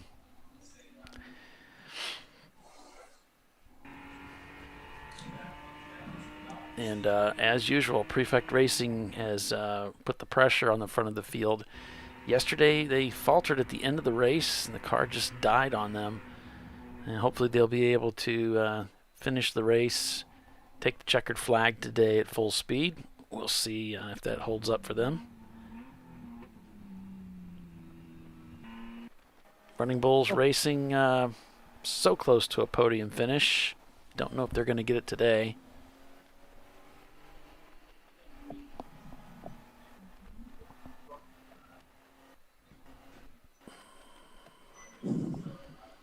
It's funny on YouTube. Hilton's like, I'm back, what I miss? And this other guy, I don't know how to say that, Mr. Nook, he's like 153 cars, exceeded track limits, spun, leaving the pits, hot dogs, circle track drivers. Come up with this stuff. Yeah, he's been following the 153 car. Oh, he wasn't saying 153 cars. He was saying the 153. Actually, that happened. Yeah. Now I understand. We're at the end of a long weekend, you know?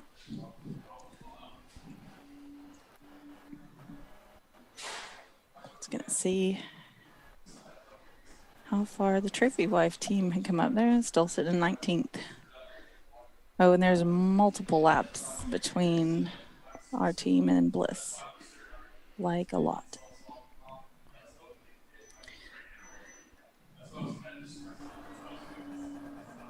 That wheel bearing really threw a kink in things today. Did it? Yeah. Well, I mean, it really slowed me down this morning. The car just didn't feel right. I mean, it just really, when I would turn in, it did not feel right. I didn't know what it was, but it was, Yeah. it was It's not probably confidence inspiring, let's say. Yeah, it's probably on its way to seizing up. And Yep. it's, they're 19th now, so. And then they were out to fix it, so that dropped us way down. So. Yeah, they've salvaged a little bit of it. Getting it back in there. Brew Crew had to come in. They had a rear end issue, and the oil cap came off and blew oil all over the place. But they fixed it, and they're back out. Ugh, that's a mess. Mm-hmm.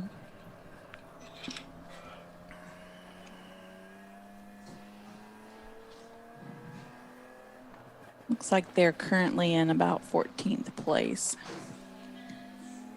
I think we have a lot of EC cars out here, so that's a real 14.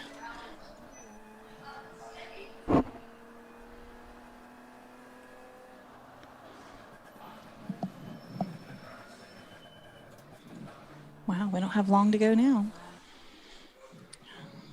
So let me try to put eyes on the 146 and 246. They're on two different laps, though. Let's see.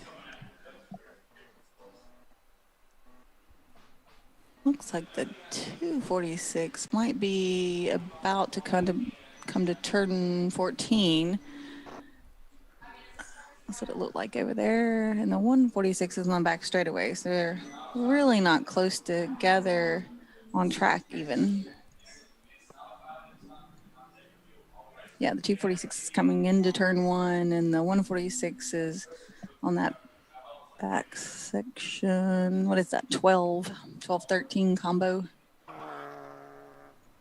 So it's a bit of track separating them.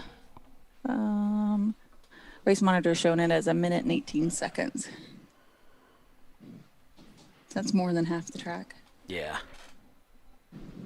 But I wonder, do you think one will slow to let the other catch up where they can finish together again like they did yesterday? Yeah, I'm sure they will. I mean, they don't have to worry anything. The closest car is 2 laps back, so really not an issue. As usual. Mm-hmm. They've just been clicking it off perfectly all day. I mean, they have a talented set of drivers in those cars. And, Huggins does a meticulous job of making sure the maintenance is done on these cars and where items are replaced and things like that. So, it's really rare to see the cars break at a race, which is really the name of the game. But then when you add, some talented drivers to the mix, I feel like that's the dominating combination. Yeah.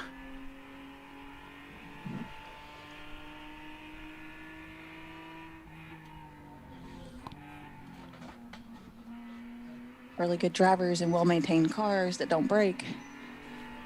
So.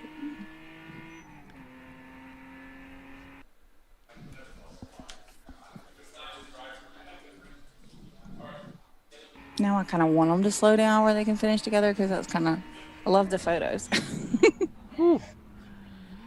Prefect getting off there a little bit on the way into turn 1. Not sure what happened there. Actually put tires off on the left side as they were heading towards turn 1.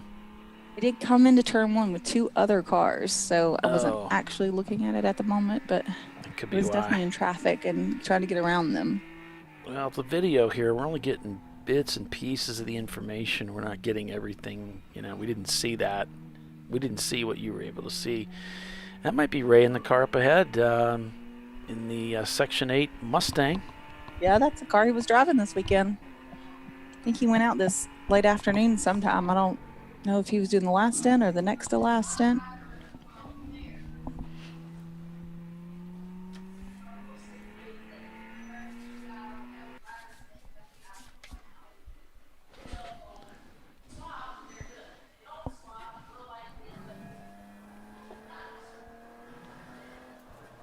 Our Racing for Heroes team.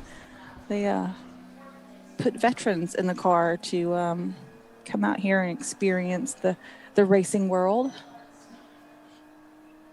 It's a cool program they have. So I'm wondering, so Nook, have they raced with us more than once before?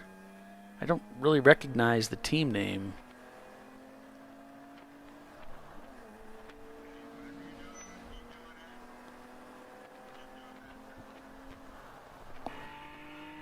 I think I would have recognized them before if they were towards the front. You mean the DVM team? Mm-hmm. Yeah, we were. Well, I know that was yesterday. We were talking about that. We're like, do you remember that team or that name or? Okay. You know what DVM stands for? How long have they been racing with us? Have they done like 2 or 3 races, or has it been going on for longer than that? Pretty much like, how behind are we on this? They won the Sebring 7 and 7 in 2019. Okay. Yeah, I don't remember that. 146 just came through turn 1 with Running Bulls. Pretty hot on their heels. They are on different laps entirely, though. But was it under a different team name? Shannon bought the DVM BMW last year. 5 Sebrings, 2 amps, 6 Daytonas. They had the Solstice. Oh, okay.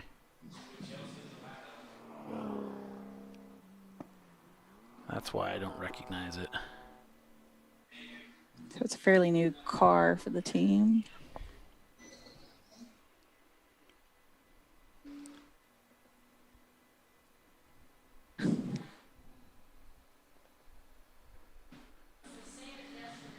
The DVM Solstice.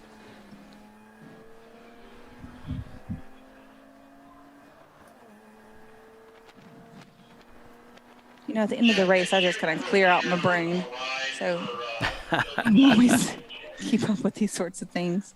Well, I wasn't doing the timing. I wasn't doing the national championship points back then, so I wasn't involved in that. But as I've been doing it, I'm seeing more and more team names and kind of getting accustomed to the team. So when I see something I recognize, it's like, okay. Did I just gloss over that one, or?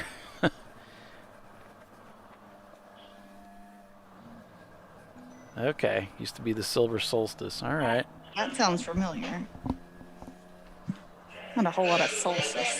Solstice. Solstice. Yeah, the points on the Solstice are not very favorable. They make it difficult to be competitive. So it's a shame too. I really like the Solstice. I think it's a cool car.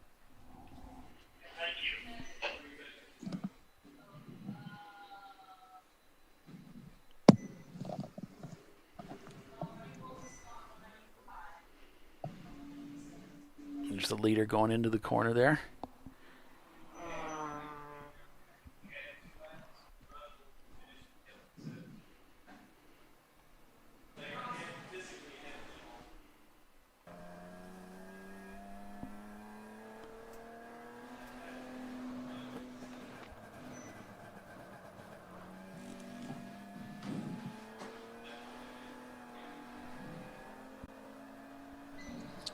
Here comes the trophy wife car into turn 1, passing the 180 of Racing for Heroes.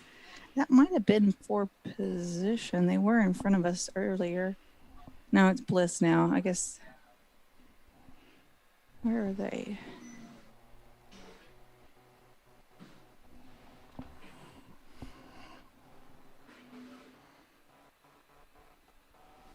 I know Racing for Heroes is in 17th, so it's a little bit further up. They're on a different lap than us, so I'd have to pass them about 10 more times to actually pass them. You just can't do repairs, you know, at the track and still be in the race. I mean, I remember back in the day, way back in the day when I first started doing Champ Car, you know, people really rushed to do repairs and stuff and get back out there. And, you know, there was some attrition and there was a lot of that going on. People would bring a whole extra car to the race so they could steal parts off it or whatever. But nowadays, you know, if you've got to go down for a repair, even if it's, you know, 10 minutes, I mean, and that would be a quick repair for a car, you know, that can easily throw you out of a really good finish, you know? Yep.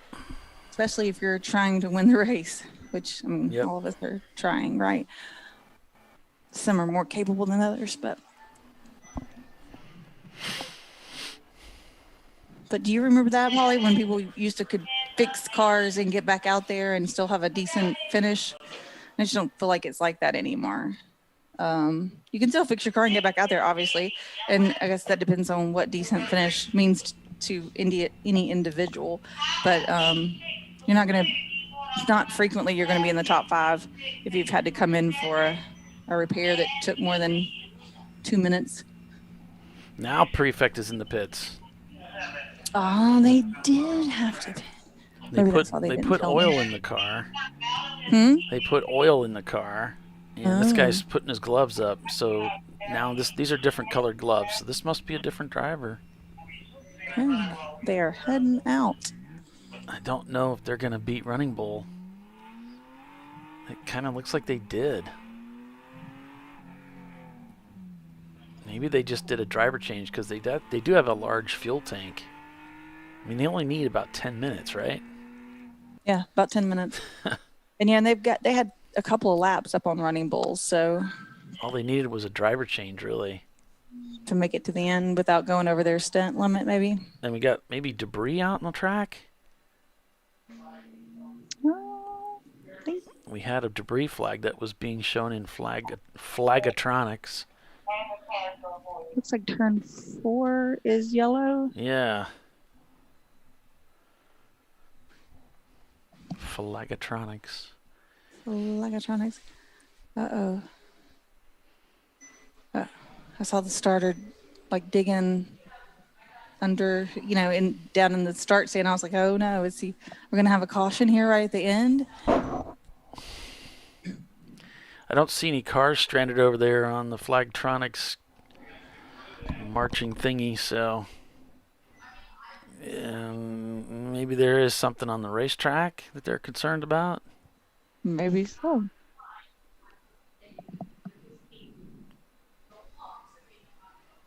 So Prefect did pit, but it doesn't look like it changed the standings at all.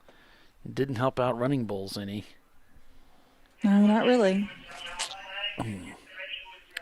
Yeah, I remember when we did the COTA race, the last time we did a COTA race, it was NLS Racing.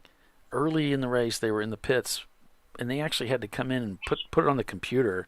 The guy was standing outside with the computer on the roof, looking at something, adjusting it. They fixed whatever they needed to do, got the car back out there, won the race.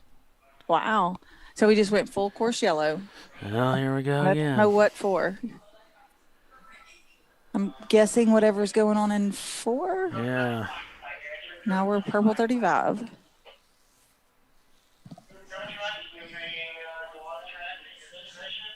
We're setting the tow truck out, but I don't see a...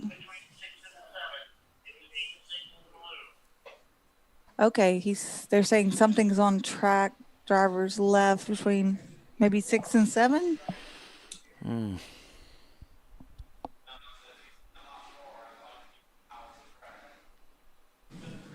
10 minutes. Well, I mean, now it's like 7 minutes to go. Yeah. There's Prefect going by.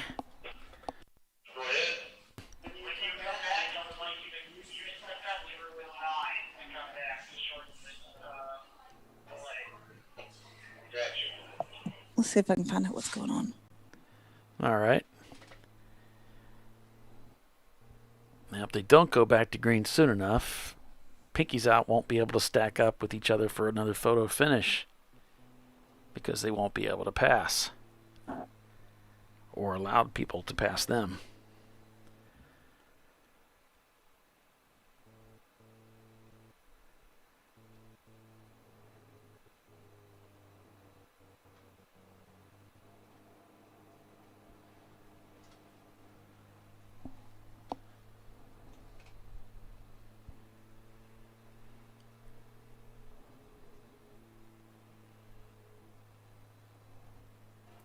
Inside the Running Bulls machine.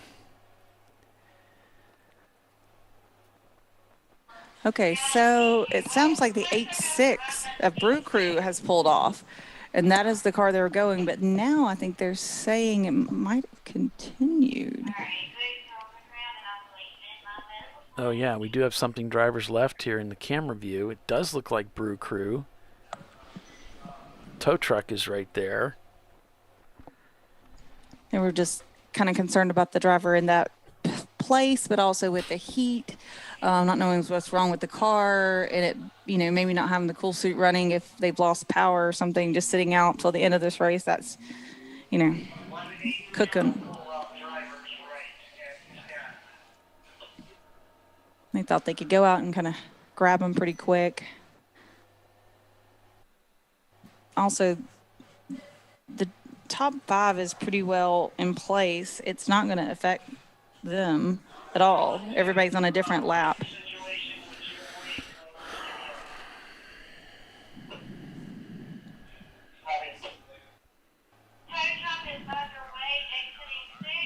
Okay. Oh, it looks like Racing for Heroes is stopped too, Tiffany.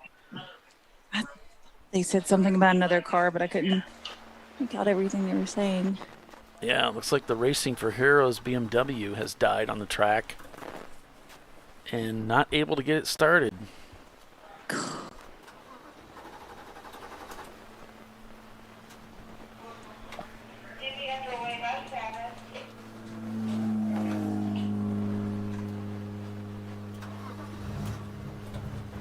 Only got like 4 or 5 minutes left to go. 3 minutes maybe. Like the 296 is coming off the pit lane. I don't know which car that is.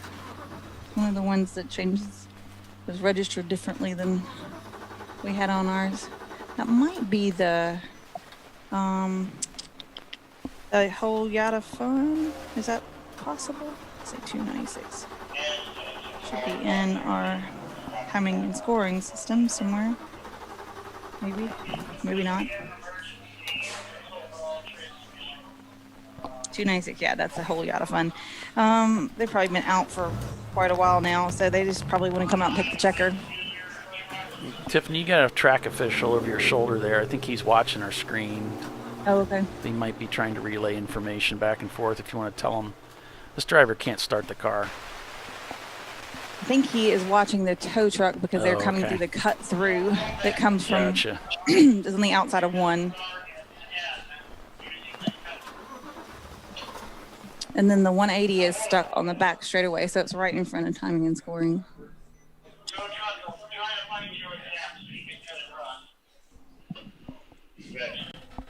So they're trying to find a gap in the traffic as it's coming through turn 1 so the tow truck can duck back into the paddock area. And then they've sent in another tow truck off to get the 180. He's pulling up to the car now.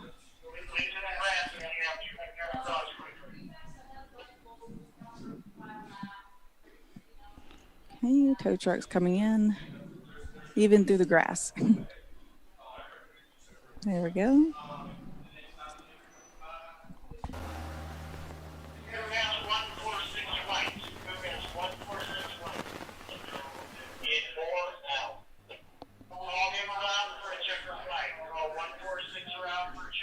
think we're going to finish this one under yellow. Yeah, it looks like they're going to checker the 146 car. And I'll let you call this, Tiffany, since you can see what's going on there. Okay. Laura's told me that she heard that Brew Crew broke another axle. So that was the reason for them getting towed in. Where is the 146? I thought it just went past me not long ago. So maybe in the back area.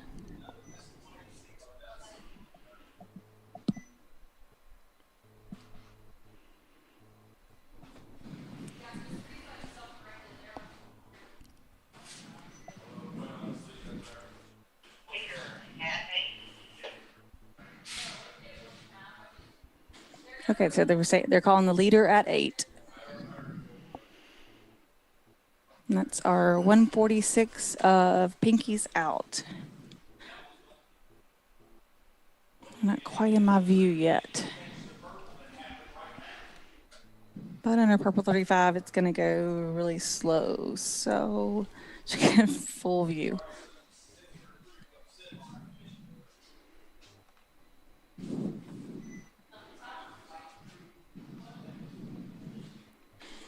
We are not going to restart this one. We're going to finish this one under purple 35, it looks like.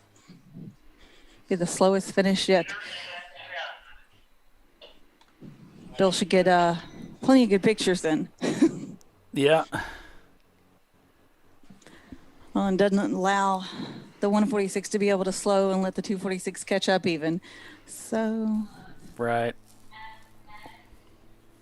If anybody's watching today and didn't watch yesterday, that finish yesterday was pretty amazing as the Pinky's Out Lexus and the Pinky's Out, the 146 here, came across the start finish side by side with maybe the Lexus a foot ahead of the other car. It was rather interesting to watch, definitely. Yeah, it's a tip of the hat to often the way teams will finish at Le Mans. Mm-hmm. See those kinds of finishes. I think I've seen it happen at the Rolex 24-hour too. Well, I was talking to some of the drivers over there, and their plan for this weekend was to try to get, whether not just this weekend, but in general, was to try to get all 3 cars qualified for the national championship. Yeah, thanks, Kevin. I hope you get to be feeling better. Get that knee rehab so that way I don't have to fill in for you at Gingerman.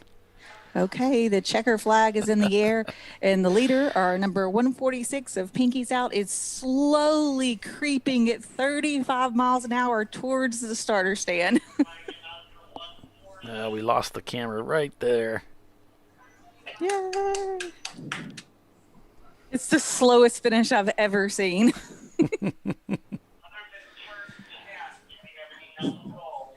We don't even have to have slow-mo for that. So did he take the checker flag? He did. All right. So Pinky's Out takes the checker again. That's 2 days in a row for that team. A sweep for Pinky's Out. 1-2, and Prefect Racing is going to get 3rd place with Running Bulls Racing 4th and DVM 5th place.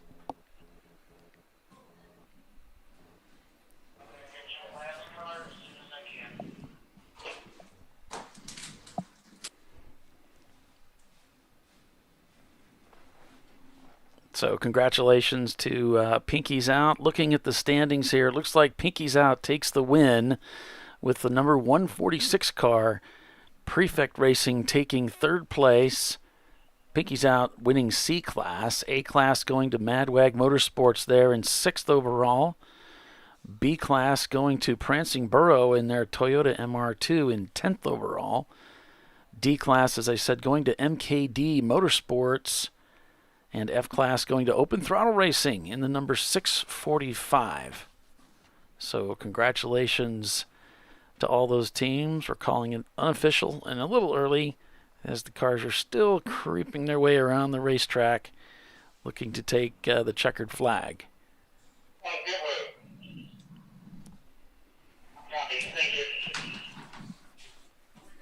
And that one's going to be in the books. Of course, they're going to go to impound and see if there's anything anybody has a problem with. But then other than that, they'll do that for maybe 30 minutes, and then they'll call the race official if everything goes according to plan. The 146 was in impound yesterday, so I really don't see that being anything coming up.